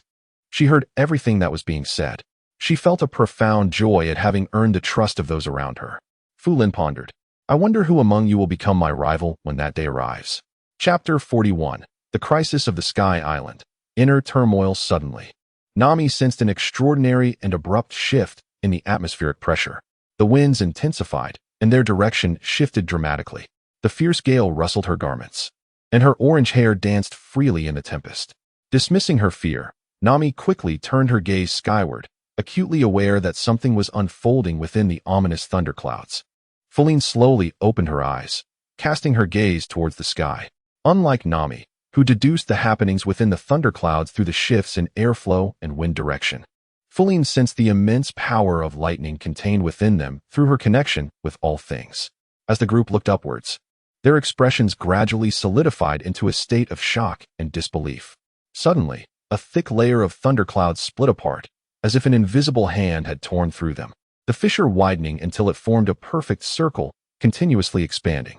Within this circular rupture, an indescribably colossal black sphere began to emerge. Initially small, but gradually revealing more of itself as the crack widened. Eventually, a gigantic spherical entity with a diameter of over 1,000 meters hovered ominously above Angel Island. What could this possibly be? Witnessing this spectacle, Usopp fell to his knees, muttering incoherently. Although Zoro did not collapse like Usopp, his expression of terror spoke volumes. Even someone as fearless as he, who held no belief in gods or spirits, was rendered speechless by the sight. A half-burned cigarette fell to the ground with a soft thud, while Sanji stood agape, unable to close his mouth, petrified by fear. Weibo's face mirrored that of his companions, his eyes trembling with terror, and Nami instinctively covered her mouth with her hands, her fear palpable. Even Robin, who was typically composed, felt a wave of panic wash over her. Linlin clenched her fists and exclaimed, "Had I known, I would have summoned the nine heavens thunder to strike him down without hesitation. Enel is a madman, exceedingly perilous. Should an explosion occur, it could obliterate the entire Angel Island." Suddenly, Linlin's expression softened into a faint smile. "Yet, I must express my gratitude to him, for that recent nine heavens thunder has drained a considerable amount of my energy." Linlin rose and addressed the others, saying, "All of you, step aside immediately, and distance yourselves from me at once." Although they were perplexed, they complied without hesitation. Linlin gazed up at Enel, who was unleashing a devastating thunderstorm from above. At this moment, she could not help but concede that Enel had masterfully wielded the powers of the Rumble fruit. Although this technique relied on the might of the flying arc, its destructive capacity was sufficient to obliterate an entire island, surpassing her own formidable lightning. The black sphere descended slowly towards Angel Island, causing its inhabitants to flee in a panic towards the port. The ground was strewn with abandoned belongings, and a singular thought dominated the minds of the terrified populace: to run, to escape as far as possible, ideally beyond the borders of their nation. Even though Gonfor and Conies had arrived in advance to evacuate the residents of Angel Island, only half of them had managed to board ships. Once the Black Sphere made contact, the ensuing force would annihilate the entire island, taking the remaining thousands of residents with it. "Damn it, Enel, you bastard!" Gonfor shouted, clenching his teeth in rage, a trickle of crimson blood seeping from his mouth. The fact that he bit down hard enough to draw blood illustrated the depth of his fury and hatred toward Enel. The once tranquil thunderclouds began to churn violently, resonating with a cacophony of thunder as bolts of lightning danced like silver serpents within the clouds. Meanwhile, Fulin had completed her formation, standing in its center, invoking, "By my name and the power of lightning, I command you." Suddenly, the thunderous sphere above seemed to be drawn towards her, its electric currents flowing like a stream toward the ruins of Sandora. Lightning whirled above her, striking down towards her, while the onlookers stood in astonished silence. Sanji attempted to rush forward, only to be restrained by Robin. "What do you think you are doing?" Robin questioned. "Can't you see? Fulin-chan is being struck by lightning." Sanji exclaimed. "Are you an idiot?" Zoro retorted. "Look closely. Rather than being struck, it appears she is actively absorbing the lightning." The others gasped in disbelief. "Wait, is that even possible?" Usopp marveled. "How astonishing." Chopper added. "Is she even human?" Nami wondered aloud. Soon enough, they noticed a lightning mark appearing on Fulin's forehead, followed by a crystal sphere emerging from her body, an elemental crystal inscribed with a symbol of lightning and the number 5 on its reverse. In an instant, 5 transformed into 6. "Enel, you truly are impressive. What you unleashed is even more powerful than I anticipated." Fulin gritted her teeth. This phenomenon allowed her to achieve a new elemental breakthrough. It was known that Fulin's elemental level was 9, but she had not activated her spatial element, which restricted her to a temporary elevation to level 5. She had not expected Enel's lightning to be so potent that it could transcend her spatial limitations and enable her to break through once more. Initially, Fulin thought this power would merely restore her, but it was also enhancing her strength. While this was fortuitous for her, the thought of such power being unleashed upon Angel Island was terrifying. The lightning power had been fully absorbed by Fulin, and the storm clouds over Angel Island began to settle. Observing this from his ark, Enel seethed with rage. That meddlesome girl dares to interrupt the judgment of a god. His fury reached a boiling point, rendering him nearly incoherent. He longed to tear Fulin apart. Yet, recalling that she possessed the same thunderous power and had just absorbed lightning, he realized she was likely stronger now than before, leaving him powerless against her. "Damn it!" he roared as his electrified fist crashed against the golden throne, melting the gold and leaving a distinct imprint. Here he was, a god of unparalleled capabilities, endowed with the most fearsome powers of nature, yet thwarted by a mere girl. Such a thought ignited a fiery rage within him. "This cannot stand. How can I, as a god, be obstructed by a surface dweller?" he muttered to himself. Abruptly, he rose from his throne, raising his right hand as a bolt of lightning surged into the thunderclouds, causing them to roil once again. A massive rift tore open, giving birth to a thunderous sphere double the size of the previous one. "You may absorb one thunderball, but I shall conjure an even larger one. As long as the dark clouds linger, I can continue to create thunderbolts, and you will be unable to absorb them again." Surface Dweller, prepare to witness the annihilation of Angel Island. The judgment of a god cannot be obstructed. Brace yourself for despair. Upon witnessing this spectacle in the sky, the residents of the Sky Island, who had thought they were safe, now turned pale with fear. Having just escaped one peril, they found themselves ensnared in another. Many fell to their knees in utter despair, knowing that Enel would not rest until Angel Island lay in ruins. "Tanchi, can you consume it?" Fulin called upon her companion. "Master, I regret to inform you that this power is far too immense for me to ingest," Tanchi replied. It was evident that having just been born, it could not withstand such formidable energy. Fulin's companions gathered around her. "How are you holding up, Fulin-chan?" Sanji asked with concern. Fulin remarked, "I am perfectly fine, though it seems that Enelu is relentless in his pursuit of his goals." Nami, intrigued, inquired, "Fulin, you were interrupted by Robin before you could finish your thought. Is there truly no way to elaborate further?" Furin remarked, "Enel is not mistaken. My capacity to absorb power is indeed limited. Otherwise, I could have consumed the entirety of the thunder elements from that storm cloud just now. Moreover, as my strength increases, I must swiftly stabilize my power. At this juncture, if we are to bring this to a conclusion, it falls solely upon Luffy to vanquish Enel. At that moment, a figure soared high into the colossal thunder sphere, which spanned several thousand meters in diameter above. Feline exclaimed in astonishment, "That is Luffy. Should I go take a look first? You all take care of yourselves." With that, she vanished, leaving behind a group of individuals at a loss as to what to do. Feline arrived at the pinnacle of the immense beanstalk, where she could observe the fierce battle between Luffy, who was still clutching the golden orb in his right hand, and Enel, transformed into a colossal thunder god. The grand golden bell was perched on a distant island cloud, just behind Enel's flying ship. With admiration, Feline smiled and exclaimed, "Luffy, splendid work. Who would have thought to utilize the cumbersome golden sphere to unleash the electric currents within the thunderclouds, disrupting their balance?" With a thunderous roar echoing through the heavens, the massive thundercloud suddenly erupted, and the resultant powerful gusts dispersed the dense storm clouds. Following the brilliant flashes of lightning, the sky regained its original hues and luminosity, adorned with soft, white clouds that blanketed the expanse. The bright and warm sunlight bathed the once beautiful sky island, now somewhat altered by the tempest, gently comforting the hearts of those saddened by the ravages of war. With his right hand, still spinning the enormous golden orb, Luffy leaped into the air and shouted at the gigantic thunder god Enel, who stood atop the ship wielding a fork in both hands. "Farewell.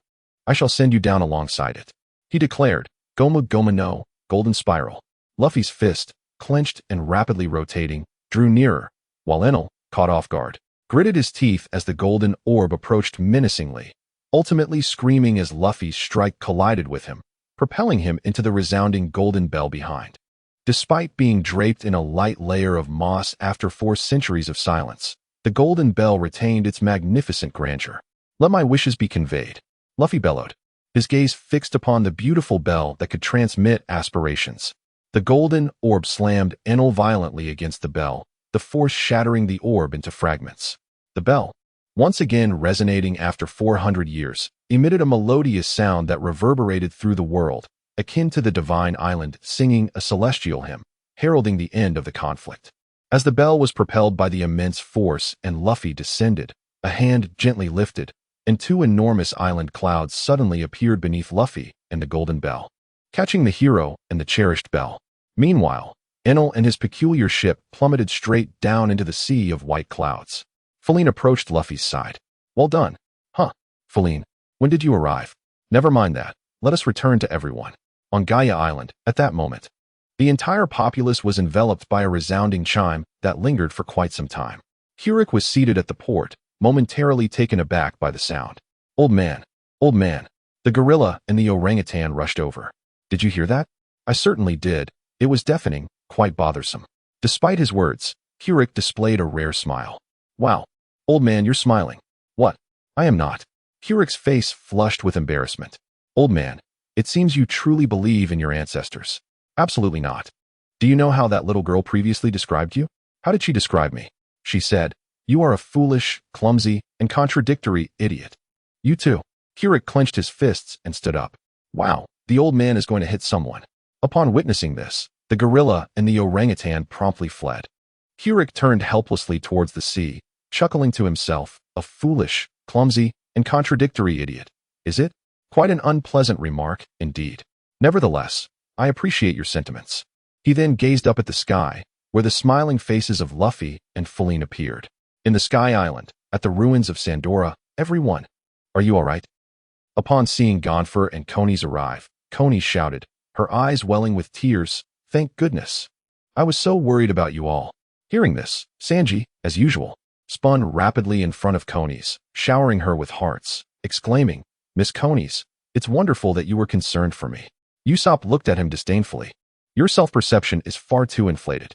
Feline gazed at the sorrowful Cornus and inquired, "By the way, Cornus, what of your father?" Cornus was taken aback, then bit her lip and lowered her head, murmuring, "My father, in his effort to protect me, was overpowered by Enel." Hearing someone call Cornus's name, apart from Feline and Robin, the others sighed in unison. only to be jolted into awareness as they turned to the apparition of Cornus's father who had materialized behind them, exclaiming, "How is it that you are the one speaking? Apologies, I am still alive." Upon witnessing their astonishment, the uncle instinctively offered his apologies. Meanwhile, Cornus, overwhelmed with emotion, rushed towards him in tears, exclaiming, "Father!" Gently patting her back as she sobbed uncontrollably, the uncle gradually elucidated, "After the divine retribution, I awoke in the lower White Sea. Just now, I encountered those descending towards the terminus of the clouds, who were returning to the White Sea aboard their cloud ships. However, Angel Island, which was meant to be my return destination, has vanished, and everyone is now heading towards God's Island." As night fell, the orange-yellow flames illuminated the entirety of Appiato, casting a daylight-like glow. The immense bonfire stood as a beacon in the darkness, requiring no dominion from Luffy, as both the Shandians and the Sky Island residents converged harmoniously.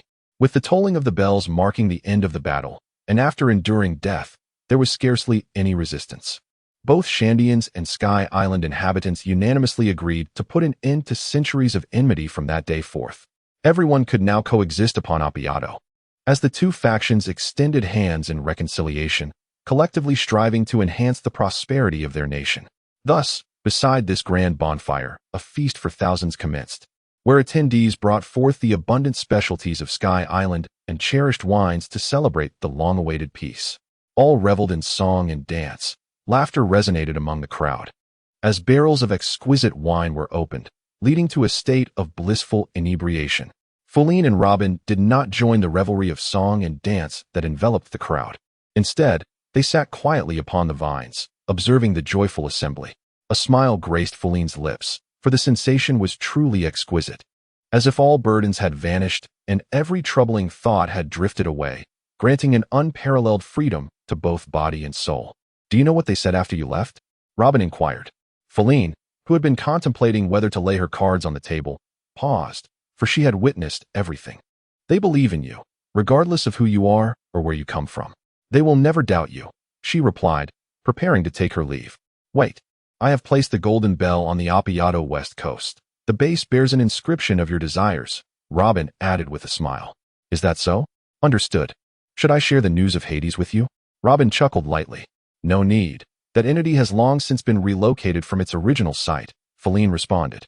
They had discovered the location of Hades early on and moved it to Lavdru, expending considerable effort in the process. "Oh, is that so?" Beneath the vines, Nami and the others engaged in hushed discourse. "I can't shake the feeling that Robin knows more about Feline than we do," Nami remarked. "Shouldn't we ask Feline?" Chopper queried. His curiosity piqued. "Should, Chopper. Some things are better left unknown. Knowing too much can lead to trouble," Usopp cautioned. "You fool. How could Feline ever harm us?" Nami retorted, striking Usopp on the head. "You're the fool. Your voice is the loudest," he countered. "What? Your voice is the loudest? It should be called super-duper loud." Their bickering escalated, awakening the slumbering companions. Usopp, having been roused from a pleasant dream by their commotion, instinctively swung a fist, which landed squarely on Chopper's belly, eliciting a yelp as he jolted awake. In an instant, the four were embroiled in a chaotic melee, their noise drawing the attention of all, who initially thought the celebration was still in full swing. In the shadow of an unnoticed stone, Luffy, Zoro, Sanji, Nami, Usopp, and Chopper sat in a circle, mirroring each other's excitement.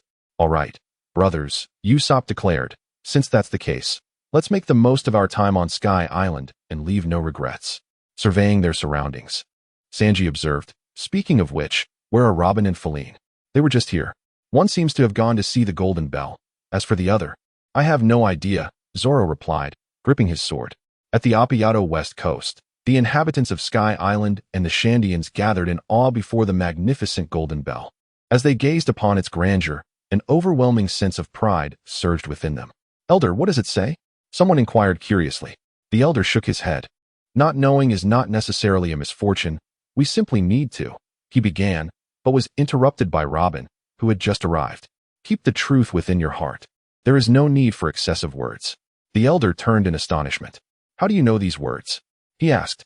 This was a saying known only to the elders of Shandora, passed down through generations, along with the duty of safeguarding the historical text before their demise. How could this person from the blue sea know such a thing? Is it not inscribed upon the Shandora ruins that you are the guardians of this legacy? Robin stated, having approached the historical text, eager to decipher its contents. Seeing Robin's intense focus, the elder could not contain his astonishment. Can you truly interpret the historical text? He asked, his heart racing. Indeed, Robin affirmed. Although the elder had suspected as much, hearing her confirmation left him profoundly shocked. What is inscribed upon it? He pressed eagerly. We are the authors of history, existing alongside the chimes of the great bell, echoing with the formidable resonance of the ancient weapon known as Poseidon, Robin recited. Upon reaching the final signature, her heart skipped a beat. A smile spread across her face, for she knew she had not been deceived. Written alongside was the phrase, I have come to this place to bring this text to the ends of the world, Pirate Joel D. Roger. The pumpkin patch of Ganfor. Feline was assisting Ganfor in watering the pumpkins when she remarked, Grandpa, Inalu has run away. I am aware of that, he replied. What are your plans for the future? Ganfor sighed. They wish for me to reclaim my position. I cannot postpone it any longer, so I have no choice but to agree. I see, Feline continued. By the way, Grandpa, how old are you? Ganfor chuckled softly. Little girl, it is best to avoid such sensitive questions. Feline, oh, my apologies, esteemed elder. I merely wish to inquire about an individual. Ganfor, oh, who might that be? Feline, the pirate, Gold, Roger. Ganfor, taken aback, asked, what is it you wish to know? Feline, everything. All that Roger did while he was here. In truth, they merely came to enjoy themselves, engaging in little else. Ganfor, oh, and what places did they visit? What novel experiences did they encounter? For instance, did he happen upon the Golden Bell? Did he see the inscriptions upon it? Or is he aware of what is inscribed there? At this juncture, Feline revealed a knowing smile. Might you be aware of the location of the ancient weapon, Poseidon? Ganfor paused his activity, turning to Feline. What is your true intention? Feline, just like him. Ganfor, oh? Old man, do you know our captain's name? Luffy. Yes. His full name is Monkey D. Luffy. Ganfor's expression shifted momentarily before returning to normal. Is that so? How coincidental that both names contain AD. Indeed, it is quite the coincidence. My home is in a distant and seldom visited place where Roger met one of my brothers. Before leaving, Roger uttered a peculiar phrase to him. What did he say? He said, someone will come here in the future. Oh, I've always wondered why he said that, why he did nothing despite knowing the entire history. But now I begin to understand. Why? What does it matter even if one knows? Just knowing does not guarantee action. The one truly destined to set foot on that island is not him. He arrived too early. In the future, a stronger individual will meet my brother. And only he can bring an end to it all. Do you believe that person is the Straw Hat Kid? I don't know. I merely feel he possesses that potential. As for how far he will go, that is up to him. Well, since grandfather does not wish to tell me, I won't inquire further. It's unnecessary. I must take my leave now. Farewell, grandfather. Wait a moment. Ganfor wanted to say something, but Feline had already vanished. Ganfor sighed, pondering whether it was a blessing or a curse. Suddenly, a sword flew toward him, and a boy with black hair and golden eyes stood atop the blade. The boy asked, You are Ganfor, right? Startled, Ganfor regained his composure and replied, Yes, what is it you need? Without further ado, the boy handed Ganfor a letter, stating, An old man asked me to deliver this to you. I have matters to attend to, so I shall take my leave. With that, he vanished. Ganfor was momentarily speechless. He then opened the letter and began to read. A smile spread across Ganfor's face as he continued tending to his pumpkin patch. I see now. I was overthinking it. It appears the world is on the verge of change, isn't it, Roger? At the Sandora ruins, Luffy and the others had discovered 3 full bags of gold within the belly of the Sky Master. Where are Robin and Feline? Luffy, clutching his growling stomach, anxiously gazed into the forest, yet neither Feline nor Robin appeared. It feels so desolate. What on earth is happening? Where has everyone gone?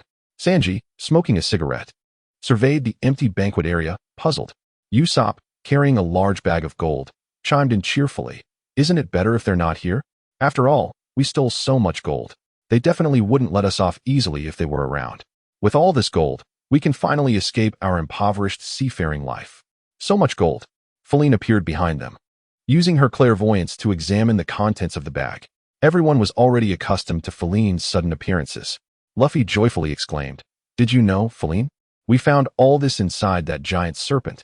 How much meat do you think we can buy with it? Usopp, I believe we should indeed find a place to repair the ship, We must fix the Mary. After all, it is meant to accompany us for a lifetime. Feline retracted her smile and addressed Usopp, saying, Usopp, there is nothing that remains by our side for a lifetime. The Mary is not long for this world. Yet our journey stretches far ahead. If it were possible, I would not relinquish the Mary. You have the ability to control plants, do you not? The Mary is a wooden vessel. Surely, you can prolong its existence a while longer. It must be said that Usopp displayed a measure of cleverness this time. Nevertheless, Feline sighed and continued, Alas, Usopp, the Mary is but a ship, a creation of humankind. It is merely a tool. My assistance can only extend to that which possesses life. I shall return to the ship now. You would do well to prepare yourself. With that, she vanished. Furin paid no heed to Usopp's expression. He understood that Usopp held a deep affection for the going Mary, for it is only those who cherish a ship that can summon forth its spirit.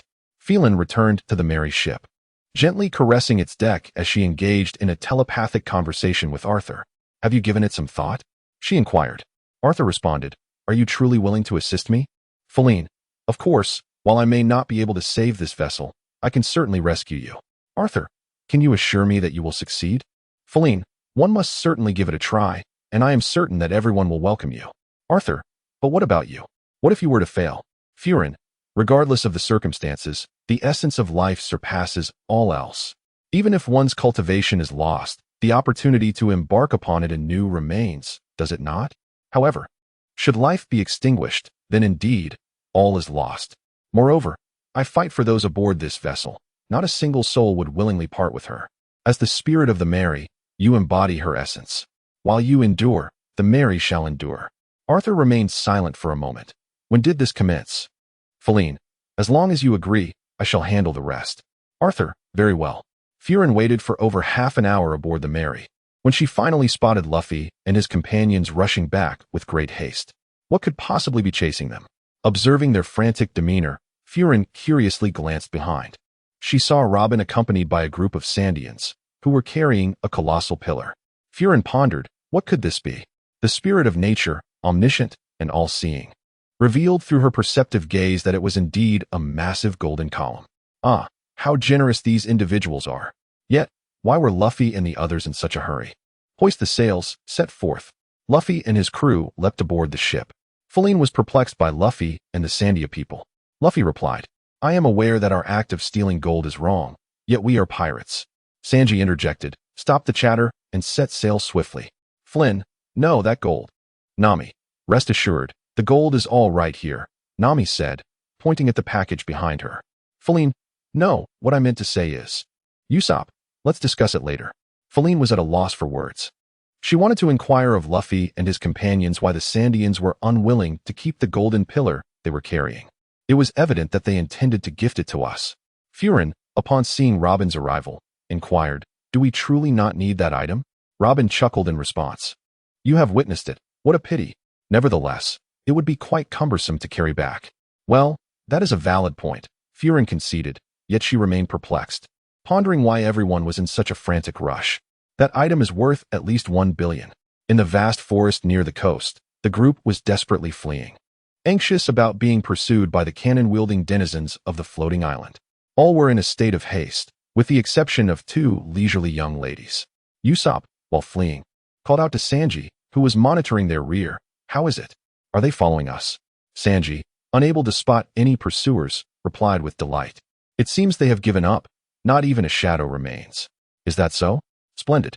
Usopp exhaled in relief, though he dared not slow his pace. Still terrified by the colossal cannon. Where on earth had they concealed such a thing? Cannon? Furin gazed at Usopp with increased confusion. Oh, those enormous contraptions being carried by the soldiers. Flynn was astounded. She finally comprehended why everyone had fled. It was simply about seizing the gold. We shall become wealthy. Nami exclaimed with sparkling eyes. Observing their excited expressions, Flynn felt a sense of helplessness. Alas, perhaps it's best not to dampen their spirits. The Going Mary sailed through the vast, white sea of clouds, while to the right, a sleek ship, the Belle, blared its horn. Cornus and the old man were guiding Luffy and the others to the edge of the clouds, the point of departure from Sky Island. At the ship's bow stood a magnificent symmetrical structure, its center adorned with a colossal archway, and behind it, layers of fluffy white clouds cradled a breathtaking rainbow. Everyone, look! Cornus shouted to those gathered at the bow of the Going Merry. That is the edge of the clouds. Are we really going to descend there? Luffy, seated in the captain's special seat, gazed eagerly at the archway, then immediately pouted with reluctance. We're about to return to the blue sea. Indeed, it seems that way, Sanji remarked, chewing on his cigarette as he surveyed the endless sea of white clouds. It does feel a bit bittersweet to leave. Nearby, Zoro gazed out, saying, It's time to bid farewell. Nami, smiling at the approaching archway, pondered, will there be a cloud road leading straight to the blue sea? As the Going Merry neared the archway, the old man and Cornus anchored their vessel at the shore outside the arch. They chased after the Going Merry along the lengthy dock. So, everyone, I apologize, the old man shouted, running alongside the ship. This is where we part ways. Take care, everyone. Cornus waved her hands energetically, with the Cloud Fox, Cece, bouncing beside her. Thank you for seeing us off, Nami waved back. Sanji, with hearts in his eyes, shouted, Cornus, do take care. Luffy, perched at the bow, looked at Cornus and the others. I don't even know how to express my gratitude. No, the true thanks should be ours, Cornus replied, her eyes brimming with appreciation and reluctance. We will never forget you. Luffy bellowed, Cornus, the old man, and Cece, take care. As the archway drew closer, the old man reminded them, quickly stow the sails and hold on tight to the ship. All right, let us follow the old man's advice. Usopp shouted, this is a 7,000-meter slope. Move quickly. Suddenly, a peculiar bird call echoed, and everyone turned in confusion. Discovering that the guide bird they had brought along was flying towards them with a furious glare, crashing into Luffy and squawking, Don't forget me. Chopper explained, That's what it's saying. After stowing the sails, Nami showed Luffy the log pose on her wrist. Captain, the next island's record is clearly visible. Oh, right, Luffy exclaimed, watching as the ship slowly passed through the archway, venturing toward a new adventure. Everyone, we're headed back to the blue sea.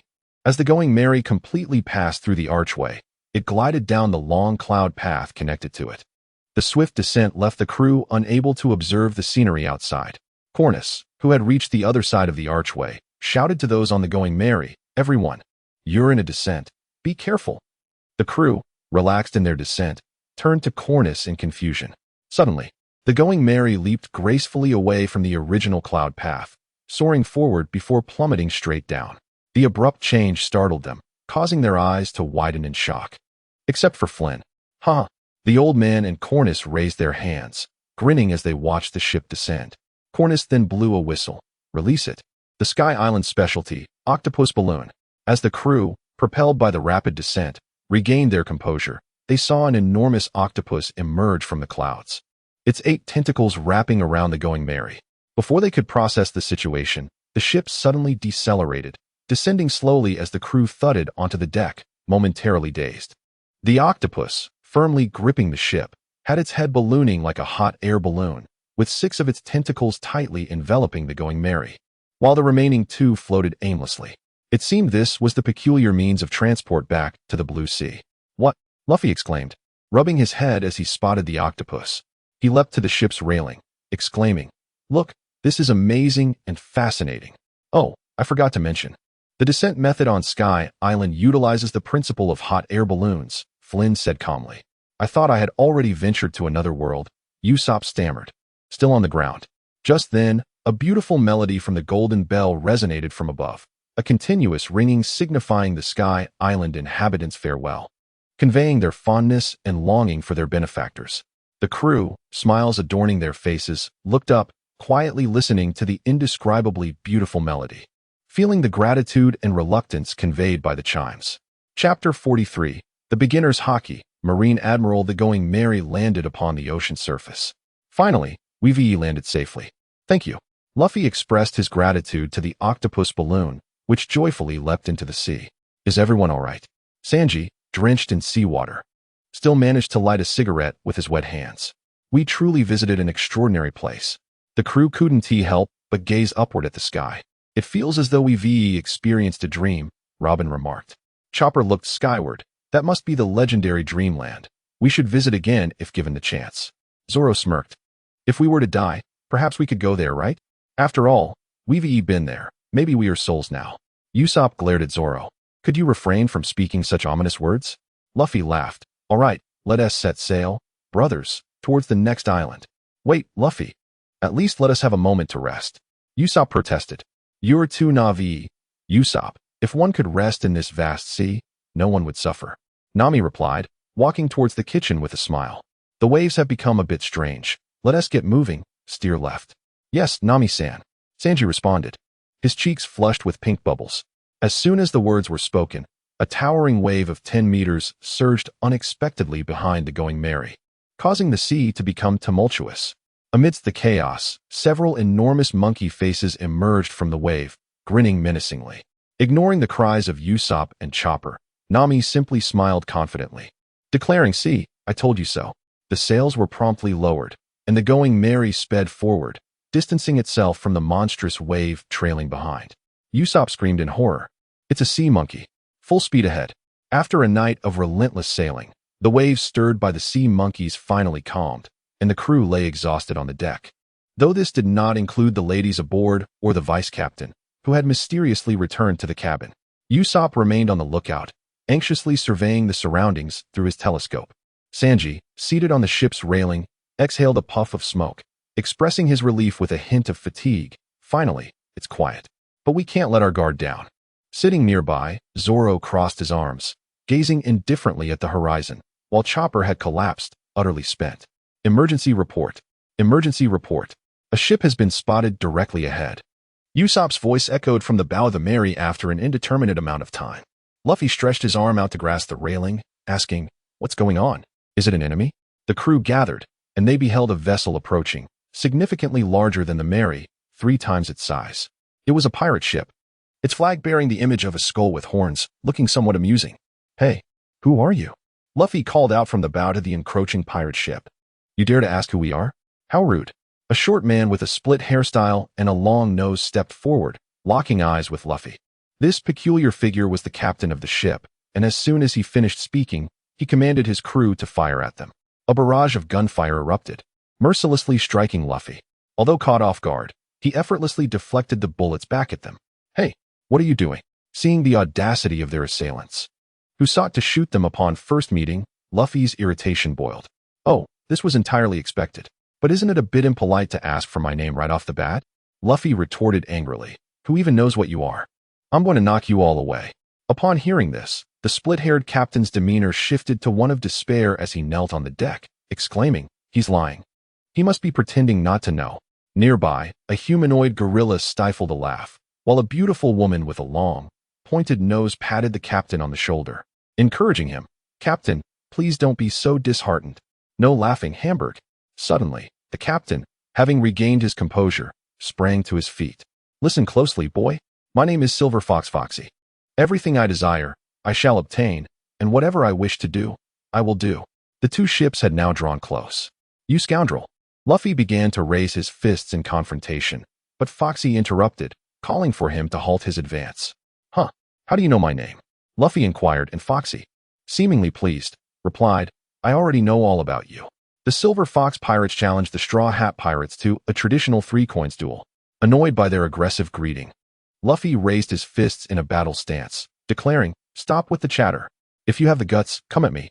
If it's a fight you want, then let us fight." However, Usopp, alarmed, interjected, "Wait, Luffy. The 3-coins game is a competition for crew members." "Fine, I accept your challenge." Luffy maintained his combative posture. Usopp pointed at him in disbelief. "Hey, did you even understand what I just said? I told you not to fall for that." "Huh." Foxy smirked, digging his fingers in his ears. "Haha, fool. I heard you loud and clear. Straw Hat Luffy, you've already agreed to face me, haven't you? Everyone heard that, right?"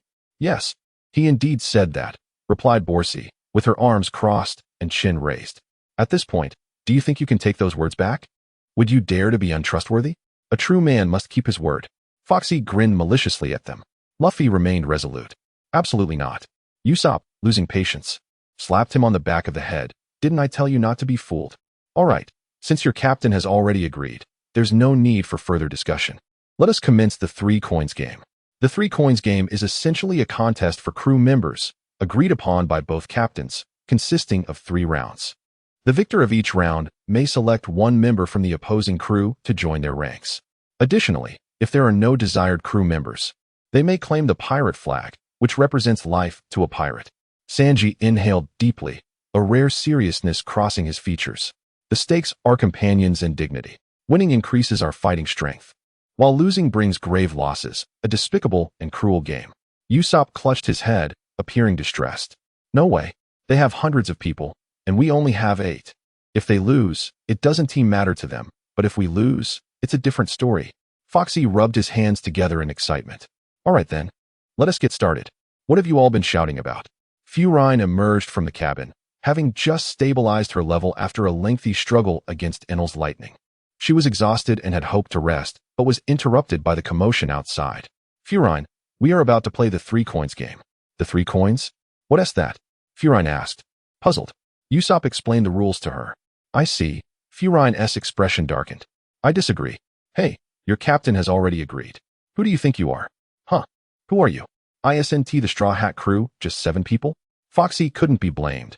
Furine had seldom made an appearance, and it was likely her absence had gone unnoticed in the news. I am their vice captain, and my name is Furine. The members of the Silver Fox Pirates assessed Furine, having never heard of her before. However, her mysterious presence suggested she was not to be underestimated. If we win, we will take her. This was Foxy's first thought. Foxy turned to her. Vice captain? This game is decided by the captain. Feline smiled gently, saying, although I possess a good temperament, I do have my limits. I will never wager my companions as collateral. They are human beings, not mere objects. Feline's words deeply moved Usopp, Nami, and the others. Foxy, realizing his intentions had been thwarted, was rendered speechless with rage. Luffy, his expression darkened, approached Feline and said, Feline, I'm sorry, I haven't finished yet. Hey, do you wish to fight? Came a gruff voice from the opposing ship. A small giant, towering over 4 meters and wielding a massive axe, stepped forward. He was a key combatant of the Silver Fox Pirates. Do you want to tussle? Luffy, feeling an itch in his hands, stepped forward eagerly and shouted, Gum Gum Rocket.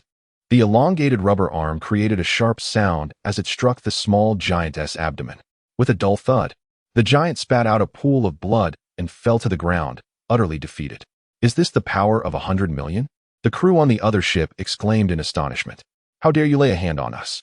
Foxy roared with fury, commanding his subordinates to attack the Straw Hat crew. Hundreds of men brandished swords and firearms, revealing their menacing intent.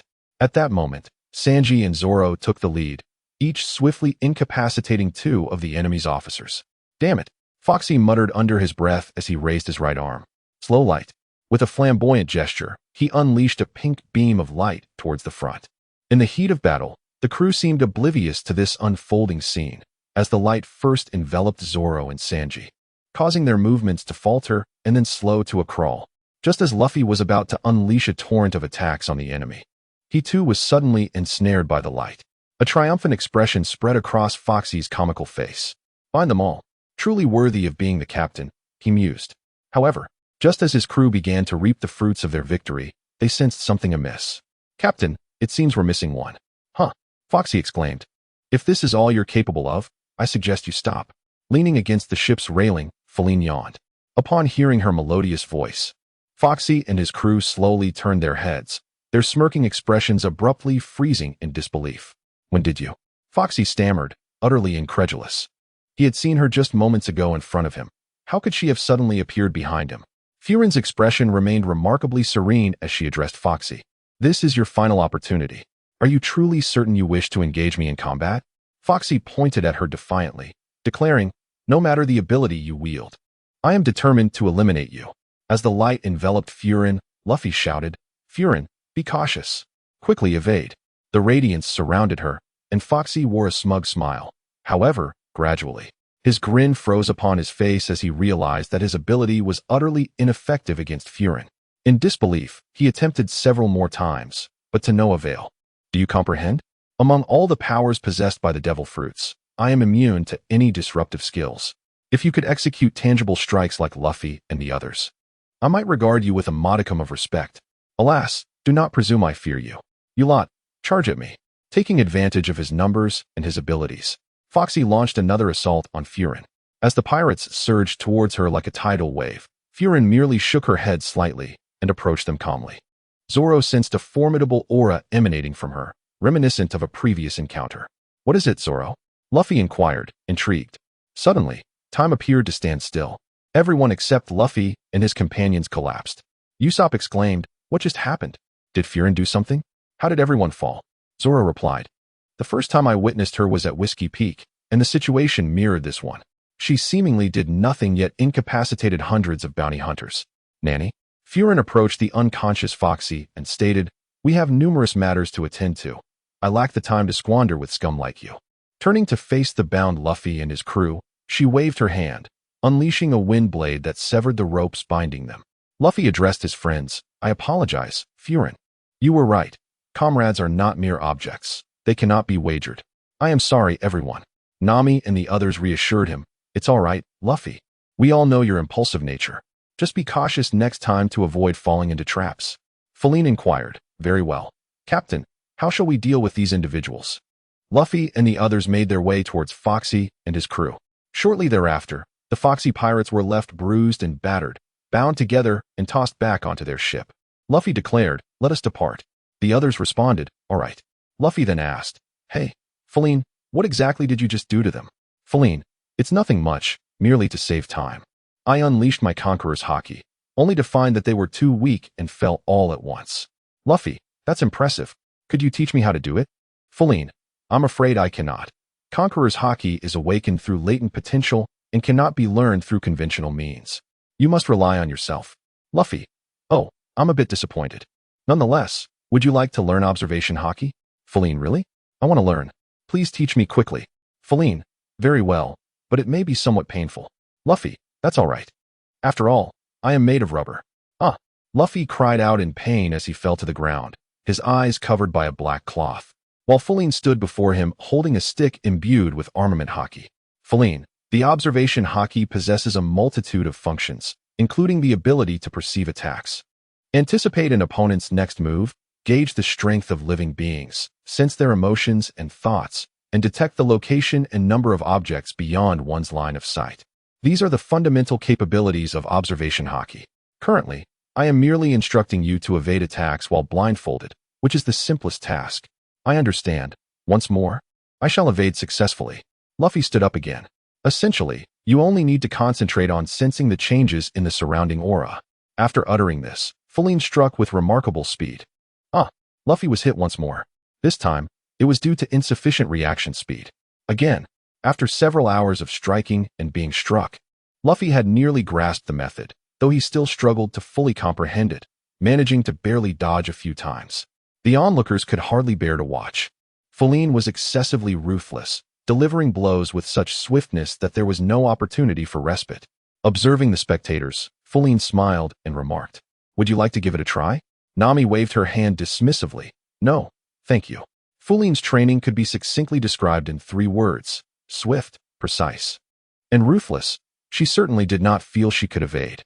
Chopper gazed ahead and exclaimed, "There's an island up ahead. Shall we take a moment to recuperate?" Before them lay a small island, revealing a quaint grove of trees. Feline, "Very well, let us dock for the time being. After all, there is no rush. The ship has anchored, and everyone disembarks."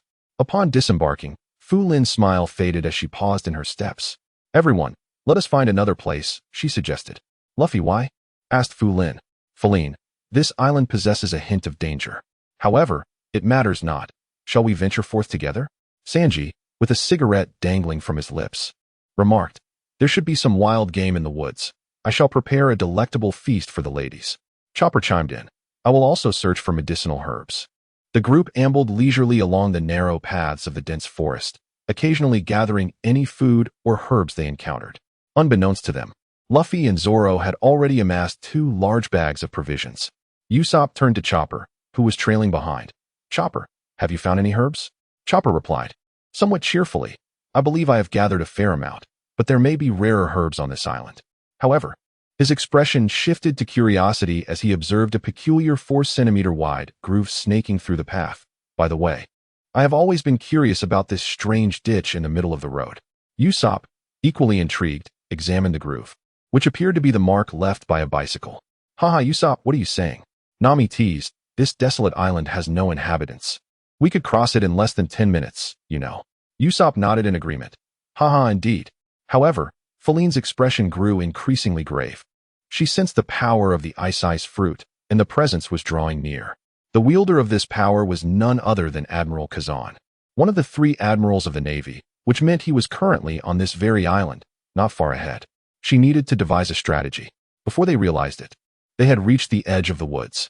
Luffy, leading the way, laughed heartily. Look, we've emerged from the dense forest. Beyond lay a spacious meadow, with a nearly 3-meter-tall rock at its center, seemingly adorned with a black mushroom. Not far off, the coastline beckoned, the waves crashing against the rocky shore with a crisp sound. Ah!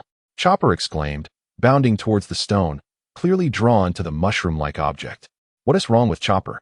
Luffy asked, watching in confusion as Chopper suddenly shouted. Zoro, with a calm demeanor, inquired, is there something over there? Wow. Chopper wants to claim that enormous mushroom for himself.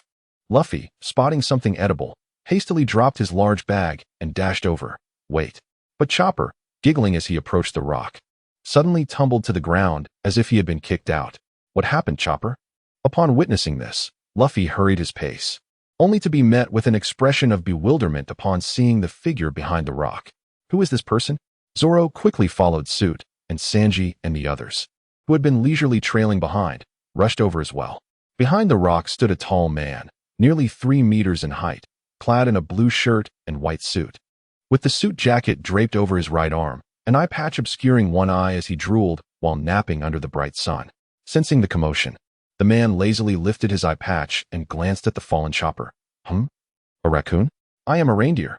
Chopper, snapping back to reality, furiously pointed to his antlers. Look, these are antlers. Who are you? The man questioned, perplexed by the sudden appearance of the group. Just then, Usopp and Nami arrived, with Usopp curiously asking, who is that tall guy? At that moment, Robin, arriving last, paled at the sight of the man, her face drained of color. Filled with terror, she trembled, retreating a few steps before collapsing onto the ground, her body shaking as cold sweat beaded on her forehead, as if this man embodied her worst fears. Hearing the commotion, Luffy turned to the terrified Robin. Robin? Zoro, cautiously unsheathing his sword slightly, kept a wary eye on the man. Sanji, concerned, asked, Miss Robin, what's wrong? Why are you so frightened? Seeing Robin's distress, Usopp's face was also etched with anxiety, beads of sweat forming on his brow. Robin, Nami, and Chopper looked at her with concern, then at the man who had completely covered his face with an eye patch, unsure of what had transpired. Feline, however, strolled leisurely to the man, positioning herself protectively in front of the group. Well, what brings the esteemed Admiral Kazan, one of the strongest forces of the world government, to this place? If it is merely to apprehend us, a few rookie pirates, wouldn't that be a bit of an overkill? Chapter 44. Feline versus Kazan, the icy duel. What? He is an admiral? The revelation of the man's identity heightened the group's vigilance. The man waved his hand dismissively, gazing up at the clear blue sky. No need to be alarmed. I merely noticed the splendid weather and decided to take a stroll. An admiral? Sanji bit down on his cigarette, eyeing him warily. Just how powerful is this fellow? In the Navy, only 3 individuals hold the rank of admiral: Akainu, Kizaru, and Aokiji, and their prowess is exceedingly formidable, surpassed only by Fleet Admiral Sengoku. Feline explained, this man is one of the 3 great powers of the Navy. I didn't expect this young lady to be so well-versed in Navy affairs, and it seems you have grown since our last encounter. Aokiji smiled enigmatically at Robin, then turned his gaze to the strikingly beautiful and mysterious Feline. But, dear lady, do you have any plans for tonight? At that moment, the tension in the air seemed to snap, as Sanji yelled at the nonchalant Aokiji. What are you doing? You tall nuisance. Pay attention when others speak. Wait, I can't take this. Aokiji rubbed his chin, feigning exasperation. Didn't I just mention I was here for a stroll? Chopper tilted his head in confusion. What do you mean by that? Aokiji scratched his head, pondering for a moment before saying, I forgot, never mind. Stop being so vague. Sanji exploded in anger once more. Usopp pointed at Aokiji, demanding, who is this guy? Feline, did you mistake him for someone else? There's no way someone like him could be an admiral. Feline remained on high alert, despite Aokiji's leisurely demeanor. None of the 3 admirals should be underestimated. Hey, how can you judge someone like that? Aokiji continued to languidly correct Usopp. My principle as an admiral is to uphold lazy justice. In any case, it's all good. I'm just a bit tired standing here. After waving dismissively at Luffy and the others, Akiji reclined on the ground, using his suit jacket as a cushion, comfortably propping his head up with his hand while yawning. In short, I am not here to capture you, so you can rest easy. Akiji glanced at the group before fixing his gaze back on Robin, who remained seated on the ground. A small part of my purpose here is to confirm the whereabouts of Nico Robin after the Alabasta incident. It seems my assumptions were correct. She is indeed with you. However, it is still necessary for me to report to the headquarters. After adding her, the total amount of the bounty has indeed changed, although I cannot recall the specifics. What a lazy person. Observing that seemingly harmless individual, Sanji slightly lowered his guard. Usopp concurred, remarking that his nonchalant demeanor, which disregarded others, could be seen as a sign of great leadership. Yet, did you not mention that seeking Robin was merely a minor reason? What, then, is the greater purpose? Nami suddenly inquired, her voice tinged with anxiety. Did you not just assert that you would not capture us? Well, I did state that I would not apprehend you. But if I were to confirm that matter, Akiji paused momentarily, then turned his gaze towards Luffy, specifically at those behind him, and continued in a languid tone, suggesting it would be better for you to perish here. What did you say? Both Usopp and Chopper shouted in unison. Incredulous. Did you not initially claim you would not capture us? That yes. I said that if the matter was not confirmed, I would indeed refrain from capturing you. However, I did not imply that I would not eliminate you here. Subsequently, Akiji gradually sat up and addressed them. The first reason I would consider eliminating you is that while the government may not currently regard you as significant, upon reflecting on your past, it becomes evident that you all possess remarkable fortitude. However, your congregation of dangerous individuals will inevitably lead to increasing complications. From the moment you were first targeted to your present actions, your rapid growth is alarming. Although I have long dealt with those who are beyond redemption, I still find your future rather daunting. The second reason I find you perilous is specifically you, Nico Robin. The amount of your bounty does not merely reflect the strength of the criminal, but also the extent of the threat posed to the government. Thus, at the tender age of 8, you became a bounty of 79 million. Though merely a child, you have cunningly survived through betrayal and evasion, utilizing others to your advantage, relying on your sharp intellect to navigate the dark underbelly of society. This time, have you chosen to hide among such individuals? Upon hearing this, Robin's pupils widened slightly, panic flashing in her eyes as she looked at Akiji. Sanji, incensed, interjected, "Do not utter such infuriating words. Do you harbor a grudge against Miss Robin?" "There is no grudge, but regarding our acquaintance," Akiji replied coolly, "I once allowed her to escape. That was in the past. You shall soon realize the folly of associating with such a troublesome woman." The best evidence of this is Akiji slowly rising, draping his suit jacket over his shoulder. To this day, every organization linked to Nico Robin has been obliterated, with only this woman remaining. Why is that, Nico Robin? Silence, you scoundrel. The past is the past, and the present is what matters. Luffy, who had remained quiet until now, shouted loudly. Usopp echoed his sentiments. Indeed, if we are to discuss the past, we still have a bounty hunter and a female thief among us. Before he could finish, Nami delivered a sharp blow to him. Sanji added, "It is the present that truly matters." Indeed, Chopper chimed in enthusiastically. "Robin is our most important ally now. You shall not speak ill of our companions." Hearing the steadfast words of Sanji and the others defending her, Robin pressed her lips together tightly, remaining silent as she stood, biting her lip while gazing at Akiji. Akiji nodded in understanding. "I see. It appears you have forged a deep bond with them. What exactly are you trying to convey? If you intend to capture me, why not act directly?" With a pale face, Robin crossed her arms, summoning 30 blooming flowers from the ground and wrapping them around Akiji. Unfazed, Akiji merely expressed regret.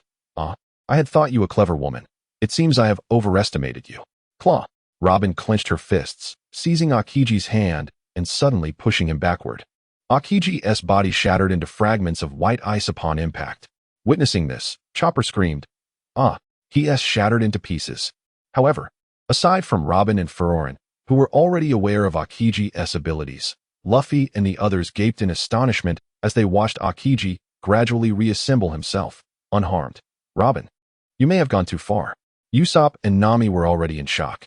Suddenly, Akiji picked up a handful of grass from the ground and casually blew on it.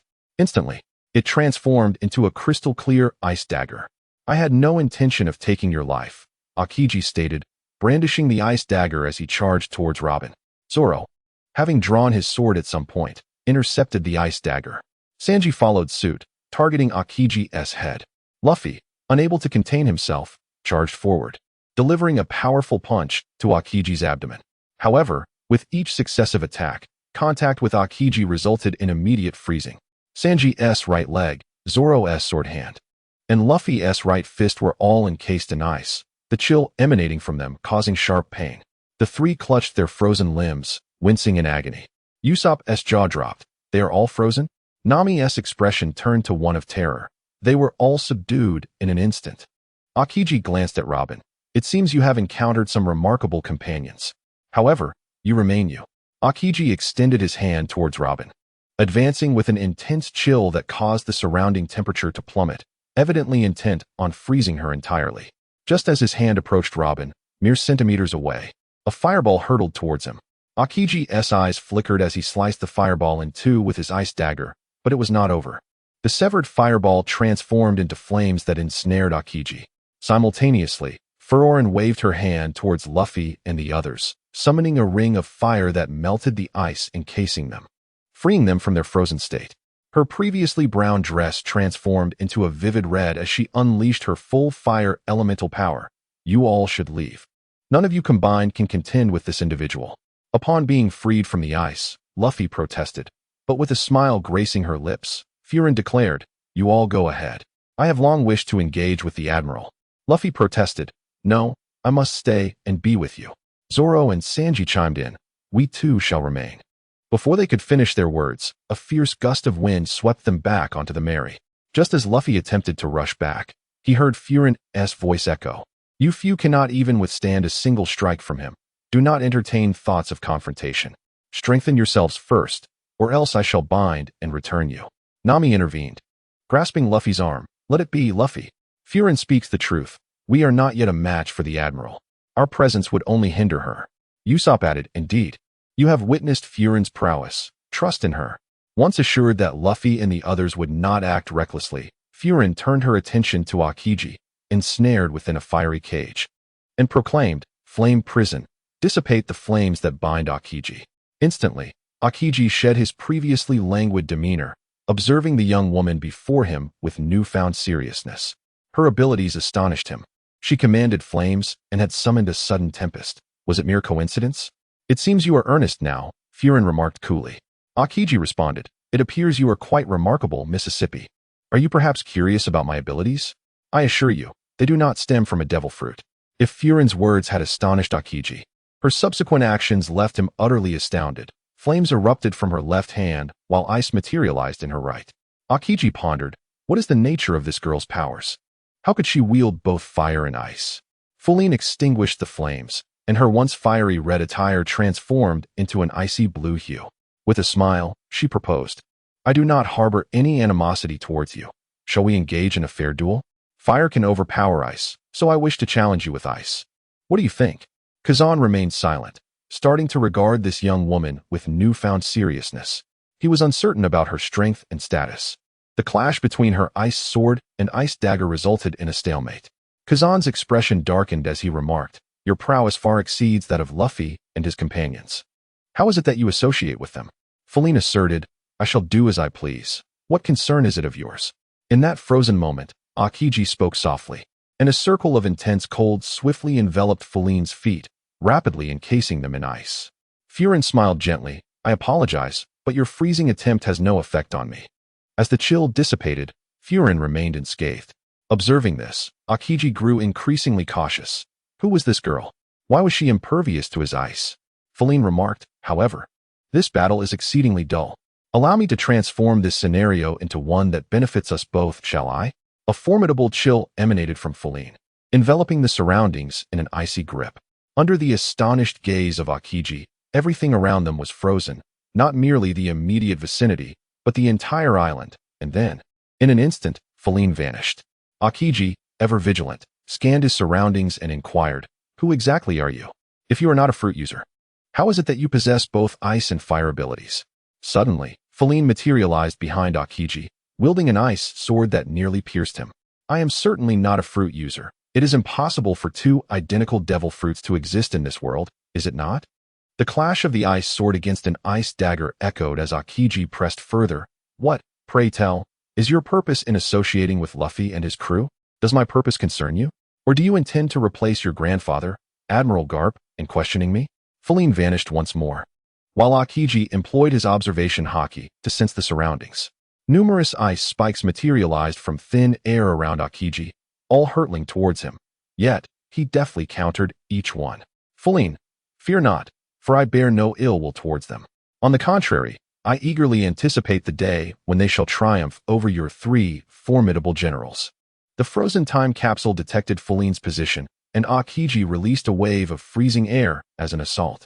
Utilizing the Marine 6 styles, Linlin deftly evaded the onslaught. This technique, known as Saru, elicited a darkened expression from Akiji. He was aware that she could wield the Marine 6 styles. Could it be that only those of the Navy can employ them? I am quite obedient and have always been a diligent learner. Linlin, employing her observation haki, discerned Akiji's thoughts. Should Mizuki and the others overhear this, they would undoubtedly be incredulous. Linlin, a lover of learning? If she truly cherished education, how could her attributes remain at a mere level 4 after 2 decades? How do you perceive my thoughts? Do you possess observation haki as well? Not just possess it, but my mastery is undoubtedly superior to yours. That last strike appeared quite potent. Why not give it a try yourself? What could it be? Akiji suddenly felt an ominous premonition. Linlin, mimicking Akiji, unleashed a freezing wave of air directed towards him. Akiji hastily evaded, leaving a substantial crack in the frozen ground.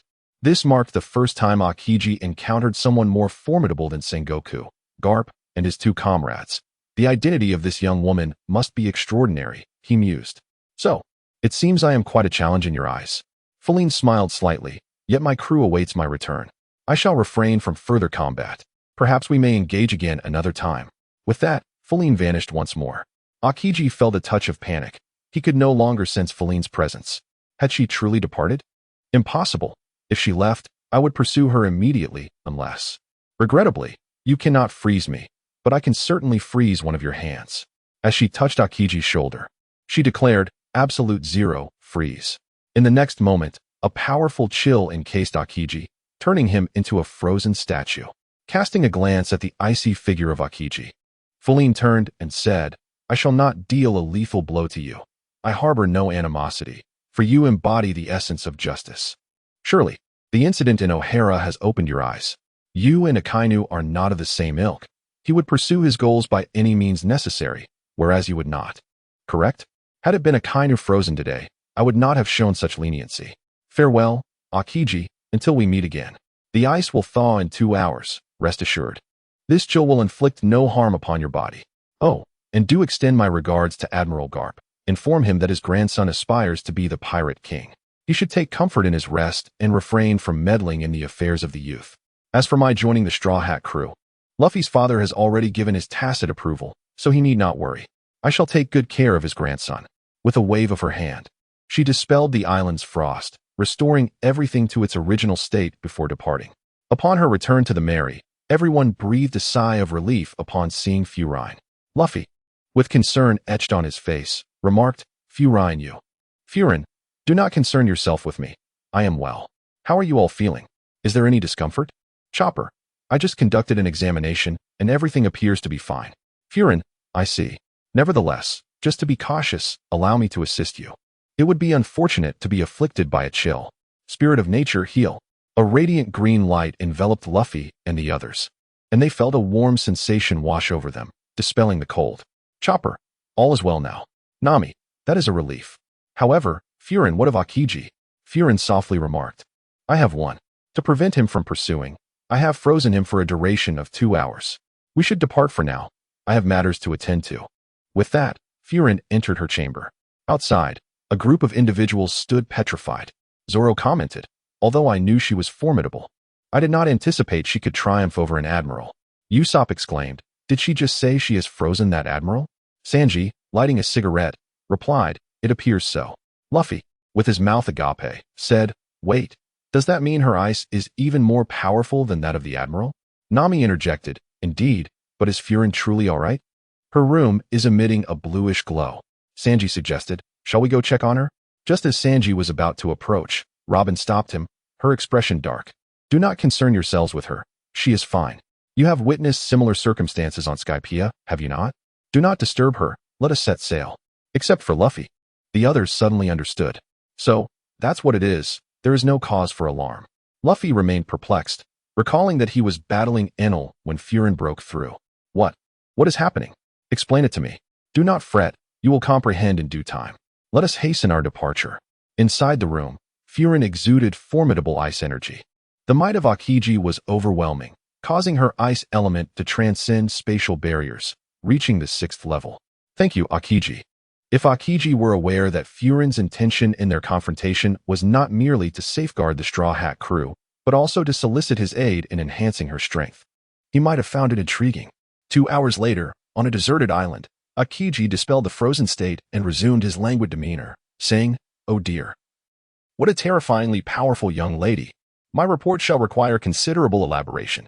The transponder snail rang. Aokiji, you finally decided to answer. I was unable to reach you earlier. As soon as the call connected, a furious voice erupted from the other end. I was just frozen along with the transponder snail. Enough with the nonsense. With your strength, aside from Sengoku, I have 2 other admirals. Who could possibly be your match? The caller was Carp.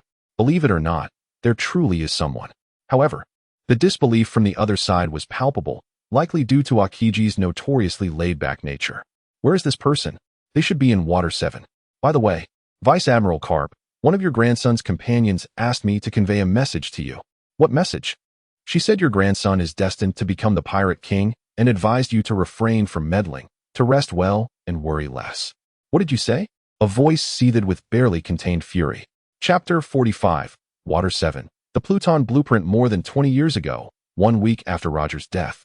At Laugh Tale in the enigmatic valley, Misty crossed her arms with a serious expression and inquired, "Are you certain?" Starlight nodded affirmatively. "I am quite sure. The Pluton Blueprint is indeed in Water 7. Sword Shadow interjected, "Is that really necessary? Just 2 days prior, we transferred Pluton from Alabasta to here. We already possess it. What is there to fear?" Starlight cautioned, "What if someone were to reconstruct it using the blueprint?" Sword Shadow conceded, "That is a valid point. We must take precautions. That is simple enough. We shall demand the blueprint from them." Furin materialized in midair. "I will assist you in retrieving the blueprint," Misty remarked. "He is unlikely to part with it easily." Feline, "Of course, I am well aware. All I need to know is who possesses the blueprint, and I have myriad ways to obtain it." Xingyao tossed a crescent-shaped jade to Feline and, with a resigned tone, said, "All right, then I shall trouble you, little sister, to take this token and travel to the Water City to seek out a person named Tom. The blueprint is in his possession." With that, he vanished. Jinying, intrigued, remarked, "What has gotten into her today? She seems unusually proactive." Xingyao, after calculating with his fingers, let out a weary sigh. "Alas, in 5 seconds. Ino will arrive here in a fit of rage." Indeed, no sooner had Xingyao uttered these words than Ino, clad in mechanized armor, appeared before them, gritting his teeth. "Where's that girl?" "She has left," Feline replied, observing Ino's furious demeanor, as if she could foresee the impending chaos. Ino, now wielding a high-energy ion cannon that had transformed into a laser cannon, prompted Jinying and the others to swiftly retreat. With a thunderous blast, a massive boulder was obliterated by the laser's might. Jinying inquired, "What now? Did she dismantle your mecha, damage your equipment, or perhaps blow up some part of your room with your own weapon?" "Heaven knows, Feline, a mere fledgling in her reckless audacity, is undoubtedly the most formidable presence. Among all the sprites, Ino bears the brunt of her curious escapades, frequently pilfering items from his domain in his absence. This, however, is but the tip of the iceberg. The crux lies in her penchant for deconstruction, claiming she desires to explore the inner workings. Within a week, she had already rendered 18 guns, 7 cannons, and 5 energy units for mechas inoperable, while also blasting 6 walls of the mechanism fortress and leaving several craters on the ground outside. Ino, seething with fury, declared, "That girl has stolen the blueprint I painstakingly designed over 3 days without my consent." Jinying endeavored to soothe Ino's tempestuous spirit. All right. It is merely a piece of paper. At worst, we shall retrieve it upon her return." Meanwhile, Xingyao blushed with embarrassment. pondering whether he should inform Ino that he had foreseen the eventuality of Linlin gifting that blueprint to another. Water City is a magnificent aquatic metropolis, encircled by towering iron walls, with dense clusters of buildings lining either side. Dominating the town is an immense three-tiered fountain, its first tier featuring an outlet slightly smaller than the walls. Crystal clear, enchanting waters cascade from the highest spout, segmenting the town below into several sections, before flowing continuously through the outlet in the outer wall into the azure sea. The radiant fountain reflects the cerulean sky and fluffy clouds, creating an astonishingly beautiful vista, as though this splendid city had risen from the ocean itself. Wow, how stunning! Linlin exclaimed, standing atop a rooftop, gazing at her surroundings. What is that? She noticed vibrant, horse-like fish swimming in the waterways surrounding the buildings, while the citizens sat atop various vessels, akin to sailing. Though she yearned to indulge in the revelry, her priority was to locate her target. The shipyard is over there. I must be off. Linlin, draped in a cloak, arrived at the shipyard, observing the myriad of shipbuilders.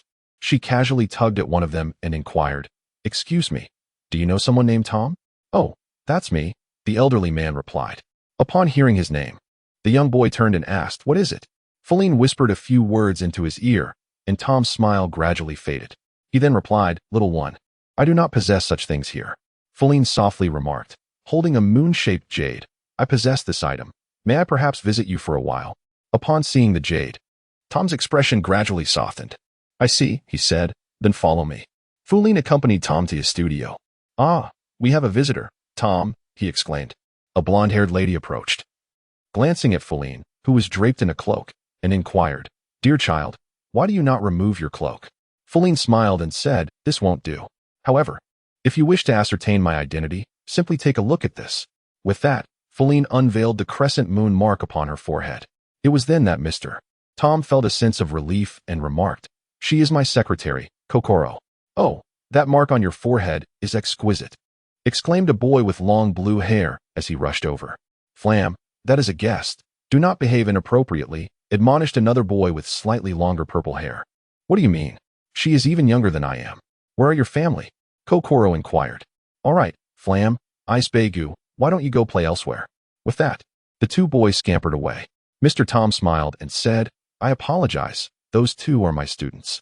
"Not at all. Please take a seat." Fleur sat gracefully on the sofa, while Mr. Tom occupied the seat opposite her. Mr. Tom recounted a tale from centuries past of two enigmatic figures who arrived in this land, demanding the construction of the most formidable warship, professing it was to safeguard their kin. Owing to the immense power of the vessel, one of the shipwrights struck a pact with them. The warship could be taken away, yet the design blueprints must remain, ensuring a means of recourse should any calamity befall the ship in the future. How many are aware of this matter? Not many, for so much time has elapsed. This blueprint has been passed down through generations, and now it is in my possession. Will you take it? Will you grant it to me? Mr. Tom chuckled, asserting that he certainly would not. The two individuals had stipulated that the blueprints could remain, but should someone bearing the moonstone or marked with a celestial insignia seek them, they were to be surrendered to her. Yet, the shipwright never contemplated such an action. Why? The warship's might was too immense. A single shell could obliterate an island. Such a formidable creation necessitates a means to counteract it, and possessing the blueprint equates to holding the ship's lifeblood. Since you are so adamant about not relinquishing the blueprint, may I at least have a glimpse? Very well. Mr. Tom rose and retrieved a substantial stack of blueprints from the room, presenting them to Fleur. These are all. Linlin glanced at the blueprints and remarked, "Very well, you may keep the drawings. However, could you perhaps depart from this place quietly? After all, I am aware that you are referring to the government. They had visited earlier, did they not? I informed them that I possessed nothing, and they lacked any evidence to prove that the blueprints were here, thus they departed." Linlin, holding the schematics of the Underworld King, pondered for a moment before stating, "You may keep the schematics, and you are welcome to remain here. However, Windblade." She abruptly stood and tore the drawing in half. Kokoluo and Mr. Tom were left in a state of shock. Kokoluo exclaimed, "Child, what are you doing? I cannot allow a second Underworld King to exist in this world. The government will undoubtedly return. One half of the schematics is for you, and I shall take the other half. Without a complete set of schematics, they cannot construct the Underworld King. This way, we have a form of dual insurance, do we not?" Before Mr. Tom could respond, Feline carefully tucked away her half of the Underworld King schematics and produced another sheet. Of course, I do not believe they will relinquish their pursuit so easily. That group is notorious for framing others without hesitation. Consider this as a token of apology for tearing the Underworld King schematics. She handed it to Mr. Tom and Kokoluo, who examined the paper. The ocean train, Feline remarked nonchalantly, is also a charm for your survival. Mr. Tom looked at the schematics, chuckling, huh? This is splendid. Where did this drawing come from? Feline sheepishly scratched her head and confessed, I borrowed it from my brother. Although I lack design skills, I found it intriguing and I hope by the time I return, he will have calmed down. Ah, so that's the case, Mr. Tom remarked, glancing again. Are you truly giving this to me? Of course. Even if I were to return it, it would serve no purpose. Feline paid little heed to the matter at hand. Although the blueprint was designed by Eno, it seemed futile. What purpose did constructing a train serve? To transport people to Lavdru? Rising from her seat, Feline declared, I must be on my way, but I shall return. With that, she exited the studio. Kokoro pondered aloud, is this truly wise? After all, that blueprint. Tom sighed, alas. There is nothing we can do. Returning to the present, aboard the Mary, Nami exclaimed, no. Why on earth is something shaped like that traversing the ocean? She stared, wide-eyed, as the peculiar object glided towards the door.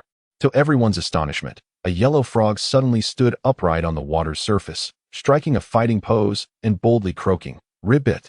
Faced with the oncoming train, the frog displayed no fear, instead issuing a provocative croak.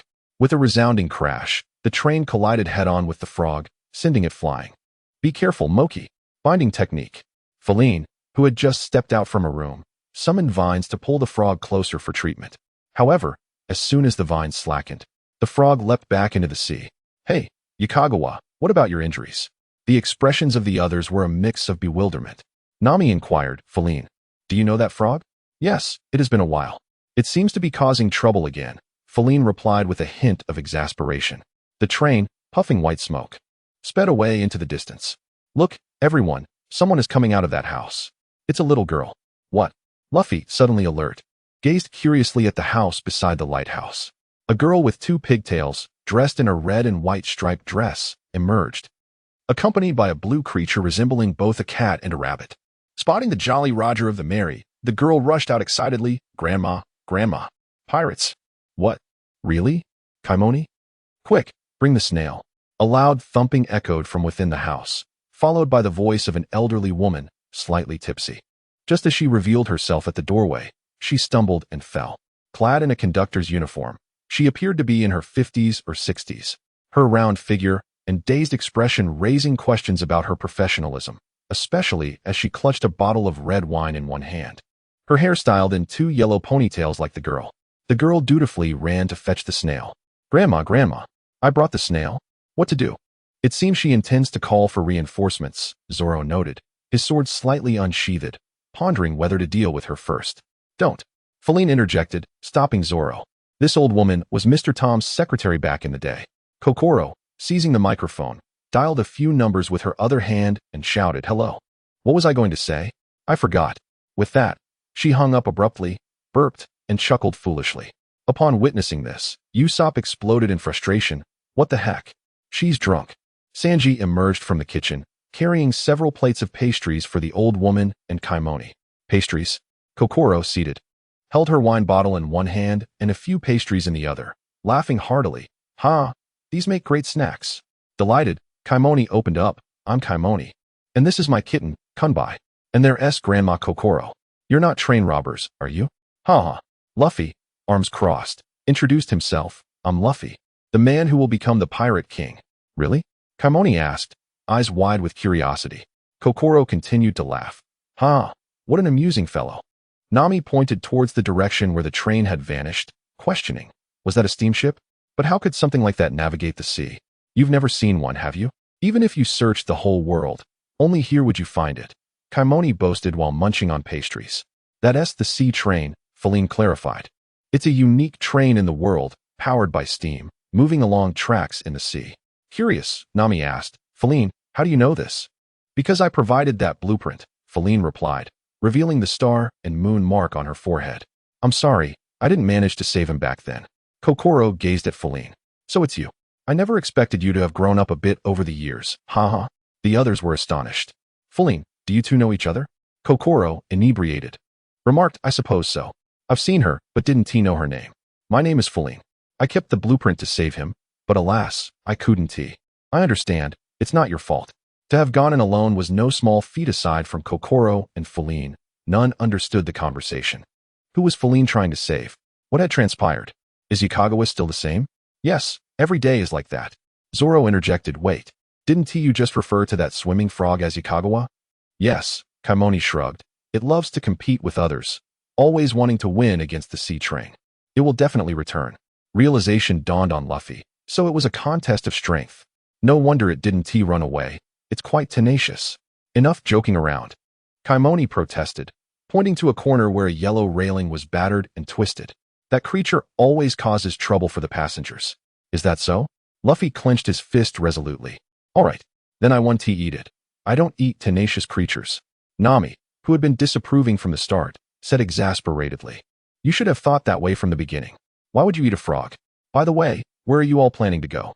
Kokoro, still drinking, tipsily introduced. If you take the sea train from here, the next stops are the capital of Spring Queen, St. Bayong, the food street of Byuki, and the festive town of St. Farte. All are splendid. Great, Luffy exclaimed. Then let us go to the food street of Byuki. Go where? Nami punched Luffy, instantly dispelling his notion. She added to Kokoro, we have a ship, so there's no need to take the train. We can navigate using the record pointer. Which direction does it point to? Kaimoni asked curiously. Nami raised her left wrist for them to see, pointing eastward. I see. So you're headed to the water city. That sea train just came from the blue station on that island, Kokoro kindly explained. The town known as the Water City is a wonderful place, especially noted for its thriving shipbuilding industry. Their technology is unmatched in the world. The vessels they construct are exclusively for the esteemed dignitaries of the world government. Truly extraordinary. So, does that imply there are exceptionally skilled shipwrights there? Luffy gazed excitedly at Granny Kokoro. Indeed, it is a haven where the most formidable shipwrights from across the globe converge. Usopp. Luffy turned to Usopp, and unsurprisingly, he noticed the same thrill reflected in his eyes. Clenching his fists, Luffy exclaimed with a smile, Excellent. It's settled. We shall journey there and undoubtedly find a shipwright to join our crew. Ha ha. I wish you the best of luck. Then he addressed Furolin. Ace Buggy has now become the mayor of Water City, and everyone calls him Iceberg. You can guide them to seek him out. But Granny Kokoro, could you provide me with a letter of recommendation? I cannot reveal my identity to him at this moment. You know how the government is. Haha, certainly. Please wait a moment. Granny Kokoro swayed as she walked into the house and soon emerged with a folded piece of white paper, handing it to Luffy. This is a letter of introduction. Please present it to him and request that he assist you in repairing your ship. Water City is vast, so do not lose your way. All right, farewell, Granny Kokoro. Although I understand the blow that incident dealt you, please take care of your health. Ha ha ha, rest assured. Now, everyone, let us depart for Water City. The group, though unaware of the circumstances, could sense the gravity of the situation from Furolin and Granny Kokoro's expressions, an unfortunate matter that Furolin wished to change but could not. The sails were lowered, and the Going Merry gracefully drifted away from the dock, steering toward the direction indicated by the compass. Nami waved goodbye to Granny Kokoro and the others, thanking them for sharing such valuable information. Thank you for all the news, Granny Kokoro. Chimney, safe travels. Chimney waved vigorously, watching the small sheep ship fade from view. The little cat, Kumbe, also shook its head. Granny Kokoro shouted loudly, be cautious of the government agents. All right then. Luffy, seated atop the ship's figurehead, excitedly waved his arms, gazing ahead as they set sail for the Meat City. What on earth did you hear? Usopp looked at the exhilarated Luffy with disdain, then curiously inquired of Furolin. Furolin, what transpired in Water City during your time there? Fullin, with a somber expression, said, This is the greatest regret of my life. Had I not been so weak at that time, I could have single-handedly saved that person. Once this matter concludes, I will share the details with you. Furthermore, when I meet the Iceberg, you must not disclose our acquaintance. Fullin expressed her hope that they would not encounter such circumstances again, as they were all her companions, and she wished to lose none of them. Subsequently, Luffy and the others, with nothing to occupy their time, gathered in a circle to deliberate on the ideal appearance of their future shipwright. Sanji suddenly volunteered with unusual enthusiasm, proclaiming, Luffy, Leave the search for the shipwright to me. I shall undoubtedly find a stunning beauty.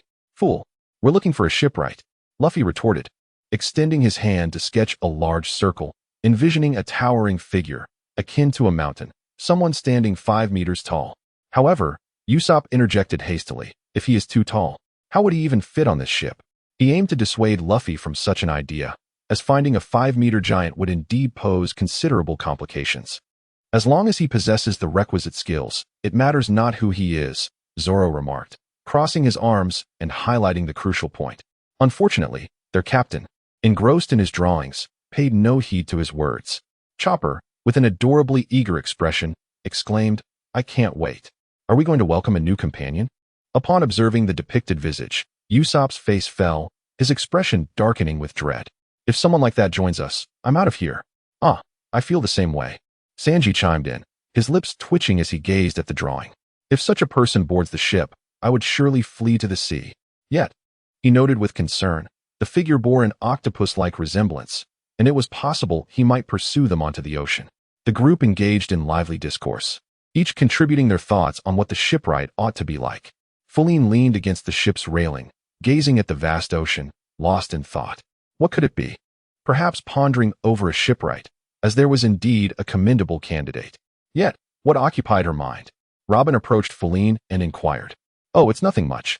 Merely reminiscing about an old acquaintance, a troublesome fool. Chapter 46. Reminiscing the past. Farewell to CP9 over 20 years ago, in Water City, having acquired the blueprints. Linlin was about to depart for the coastline when she heard someone reprimanding. Hengang, you are truly hopeless. Fram was animatedly pointing at a large frog, which appeared rather aggrieved. What transpired? Linlin approached. Is there anything I can assist with? Fram gestured towards the sizable frog, stating, it's Hengang, utterly dim-witted. Despite my extensive teaching, it still hasn't grasped the concept. Hengang retorted, I am a frog. I can only swim like a frog. Sensing Hengang's thoughts, Linlin's lips twitched as she asked Fram, what exactly are you teaching it? Freestyle. Freestyle? Linlin gasped, suddenly understanding Hengang's distress. It was indeed a tall order for the creature. Linlin, your idea is truly peculiar. Do you not have other hobbies? Of course I do. Come, let us witness my masterpiece, Fran exclaimed enthusiastically, before turning back to Hengang and saying, continue your practice. Thus, Fran led Linlin to another shore, where the distant sound of clanging metal echoed. Fran clenched his fists and dashed forward, with Linlin hastening to keep pace. Upon their arrival, Linlin was left utterly astonished. 35 magnificent warships lay anchored before them. Linlin observed as Fran raised the collar of Icebegu's attire, who held a hammer in his hand. At that moment, Linlin seemed to discern the unfolding situation. Fran bellowed, Icebegu, what are you planning now? Icebegu retorted, I simply cannot condone your creation of such perilous devices. I must destroy them. What did you say? Do you have any idea how dangerous they are? They could harm others. Are you implying that I crafted them with malicious intent? If they are not meant to cause harm, then destroy them. I refuse to agree. Enough. You two, cease your quarrel. Linlin interjected, stepping between them to prevent an impending clash. She addressed Icebegu. However, you are in the wrong, Icebegu. What did you say? Designing these contraptions likely required considerable time and effort. You cannot simply destroy them. Ino, are you aware of that? Humph. Icebegu turned away, remaining silent, harboring a long-standing aversion to Fran's warship creations. You fool. Icebegu, what kind of attitude is that? Fran expressed his discontent with Icebegu's reaction. One day, you will regret this. With that, Icebegu fled. Wait, come back. Linlin intended to reason with him further, but Icebegu disregarded her. That foolish Icebegu. Fran continued to fume. All right. Regardless of the circumstances, you are still brothers. Any misunderstandings can be resolved with a conversation when the opportunity arises. Who is his brother? By the way, did you create all of this? Quite impressive, Linlin remarked to Fran. Upon hearing Linlin's praise, Fran's anger subsided significantly. Of course, these are my proud creations. Is that so? Would you like me to introduce you? Sure. Just then, Zoro's inquiry interrupted Linlin's reminiscence. Following the direction Zoro indicated, the group displayed a range of expressions, admiration, astonishment, all captivated by the scene before them. I never expected to return here. It remains as beautiful as ever, Linlin said with a smile. Facing the sea breeze, Robin smiled gently and remarked, It is indeed lovely. Usopp, with his mouth agape, had yet to close his jaw. Wow, this is incredible. Truly a marvel of an industrial city. Sanji, equally astonished, exclaimed, "No wonder the sea train passes through here. This is amazing. So much water." Chopper, entirely fixed to the ship's rail, peered excitedly at the approaching scenery, only to be puzzled by the immense streams flowing from the city into the ocean. "But where does that water come from? You seem quite curious," Robin explained with a smile as she stood behind him.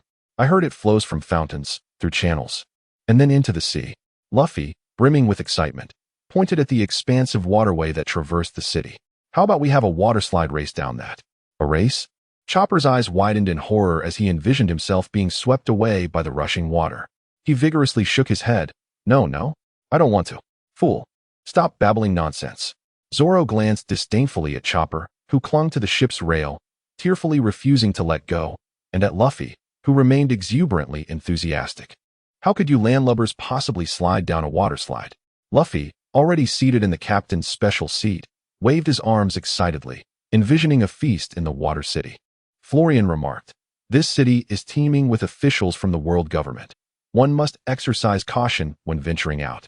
Zoro, coming to his senses, gazed curiously at the enormous numbers on the iron walls. What do those numbers signify? Usopp, equally perplexed, shook his head in confusion. Sanji joined in, questioning the towering steel barriers. Are those the walls? Or perhaps they are intended for the 5-meter-tall shipwrights to navigate. Luffy, seated atop a goat's head, seriously presented his chosen image of the shipwright. Usopp, instantly irate, pointed at the picture and shouted, "You can say whatever you want." Ahead lay a station. Nami focused on the simple blue station before the Going Merry. It was crafted with precision, inscribed with Blue Station, but where was the dock? Usopp scrutinized the surroundings, wondering if it might be on the other side. "Hey, you lot," as the Going Merry prepared to enter the city from the front. A fisherman on a small boat bellowed, "It would be quite troublesome if pirates were to enter boldly. You should go around to the back streets."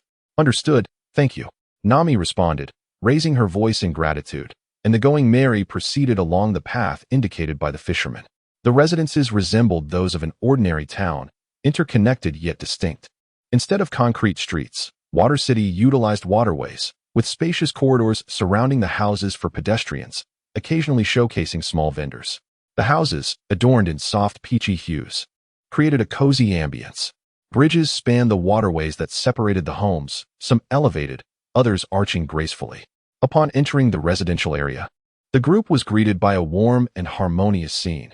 Even upon spotting a pirate ship, the residents remained exceptionally friendly, unlike the panicked reactions typical in other towns. What a magnificent seaside city! Nami marveled at the homes seemingly afloat on the water. Truly splendid, a beautiful city. Luffy echoed her excitement, gazing at the exquisitely designed structures. However, Chopper, intrigued, observed that the entire city was submerged, with houses sinking beneath the waves. "No, this city is built upon a foundation that is inherently submerged," Robin explained calmly, gesturing towards the portions of the houses just breaking the water's surface. "Look at those pillars beneath the houses," Chopper exclaimed, realization dawning upon him. Indeed, the houses are elevated upon pillars, Sanji remarked as he comprehended the waterways replacing the streets. "Ah, so that's why it's called Water City." Luffy laughed, raising his arms in exhilaration. At that moment, a restaurant owner, who was tidying up, spotted the Going Merry gliding smoothly along the waterways and immediately halted his cleaning, shouting, "You can't dock a pirate ship here. What brings you to this place? Are you here to plunder?" Luffy replied loudly, "No, we're here to repair our ship." Usopp, embarrassed, added, "Would a normal person ask if we were here to rob?" Upon hearing this, the owner enthusiastically pointed to a waterway, saying, just a short distance ahead, "There's a cape. You can dock your ship there." "Thank you," Luffy replied with a loud acknowledgement, waving goodbye to the owner as the Going Merry followed the indicated path. Usopp, frustrated by yet another thwarted docking attempt, complained, "Here we go again. What can we do? After all, we are pirates." Zoro, unbothered, watched as the Merry slowly approached a small island devoid of buildings, its surface uneven and unsuitable for construction, though it was flat enough for walking. "This place isn't too bad," Usopp stated, hands on his hips, satisfied with the nearby land. However, Sanji gazed at the distant, exquisite fountain of Water City before looking back at the grass-covered, uninhabited land, remarking, "But this truly is an eyesore." They found a relatively spacious coast to anchor, leading to a flat expanse of land where they intended to enjoy their time in the city. Zoro was in the process of securing the sails when, perhaps due to excessive force, the patched mainmast snapped with a loud crack, eliciting gasps from the crew. Wow! Usopp's eyes bulged in horror as he yelled. What on earth are you doing, you idiot? Zoro, who had merely tugged on a rope while still supporting the mast, was left speechless. Once the mast was stabilized, Nami, puzzled, inquired, why do the townsfolk seem unfazed by pirates? Zoro, swiftly climbing to mend the mast, replied nonchalantly, well, pirates are customers for shipyards, after all. Usopp below shouted in frustration, enough chit-chat. Hurry up and fix it. Is it possible that there are bodyguards here capable of defending against pirate attacks? Robin speculated. Such a remarkable city could certainly have them. Sanji nodded in agreement. Really? What do we do? Usopp exclaimed, alarmed. We are guests here. So there shouldn't be any trouble, Florian remarked softly, observing the distant city from the ship's railing. Thus, you all can enjoy your time, but do be cautious. All right, we're off. At Florian's words, Luffy and Usopp immediately leaped from the ship, racing towards the distant town. Wait, Luffy, Usopp, Nami called out, snapping back to reality as she jumped off the ship, clutching the recommendation letter from Kokoro.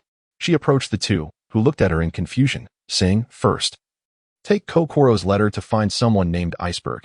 Ask him to help arrange the ship's repairs, and we must also locate a place to exchange gold for money. Florian, you should come along as well. No, I have some personal matters to attend to. You all go ahead. Oh, I see. Then, Luffy replied eagerly, since that's the case, we'll head towards Water City. Nami, standing behind, felt utterly speechless, realizing they had forgotten the gold. Be careful, Miss Nami. Sanji waved at her. But Nami didn't turn back. As their voices faded into the distance, Chopper, resting on the ship's railing, looked longingly at the three departing figures. How nice. I wanted to go too.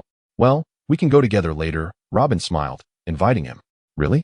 Chopper perked up, eyes shining. Can we visit a bookstore? Is there a bookstore? Yes, there must be, Robin replied gently, nodding before heading to her room. Let me change my clothes first, then we can go together. As I prepare to organize some medical supplies, the exuberant Chopper eagerly rushes into the boy's room to tidy up his little blue bag.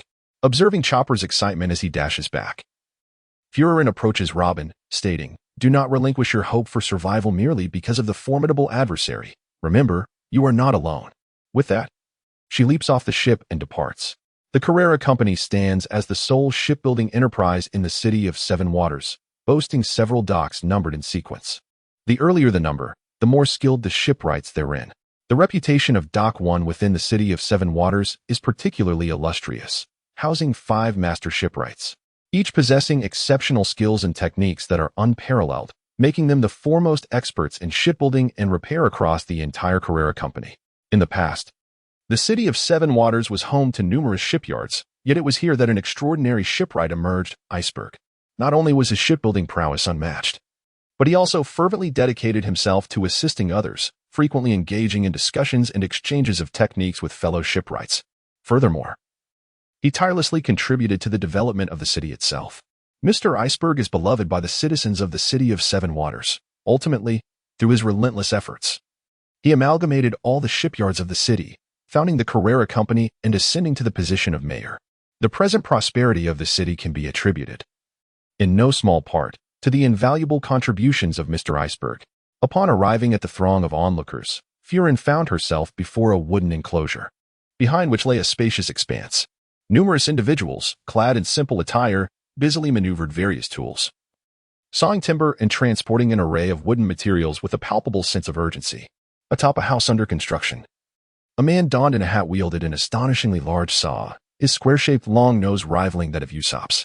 Below, a man in a black top hat and white vest hammered nails, notably accompanied by a white dove adorned with a red tie perched upon his shoulder.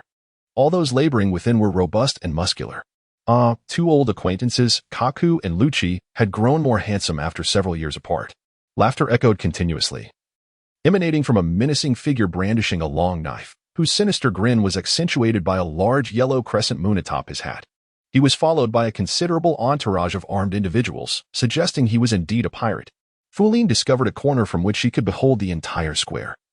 Smiling as she awaited the unfolding scene, curious about the current capabilities of these two old acquaintances, which piqued her anticipation. The pirate captain, after several hearty laughs, addressed a man before him, clad in a blue work uniform with yellow hair, who was sawing wood. Ha ha ha. We have given it considerable thought, truly. Although we requested your assistance in repairing the ship, the repair costs seem excessively steep. The man, unfazed and biting down on a cigar while wearing yellow-dotting goggles, merely lifted his head with impatience and remarked, "You are obstructing my work," before returning to his task, disregarding the long knife that the pirate captain had poised against his neck. "Thus, I shall not pay the 100 million for the repairs. Thank you for restoring the ship so splendidly for free, ha ha ha." At that moment, the crowd parted, as if a person of great stature were approaching. Linlin beheld a man in an orange pinstriped suit and black trousers, his extremely short deep blue hair exuding an air of authority, with a small white mouse nestled in his suit pocket. Following closely behind him was a woman in a tidy yellow suit. Her neatly tied yellow hair and astute eyes behind glasses, combined with her poised manner of holding documents, indicating her role as the man's secretary. Gently stroking the white mouse's head, the man appeared somewhat puzzled as he inquired of his secretary, "Khalifa, what is that?" "Indeed, Mr. Iceberg. That is a client from Dock 1, who, after having their ship repaired, claims they cannot afford to pay." Khalifa adeptly presented the documents to Iceberg and, adjusting her glasses with an impassive expression, added, "This is harassment." "Ah, even the secretary is an old acquaintance. Seems Ace Bug has quite the dangerous entourage. What to do? I cannot simply rush over and accuse him of harboring an undercover agent," Linlin mused. "Well, it is indeed harassment," Iceberg replied, somewhat at a loss for words. At that moment, a man carrying a massive log brushed past the boisterous pirate captain, inadvertently turning his body, and the stout log collided with the pirate captain's head, knocking him to the ground. Eyes rolled back. His subordinates gasped in shock. Realizing he had struck someone, the shipwright turned back nonchalantly, uttering, my apologies." "You idiot. Pay attention to your surroundings when moving," one of the subordinates shouted angrily. However, before the outburst could settle, the man with the rectangular nose leaped down, wielding a saw larger than himself, and struck the shouting subordinate without a hint of remorse, saying, "My apologies. You lot want to fight? Who do you think we are?" As the shipwrights drew near, the pirates huddled together, issuing fierce threats, yet before they could finish, the man with the dove hurled one of them aside effortlessly. A cannonball then soared into the gathered pirates, followed by a resounding explosion, leaving them sprawled on the ground. Eyes rolled back. On the shipwright's turf, there is no reason to permit the pirates to run amok, the man in blue declared coldly, casting a glance at the bloodied pirate captain before swiftly joining his fellow shipwrights and lifting the unconscious pirate away to dispose of him elsewhere. The surrounding crowd erupted in cheers, exclaiming, "Wow, is that Mr. Lucci? So dashing. Where has he been? Lulul is here, truly seasoned, a man among men. Years have passed. Yet you remain as formidable as ever, dear older brother of CP9, Linlin remarked softly, her voice echoing in the mind of the dove-bearing man. He began to scan his surroundings, but found no trace of her. "What? Cannot find me?" "During the tumult at Judicial Island, you CP9 were among those who thwarted my escape. Though I managed to evade your grasp, that time you triumphed. Were it not for your relentless pursuit, I would not have missed the gate of justice and failed to rescue Mr. Tom. Lucci, it is you. Where are you?" "Linlin, rest assured.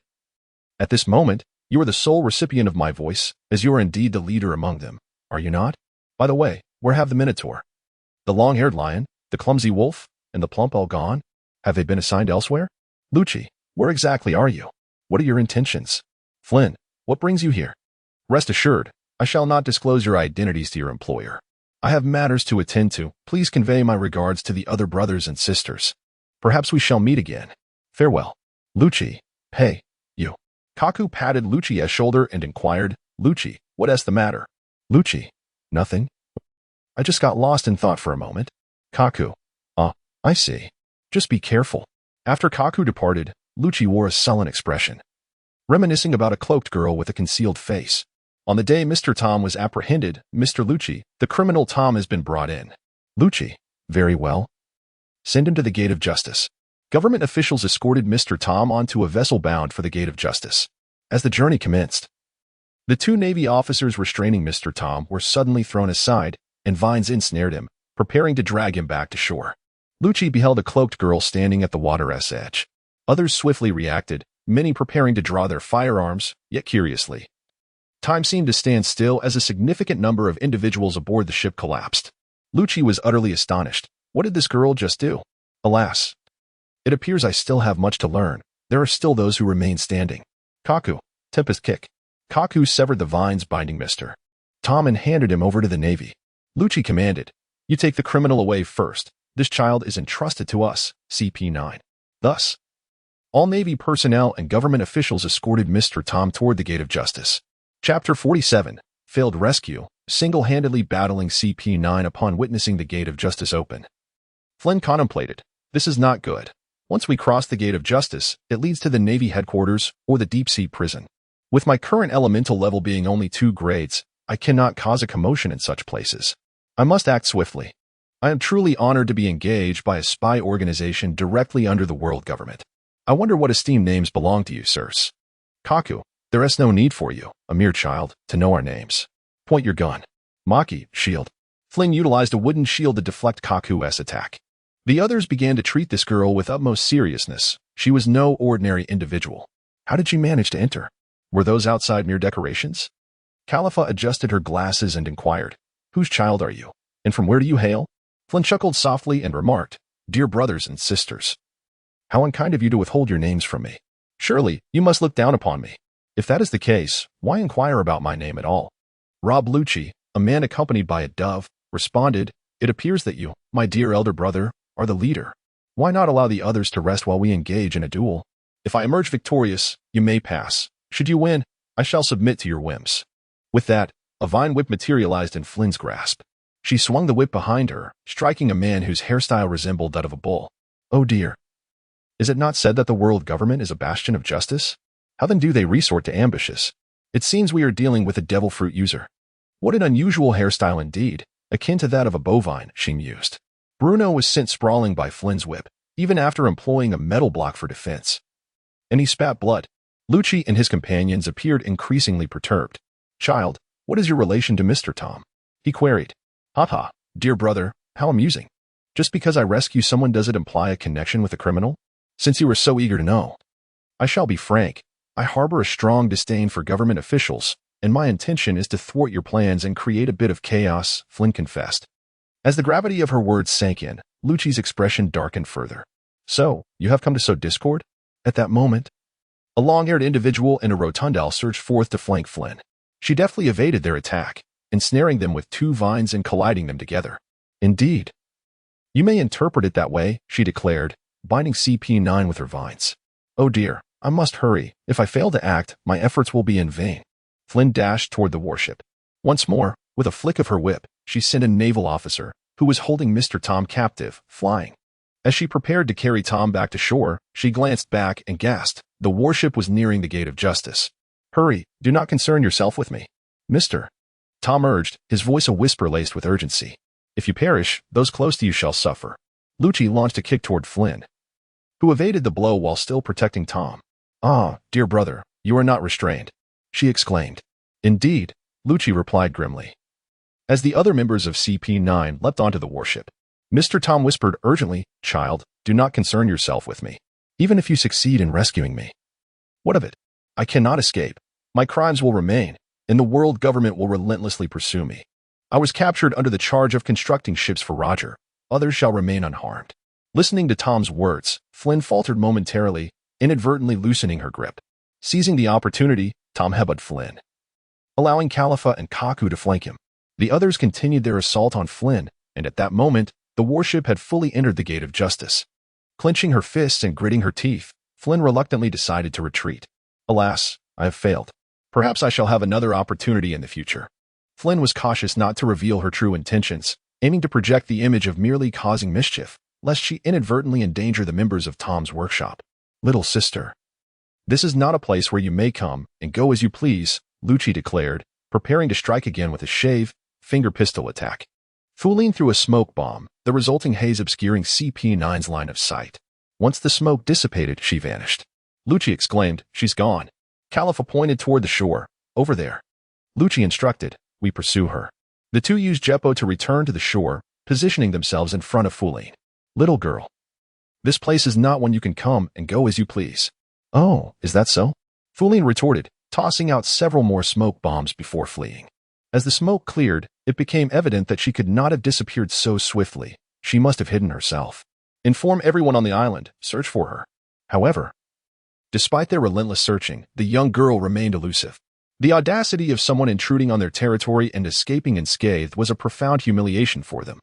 Such a person undoubtedly deserved a bounty, yet Lucci had not glimpsed her face, knew neither her name nor her origins, and aside from recognizing her voice as feminine, he had no other leads. Even more troubling was the fact that a week later, all CP organization files were stolen. To compound matters, the girl had somehow managed to leave behind a neatly packaged collection of documents, accompanied by a note. Dear Big Brother, this is a gift for you. An apology for my ruckus at Judicial Island. Do you like it? Perhaps we shall meet again someday. Lucci was seething with rage. This was an overt provocation. Yet he was powerless, for the letter was composed entirely of cutout letters from newspapers and magazines, from various years and types, leaving no fingerprints. They had initially focused their investigation on Tom, yet no suspicious individuals had been detected. The girl's actions were particularly cautious. If she were indeed associated with Tom's workshop, she would not have dared to act so brazenly in plain sight. Her boldness suggested one thing. She was confident she would not be caught. Contemplating this, Lucci's expression darkened. Oh, will we meet again? I rather look forward to it. I am curious to uncover your true identity. At this moment, Luffy and his companions, carrying 300 million berries, arrived at the shipyard, having amassed enough funds to repair the Mary.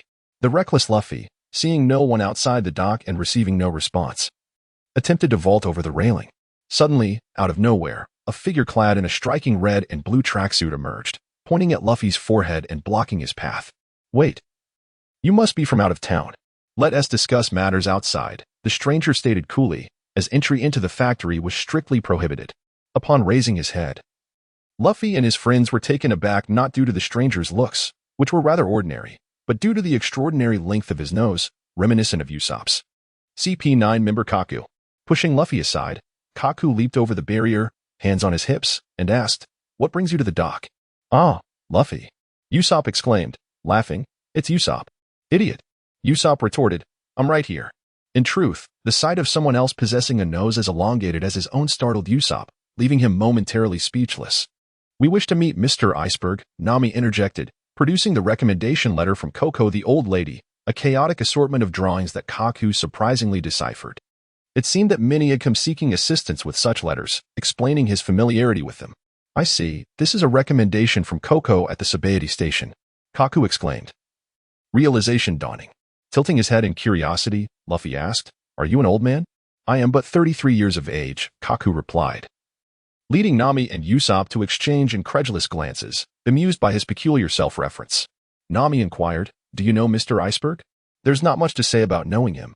Everyone does. Mr. Iceberg is the mayor of Water City, and furthermore, he is the owner of our Carrera company, overseeing the sea train operations as well. Such an impressive figure?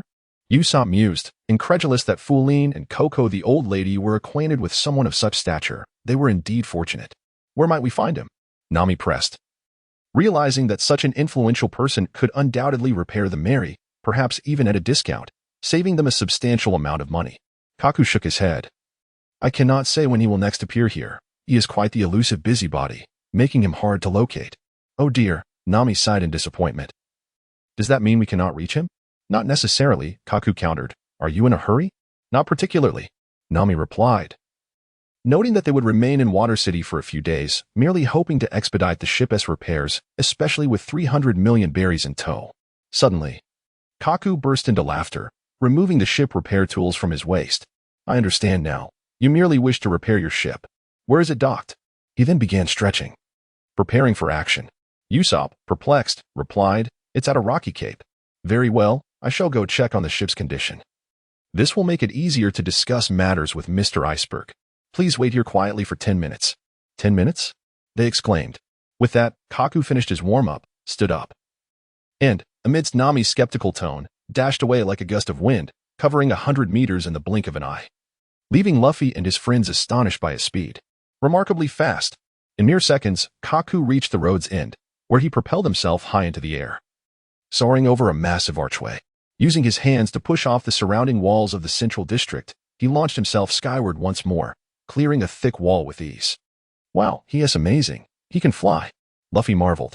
That man, capable of freely traversing the city, was known as the Mountain Wind, one of the 5 foremen of Carrera Company. Just then, Iceberg, clad in a suit, appeared behind Luffy and his companions without them noticing. Upon seeing Luffy, Fu Lin approached with a smile. Luffy, you've arrived. Oh, Fu Lin, I didn't realize you were still here. Upon seeing Luffy's arrival, Fu Lin momentarily relaxed her vigilance. Failing to notice a figure halting his work with a sullen expression, Rob Lucci, having gathered sufficient information. He adjusted his glasses while Califa recited the names from the documents in her hand. Straw Hat Kid Luffy, Pirate Hunter Zaro, and Nico Robin. At the mention of Robin's name, Lucci's icy demeanor flickered briefly before returning to its usual stoicism. This subtle shift did not escape Furlin's keen observation. While Lucci remained in the shadows, watching her, the bounty for these 3 notorious individuals totaled 239 million berries, originating from the East Blue. And they were part of the Straw Hat crew, which currently comprised 7 members. As Califa calmly read the information, her expression remained impassive. Yet a sense of curiosity brewed within her. She approached Furlin and inquired, Little sister, are you affiliated with them?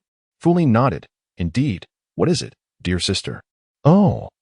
It's nothing. I merely lack your information. Oh, is that so? I must apologize. I am rather feeble. Every time they engage in a scuffle, I find myself hiding away, for I do not wish to be a burden. Yet, as Luffy and the others attempted to interject, actually, Fu Lin has not finished speaking. A whirring saw suddenly flew towards them. Fu Lin stood there in a daze as the saw grazed her neck, narrowly avoiding a grievous injury. Upon witnessing such a scene, Fu Lin was so frightened that she hurriedly hid behind Mr. Iceberg, her tears welling up in her eyes, nearly spilling over. Uncle, what is wrong with this uncle? He seems so fierce. Have I done something to upset him? Mr. Iceberg sternly remarked. Ruchi, what is the matter with you? Ruchi stepped forward and bowed to Fu Lin. While the dove opened and closed its beak, emitting a sharp sound, I sincerely apologize.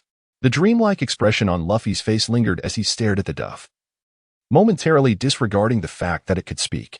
Hey, what do you intend to do?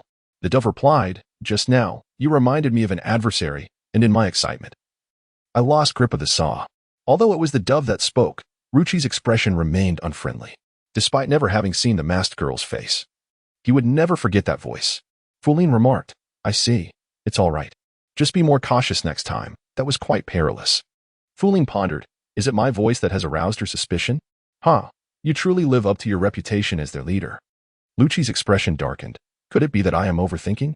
Just moments ago, she neither flinched nor resisted, appearing entirely like an ordinary person devoid of combat prowess. Furthermore, her age does not align, or perhaps she is aware that I dare not take her life. Fu Lin thought to herself, I refuse to believe that you would truly dare to kill me in front of all these witnesses. Fu Lin had just placed a bet. She wagered that Lucci would not dare to kill him in broad daylight, considering their objectives had yet to be fulfilled and exposure would be unwise, wouldn't it? Nevertheless, she made a mental note of this incident. It's all right, Luffy. This gentleman likely did not act with malice. Not only was Fu Lin startled, but Luffy and his companions also felt a surge of apprehension. After reprimanding Lucci, Mr. Iceberg turned to Luffy and his friends, extending his apologies. I am Iceberg, the mayor of the city. I sincerely apologize for the fright my employee caused you. Nami replied, it's quite all right. Usopp, however, plopped down onto the ground, exclaiming, that was truly terrifying. In an effort to change the topic, Fu Lin pointed at the white mouse in Mr. Bingshan's pocket, exclaiming, Uncle, your mouse is quite adorable. Mr. Bingshan poked the mouse gently, saying, I just found this little creature. What should I name it? After pondering for a few moments, he concluded, let us call it Tyrannosaurus. I must prepare food and a cage for it. Everything is ready, Mr. Bingshan, Califa said briskly, adjusting her glasses. Mr. Bingshan was somewhat taken aback by her efficiency. As your secretary, it would be unacceptable not to manage even this, Califa stated expressionlessly while pushing her glasses up the bridge of her nose. Mr. Bingshan stroked his chin and inquired, by the way, Califa, what's on the agenda for today? After adjusting her glasses again, Califa perused the documents in her hands and began, in 10 minutes, you must attend a banquet with the officials from the Kiza Hotel and the glass factory. Following that, you have a speech at Liguli Square, and after the speech, you are to meet with Mayor Bimini of Food Town, while simultaneously granting an interview to the newspaper. Upon your return to the office, I kindly ask you to review some important documents. I refuse. Mr. Bingshan reacted with visible reluctance upon hearing the packed schedule. Then we shall cancel everything. Khalifa noted this without any objections. Is that really permissible? Usopp, astonished, stared at Mr. Bingshan, who was displaying such stubbornness. I have the authority to do so, Mr. Bingshan replied. Usopp felt a wave of embarrassment wash over him, pondering if this could be classified as the mayor's negligence. Despite everyone being startled by Lucci's recent actions, they were somewhat reassured by Fu Lin's safety and Mr. Bingshan's amiable demeanor, assuming it was unintentional and therefore not worth holding against him. Indeed, you must be Mr. Bingshan, Nami interjected, not forgetting the matter at hand. She promptly produced a letter from old Coco and handed it to him. Take a look at this. It's an introduction letter. Upon receiving it and unfolding it, Mr. Bingshan read the bold letters in the lip print, and as soon as he finished, he tore the paper into shreds. What? Nami exclaimed in disbelief at his actions. Are you refusing to help us? Please, we can pay you. Luffy hurriedly added, the Mary has been sailing for a long time. It's in dire need of repairs. We're counting on you, sir. Certainly, Mr. Bingshan nodded in agreement. Is he truly agreeing just like that? Usopp, startled by Mr. Bingshan's sudden change of heart, questioned. Then why did you tear up the letter? Casting his gaze aside, Mr. Bingshan replied somewhat petulantly that lip print was rather unpleasant. Old Coco has been my drinking companion for many years, but Kaku has already gone to inspect the ship, so everything will be much easier. Rest assured. He stretched lazily, yawning, and added, since I find myself with little to do today, how about I show you around the factory? Really? Luffy's face lit up with joy, while Usopp, a bit perplexed, thought, is this the attitude of a man who just canceled work? Can I say something now? Fu Lin pointed to two bulls in the distance, noting that two individuals had just taken Usopp's money box. What? Luffy and the others stared in disbelief at Fu Lin, who appeared hesitant. That has 200 million berries. Fu Lin, hurry. Usopp was flattened to the ground by Nami's punch before he could give an order. What a joke. If Fu Lin could have acted, she wouldn't have frozen in place when that saw flew by. How capable do you think she is? You want her to confront the robbers? Do you wish for her demise? Regardless, let us chase after them. Nami shouted, clutching the heavy money box as she dashed along the riverbank, calling out to the two bulls approaching a bridge. Hey, that's our money. Give it back. Haha. The robbers, clad in outlandish attire, flaunted their two money boxes, laughing heartily. The money belongs to us now. Don't chase us, came a loud shout from above, as they noticed a figure in blue overalls being pursued by several people. It's Barry. He is being chased by his creditors, Khalifa noted, recording the scene with her pen. Meanwhile, Barry, spotting the two bulls as he crossed the bridge, shouted, Lucky. Active rope.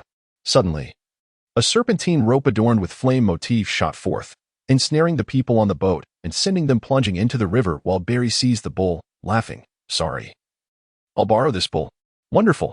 Are those your company's people? Usopp called out to the receding figures. Hey, thank you. That money is ours. Hearing the mention of money, Barry glanced down and, upon spotting the two boxes, his face lit up, prompting him to swim even faster. Damn it. That scoundrel. Luffy clenched his fists, ready to charge, but was suddenly held back by someone grabbing his shoulder. When he turned around in confusion, he found Lucci standing behind him, expressionless, with a dove perched on his shoulder, the bird squawking, Let me go. Fu Lin, however, paid no mind to Lucci, as she noticed Khalifa watching her intently. Flynn, however, remained unfazed. What is this? Just a short while after our meeting, and you all start to doubt me? Chapter 48. Reunion with an old friend. Never give up. Ouch. It hurts, Barry exclaimed, his ear being tugged by Lucci. My ear really hurts. The iceberg nodded and said, Thank you for your trouble, Lucci.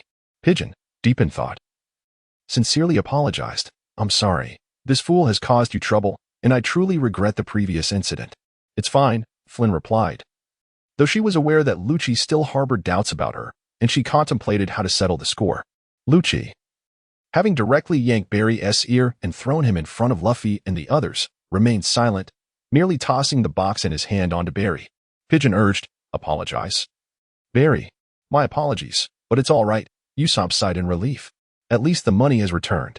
Barry, picking himself up from the ground, approached Luffy with two boxes of money in hand.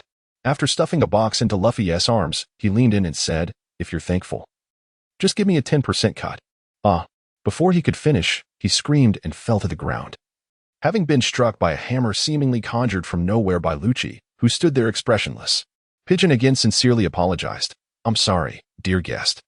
This guy has accumulated a mountain of debt from gambling, The sight of money makes him forget his manners, pointing at Pigeon while clutching the money box.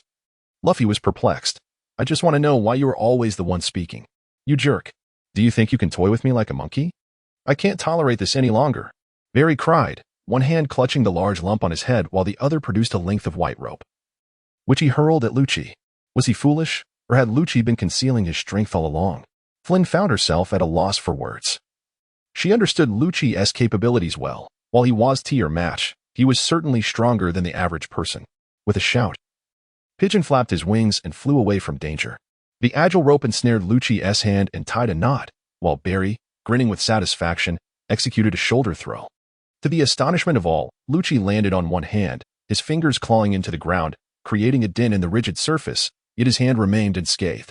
He stood there like a statue, balancing his entire weight on a single hand. Aside from the astonished Luffy, Nami, and Usopp, the others remained indifferent. Iceberg and Califa were accustomed to such calmness, while Flynn maintained her composure, though she felt compelled to feign weakness, carefully hiding behind Luffy. Though they appeared unchanged, their hearts were filled with shock. A person capable of freezing a clock tower and absorbing lightning was pretending to be weak. Did Flynn harbor a grudge against this Lucci? In truth, Flynn had no choice. Lucci had clearly aimed to test her, but she could not reveal her identity at this moment. Ah, my apologies. We shall handle our company's fool internally. If you capture him, it could become troublesome. Iceberg observed Lucci and Barry, who were drawing near. Califa added, somewhat relieved. The most important thing is that the money has been stolen by the Frankie family. Are they those oddly dressed individuals from earlier? What do they do? Nami inquired. The Frankie family specializes in ship dismantling, Califa replied, adjusting her glasses with a hint of indifference. However, they are not serious workers. Their side occupation is bounty hunting. Consequently, they stir up trouble whenever pirates are spotted in the city, a group of nuisances. Defeating the pirates here allows them to claim their ships, dismantle them, and sell the usable wood cheaply. That is the nature of the Frankie family's business. What despicable individuals! Usopp clenched his fist in indignation. Aren't they effectively dismantling others' pirate crews? Well, Iceberg hesitated. Once they become their prey, they may leave no trace behind. But they seem rather weak. Luffy laughed heartily. Hands on his hips. They are merely ants and should not be underestimated, especially their leader, Frankie, Iceberg remarked, his expression growing complex at the mention of Frankie. Listening to their conversation, Flynn mused, the genius who once constructed 35 warships has now turned to ship dismantling? Seizing the opportunity while no one was paying attention, Flynn discreetly slipped away. Draped in a black cloak, Fuline arrived at the underworld of Water City, the house of Frankie. She knocked on the door, and two women with square-shaped hairstyles emerged. Who are you, little sister? One inquired. I seek your leader, Frankie. May I enter? Oh, then please come in and wait. Moments later, the door creaked open, revealing a tall man adorned in a colorful robe and a mask, accompanied by the two women. What brings you to me? I am quite busy, he announced in a peculiar tone as he swaggered inside. Long time no see, Franch. Fuline revealed the mark upon her forehead. It's you. Frankie exclaimed in surprise, then chuckled. It has been a while. You haven't changed at all. The onlooking subordinates were astonished. Big brother, you know her? Indeed. Though I know not her name. Come with me, little sister. They entered a secret chamber. Please, sit down, Frankie gestured, taking a seat on the sofa while Fuline sat opposite him. The two square-haired women served them tea. I have matters to discuss with this young lady. You may leave us. Understood, big brother. Once the women departed, Fuline smiled gently. It has been too long, Franch. How have you been? Listen well, little sister. I am now Frankie, and it has been 8 years since we last met. Why do you still appear the same? Is that so? But Grandma Kokaro says I have changed. Oh, really? Then what brings you here? Did you not take the blueprints with you? Frankie's expression darkened as he scrutinized Fuline. Are you referring to the ones Mr. Tom gave me, or the ones currently in your possession? The sound of a gun clicking against Fuline's head confirmed his suspicion. Indeed. It is you. When did you decide to act? Listen, although I swapped the blueprints, they were initially entrusted to you for safekeeping. None of us desire them to fall into the hands of the world government. I believe my location is somewhat safer than yours. Fuline raised her hands in surrender. Frankie lowered his weapon. If it weren't for the world government still lurking around Bagoo, I might have suspected you were one of them. Is that so? It's true, my origins are shrouded in mystery, my identity unclear, and my age does not quite add up. After all, I appear scarcely older than I did 8 years ago. Yes, by rights, you should be in your 20s, yet you still resemble a 12-year-old. Whether 14 years ago, 8 years ago, or now, you remain unchanged. Who are you truly, and what is your purpose? I previously mentioned a dual insurance. The blueprints are divided equally, and I merely exchanged 2 sheets. Indeed, the most crucial 2, detailing the internal structure of Hades. You remember quite well, Frankie. No wonder you possess a talent for shipbuilding. I have long ceased shipbuilding. My current work involves dismantling vessels. Oh, why is that? Because the warships you constructed shattered the path I had prepared for your mentor. I shall never again take pleasure in such things. Even if I do not wish to wield them for nefarious purposes, they could harm those dear to me. Ah, so it seems I am also the one responsible for your mentor's demise? Oh, the blueprints for the maritime train were provided by me, and that very train whisked Mr. Tom away, did it not? His death has no bearing on you. Do not feel guilty for your failure to save him. However, your mentor did not wish for Hades to come into existence. That, I cannot guarantee. What do you mean? While seeking the blueprints from your mentor, I had already acquired that item. My request for the blueprints was merely to prevent the world government from obtaining them. My ultimate goal is, in fact, the same as yours. In that case, destroy it immediately. That is not permissible. What is your true aim? Quite simple. I intend to utilize ancient weaponry against ancient weaponry. Ah, I see now. When do you plan to act? The time is not yet right. Perhaps when I do, you might lend a hand. I have no interest in that. The world government believes I am dead, and I am not inclined to ensnare myself. Indeed, yet you were quite formidable back then, daring to stand before the train. Your little frog has learned from you quite well. Ha ha ha, it is hang gang, by the way. It was so diligent when I was teaching it to swim. You should leave it be. Do you have a plan? I truly do not. Linlin continued. In truth, that day marked your deepest sorrow, as it was also my most helpless moment. Oh, why is that? Because on that day, I failed to save anyone, not Mr. Tom, nor you. After the sea train whisked you and Mr. Tom away, Hungong stood defiantly before the train each day. Meanwhile, Granny Coco, profoundly shaken, drowned her sorrows in alcohol. And Esbaka collaborated with the world government to protect Water City. By the way, little sister, why do you extend your hand to us? Aside from Pluto, we seem to have no ties to you. You even caused an uproar at Judicial Island for our sake. The reason I assist you is simply because I believe his death was unjust. After all, he committed no wrongdoing, did he? Indeed. It is unfortunate that our adversaries are too formidable, rendering us powerless. Now that we have reminisced, let us discuss matters of significance regarding the blueprints. What? Do you intend to take them all? No, for me, the crucial parts are already in my possession. As for the remainder, it matters not whose hands they fall into. Do as you wish. However, I must warn you that the world government may soon take action regarding the blueprints, and there is another individual of concern, someone you and Mr. Iceberg both care for. Oh, do you know her whereabouts? Yes, but she currently belongs to me. Oh, Mr. Tom once mentioned a girl capable of reviving ancient weapons. I wonder from where he heard such rumors. Or perhaps they are not mere rumors. What do you mean? She cannot resurrect ancient weapons. But she knows how to do so, and she has likely been abducted. I simply wish to prevent the blueprints and the method from falling into the hands of the world government. That would be disastrous. Therefore, I advise you to exercise caution. Linlin rose and said, I have a matter to attend to, so I must take my leave. Rest assured, I will handle things with Mr. Iceberg. Wait a moment. Young lady, is there anything else? Young lady, would you be so kind as to remove your veil, so that I may behold your face? Not at this moment. If you are truly curious, there will come a time for that. However, before then, I wish to unravel the regrets of 8 years past. Oh, is that so? I wish you luck. Suddenly, 2 ruffians burst in, carrying 2 boxes, exclaiming, Brother, we have just snatched 200 million berries from the Straw Hat crew and even injured one of their long-nosed members. We once thought they were formidable. But it seems they are nothing extraordinary after all. Linlin's expression darkened upon hearing this. To take away 200 million berries and injure Usopp, those 2 rascals. Hey, big brother, who is she? One of the men inquired, pointing at Linlin. Oh, just an old friend, came the reply. Linlin endeavored to maintain her composure as she stated. I have matters to attend to. I shall take my leave now. With that, she departed.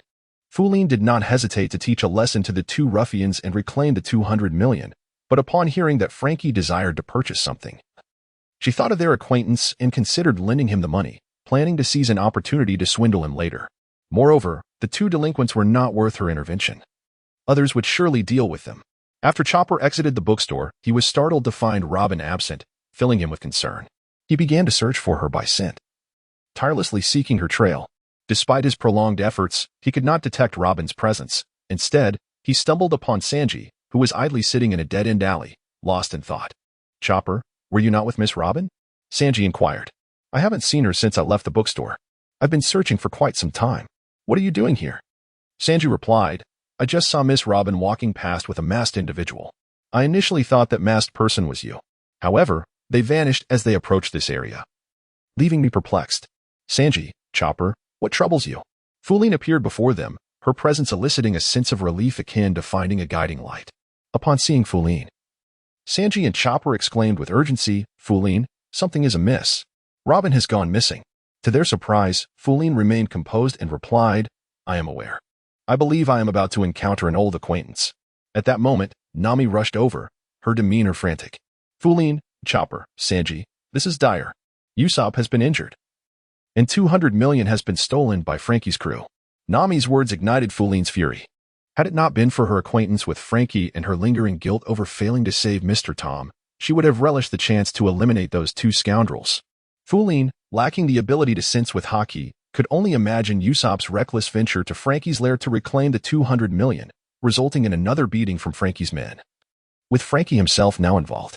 "Linlin, you should go and check on Usopp first. I will assist you in searching for Robin." "Nami, oh, please be careful." Once Nami and the others had departed, Linlin glanced around to ensure no one else was present. She then clasped her hands together and intoned, "In the name of nature, I sense all things."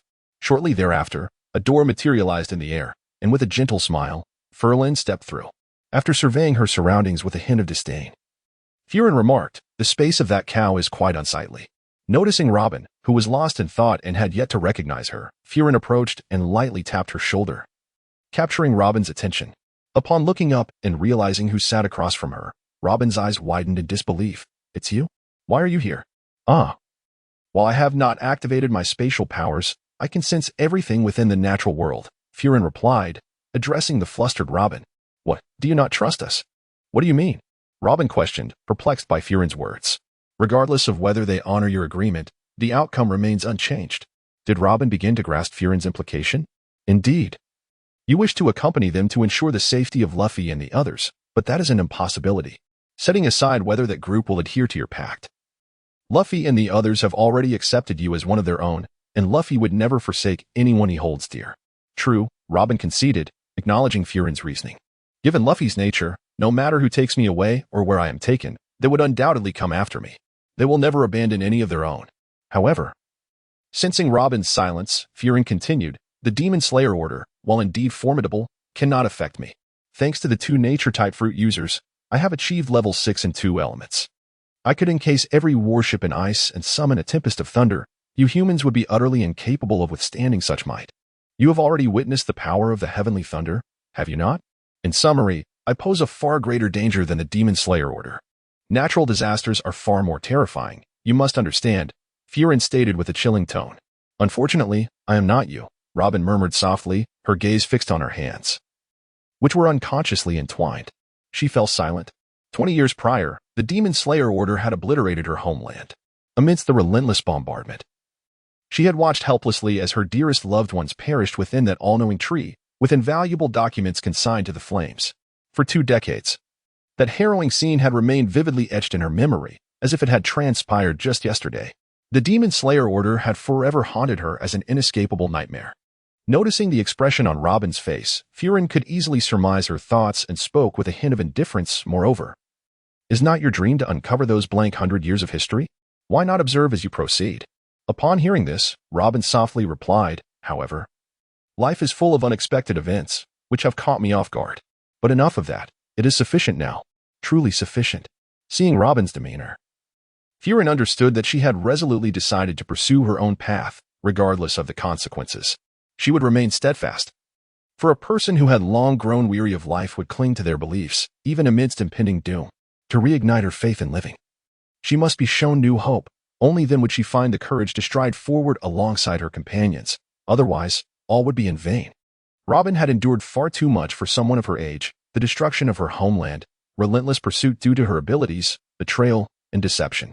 Rather than being merely the child of a demon, it would be more accurate to say that a demon had chosen her. Fu Lin sighed and said, Robin. No one's world is solely shrouded in darkness. There is always a humble corner where light exists, merely undiscovered. Therefore, regardless of what transpires, no matter how formidable the adversary may be, you must not relinquish the hope of survival. Do you not recall the final words of so long? Robin. No one is destined to be alone. The sea is boundless, and one day, companions who will protect you shall appear. Observing Robin, who remained silent with her head bowed, Linlin felt helpless. The haunting memories of Solong and O'Hara were deeply etched in her heart. For someone who yearned for death, she would not extend a hand to save. There are still matters to attend to outside. I must take my leave. You should remain here and reflect, she remarked before departing. In that solitary space, Robin sat alone, exuding an aura of profound loneliness. Gradually, she raised her head to survey the emptiness surrounding her. Linlin's words echoed in her mind as she murmured, "Light? How could that be?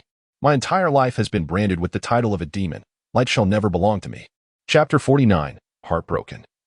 Friendship shattered with a thunderous explosion. The oddly shaped Frankie family was obliterated by the furious hands of Luffy and his companions, leaving nothing but rubble in their wake. Frankie's subordinates lay unconscious amidst the debris. Sanji slowly inhaled the last puff of his cigarette, pondering, what do we do now? 200 million berries have been stolen. Miss Robin is missing, Usopp is gravely injured, and the Mary is beyond repair? Zoro remained silent, overwhelmed by the multitude of events unfolding before them. Only their captain, Luffy, could make sense of it all and render a decision. He cast his gaze toward Luffy, who stood tall amidst the ruins of Frankie's home. Both Zoro and Sanji awaited Luffy's resolution, their rare synchronization evident. Only Luffy, as captain, held the authority to determine the course of action in the series of tribulations. The wind, a symbol of freedom, swept against Luffy, causing his clothes to billow, creating a rustling sound. Before him lay the azure sea and the cerulean sky. At the horizon where water met sky awaited dreams and adventures. Having sailed for so long and arrived at this juncture, they could not allow the ship's plight to halt their pursuit of dreams. After a long silence, Luffy finally resolved to act. Raising his hand to steady the straw hat threatened by the wind. I have made a decision regarding the ship. Let us bid farewell to the Mary right here. I understand. Zoro silently regarded Luffy for several seconds, lowering his gaze. He had always unconditionally supported Luffy's decisions, and this time was no different. He understood the immense pain Luffy bore in making such a choice. Though Luffy appeared calm, his heart was in turmoil. He faced not only the anguish of abandoning his companions, but also the burden of making such a painful decision. Nevertheless, as captain, he must endure. Unbeknownst to them, the sun had set, and darkness gradually enveloped the sky, leaving only the distant horizon illuminated by the last streaks of fiery sunset. On the deck, everyone remained silent, gazing at the Mary, which was soon to be left behind. Nami had never felt the sunset to be so protracted, its lengthening heartache palpable even before nightfall. Sanji exhaled softly. Parting with the Mary is difficult for everyone, his expression heavy with concern for Usopp. Having dedicated himself to caring for the Mary, the ship gifted by his hometown, Usopp's reaction to this news was uncertain. Everyone, Usopp has awakened. Chopper bounded onto the deck, calling out excitedly to Luffy and the others. The four of them breathed a sigh of relief and hurried inside. At that moment, the final rays of sunlight were devoured by darkness. Night had fallen. And for Luffy and his crew, this night would be unforgettable. Awakening, Usopp felt overwhelming guilt over the loss of the 200 million berries. However, with encouragement from his friends, his expression began to soften. But Luffy, what about the ship? What will happen to the Mary? Can the remaining 100 million berries be enough for repairs? We finally found an opportunity to fix the Mary at a first-rate shipyard. But the cost will surely be high. To continue sailing, we need a sturdier vessel. Will 100 million berries suffice? Usopp's voice carried a hint of doubt. Although he lacked knowledge of ship repair costs, he could surmise, based on his previous experiences with the Mary, that 100 million berries might not be sufficient. However, Usopp remained oblivious to the sudden change in Nami and the others' expressions, their faces now solemn and grave. At that moment, Luffy smiled gently, regarding that. I've decided to acquire a new ship. I apologize for making this decision in your absence, but I have resolved that the Golden Mary has served us well. Yet its journey ends here. Though Luffy appeared cheerful, everyone could perceive the facade. Beneath the surface lay an indescribable sorrow, a pain only he could truly comprehend. As captain, he bore the heaviest burdens, and while Nami and the others struggled with the impending farewell to the Mary, Luffy faced the heart-wrenching task of delivering this painful decision. Moreover, the iceberg uncle provided us with a catalog of several second-hand ships that can be purchased for 100 million berries. They are sturdier and larger than the Mary, making future voyages much more convenient. Upon hearing this, Usopp stood frozen, struggling to believe Luffy's words, and remained in shock for a moment. Once he regained his senses, he attempted to console himself, thinking that Luffy was joking. That's quite a joke, Luffy. Look, even Chopper believes you. He pointed at Chopper, who was sorrowfully tugging at his hat. Our captain really has quite the headache, doesn't he? He remarked to Nami. However, Nami and the others met Usopp's just with serious expressions, silencing him. Usopp lowered his gaze, filled with guilt. Is it because of the repair costs? Is it because I lost those 200 million berries? It must be so, Luffy. The repair costs at a first-rate shipyard will surely be exorbitant. You were trying to spare my feelings, weren't you? Watching Usopp struggle to accept reality and wallow in self-blame, Luffy could no longer contain himself. He snapped the ship catalog shut and shouted at Usopp, I was not trying to spare your feelings. Unrelated to the money that was taken. Why utter such trivial words about changing the ship? Usopp rose in anger, shouting at Luffy. As the situation escalated, threatening to erupt into a full-blown quarrel. Zoro could no longer remain silent and intervened, urging the two to calm down and converse rationally. Enough arguing, both of you. What purpose does this fighting serve? Let us discuss it calmly. However, Zoro's words fell on deaf ears, particularly with Usopp, who was struggling to accept this harsh reality. Clenching his fists, Usopp glared at Luffy, his voice trembling with passion. How can you expect me to calm down? Nonsense. The captain is simply deciding to replace the ship without a second thought. Wait. Don't be so agitated. This is a significant matter. You both need to settle down and talk it over, Nami interjected, joining the effort to mediate. Chopper, standing between them, added, Indeed, Usopp, you must compose yourself. Your injuries cannot withstand such anger. It will only harm your body. How can I remain composed when it's so casually suggested that we replace the ship? Usopp retorted, dismissing Chopper's advice and fixating his furious gaze on Luffy. It's not a trivial matter. I've been troubled for quite some time before arriving at this decision. Luffy finally snapped back, unable to restrain his frustration. It's not easy for me to abandon my crewmates. It pains me as much as anyone else. Usopp's words imply that he cares not for the Mary. Luffy did care for the Mary, but it was beyond repair. Their beloved ship could not continue, and they had to part ways. They had come too far to halt their journey for the sake of a vessel. As captain, he bore not only his own dreams but those of everyone aboard. How troubled must one be to make such a decision? Usopp roared, his teeth clenched in fury, resembling a beast driven to rage. He seized the catalog from Luffy's hands and slammed it to the ground. Don't dismiss me with such trivialities. Luffy, if it's not about the money that was stolen, then what is it? Speak up. Why the silence? If it's not for my sake, then just be direct. Even if we're changing ships, I deserve a reasonable explanation. You can't simply say you've been troubled for a long time and decided this. With fists clenched tightly, Luffy, under Usopp's relentless questioning, gritted his teeth and shouted back. The Mary can no longer be repaired. Hearing this, Fulin, who had just returned to the Mary, halted in the doorway, understanding the weight of Luffy's words. He did not wish to utter such a heavy truth. But it was the responsibility of a captain. A suffocating silence enveloped the cabin, the argument finally subsiding. Usopp widened his eyes in disbelief. His pupils dilating as he stared at Luffy, his body trembling, as if he might collapse at any moment. What did you just say? Don't make me repeat myself. Luffy's fists were clenched, veins protruding on the back of his hands, his gaze averted as he battled his own heartache. The Mary is irreparable. It is completely beyond restoration. Or else I wouldn't speak such words. Did Luffy not feel sorrow? He was in greater pain than anyone, more than Usopp could fathom regarding the Mary. This was Luffy's first pirate ship, and he had always hoped to navigate the Mary in pursuit of One Piece. With a sudden weakness in his legs, Usopp fell to his knees in despair, gripping the ground tightly, his fingers sliding across the wooden planks. He pounded the deck beneath him, unable to accept the reality. This ship, the very vessel we are currently aboard, how could it possibly be beyond repair? It sails comfortably even today. Indeed, this ship is on the verge of sinking. Luffy replied, his brow furrowing. Usopp's reaction only deepened Luffy's anguish. Though I wish to deny it, this is what the shipwrights at the shipyard have declared. They say the Mary will not make it to the next island. I refuse to accept that. Usopp exclaimed, waving his hand in agitation. That's merely the opinion of those so-called expert shipwrights. What do they know? They have no idea what this ship has endured, how resilient it is. It was just sailing today, and now they say it cannot? How can I believe that?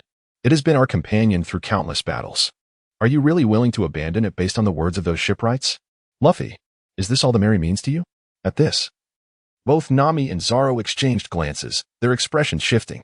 Usopp had crossed a line. His words were becoming unreasonable. Enough. Fulin's face darkened as she pushed the door open. Fulin, you're the first mate. You should counsel Luffy not to be so reckless. Talk about changing ships. Usopp turned his gaze to Fulin. None of us wish to abandon the Mary. Hey, Fulin. Usopp interrupted. Isn't it the first mate's duty to support the captain? You must not allow him to issue such absurd commands. Now, it's your turn. You should persuade Luffy. Fulin remained silent for a moment, adopting a serious expression. The responsibilities of the first mate extend beyond merely assisting the captain. They also encompass the unwavering execution of the captain's commands. Usopp's carefree demeanor had long been a cause for concern, as he treated every situation as a jest. In truth, among all aboard, Fulin harbored the deepest apprehension for him, fearing he would become a hindrance. On this vessel, Luffy, as captain, fearlessly charged into battle, confronting the most perilous foes. Zoro, despite his daily slumber and minimal labor, wielded formidable strength, having vanquished numerous dread adversaries. Sanji, the chef, not only possessed exceptional culinary skills but also demonstrated remarkable combat prowess. Together with Luffy and Zoro, these three constituted the crew's strongest members, tackling nearly all formidable threats. Nami, as navigator, skillfully guided the ship through treacherous weather. Chopper, the doctor, adeptly treated the crew's injuries with his remarkable abilities, and as a devil fruit user, he proved invaluable in times of need. Robin, the scholar, though lacking a specific role, offered invaluable wisdom and experience, capable of handling various challenges. Each member played an indispensable role aboard. However, Usopp was different. Although he was the sharpshooter, his timid and frail nature meant he had never truly fulfilled his responsibilities. His instinctive reaction to danger was flight, as evidenced today when he failed to secure the funds for repairing the Going Merry, allowing 200 million berries to be stolen. If this continued, he would become a burden, a liability. Clenching his fists, Luffy gazed down at Usopp, who sat on the ground, his voice icy. If that's your stance, can you even make a judgment? The Going Merry needs repairs precisely because we lack a shipwright. If I can't trust them, who can I trust? There's no need to rely on those people. We can repair it ourselves. After all, we've managed this way all along, haven't we? Under our care, the Going Merry has sailed smoothly and comfortably. As he spoke, Usopp, gritting his teeth against the pain, struggled to rise and made his way toward the tools set aside for repairs. You are not a shipwright, Usopp, Luffy shouted in frustration, unable to contain himself as he watched Usopp's self-deception. This statement struck a deeper chord within Usopp, as he realized that even the one role he played aboard was not acknowledged. Grasping the ship's catalog that lay discarded, Usopp summoned all his strength to shout, "Stop it, Luffy! Even if that's the case, what of it? I refuse to trust those shipwrights. My ship must be protected by me. Are you all fools, deceived by their words? I know you better than those tradesmen. The Going Merry is far more resilient than they claim. Your self-righteous attitude, what does it even mean to act like captain?" Usopp stood, grabbing Luffy's collar and pulling him close, his eyes filled with rage tinged with deep-seated fear. "Wait, Usopp, Luffy," Nami interjected, unable to remain silent any longer. She wanted to defend Luffy, who was not acting out of arrogance but deep sorrow. He had staunchly opposed the idea of replacing the ship at the shipyard. Just then, Luffy raised a hand to halt Nami's words, stating, "Nami, no need to say anything. This is my decision, and I will not change my mind. Let me bear this pain and misunderstanding. As captain, I must shoulder it all, regardless of what you say. We will replace the ship and bid farewell to the Going Merry." "What nonsense!" Usopp exclaimed angrily, shaking Luffy. Clenching Luffy's collar with both hands, he shouted, "I will not agree to this. Listen, Luffy, not everyone can live positively like you. If you expect me to abandon injured comrades, I cannot continue sailing." In his desperation to alter Luffy's decision, Usopp even threatened to abandon the crew. Enough. Luffy finally snapped, unable to contain his frustration any longer. He seized Usopp's arm and pinned him down. "Do you think you are the only one in pain? Everyone feels the same. If you are so dissatisfied with my choice, then get off this ship right now." Just as Luffy uttered the last words, Sanji intervened, delivering a swift kick that sent Luffy crashing into the corner. Seeing Sanji's intervention, Fulin scowled, retracting the whip she held. Had Sanji not acted, she might have lost control and struck Luffy herself. Both had been uttering nonsensical remarks. It had indeed been a critical moment. Had Luffy spoken that word, everything would have become irretrievable. "Calm down. Stop rambling and don't let your anger cloud your judgment. Do you understand, Luffy? How had things escalated to this point? The argument over the going merry had spiraled into chaos. Did these two realize what they had just done? Usopp, too, had spoken recklessly, and Luffy had dared to utter such words. Sanji was not the only one taken aback. Nami and Chopper were equally shocked. With Sanji's intervention, the tension eased, and they were relieved that Luffy had not spoken that word. Once uttered, it would be like water spilled, impossible to reclaim. Those with insight could easily guess what Luffy was about to say. Lying on the ground, Usopp fell silent, his eyes shrouded in shadow, revealing no emotion. Meanwhile, Luffy, sitting against the wall, adjusted his straw hat before speaking calmly. I was wrong. I didn't mean to know. It's all right, Luffy, Usopp replied, still lying there. His tone steady yet laced with sarcasm. That was your true sentiment, wasn't it? Struggling to rise, Usopp looked at Luffy, a cold smile on his face. You can just abandon your useless comrades and move forward. If you wish to forsake the going merry, then cast me aside as well. Hey, Usopp. Stop saying such absurd things. Sanji frowned. No, I mean it. I've given this considerable thought, Usopp replied, his voice steady as he surveyed the others. To be honest, I know I can no longer keep pace with your monstrous strength. Like today, I couldn't even hold on to the money. From now on, I'll only be a source of trouble for you. You don't need a weak companion, do you? Unsteadily rising, Usopp gazed at the surprised faces before him. Luffy, you are meant to become the Pirate King. I don't need to set such lofty goals for myself. Reflecting on our journey, I realized that I joined this crew because of your invitation. Pausing, Usopp continued, it was merely a matter of fate. At this point, our paths diverge. As she spoke, she turned to leave. Wait, Usopp, with a composed expression, paused. Florian, may I ask you, are you here for the ship or for this pirate crew? Everyone turned their gaze towards Usopp, awaiting his response. Florian continued, if your intention is solely for this ship, you may depart. However, if you are here for the crew, you must heed the captain's directives. Forcefully, Usopp, with his back to everyone, coldly declared, then I shall leave this pirate crew. With that, he resolutely slammed the door shut, leaving those behind to silently stare at the barrier that separated their worlds. Nami, Chopper, and Sanji rushed to the door, staring blankly at the door that had just closed before them, unable to comprehend that a companion, who had been with them for so long, would depart so decisively. Tears began to well in Chopper's eyes as he gazed at the door. Usopp, wait, he called out, turning back in a daze. Nami, noticing Luffy still seated and unmoving, shouted in frustration, Luffy, why are you just sitting there? Go stop him. Observing Luffy's apparent indifference, Nami's voice gradually softened, filled with confusion and tears brimming in her eyes. Can we truly part ways with a companion who has fought alongside us? Usopp is an important ally, isn't he? Yet, Luffy remained seated, his head bowed, the shadow of his straw hat obscuring his eyes, betraying no emotion, his usually radiant smile replaced by an expressionless face. Unable to fathom Luffy's silence, Nami was the first to burst through the door, followed closely by Sanji and Chopper. As Usopp stepped away from the merry, walking through the barren land, the gentle sea breeze brushed against him, amplifying his profound solitude. Observing Usopp from the ship, Florian spoke, in that case, I hereby declare, in my capacity as first mate, that from this day forth, you are no longer a member of the Straw Hat Pirates. What are you saying, Florian? Nami and the others exclaimed in astonishment, taken aback by her words. Meanwhile, Luffy remained seated, seemingly oblivious to Florian's declaration. Fulin's patience with Usopp had reached its limit. His statement about not needing to set lofty goals infuriated her. Did he truly lack ambition and determination? While she could tolerate Usopp not possessing the same strength as Luffy and the others, she could not abide his lack of fighting spirit. Nor could she accept that he regarded a ship as more important than their camaraderie. Her earlier inquiry was aimed at discerning their standing in his eyes.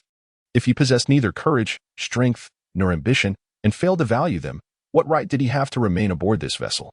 Upon hearing Fulin's words, Usopp paused momentarily, clenched his fist, and proclaimed loudly to Luffy, You are right, Luffy. I can no longer fight alongside you. Until the end, I have been a burden. That ship indeed belongs to you as captain. With that, Usopp halted and turned to face Luffy. So let us engage in battle, Monkey D. Luffy, challenge me. He raised his finger, his resolute cry echoing across the heavens. Tonight at 10 o'clock, I shall return here. I wager the merry-go. I intend to defeat you and claim her for myself, after which my ties with you all shall be severed. Unbeknownst to anyone, Fulin felt some of her anger dissipate upon hearing his words. Usopp still had a flicker of potential for growth, at least he possessed dignity and a competitive spirit. He understood that Luffy and the others no longer needed the merry-go, He could easily acquire it directly, but he would never accept such charity. Rather than rely on others' generosity, he wished to seize the merry-go through his own strength. That was the pirate way. He did not desire to depart in a cowardly and self-deprecating manner. Even in separation, he wished to leave with grandeur. He aimed to challenge Luffy, hoping to etch a brave and powerful image in everyone's memory. If he was to leave, he would do so spectacularly. Luffy, too, grasped this sentiment. Despite the wounds in his heart and his reluctance to draw blades against his most cherished comrades, he had no choice but to accept this confrontation. He understood the resolve of a man and had no reason to refuse. All right, I'll be here waiting for you at 10 o'clock. Chapter 50, A Painful Duel. Self-destruction, why not inform them of my existence? Fu Lin heard Arthur's voice whisper in her ear. Arthur continued, if you had told them. Perhaps matters would not have escalated to this point, would they? Fu Lin, do you believe that the circumstances have unfolded solely due to your actions? What does that imply? This was an inevitable occurrence. You merely served as the catalyst. The true transformation of events lies within Arthur himself. Throughout this journey, everyone aboard this vessel has displayed their most remarkable selves. Thus, in his eyes, each individual on this ship holds an indispensable role. Over time, he has come to feel unworthy of their company. What do you mean? Insecurities, he perceives himself as utterly useless on the ship, which translates to a fear. A fear of being abandoned by them, just as you have been. Arthur, do you not attempt to deter them? Fu Lin, why should we intervene? It is his own decision. And we are a pirate crew. Luffy is the king I aspire to assist, and by the side of a king. There should be no room for the timid or the cowardly, nor for those who treat everything as a mere game, laughing frivolously. Even if one lacks the strength to protect the king, they ought to be a source of support rather than a coward who flees at the first sign of danger. Since he is finally taking matters seriously, let us witness his potential. Arthur, I understand, but are you truly willing to assist me? Fu Lin, although there are risks involved, I do not wish for them to feel too sorrowful. Your presence signifies the continuation of the merry. Arthur, however, if you lose your cultivation, you would likely depart from them, returning to your original place, wouldn't you? Did you not express a desire to witness their ascent to strength? Fu Lin, indeed. This is a gamble. Success equates to preserving the consciousness of the merry, while failure would render us non-existent before them. The resounding chimes of the clock tower signal the arrival of 10 o'clock. The prolonged echoes reverberate over the city of water, slowly dissipating into the air. The hour has finally arrived for the duel that Usopp and Luffy have been discussing. A fierce, biting wind howls through the night, its chill stinging the skin like invisible blades, swirling clouds of dust in its wake. On the deck of the Merry, hearing the tolling bells echoing in the sky, Luffy leaps down onto the rubble-strewn ground, the howling wind rustling through his clothes as billowing dust swirls around him. The once bustling city of water falls into silence, with only a few lights flickering in the wind. Under the glow of the moon and stars, towering buildings loom in the darkness, resembling silent spectators waiting in the wings. With a crisp sound, the echo of footsteps mingles with the wind as Usopp strides menacingly through the thickening smoke. He has arrived. In a hushed whisper, Luffy adjusts his straw hat and turns to Nami and the others, commanding, "You are not to leave the ship." Without hesitation, Zoro responds affirmatively. Understanding Luffy's intent, this is a battle that belongs solely to him and Usopp, one that no one can impede. Through the swirling dust, Usopp halts 10 meters away from Luffy, the two standing apart, their gazes clashing in the void, igniting invisible sparks. In this moment, Luffy perceives Usopp's resolve, the determination to fight with all his might. There is no retreat. The confrontation has come, and regardless of the outcome, regret will not be an option. This is the duel he has longed for. Of course, I will give it my all, Usopp replies, his gaze unwavering. You need not say more. I am fully prepared to showcase my prowess, Luffy. The icy wind howls as Usopp boldly declares, Luffy, I have discovered a way to defeat you. Do not compare me to those who are oblivious to your true nature. We have been together for so long. I know your capabilities very well. Prepare to be astonished. Luffy, for I command an army of 8,000. Surrender now if you wish to live. What? 8,000 people? Chopper gasps in disbelief, his eyes wide. Zoro, looking exasperated, tells Chopper, who is clinging to the ship's railing, you should just stay inside. It feels as though they are adversaries meeting for the first time. And Usopp echoes the same words, the same deceit. I know you do not command such a force. Luffy roars, refusing to feign belief in Usopp's words.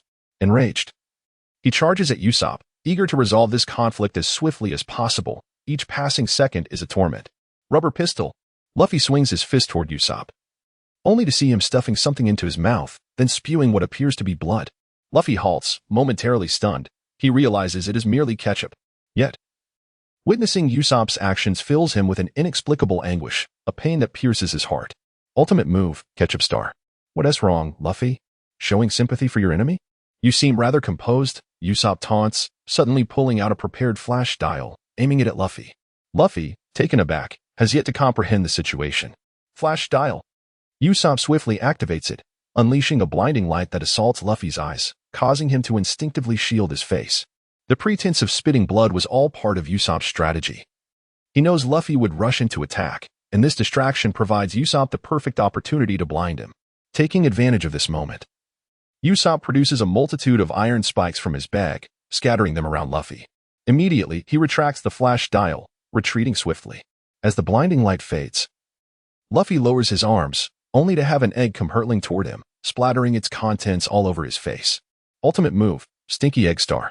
Usopp continues, rapidly launching a barrage of foul-smelling eggs at Luffy, the yolks and whites exploding on impact, coating him in a sticky, rancid mess. How infuriating. Luffy bellows, finally serious, as he swiftly catches the incoming eggs. Focus, you fool. He crushes the stinky eggs in his hands, shouting in fury. Do you think this is foolish, Luffy? I am dead serious. This is my fighting style. Are you ready to face my onslaught? Usopp's words strike a chord with Luffy. If that was not genuine combat, then what was Usopp truly doing? Just as Usopp understands Luffy, Luffy comprehends Usopp. Every action Usopp took had significance. It could not have been random. However, Usopp does not allow Luffy the luxury of contemplation. He quickly retrieves a capsule filled with explosive powder from his pocket, raising it and aiming at Luffy. Ultimate move. Gunpowder Star. Realizing the imminent explosion, Luffy instinctively dodges, but as he steps aside, something sharp pierces his foot, causing him to cry out in pain. Just then, Usopp's explosive projectile reaches him, and despite Luffy's quick reflexes, he cannot evade it in time. Boom. The explosion sends Luffy crashing to the ground. A wave of pain radiating from his back as he springs up again. Rushing to feel his back, he discovers several sharp objects embedded in his skin, iron spikes.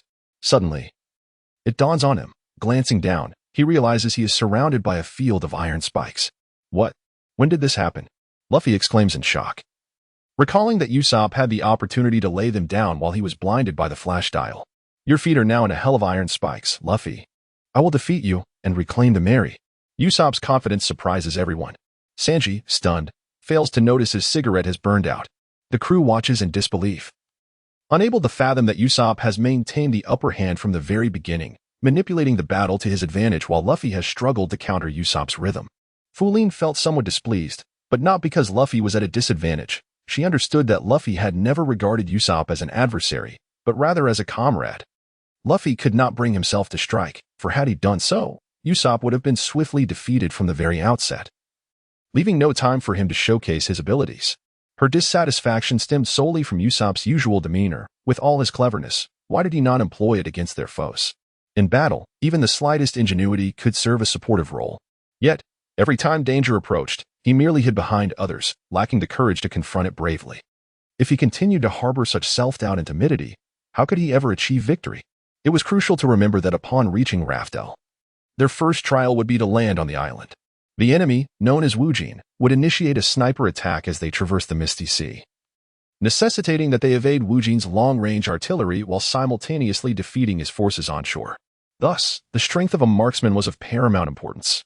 Usopp recognized that his advantage lay in ranged attacks, thus he would not allow Luffy to close the distance, should Luffy succeed in doing so. His monstrous strength could easily send Usopp flying with a single blow. However, Luffy's speed and reflexes far surpassed that of an ordinary person. Even if Usopp launched an attack from a distance, it would be challenging to hit Luffy, and before long, Luffy would close the gap. Consequently, the optimal strategy was to confine Luffy, rendering him unable to move freely. From the very beginning, Usopp had devised a plan to use a flash shell to obstruct Luffy's vision and mobility, while strewing the ground with iron spikes to limit Luffy's movement. While Luffy, being a rubber man, was impervious to blunt force, he was vulnerable to sharp objects, prompting Usopp to create a plethora of iron spikes. Thus, ensnared by the iron spikes, Luffy would be unable to counterattack, allowing Usopp to shoot at him from a distance. Both they and Usopp had grown stronger. Observing Luffy, who had been continuously suppressed under Usopp's attacks, Zoro sighed. Yet, in the next moment, Zoro shifted his tone. In a one-on-one duel, when faced with overwhelming power, no amount of meticulous planning could secure victory. Zoro could discern that Luffy was reluctant to harm Usopp. He was solely focused on defense, failing to launch a proactive assault. If Luffy were truly serious, these minor iron spikes would pose no obstacle to his advance. Ultimate move, triple gunpowder stars. 3 projectiles were launched simultaneously, forming a perfect triangle aimed at Luffy. Usopp's strategy was indeed sound, but he had underestimated certain aspects. As Zoro had remarked, in the face of absolute power, any scheme would prove futile. Luffy leaped upward with great force, soaring 5 to 6 meters into the air, effortlessly evading Usopp's explosive stars. Rubber. While airborne, Luffy swung his right arm forcefully, extending it to grasp a nearby protruding rock. As he retracted his arm, he propelled himself toward the rock, releasing his grip just before colliding and landing steadily on the gravelly terrain. Ultimate move, Shuriken Meteor Shower. Targeting Luffy, Usopp launched a multitude of shurikens strung together by ropes. The shurikens dispersed in the air, filling the space with dozens of them.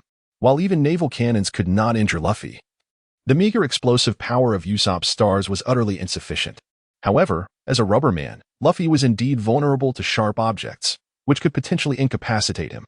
Thus, Usopp had prepared an abundance of shurikens. Given Luffy's remarkable speed and reflexes, it was difficult to land a hit with singular attacks. Hence, Usopp opted for this method to increase the area of effect, making it harder for Luffy to evade. Yet, Usopp had still underestimated Luffy. Unaware of the formidable foes Luffy typically faced, this level of assault was insufficient to touch Luffy, who effortlessly dodged every shuriken with his remarkable agility. As the final wave of shurikens was released, Usopp found himself devoid of ammunition, forcing him to cease his attacks. The cold wind howled, and a brilliant white light illuminated the ground. Amidst the swirling dust, the duel between Luffy and Usopp reached its climactic moment. You are no match for me, Usopp. Your attacks are utterly ineffective. Luffy's feet scraped against the ground, sending shards flying as he braced himself on a rock, panting as he regarded Usopp. Regardless of Luffy's emotional state during the battle, it was undeniable that Usopp's series of strategies and attacks had caught him off guard, placing him at a disadvantage from the very beginning. Humph. Usopp scoffed at Luffy's words, breathing heavily. Do not presume that my attacks are limited to this, Luffy. Every one of my assaults has purpose.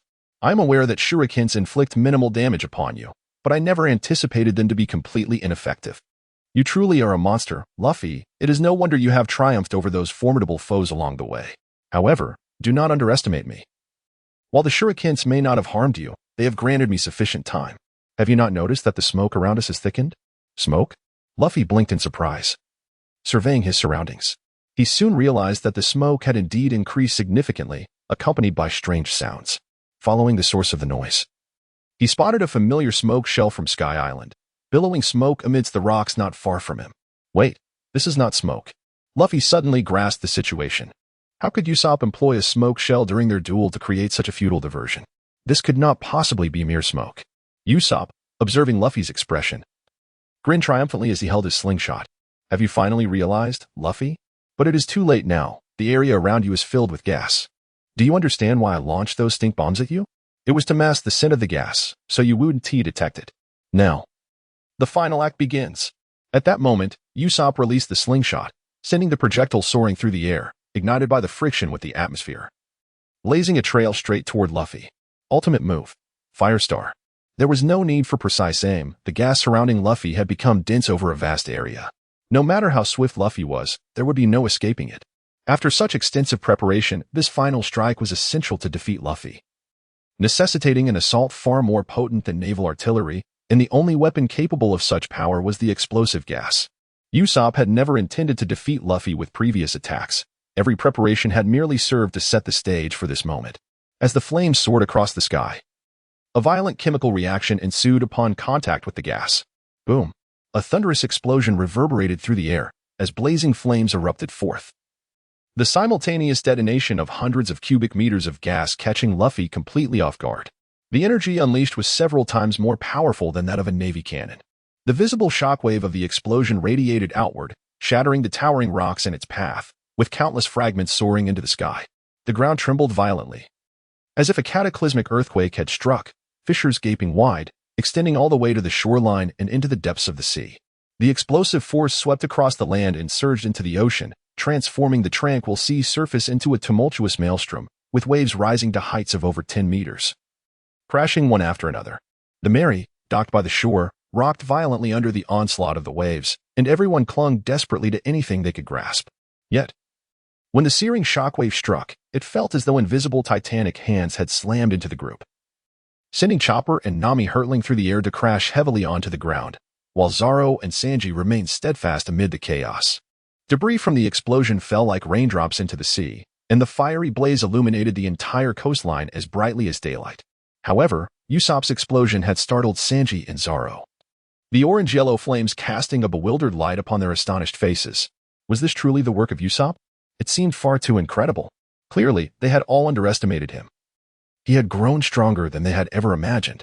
Nami scrambled to her feet, gripping the railing, as the flames completely enveloped Luffy, erasing all traces of him. How could this be? Luffy couldn't he possibly be harmed? Nami cried out in distress. She had believed this duel would be over swiftly, that Luffy's strength would effortlessly subdue Usopp, yet Usopp fought like a god of war, maintaining the upper hand and now unleashing such a catastrophic explosion. Rest assured, if such a degree of force could defeat Luffy, he would not be worthy of being our captain, Zoro replied nonchalantly, exuding confidence in Luffy's resilience. The flames and thick smoke rose like a giant dragon, forming a mushroom cloud that seemed to tear the sky asunder. When the flames dissipated and the smoke was carried away by the sea breeze, a massive crater, several meters wide, appeared on the rocky shore, its depths charred black, with flickering sparks still burning. In the center of the crater lay Luffy, unable to escape the explosion, his body blackened and scorched.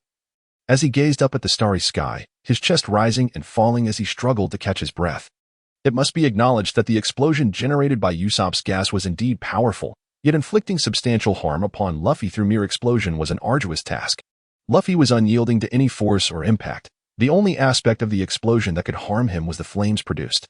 The immense power of the gas explosion even caught Usopp, who was several dozen meters away, in its grasp, the shockwave propelling him violently to the ground. Cough, cough. Usopp, half kneeling and battered by Frankie and his crew, coughed up blood, which splattered on the ground, staining the debris beneath him. The crew aboard the ship witnessed this scene, their hearts heavy with rage and sorrow, helplessly watching their former comrade engage in such self-destructive conflict. Damn it! Sanji clenched his fists in fury, unable to bear the sight any longer. However, the captain's orders loomed over them, and to intervene now would mean trampling upon the resolve of both men. Not only Nami and her companions were engulfed in despair, Arthur too sobbed quietly, weeping for the battle between Luffy and Usopp. Although Furine had claimed it was none of his concern, the truth remained that the conflict had arisen because of him. It was due to his presence that Luffy and Usopp were locked in this life-and-death struggle, yet he felt that in his current form, he could no longer sail alongside them. Fuline sensed Arthur's sorrow. Do not weep. This is not your fault. Usopp, enduring the pain, rose from the ground and gazed at Luffy, who lay amidst the smoke, shouting, "Get up, Luffy. I know this minor setback cannot possibly defeat you. I am fully aware that in any battle, you give your all. Now, summon your strength and face me." His voice echoed through the heavens, imbued with a mixture of fury, pleading, and a sense of unwillingness, as myriad emotions coalesced into the call for a confrontation. Upon hearing this cry, Luffy, who lay motionless, finally stirred. Rising from the earth, he silently brushed off the fallen straw hat and placed it back upon his head, moving deliberately towards the edge of the pit with his right hand pressed against the hat. In that moment, Luffy became resolute. Both he and Usopp understood that words would not alter their fate. Only a battle, one where life and death hung in the balance, could provide the answer they sought. Through the haze, Luffy slightly lifted his head, his gaze toward Usopp transforming into one of unwavering determination. "Gum Gum Gatling," he declared, dashing towards Usopp. His fists clenched as he unleashed a flurry of punches at an astonishing speed, appearing to strike dozens of times in an instant, the shadows of his fist raining down upon Usopp like a tempest. "I know you all too well, Luffy. I am familiar with every one of your techniques," Usopp exclaimed as he fished a green specialized bullet from his pocket, raising his hand to fire it at Luffy. The green projectile soared through the air, ultimately colliding with Luffy's head, yet, contrary to expectation, it did not explode. Ultimate move, exploding cactus star. Usopp shouted, and in an instant, the bullet detonated, releasing a multitude of thorns that erupted like a rain of projectiles. In such close proximity and without a moment's warning, Luffy could hardly evade the onslaught, and hundreds of thorns pierced his body. "Ah!" Luffy cried out as the thorns dug deep, an overwhelming agony coursing through him, causing him to crash heavily onto the ground. Ultimate move, Triple gunpowder stars. Usopp had been waiting for this opportune moment and would not let it slip away. He shot 3 gunpowder stars without hesitation. However, Luffy, now fully engaged in battle, evaded the incoming gunpowder stars with a swift movement. Boom, boom, boom. The explosions reverberated as the gunpowder stars created 3 large craters in the barren land, but none struck Luffy. All attacks missed their mark. Ultimate move, triple gunpowder stars. Usopp continued his relentless assault, firing a barrage of gunpowder stars towards Luffy. Under such persistent fire, even Luffy was compelled to dodge continuously. The coast erupted in a cacophony of explosions, with debris flying, flames bursting forth, and thick smoke billowing skyward. Witnessing this fierce clash, the onlookers were left in awe. Astonished that Usopp, now filled with resolve, had grown so formidable. He had pushed Luffy, who had begun to fight seriously, to the edge, gaining a significant advantage. Usopp. He is astonishingly powerful. Chopper, standing by the railing, was left speechless by Usopp's performance, unconsciously voicing the disbelief shared by all. Linlin found herself somewhat appreciating Usopp. He was beginning to resemble a true hero. Chapter 51. The iceberg is pierced, Robin departing. The explosive stars in Usopp's hands seemed inexhaustible. Although he struggled to hit the swiftly moving Luffy, he could at least use them to obstruct Luffy's advance. The thunderous explosions reverberated along the coast, flames erupting as Luffy's figure darted amidst the chaos. Yet, the disparity in strength between Luffy and Usopp was monumental. The battle-hardened Luffy swiftly seized upon a flaw exposed by Usopp. Rubber, pistol. Luffy, evading the detonation of 3 explosive stars, launched a powerful punch through the smoke, striking Usopp squarely in the face, who was unable to evade in time. With a splatter of blood, Usopp was sent flying over 10 meters, crashing to the ground with a thud, his body skidding along the earth, leaving a trench several meters long before coming to a halt. Retracting his fist, Luffy sprinted toward Usopp, extending his arms backward for several meters. Upon reaching the limits of his elasticity, he retracted his fist, amplifying his power manifold beyond a mere strike. Rubber cannon. Luffy, fully committed, unleashed his attacks with unrelenting force, devoid of hesitation or mercy. He leapt with vigor, thrusting his hands forward. The impact akin to that of a speeding automobile colliding head-on, compressing the very air around him. However, Usopp remained unperturbed in the face of this formidable onslaught. Perhaps he had anticipated this moment. He retrieved the impact dial obtained from Skypiea from his pocket and positioned it before him as Luffy's palm struck it. Like a leaf dropped onto the surface of a tranquil pond, no ripples were stirred. All the force was absorbed by the impact wave, stored within. As the energy was siphoned away, Luffy, propelled by inertia, hurtled towards Usopp. I shall accept your impact, Luffy. Usopp, aware that his own strength could not vanquish Luffy, understood that to defeat such a monster, he must wield the power of a monster. Thus, the impact dial contained no stored energy, waiting for this very instant. Grasping the dial, Usopp directed it towards the approaching Luffy.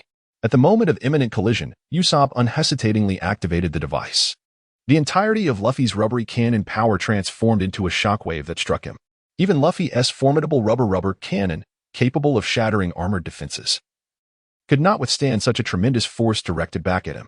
With a cry of agony, Luffy felt the violent impact and spewed forth a spray of crimson blood into the air, his body sent careening as if severed from its tether, plummeting towards the ground. Ah!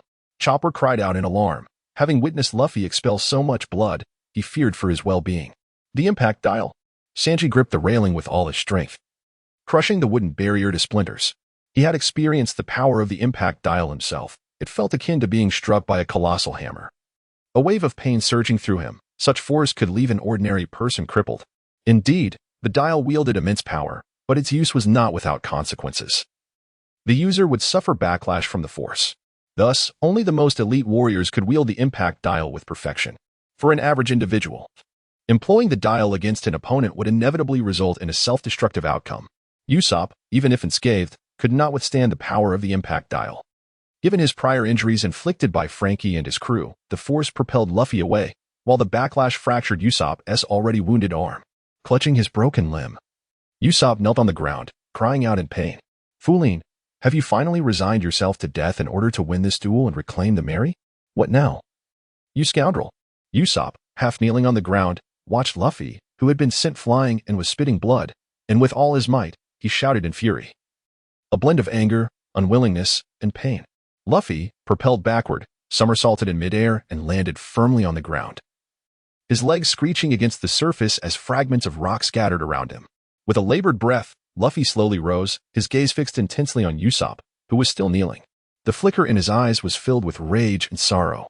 With a broken arm, Usopp, as a sniper, had lost his ability to fight, signifying that he had succumbed to defeat. The two glared at each other, their eyes colliding in the void, each filled with grief and determination. In Usopp's furious glare, Luffy saw the moment they first met, the bond they formed in battle, and the journey they embarked upon together. They had traversed storms, fought side by side, shared joy and hunger, overcoming every hardship. Yet now, they were battling as adversaries, and Luffy's heart ached. With a sorrowful roar, Luffy clenched his fist and struck Usopp without hesitation. His powerful punch sliced through the air, landing squarely in Usopp's abdomen. A tidal wave of force erupted, causing Usopp's stomach to cave in as he gasped, spitting out a mouthful of blood before being sent hurtling to the ground, raising a cloud of dust. Usopp had already lost the will to fight. This duel was his defeat. Yet Luffy still unleashed that final blow, for it symbolized an end. He held nothing back, pouring his strength into it, for himself and for Usopp. To feel sympathy for a man prepared for death was an act of cruelty. Luffy was a monster. His fist could shatter stone, and if an uninjured Usopp could not withstand it, what hope did the battered Usopp have? Usopp's eyes glazed over as he nearly lost consciousness. His body curled up, struggling to rise. "You fool, how could you possibly defeat me?" Luffy growled, tightening his right fist. After a long silence, he turned away from the motionless Usopp, picked up his fallen straw hat, and placed it back on his head. "Do as you wish with the Mary. We shall acquire a new ship and continue our voyage. Farewell, Usopp." The last few words escaped Luffy's lips barely above a whisper, his voice tinged with a hint of choked emotion, afraid he might burst into tears. "Usopp!" Chopper cried out, heartbroken, rushing to aid the injured Usopp, but Sanji halted him. "Wait, Chopper. Why? He is already hurt, and now he is like this." "I'm a doctor," Chopper protested, his body swelling as he broke free from Sanji's grasp, swinging back at him, but Sanji deftly evaded, rising to pin Chopper down with one hand on his shoulder and the other pressed against his chest. "Chopper, calm down. This is not a game. It's a duel between two men who have made their peace with fate. Think about it. A man defeated in battle, yet still pitted, is a tragic sight. Unintentional sympathy can inflict deep pain on the vanquished." Watching Usopp on the ground, Luffy collapsed, fist clenched tightly, his heart aching as if pierced by daggers. He had fought many battles and triumphed each time, regardless of his opponent's strength. Yet today, having won this duel, he felt no joy, only pain. He wished this duel had never occurred. He longed for a return to the moments before noon, to a time when nothing had transpired, when everything remained unchanged. But that was no longer possible. Events had unfolded. No matter how beautiful the past, one cannot live in memories. One must stride forward into the future. Such is the fate of a captain, Zoro spoke sternly. "Do not falter, Luffy. If even you, the captain, hesitate, whom can we trust?" Chopper finally descended, and Sanji did not stop him. Chopper placed a multitude of medicines beside Usopp and, gritting his teeth, departed. Luffy's resolve to leave the Mary to Usopp remained unchallenged, even in defeat. The others returned to the ship's cabin to gather their belongings. Only Luffy, the captain, stood at the edge of the rocky shore, gazing into the dark sea, listening to the crashing waves, the pale moonlight cascading over his shoulders. In this solitude, he allowed himself to weep softly, his shoulders trembling as tears streamed down his face. The weight of responsibility bore heavily upon him, almost unbearable, yet he was the captain. As Zoro had said, who else could bear such burdens? Under the moonlight, the others, each carrying their own bundles, stood before the Mary, taking one last look at the ship that had accompanied them from the East Blue to this moment. A profound silence enveloped them, each heart filled with varied emotions. This farewell might be eternal, perhaps never to meet again.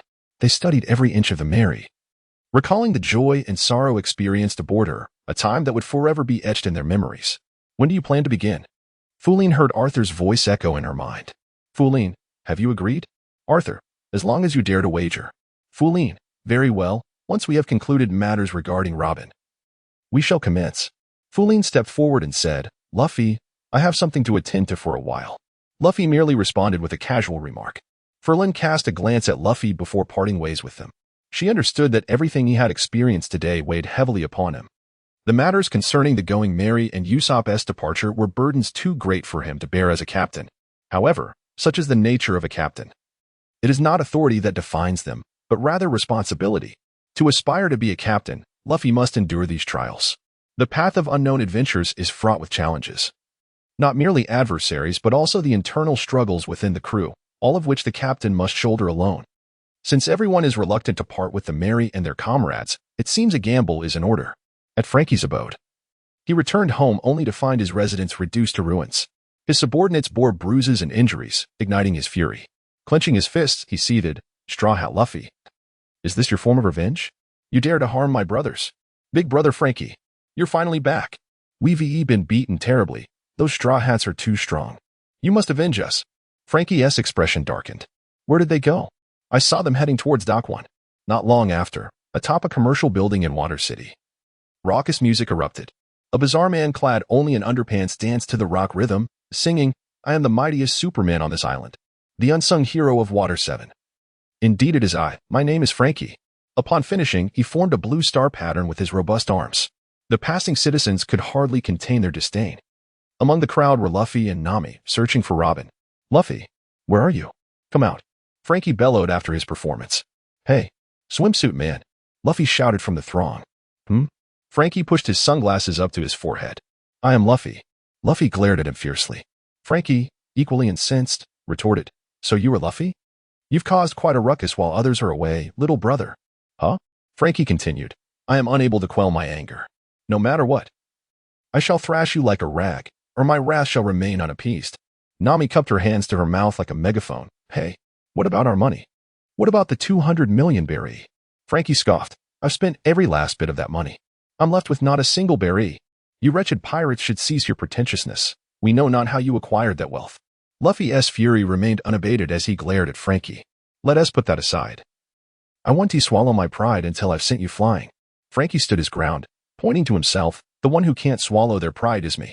The citizens exclaimed, "Frankie is about to explode. Run." Luffy clenched his fists, joints cracking ominously. "Get down here." Ignoring him, Frankie inhaled deeply and exhaled forcefully. Frankie fire. A scorching wave surged toward Luffy, who swiftly scooped Nami up and leaped aside. Is this guy a devil fruit user? What kind of fruit did he eat? The street descended into chaos as citizens fled in every direction. Just as Luffy and Nami were taken aback, Frankie's fist came crashing down. Power right punch. His fist struck Luffy, slamming him into a wall, creating a gaping hole. Pleased with his achievement, Frankie declared, "Actually, I'm a cyborg." Luffy pushed off the ground. Standing up defiantly, "I'm going to knock you out." Frankie laughed dismissively. "Ahaha, then go ahead and try. Your attacks won't phase me." He then revealed a cannon from his left arm, left-hand weapon. A cannonball erupted from the barrel, exploding at Luffy's feet. Luffy propelled himself upward, extending his right leg, and struck. Gum Gum Whip. This blow sent Frankie sprawling to the ground, rolling several times before finally halting. "Hey, Luffy, you've got some nerve. What's your intention? Why are you doing this?" As Luffy and Frankie clashed, a group approached, loudly questioning them. It was Barry, Lucci, Kaku, and the foreman of the Korea Company. "What brings you here?" Frankie asked, brushing off the dust. Barry glared at Luffy with fury. "Hey, don't act dumb here." It turned out that the previous night, the owner of Korea Company, Mr. Iceberg, the mayor of Water 7, had been shot. He claimed that Nico Robin had attacked him. Robin was part of Luffy's crew, leading the populace to believe that Luffy was the mastermind behind the attack on Mr. Iceberg. Mr. Iceberg was highly respected in Water 7, revered among shipwrights. So the shooting incited their rage. Barry, Lucci, Kaku, and others advanced on Luffy. Frankie interjected, "Hey, don't interfere. I was just fighting him." The Korea Company members ignored Frankie and continued their assault on Luffy. Thus, the confrontation originally between Luffy and Frankie escalated into a brawl involving Luffy, Frankie, and the Korea Company personnel. Frankie lifted his right hand, which opened like a mechanism, revealing a dark cannon. His arm swelled like a balloon. "Wind cannon!" Suddenly, Frankie shouted, and his arm expanded, unleashing a powerful shockwave from the cannon that obliterated half of Dock 1. The onlookers gasped in shock. What in the world is that? Even a medium cannon wouldn't possess such might. Several newly constructed ships were destroyed, and half of Dock 1 collapsed. It appeared that Frankie's strike had caused quite the uproar. Amidst the chaos, a cloud of smoke was released. "Quickly, let us go." Furlin's voice reached Nami and Luffy, prompting them to flee swiftly. Not far atop a bell tower, Furlin observed the unfolding scene, mockingly reflecting, how foolish Ace Bug has become after these years. Has he truly lost his wits over Robin's presence? My lord, what do you mean? Tianqi inquired. Tell me, if you were to assassinate someone, how would you go about it? Surely, like my lord, wouldn't you? Indeed, if Robin intended to eliminate a spark, she would never have allowed him to gaze upon her visage. Moreover, had he truly caught sight of her, he would have scarcely survived. Concealing one's identity during an assassination and erasing all traces ensures that even if suspicions arise, no evidence remains. By Mu, that is true. But what could be Robin's motivation for such actions? Surely, I refuse to bear the blame for another, even if they're my own kin. What then shall we do? Shall we seek out that fool to deliberate? Why must I inform him? His inability to discern character is not my concern. Rather than divulging the truth, it would be more prudent for him to recognize it himself. I believe those individuals will soon take action, perhaps even tonight. I sense the ocean is in a state of turmoil, likely indicative of a massive tsunami. However, Master, do you truly intend to observe Furin clutching that book? Bai Mu and Tianji are exceedingly worried.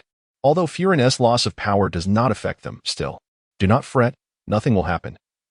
Furin assured them with a smile. Yet, despite her words, she harbored little confidence.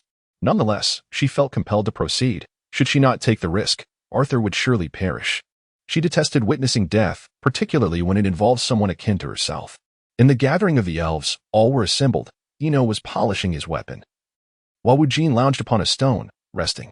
Xingyu perused a book nearby, and Lu Ming gathered herbs to concoct potions. As for Mi Zong and Jianing, they resumed their seemingly endless sparring. Lu Ming inhaled the scent of the herbs scattered on the ground and remarked, "These herbs are remarkably fresh." Xingyu responded, "Isn't freshness a good thing? It will enhance the efficacy of your potions. What I mean is that these herbs bear Furin's essence. Has she returned yesterday?" Fulin possesses the extraordinary ability to bestow her natural powers upon all the flora of this island, facilitating their swift growth and enhancing their vitality. This remarkable feat can be accomplished simply by her presence in the vicinity. Upon hearing Lu Ming's mention of this, Ino halted the polishing of her weapon.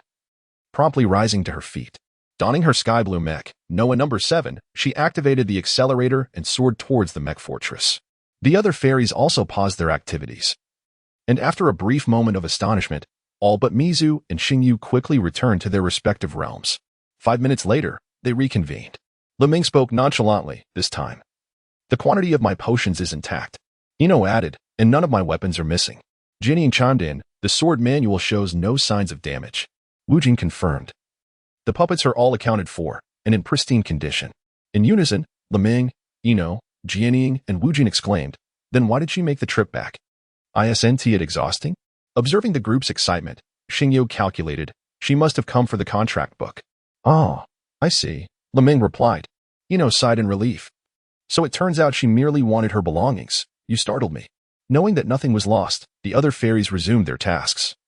Indifferent to the reason why Fulin sought the contract book, for to them, as long as their possessions were intact, nothing else mattered. Seeing the group's reaction, Xingyu felt speechless. Since they were unconcerned, he decided not to press the matter further, despite a lingering sense of foreboding.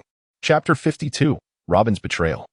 Irreversible consequences. The news of Nico Robin's assault on the iceberg spread rapidly through the water city like a tempest. Enraged citizens, lacking any organization, spontaneously formed search parties in pursuit of Luffy and his companions. Meanwhile, Chopper and Sanji took refuge in a deserted corner, deliberating their next course of action. With Robin's assassination of Iceberg, the entire water city now branded them as her accomplices. However, only Luffy and Zoro had bounties on their heads, allowing their identities to remain concealed for the time being, but this was only a matter of time. A cold gust swept through, causing Chopper's expression to change abruptly. Without a word, he dashed towards the left side of the street.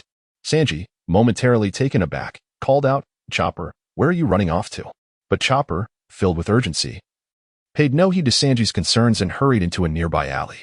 Sanji, puzzled, quickly followed, eager to discover what had caused Chopper's distress. As Sanji turned the corner, he saw Chopper descending a flight of stairs. In haste, he followed suit, navigating through the twists and turns behind Chopper. Finally, at the base of a series of stairs, Chopper came to an abrupt stop. Noticing this, Sanji instinctively slowed his pace, leisurely walking down the remaining steps while smoking a cigarette. "Chopper, what's wrong? I've been calling you, and you don't answer. You could at least slow down a bit." But before he could finish his sentence, Sanji stood frozen in shock. Robin. Not only Sanji, but Chopper, who had rushed ahead, also stood in stunned silence, unconsciously calling out her name. There stood Robin on the opposite side of the river. clad in a green cloak, her long black hair dancing in the frigid wind.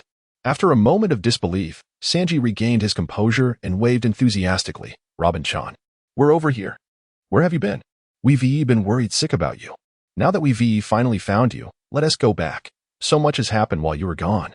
Since arriving in the Water City, their fortunes had taken a turn for the worse. First, the Going Merry could not be repaired, prompting them to seek a new ship. Then Usopp had left over this matter, and now Robin had gone missing. Calamity followed calamity. Robin, wait. We're coming over, Sanji called out, scanning the surroundings and spotting a small bridge to the right. But in his excitement, he failed to notice Robin's expression, blank and indifferent, as if she were gazing at strangers. No, that won't be necessary. Robin's voice was devoid of any emotion, and her words left Sanji momentarily speechless, halting his steps in confusion. I want to be returning with you. Let us part ways here, in this town. Sanji's expression tightened in disbelief as he shouted, Robin-chan, what are you saying? Is this about the newspaper? We know all about it. Don't worry, you need to concern yourself with that. We want to believe it. Robin's voice turned icy as she replied, I'm sorry, but those things are true. I regret making you bear the blame for my actions. I was indeed the one who assassinated Iceberg last night. As Robin's confession sank in, both Sanji and Chopper were incredulous, cold sweat beading on their foreheads. How could this be true? In the face of their disbelief, Robin continued, I harbor darkness that you cannot comprehend, and this darkness will inevitably destroy you. I want you to bear the infamy while I escape. The situation will only worsen. No. Sanji shook his head vehemently. What on earth has happened? Robin, is there a reason compelling you to do this? He locked eyes with Robin, searching for a glimmer of hope, but all he found were her cold, tranquil eyes. Robin, let us go back, Chopper pleaded, raising his voice. Robin gently tucked a loose strand of hair behind her ear, saying, though our time together was brief, I am grateful for your care. From this day forth, I shall no longer see you. Without a trace of longing, she turned her back, the cold wind sweeping her hair into the air. Farewell. Her soft words were carried away by the biting wind, leaving Sanji and Chopper in disbelief, retreating step by step. The long corridor, with shadows cast by stone pillars upon the ground, witnessed Robin walking forward, unwavering and resolute. Sanji and Chopper looked on, their hearts heavy with sorrow, as tears streamed down Chopper's pained face. How could things have come to this? Since their arrival in Water City, misfortune had plagued them. First, they learned the Merry could not be repaired, then Usopp had departed, and now, having finally found Robin, she was leaving them too. Just one day. And they were left battered and broken, drifting apart. This is unacceptable, Sanji roared, taking a running leap towards the river, intent on reaching Robin. Don't chase her. Linlin appeared behind Sanji. Linlin, Robin, no.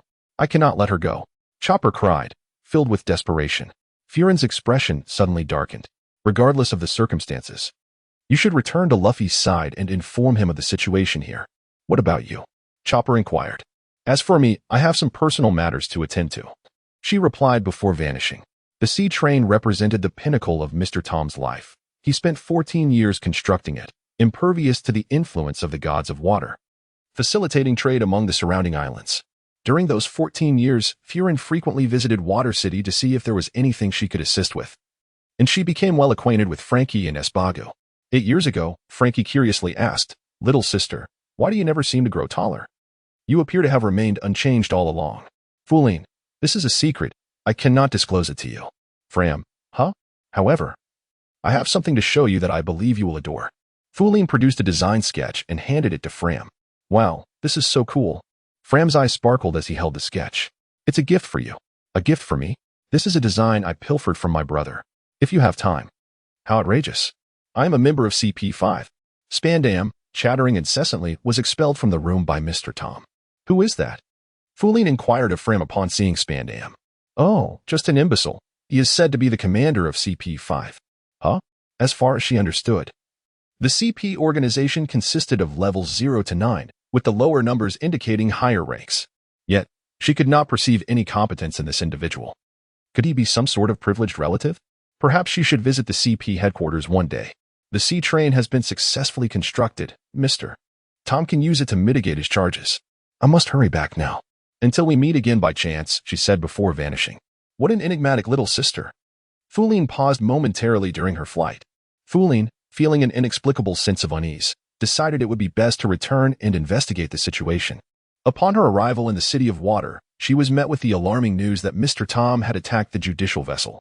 Fear sensed that the situation was dire, and thus hastened to the square. Upon her arrival, she overheard a statement, "Your Honor, I wish to offset the charge of attacking the judicial vessel with my accomplishments in constructing maritime trains. Is that permissible?" "Indeed. But you shall be apprehended for the crime of building ships for Roger. The outcome remains unchanged." "I am fully aware of that, yet I am willing to bear this accusation, for I take immense pride in my ability to assist Roger." At this proclamation, the crowd erupted in astonishment. What did he say? He is actually proud to construct ships for the Pirate King? Is Mr. Tom truly a man of such nefarious character? The audience was abuzz with speculation, while Fearin clenched her fists in silent determination. "Fooling, Mr. Tom, in my eyes, you are undoubtedly the most remarkable boatman." Feline understood that their master's actions were not solely motivated by a desire to protect others, but also stemmed from his recognition of Roger. In his eyes, he did not perceive Roger as a malevolent individual. If time could be turned back, she believed that Mr. Tom would still choose the same course of action. However, the acceptance within her heart was one matter. Articulating it before the world government and the public was an entirely different endeavor. The presiding judge struck the gavel. In that case, release the other members of Tom's workshop. Spandam exclaimed, "What? I disagree. The charges of attacking the judicial ship had been nullified, and the shipbuilding venture was solely the endeavor of Mr. Tom, unrelated to the others. Hence, they were to be acquitted. I want to let you take Mr. Tom away." Ferlin, armed with an unknown firearm, struck Spandam squarely in the face. "Damn you." Spandam's face contorted in pain as he furiously fired at Ferlin. In a bid to protect Ferlin, Mr. Tom forcefully intervened, taking a bullet meant for him. "Ferlin, Ace Bug." They gasped in shock. "Mr. Tom, how dare you harm me? Prepare to meet your doom." Spandam aimed to shoot Ferlin again, but at that moment, chaos erupted. "Oh no! The judicial ship is on fire." "What?" Everyone turned their gaze toward the judicial ship, which was engulfed in flames, the inferno intensifying. Panic ensued. "Quick, extinguish the fire." The judge, flustered, commanded the surrounding government officials, "You lot, take the criminal Tom to Judicial Island. The rest of you, continue to douse the flames." Kokoro and Acebug were both astonished. What happened? How did it catch fire? "Move quickly." Feline appeared before them. "But, Mr. Tom, I will devise another plan for Mr. Tom." Amid the chaos, Feline led Acebug and Kokoro away from the scene, arriving at a secluded coast. "Acebug, what is going on?" "Humph." Acebug pushed Feline away. "It's all your fault. Why didn't you stop him from continuing to build warships? If you had, none of this would have happened." "Acebug, don't say that. This isn't your fault." "How is it not her fault? Frankie told me she admired his talent for shipbuilding and even gifted him a design. If it weren't for all this nonsense, Mr. Tom wouldn't be burdened with the accusation of attacking the judicial ship." Feline clenched her fists, perhaps beginning to fathom the situation. "Indeed, it was my fault. Humph. I erred in neglecting to remind him to secure those items. As for supporting him in their creation, I do not believe I am culpable. Moreover, this is not the time to dwell on blame. Where is Fran? Why can't I see him?" "Kokoro, he was just here." "Icebegu, look over there." There stood Fran on the tracks of the sea train, while Hugon desperately shouted, imploring him.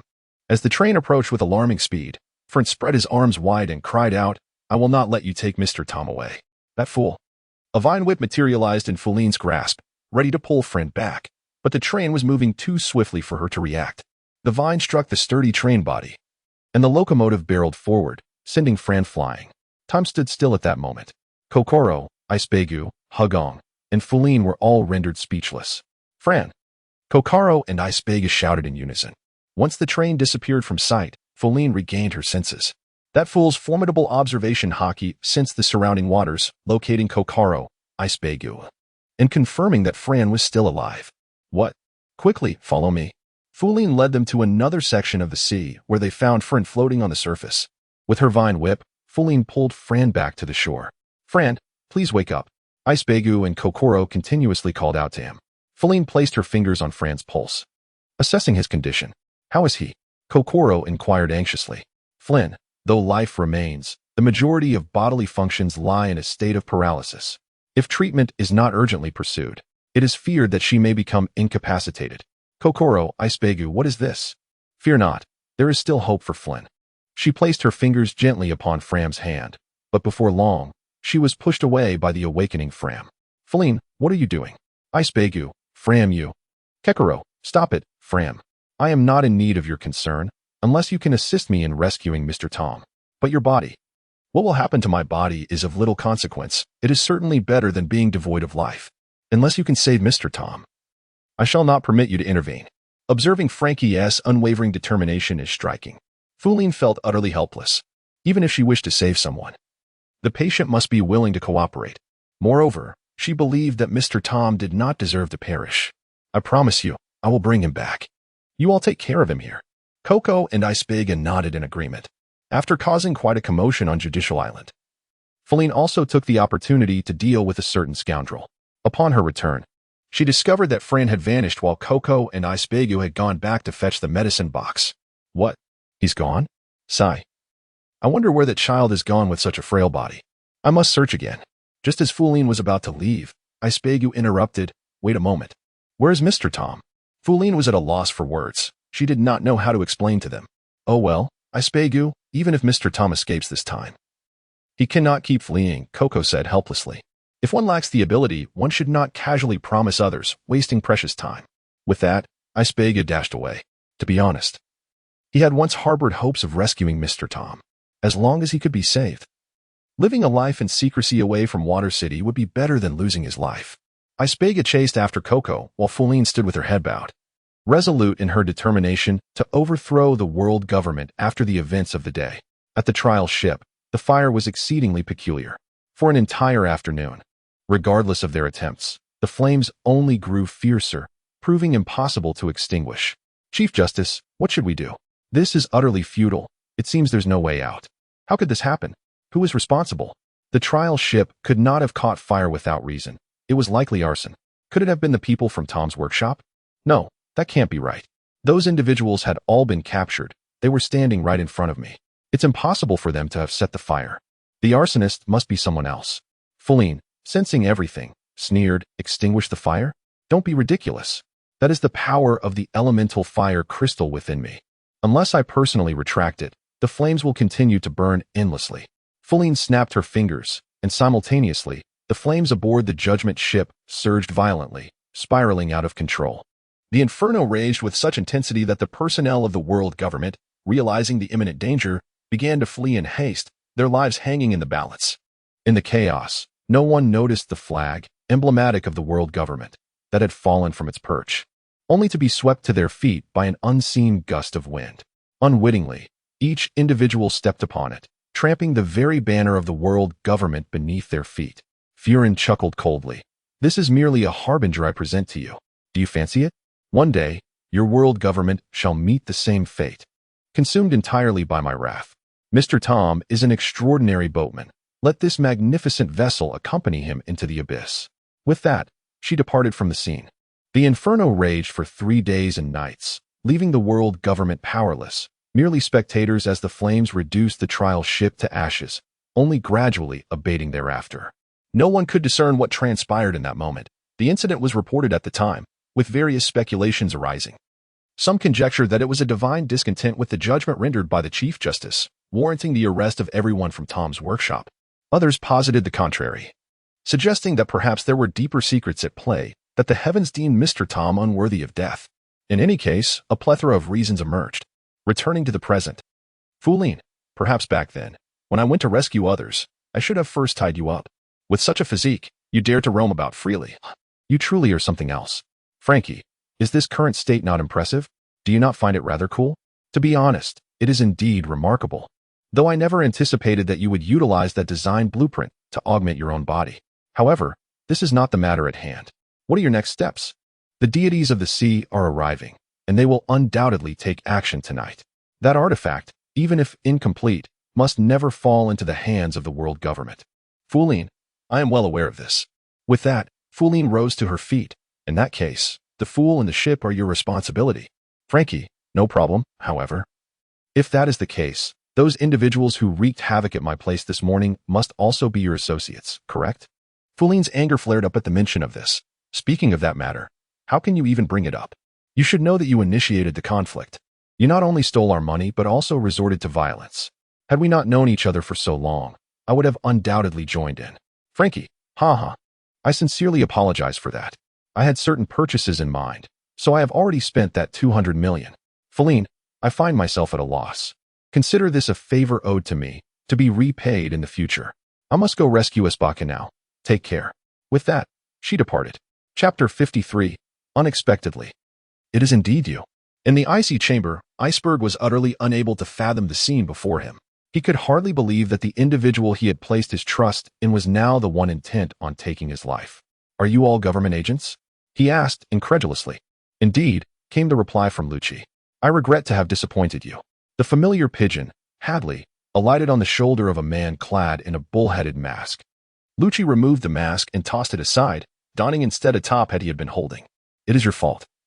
The man with the massive skull mask declared as he too removed his disguise, revealing a long, square nose beneath a black flat cap. If you had complied with the government's demands, we would not be in this predicament. If possible, we would prefer not to harm you, Kaku said. Removing his furry mask and letting his hair down, he sensually styled his long locks before adjusting his glasses. Your master seems to have passed down his stubbornness to you, the tall man said, finally taking off his bare mask, his hairstyle resembling that of a bull's horns. Bruno from the bar was equally shocked by the scene unfolding before him. Iceberg gaped at the once familiar, serene face that now radiated indifference and malice. No longer communicating through ventriloquism and pigeons, Lucci spoke coldly, his expression as stoic as ever yet imbued with an air of superiority. However, your foresight is indeed astonishing.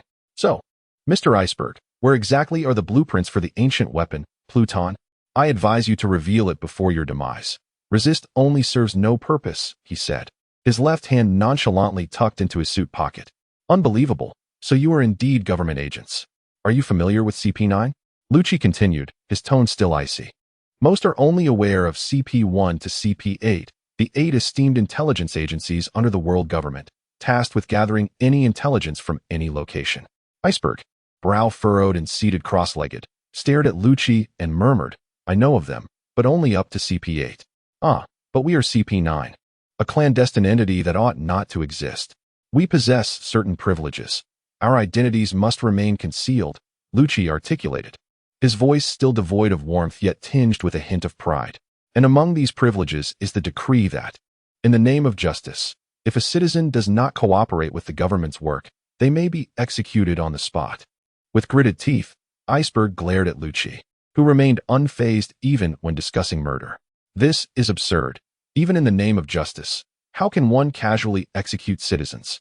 A faction within the world government has shifted its perspective.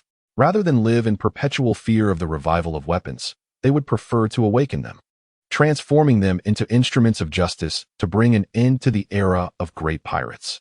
Yet, your refusal to cooperate signifies your disinterest in aiding those who still suffer at the hands of pirates today. Gradually regaining his composure, Iceberg maintained his stance, his voice steady. I have nothing to say to you. Once the weapon is revived, the world will fight for its power, and disaster will only escalate.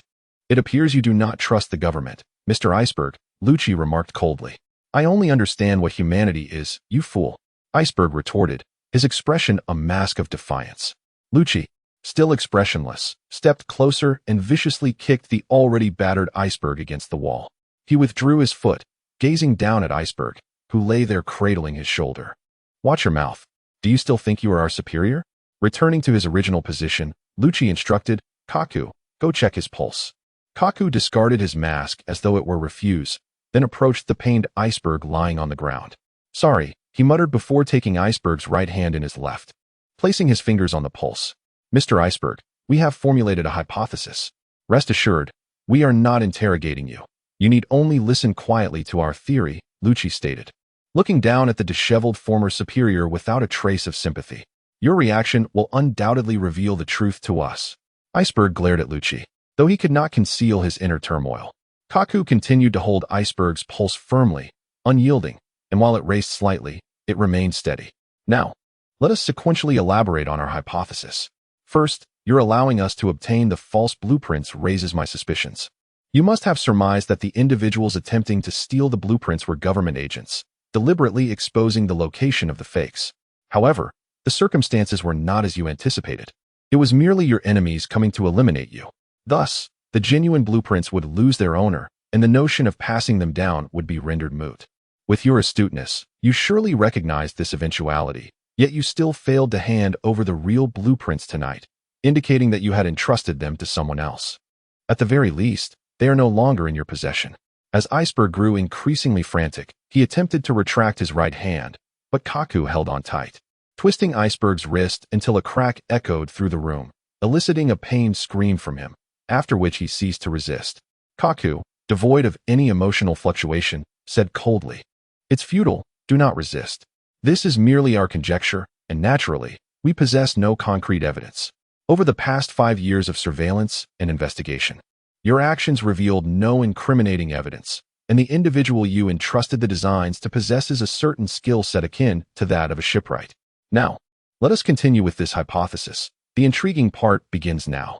Lucci produced a thick, rolled-up blueprint and unfurled it. "This is the false blueprint we just seized." He examined it closely, noting the signatures of the designers, Tom, Iceberg, and Katie Flam, along with the company name, Tom's Workshop. "Perhaps you intended to use this false blueprint to lure out your enemies, but you never anticipated that the so-called enemy was right beside you. That is your miscalculation. For yesterday and today, to the intruders focused solely on the blueprints, this document is merely trifling scrap paper. However, for us, who have lived in this city for 5 years, the names of the designers pique our interest significantly. The legendary shipwright Tom, leading Tom's Workshop, is shrouded in many mysteries. The company that should exist on this island is absent from all registries and records, and deducing that you are Tom's disciple has proven to be quite the challenge for us. According to previous government reports, Tom had only 2 disciples. One perished in an accident 8 years ago, a fact the government has surely confirmed." Shifting his tone, Lucci fixed his gaze on Iceberg. "However, I find the name Katie Flam rather familiar. This dates back to nearly 4 years ago, when a man infiltrated the Carrera company seeking you. He mentioned his name only once. I recall as well," Khalifa interjected coldly, "but at that time, you instructed me to send him away." Kaku, still checking the pulse, added, "I remember too." The pulse beneath his fingertips remains steady, yet exhibits a hint of disarray and acceleration. This signifies that Tom's other disciple, Katie Flam, is indeed alive and currently residing in this city. Lucci raised his voice slightly, calling out the name from behind. "He has changed his name and is now known as Frankie."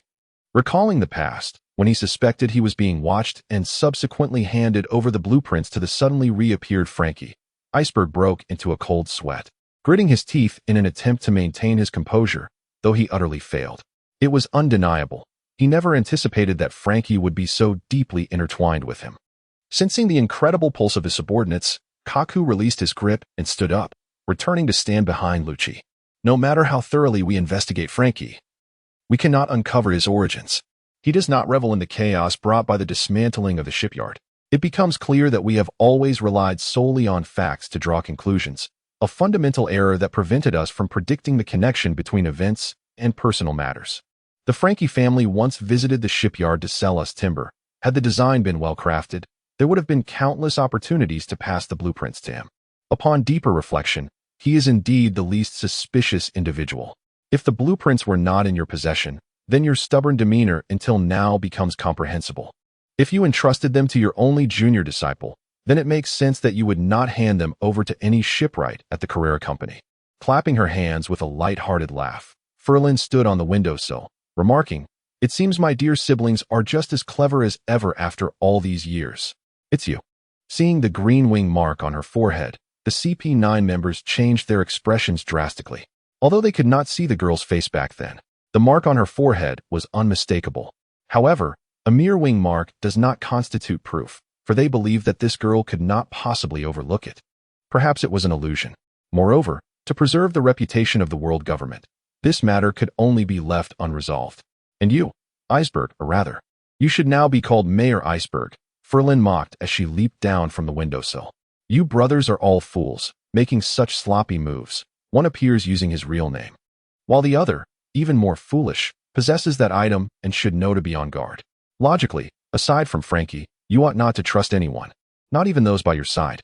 Upon encountering Ferlin again, Iceberg found himself at a loss for thoughts, as he had not seen her since he fled all those years ago. "I truly apologize regarding Mr. Tom's situation. I failed to fulfill my promise to you and Flam. You must understand, those siblings were quite persistent back then." Iceberg's astonishment was palpable as he realized their identities. Indeed, but I have always acted with caution. Had I been forthright, you would have ceased to exist long ago. Compared to my uncertain path, you might have placed greater trust in them." Before Linlin could finish her sentence, a wall collapsed, and Luffy shouted, "Where's Robin?" Simultaneously, the front door was severed, and Zoro burst in, followed closely by Nami and Chopper. Upon seeing Luffy, Zoro exclaimed in surprise, "Luffy." In the room, Robin was equally astonished. "Luffy?" Upon witnessing the intruders, Lucci coldly remarked, "You're in the way," then fixed his gaze upon the cloaked, masked girl, sneering, "You are no different. It's been 8 years. Yet you remain as cautious as ever." That provocative letter was indeed a clever touch. Where? "Big brother, you flatter me. However, you misunderstand. It was merely a casual greeting," she replied. Lucci's gaze hardened as he scrutinized the individual before him. In all the missions CP9 had executed, every target they sought to eliminate had met their end, except for this girl, who brazenly disregarded them in plain sight, boldly snatching someone away. No one in CP9 could touch her, allowing her to leave unharmed. Following the incident, the guards claimed they had seen no one infiltrate Judicial Island, and their frantic searches yielded no information, making this their most disheartening failure. Feigning innocence, Linlin remarked, "I wonder why you are so upset, dear siblings? 8 years ago, I lost to you, so why the anger?" Califa adjusted her glasses. "Oh, little sister, do remember that none of us in CP9 could do anything to you. Where did you falter?" "What?" The crowd was taken aback. It was true. CP9 had been unable to subdue her. Both Barry and Luffy were particularly astonished, having faced them and knowing their formidable strength. "Honestly, I genuinely intended to save Mr. Tom, but you were quite bothersome.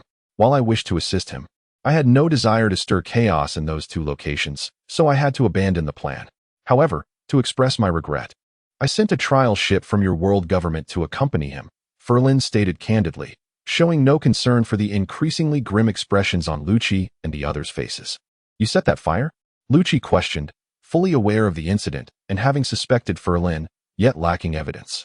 The flames seemed to have materialized from thin air, leaving no signs of arson at the scene. Indeed, once he passed through that door, Mr. Tom was left with only death as an option. It was only fitting to send him some offerings. "So, I thought, since Mr. Tom was a shipwright, he would naturally require a ship to accompany him. Thus I sent the trial ship along," Linlin replied truthfully, unfazed by their increasingly grim expressions. To consider the trial ship as a sacrifice was an outrageous thought. It represented the world government's authority to interrogate criminals, and this girl had the audacity to burn it. "Robin, it is wonderful to see you," Chopper exclaimed excitedly upon spotting Robin, completely oblivious to the current circumstances. Nami, however, was taken aback, surveying the room and the bloodied iceberg on the floor, questioning, "Wait, what exactly is happening here?" As Barry rushed forward, his gaze darting among familiar faces, he noticed their attire and the masks strewn across the floor, shouting, "What is going on? Iceberg, why do they appear as if they are here to take your life?" With wide eyes, he gazed at the eerily familiar figures, yelling, "Why are you dressed like that? Hey, Califa, Kaku, Lucci, Bruno. This isn't a joke. Calm down and accept reality," Linlin explained softly. "They are members of CP9, who have infiltrated here for 5 years to obtain what Mr. Iceberg possesses. However, their reconnaissance skills need enhancement. It has only now been confirmed that the item is not in Mr. Iceberg's hands." "You knew all along whose hands the blueprints were in?" Lucci asked in a low voice. "Yes, and what of it? Did you think I would share that information with you?" she retorted. Kaku looked at Linlin and remarked, "Of course, you wouldn't." As Luffy pondered their appearances, he suddenly recalled they were employees of the Iceberg Company and curiously inquired, "Aren't they your companions?" "So, the assassins are insiders?" Nami shook her head. "No, wait, this girl mentioned they are part of some government organization." Noticing Barry trembling with rage, Lucci refrained from questioning why he bore no injuries and calmly stated, "Barry, I know that apologizing now would be futile. We are intelligence operatives of the government. And those who once toiled alongside you in the shipbuilding days have suddenly transformed into adversaries, a notion that may appear incredulous. Should I step on Mr. Iceberg's face to substantiate this?" Upon hearing those cold, unfeeling words, Barry clenched his fists, bowing his head as he endured a low growl. "No need, that suffices. The voice I just heard, adorned with a bull-headed mask, is indistinguishable from yours. Beasts, you can indeed speak, and you dare to play me for a fool." With a fierce cry of "Not Blade," Barry charged forward, hands outstretched, as the rope armed with a blade deftly lunged at Lucy, who stood there unmoved. With nimbleness, Lucy evaded the blade-laden rope. In mere moments, he closed the distance that had initially separated him from Barry by 8 meters, pointing a finger gun at Barry's chest. "Wooden pact," he declared, as a shield materialized before Barry. "My dear brother, you truly lack compassion. After all, we lived together for 5 years. Of course, this is perfectly normal for your iron-fisted kind." Khalifa adjusted her glasses and remarked, "Enough of this nostalgia, little sister. Shall we settle the score from 8 years ago?" "Sister, you jest," she replied. "It was your obstinacy that prevented me from rescuing Mr. Tom. It seems I ought to be the one seeking retribution." With that, she produced a vine whip, forcefully swinging it backward, sending Bruno, who stood behind her, flying. "Dear siblings, how can you still fail to learn your lesson? Do you not realize how utterly worthless this bull-headed fruit is in my eyes?" Indeed, to Furine, Bruno's fruit held no value. She could sense his impending appearance with her Kinbunchika haki, rendering a direct assault more effective. Just after sustaining a grievous blow, Bruno spat blood upon hearing Furine's words, convinced that her recent strike could not be thwarted by mere metal. Lucy, too, sensed something unusual for a brief moment. Furine's whip had turned black. What could that possibly be? "Hey, could it be?" Nami whispered to Zoro. "It must be her," Zoro replied quietly. "Little sister, your brother has made considerable progress over these years." With that, Roronoa leapt into the air, executing a swift dual-foot strike aimed at Furine. Feline chuckled softly. "Brother, you are still as fierce as ever." "What do you mean by chafe?" Everyone expressed their astonishment, and Lucci inquired, "Why? You can perform the Navy's 6 styles?" Feline smiled and said, "Why is this question being asked again? Is there a regulation from the world government and the Navy headquarters that only naval and governmental personnel are permitted to utilize the Navy's 6 styles?" Khalifa replied, "Indeed, there is no such regulation." With that, she transformed her finger into a spring-like form, softening it before thrusting it towards Feline. "Are you trying to play with a whip, big sister?" Vine whip, phantom. Numerous whips materialized before Khalifa, launching an assault towards her. At the same time, Lucci, utilizing his devil fruit powers, appeared behind Feline in the form of a cheetah, his claws aimed at her. Ah, how terrifying. Much scarier than that clumsy wolf. Feline dodged, but in that moment, Khalifa seized the opportunity to swing her thorn whip towards Feline's face. Seeing this, Feline bent down to evade. Subsequently, she covered her face with her hands, exclaiming, "Sister, do you not realize how crucial one's face is to a girl?" It was not that she was injured. Rather, Khalifa's whip had caused her face covering to fall away. Khalifa chuckled and remarked, "All right, little sister, shall we let the older siblings take a look at your face?" Feline smiled, realizing that her brother and sister were eager to discover her appearance. "That's easy to share," she said, gently lowering her hands. Upon witnessing her true visage, Lucci and Karifa gasped in astonishment, exclaiming, "Indeed, it is you." Even Mr. Iceberg was taken aback, echoing their sentiments with a surprised, "It truly is her." He had harbored doubts, yet dismissed the possibility due to age, as Feline appeared unchanged from 8 years ago, not a trace of alteration. He had always believed that Feline merely had a stunted growth, unaware that one could remain ageless. Feline remained unfazed by their opinions. With a smile, she remarked, however, "If we are to settle accounts, dear brother, what about the incident a few days ago when you threw a saw at me?" Lucci, wearing a sullen expression, retorted, "Had I known it was you, I should have simply slit your throat from the beginning. What a pity."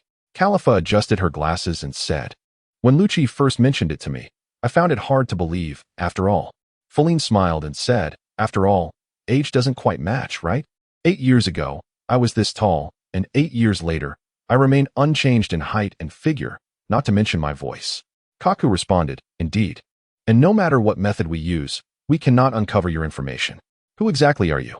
Since the older siblings are so eager to know, and my companions are here, I shall speak the truth today. The reason you cannot find my identity is that I am not human.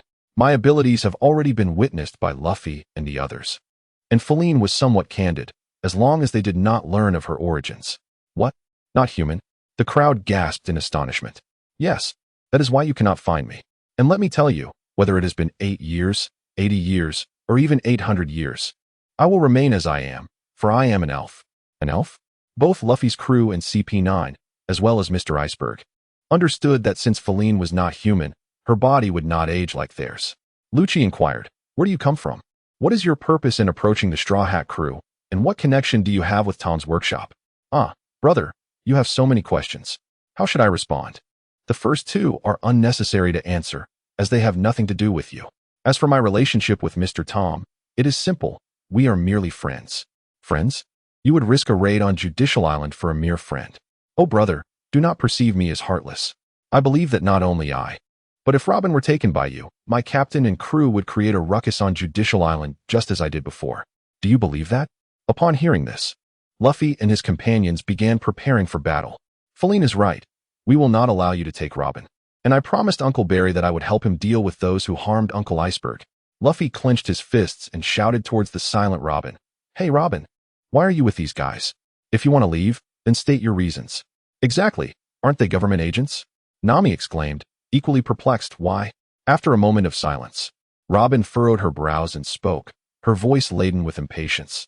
Do you not understand human language? I must bid farewell to the chef and the ship's doctor. But that statement is something I cannot accept. Chopper cried out, his tone filled with anxiety. Why, Robin?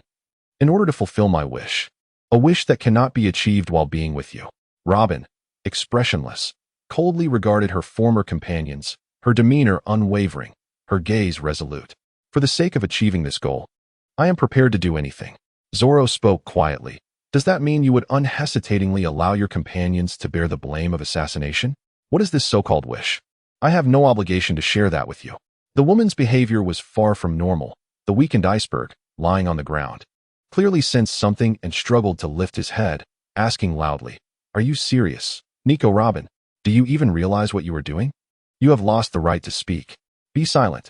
Without allowing Iceberg to finish his words, Robin summoned several hands using her powers to tightly bind Iceberg's joints and twisted. With a crack sound, he fell silently. Witnessing Robin's cruel action, Barry and Luffy were utterly stunned. With a cold, fierce expression, Robin gritted her teeth and declared, I will not let anyone interfere with my plans. Hey, Robin, what are you doing? Are you serious? It was unimaginable that the usually gentle Robin would commit such a ruthless act, yet the evidence before Luffy compelled him to believe, although he still asked, convinced that she must have her reasons.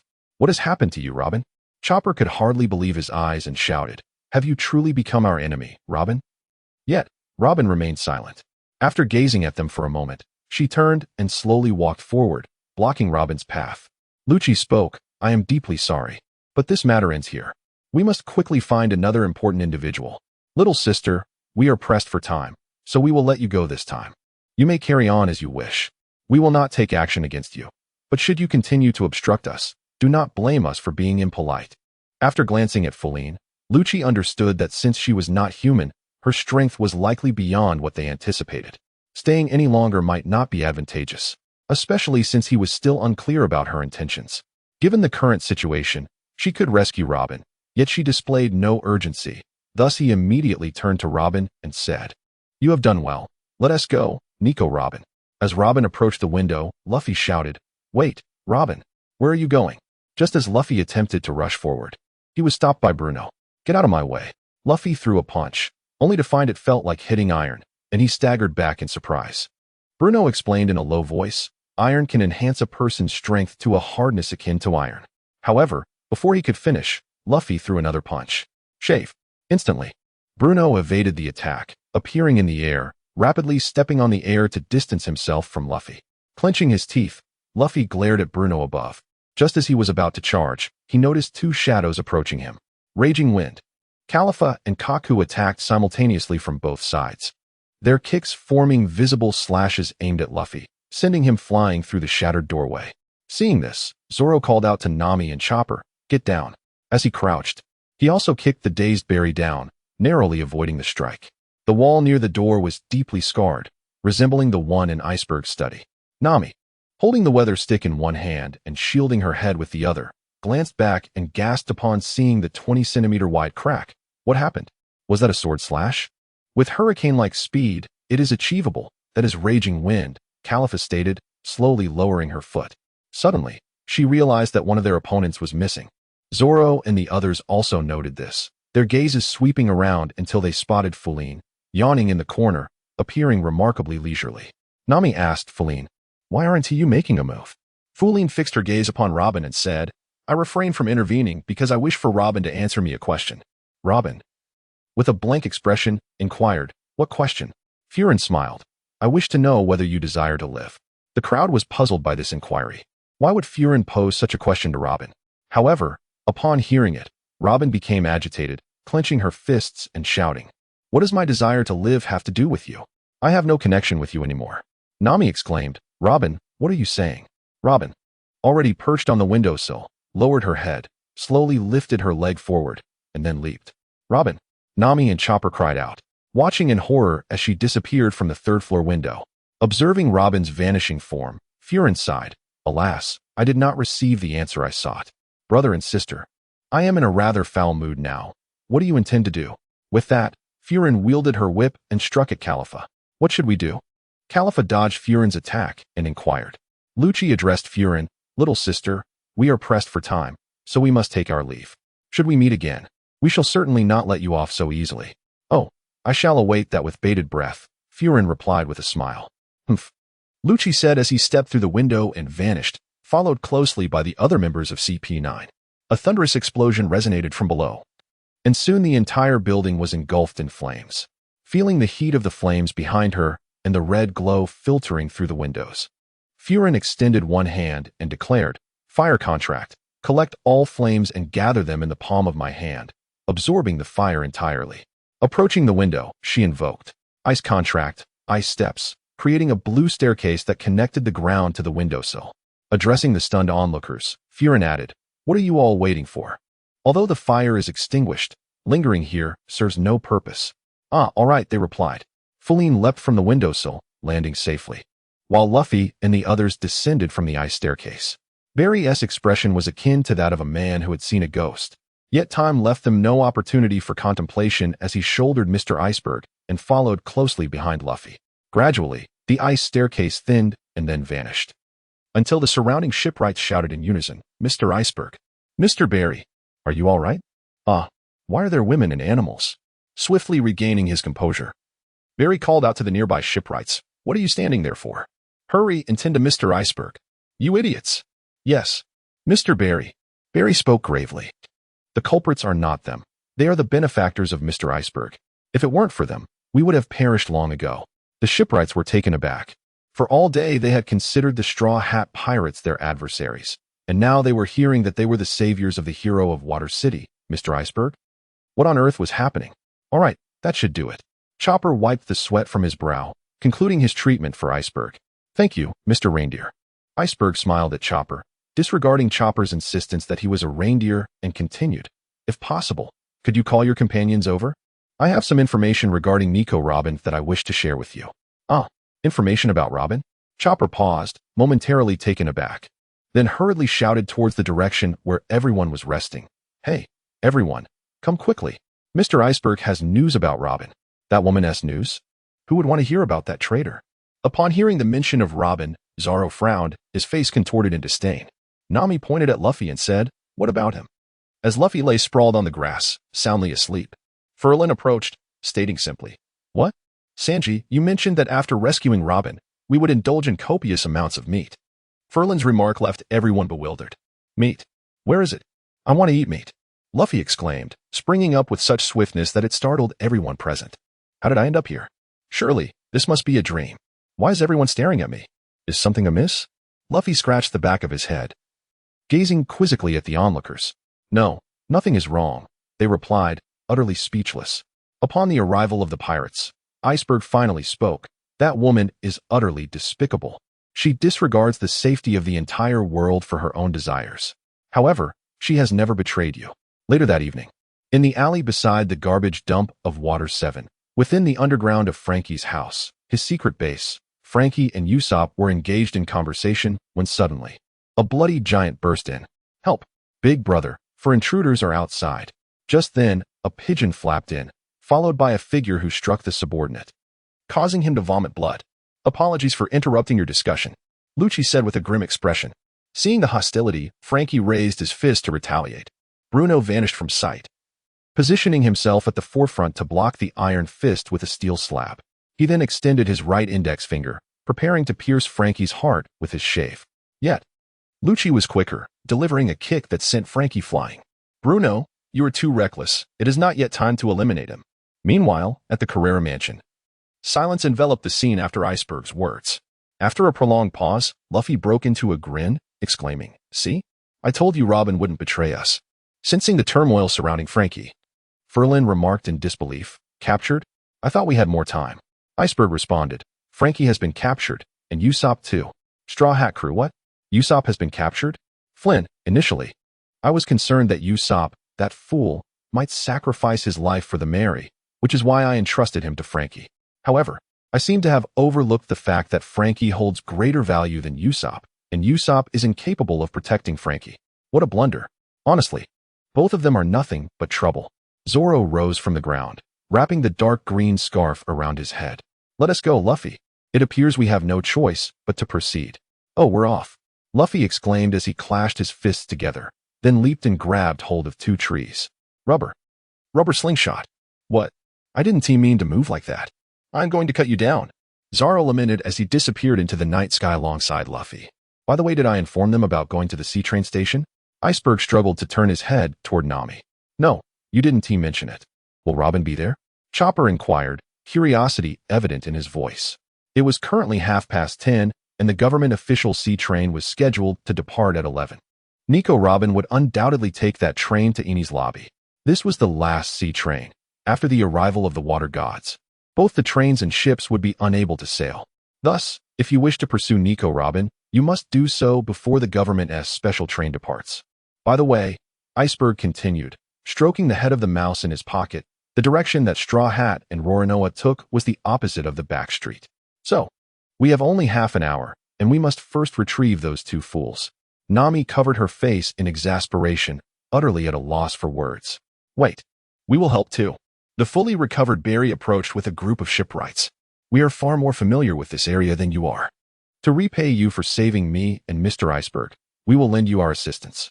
Barry walked to the riverbank, accepting a blue reins from one of his men, and looked at Nami, saying, "Shameless woman, I will take you to the sea train station.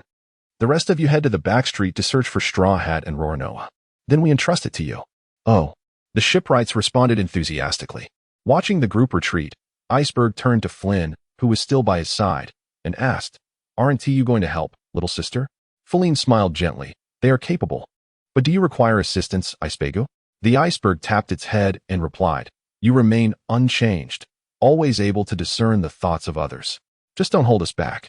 With that, it turned and walked in another direction. Furin walked beside him, reassuringly saying, "Do not worry, for that is our hope, after all." Flynn arrived at a dilapidated underground warehouse, accompanied by an Iceberg and clutching a toolbox. Before her stood a rusted iron freight train, its exterior adorned with patches of moss and flecks of rust. The locomotive bore the menacing visage of a toothy shark, while the solitary carriage appeared to have languished in neglect for many years. With a wave of her hand, Fu Lin made the moss on the sea train vanish instantly. "Now shall we begin?" she said, as she and Bing Shan took out their tools to repair the vehicle. "I truly regret not being able to save him." Bing Shan paused momentarily, but quickly resumed, "It's not your concern." "Oh, I seem to recall that 8 years ago, someone pushed me away and blamed me, leaving me with the perpetual feeling of having caused Mr. Tom's demise." "Little sister, you do hold grudges quite well," Bing Shan chuckled helplessly. "Are you pleased now that Frankie no longer builds battleships?" Bing Shan managed a bitter smile. "Do you know what transpired in the square before your arrival?" "Oh, what interesting events took place?" "That was the first and last time Mr. Tom struck Frankie." As Bing Shan adjusted the wheel with a wrench, he continued, "The reason being Frankie declared he no longer loved the ships he created, as they had harmed those dear to him." Fu Lin was busy inspecting the train's body. "Indeed. I recall during our last meeting, I mentioned, as for Frankie, oh, he should now be known as Frankie. I do not regret supporting him in his shipbuilding endeavors. On the contrary, I would willingly lend him a hand. Do you know why? Why? Every matter possesses dual facets, light and dark. Even if a battleship has caused harm, it is not the ship's fault, but rather that of its operator." "I understand that," she replied. "Since arriving here, I've encountered quite a few fools, one before me. One who fled, one who left in anger, and one who was bound. For fools, you speak with such candor. However, I am curious as to why you did not stop them from taking Robin. In truth, You have misunderstood Robin and the historical texts. Oh, sometimes. Matters are not as simple as they seem. The historical texts are multifaceted, and not all pertain to ancient weaponry. There are also elements the world government wishes to keep concealed. Scholars from O'Hara, in their studies of the historical texts, uncovered evidence of an ancient civilization during the century of blank history. Sometimes, the more one knows, the more perilous it becomes. It was precisely this relentless pursuit of history that brought calamity upon O'Hara, as the scholars were arrested for uncovering forbidden texts. And the world government labeled them as demons intent on resurrecting ancient weapons to destroy the world. Bing Shan appeared astounded, clearly unaware of these events. By the way, let me share another detail. The stone tablets inscribed with ancient characters are indestructible. Are you implying that? Dr. Kuroha, the librarian of O'Hara, said before his demise, the historical texts, the gaps in history recorded on steadfast stones. Why did those of the past deliberately choose to inscribe their words on such hard stones? Perhaps they wished to convey the truth to future generations. This means they chose to engrave history on unbreakable stones scattered across the world, considering that if they were to write it on paper or in books, it might be destroyed. This implies that there exist forces in the world opposed to the creators of these stones. If they vanished at the hands of some enemy, then that enemy must continue to exist in subsequent histories. Coincidentally, during that century of blank history, which was 800 years ago, the world government was born. If the enemy that was obliterated was indeed the world government, then the history of the blank century must have been erased by them to conceal unfavorable truths. Through interpreting ancient documents and several historical texts, we finally discovered the existence of a certain nation portrayed as a formidable kingdom renowned for its immense power. Yet now, all records regarding that nation have been forcibly eradicated. They likely realized they would be defeated by the world government's United Nations, and, in a bid to entrust their ideals to the future, inscribed all truths upon stone, which is what remains of the historical texts today. Ancient weapons could indeed be restored from history, but could it not be that the existence and ideas of that kingdom pose a threat to the world government? We must comprehend the nature of this threat, and the key to understanding it lies in the name of that once flourishing kingdom. What is it? I do not know, she replied, but before she could elaborate, the 5 elders ordered her demise. Fu Lin said coolly, continue inspecting the train components. Dismantling so many parts of Inno has not been without reward. The world government seeks to annihilate O'Hara solely because they can interpret ancient texts. For as long as one can decipher, one can uncover knowledge that is meant to remain hidden. The world government has existed for many years, and they will never permit anyone to threaten them. Currently, the only individual who poses a threat is Robin. Then why do you still? Because it is unnecessary. The weight of prolonged darkness has pressed upon her heart. The longer it lingers, the more isolated she feels. When she is not alone, she believes she burdens others. Did she not once say, to fulfill a wish that we can never realize together? Could it be that her wish is, yes, it is death. Why should I save someone who wishes to die? Unless she truly desires to live, I will not rescue her. As for why I allowed them to take Frankie, it is purely a matter of personal grievance. What has he done to you? Feeling a chill in the air, Iceberg's lips twitched. That fellow struck my companion. Robbed us of our money, and I still had to yield to him because of Mr. Tom. Do you think I truly hold no grudge? I let him leave with the government officials. I will rescue him later. Of course, this time I shall succeed. If I fail again, you may truly come to hate me. It seems you are quite confident. Indeed, especially since this time I am not alone. As she recalled Luffy and the others, Fu Lin smiled, feeling an inexplicable premonition about Luffy. What kind of premonition? I do not know, which is why I find it peculiar. I occasionally dream of a scene. Wow, how cool. Just as Fu Lin was about to say something, Luffy's voice echoed from outside the control room. Chapter 55, Reclaiming Everything. Breaking through the great waves, Grandma Kokoro brought Luffy and the others here. Upon hearing their voices, Bing Shan stepped out of the control room and, upon seeing Luffy and the others standing there, remarked with a hint of emotion, Straw Hat Kid, it's wonderful to see you're safe. Luffy, you all made it. Fu Lin followed behind Bing Shan. Nami, Fu Lin, what brings you here? Fu Lin gazed at the rocketman and smiled, saying, of course, I came to witness our hopes. Iceberg, merely offering a faint smile, settled onto a wooden crate and remarked, this little sister insists that I assist her in repairing it. I have no choice. What? This is clearly your own idea. Fu Lin swiftly called him out as Iceberg attempted to shift the blame onto her. Iceberg replied, Go ahead, Straw Hat Kid. This little sister and I have already prepared the water and coal, and we are currently storing steam. Ha ha ha. Feline. Uncle, have you prepared everything for us? Luffy joyfully inquired as he dashed around the carriage, his words overflowing with gratitude. He immediately tore open the package brought by Nami and began to feast heartily, equally famished. Zoro and the others quickly seized the opportunity to fill their stomachs before the steam was fully stored. Observing their jubilant expressions, Iceberg wiped the sweat from his brow and slowly said, "If you wish to celebrate, it would be wiser to wait until after our return. No matter how we adjust the steam mechanism, the speed of this rocketman cannot be contained. It is a failed creation preceding the Tom's completion, and I cannot guarantee your safety. Feline, there is no need for concern. Their lives cannot be so easily forsaken in such a place. Entering the sea via the waterways. As long as they can latch onto the tracks, it can be deemed a success, albeit temporarily." Iceberg approached the cockpit window, hesitatingly offering words of caution to the elderly Kokoro, who was seated within. Once the rocket man sets off, there is no turning back, otherwise. I shall take the reins myself. Ha ha ha, it's all good. I am quite the veteran. No one navigates the sea train with greater skill than I. Kokoro, seemingly indifferent, interrupted Iceberg's musings, taking a swig from a bottle she retrieved from her bosom. Just rest here, will you?